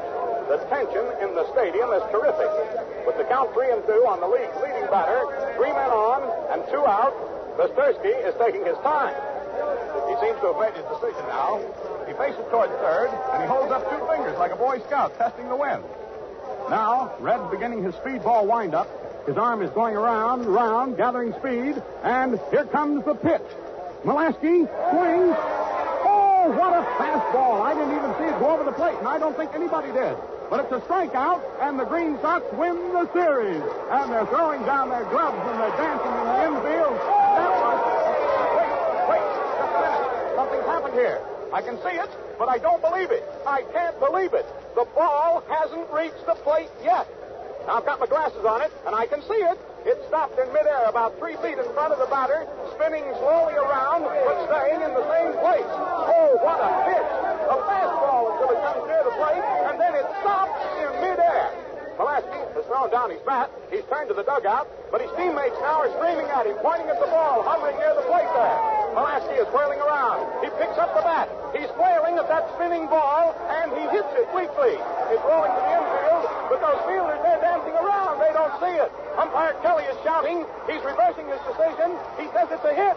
And now the tying and the winning runs are crossing the plate, and the Falcons have won. Or have they? The umpire is tearing at his hair. He's still shouting.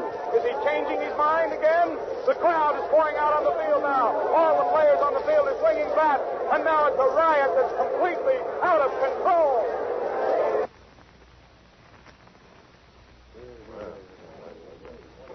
Thank you. That is all we need here. The committee will now retire to formulate its final recommendation. We stand adjourned. While the learned judges pondered the problem, the people argued in schools and clubs, offices and saloons, in stores, in banks and shops. Who won the game? Should Knuckle Duster II be outlawed? Is baseball dead, killed by its own atomic bomb? The Daily Proletarian said, Reactionary pitcher dooms sport of masses. The Chicago Republican headlined, Red pitcher sabotages baseball. The People said, Listen, the batter swung and missed the ball. A strikeout. The Great Sox won a game. You're crazy. The ball never crossed the plate. The batter can do what he likes before the ball comes over the plate. It came over and he hit it. Any idiot can see that the Falcons won. Well, I'm not an idiot. He swung and missed, didn't he? He couldn't have missed it. The ball hadn't reached him. He swung and missed, and the umpire called him out. Then he reversed his decision. He saw he was wrong. Wrong my foot. You're crazy. Boy, if you weren't my brother-in-law... My sister was idiotic enough to marry a lame brain. You leave my wife out of this or I'll give you hell. And other people said, What's the use of trying to play baseball if one guy can make a ball go like lightning for 60 feet and then make it stop dead? Them poor batters will all go crazy. They ought to play without a pitcher. I once saw a game of cricket, and they bounced the ball. If they made the Tapestry do that, he couldn't put that anti-gravity spin on it. Anyway, there's still hockey in the wintertime. For my money, they could play the game over again. For 7 days, our nation boiled and simmered. The Committee of Inquiry deliberated. And then on the 8th day, in front of newspaper reporters, diplomats, foreign correspondents, feature writers, cameramen, and batteries of microphones, the learned justice, clearing his throat, announced... Ladies and gentlemen, this has been a dramatic presentation of the Columbia Workshop. Those responsible for today's broadcast are as follows. The writer, Irvin Teitel. The Columbia Workshop director, Howard G. Barnes.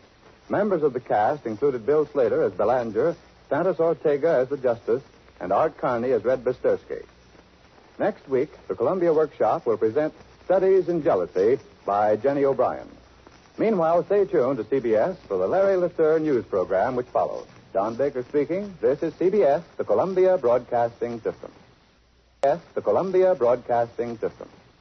CBS, the Columbia Broadcasting System. CBS, the Columbia Broadcasting System.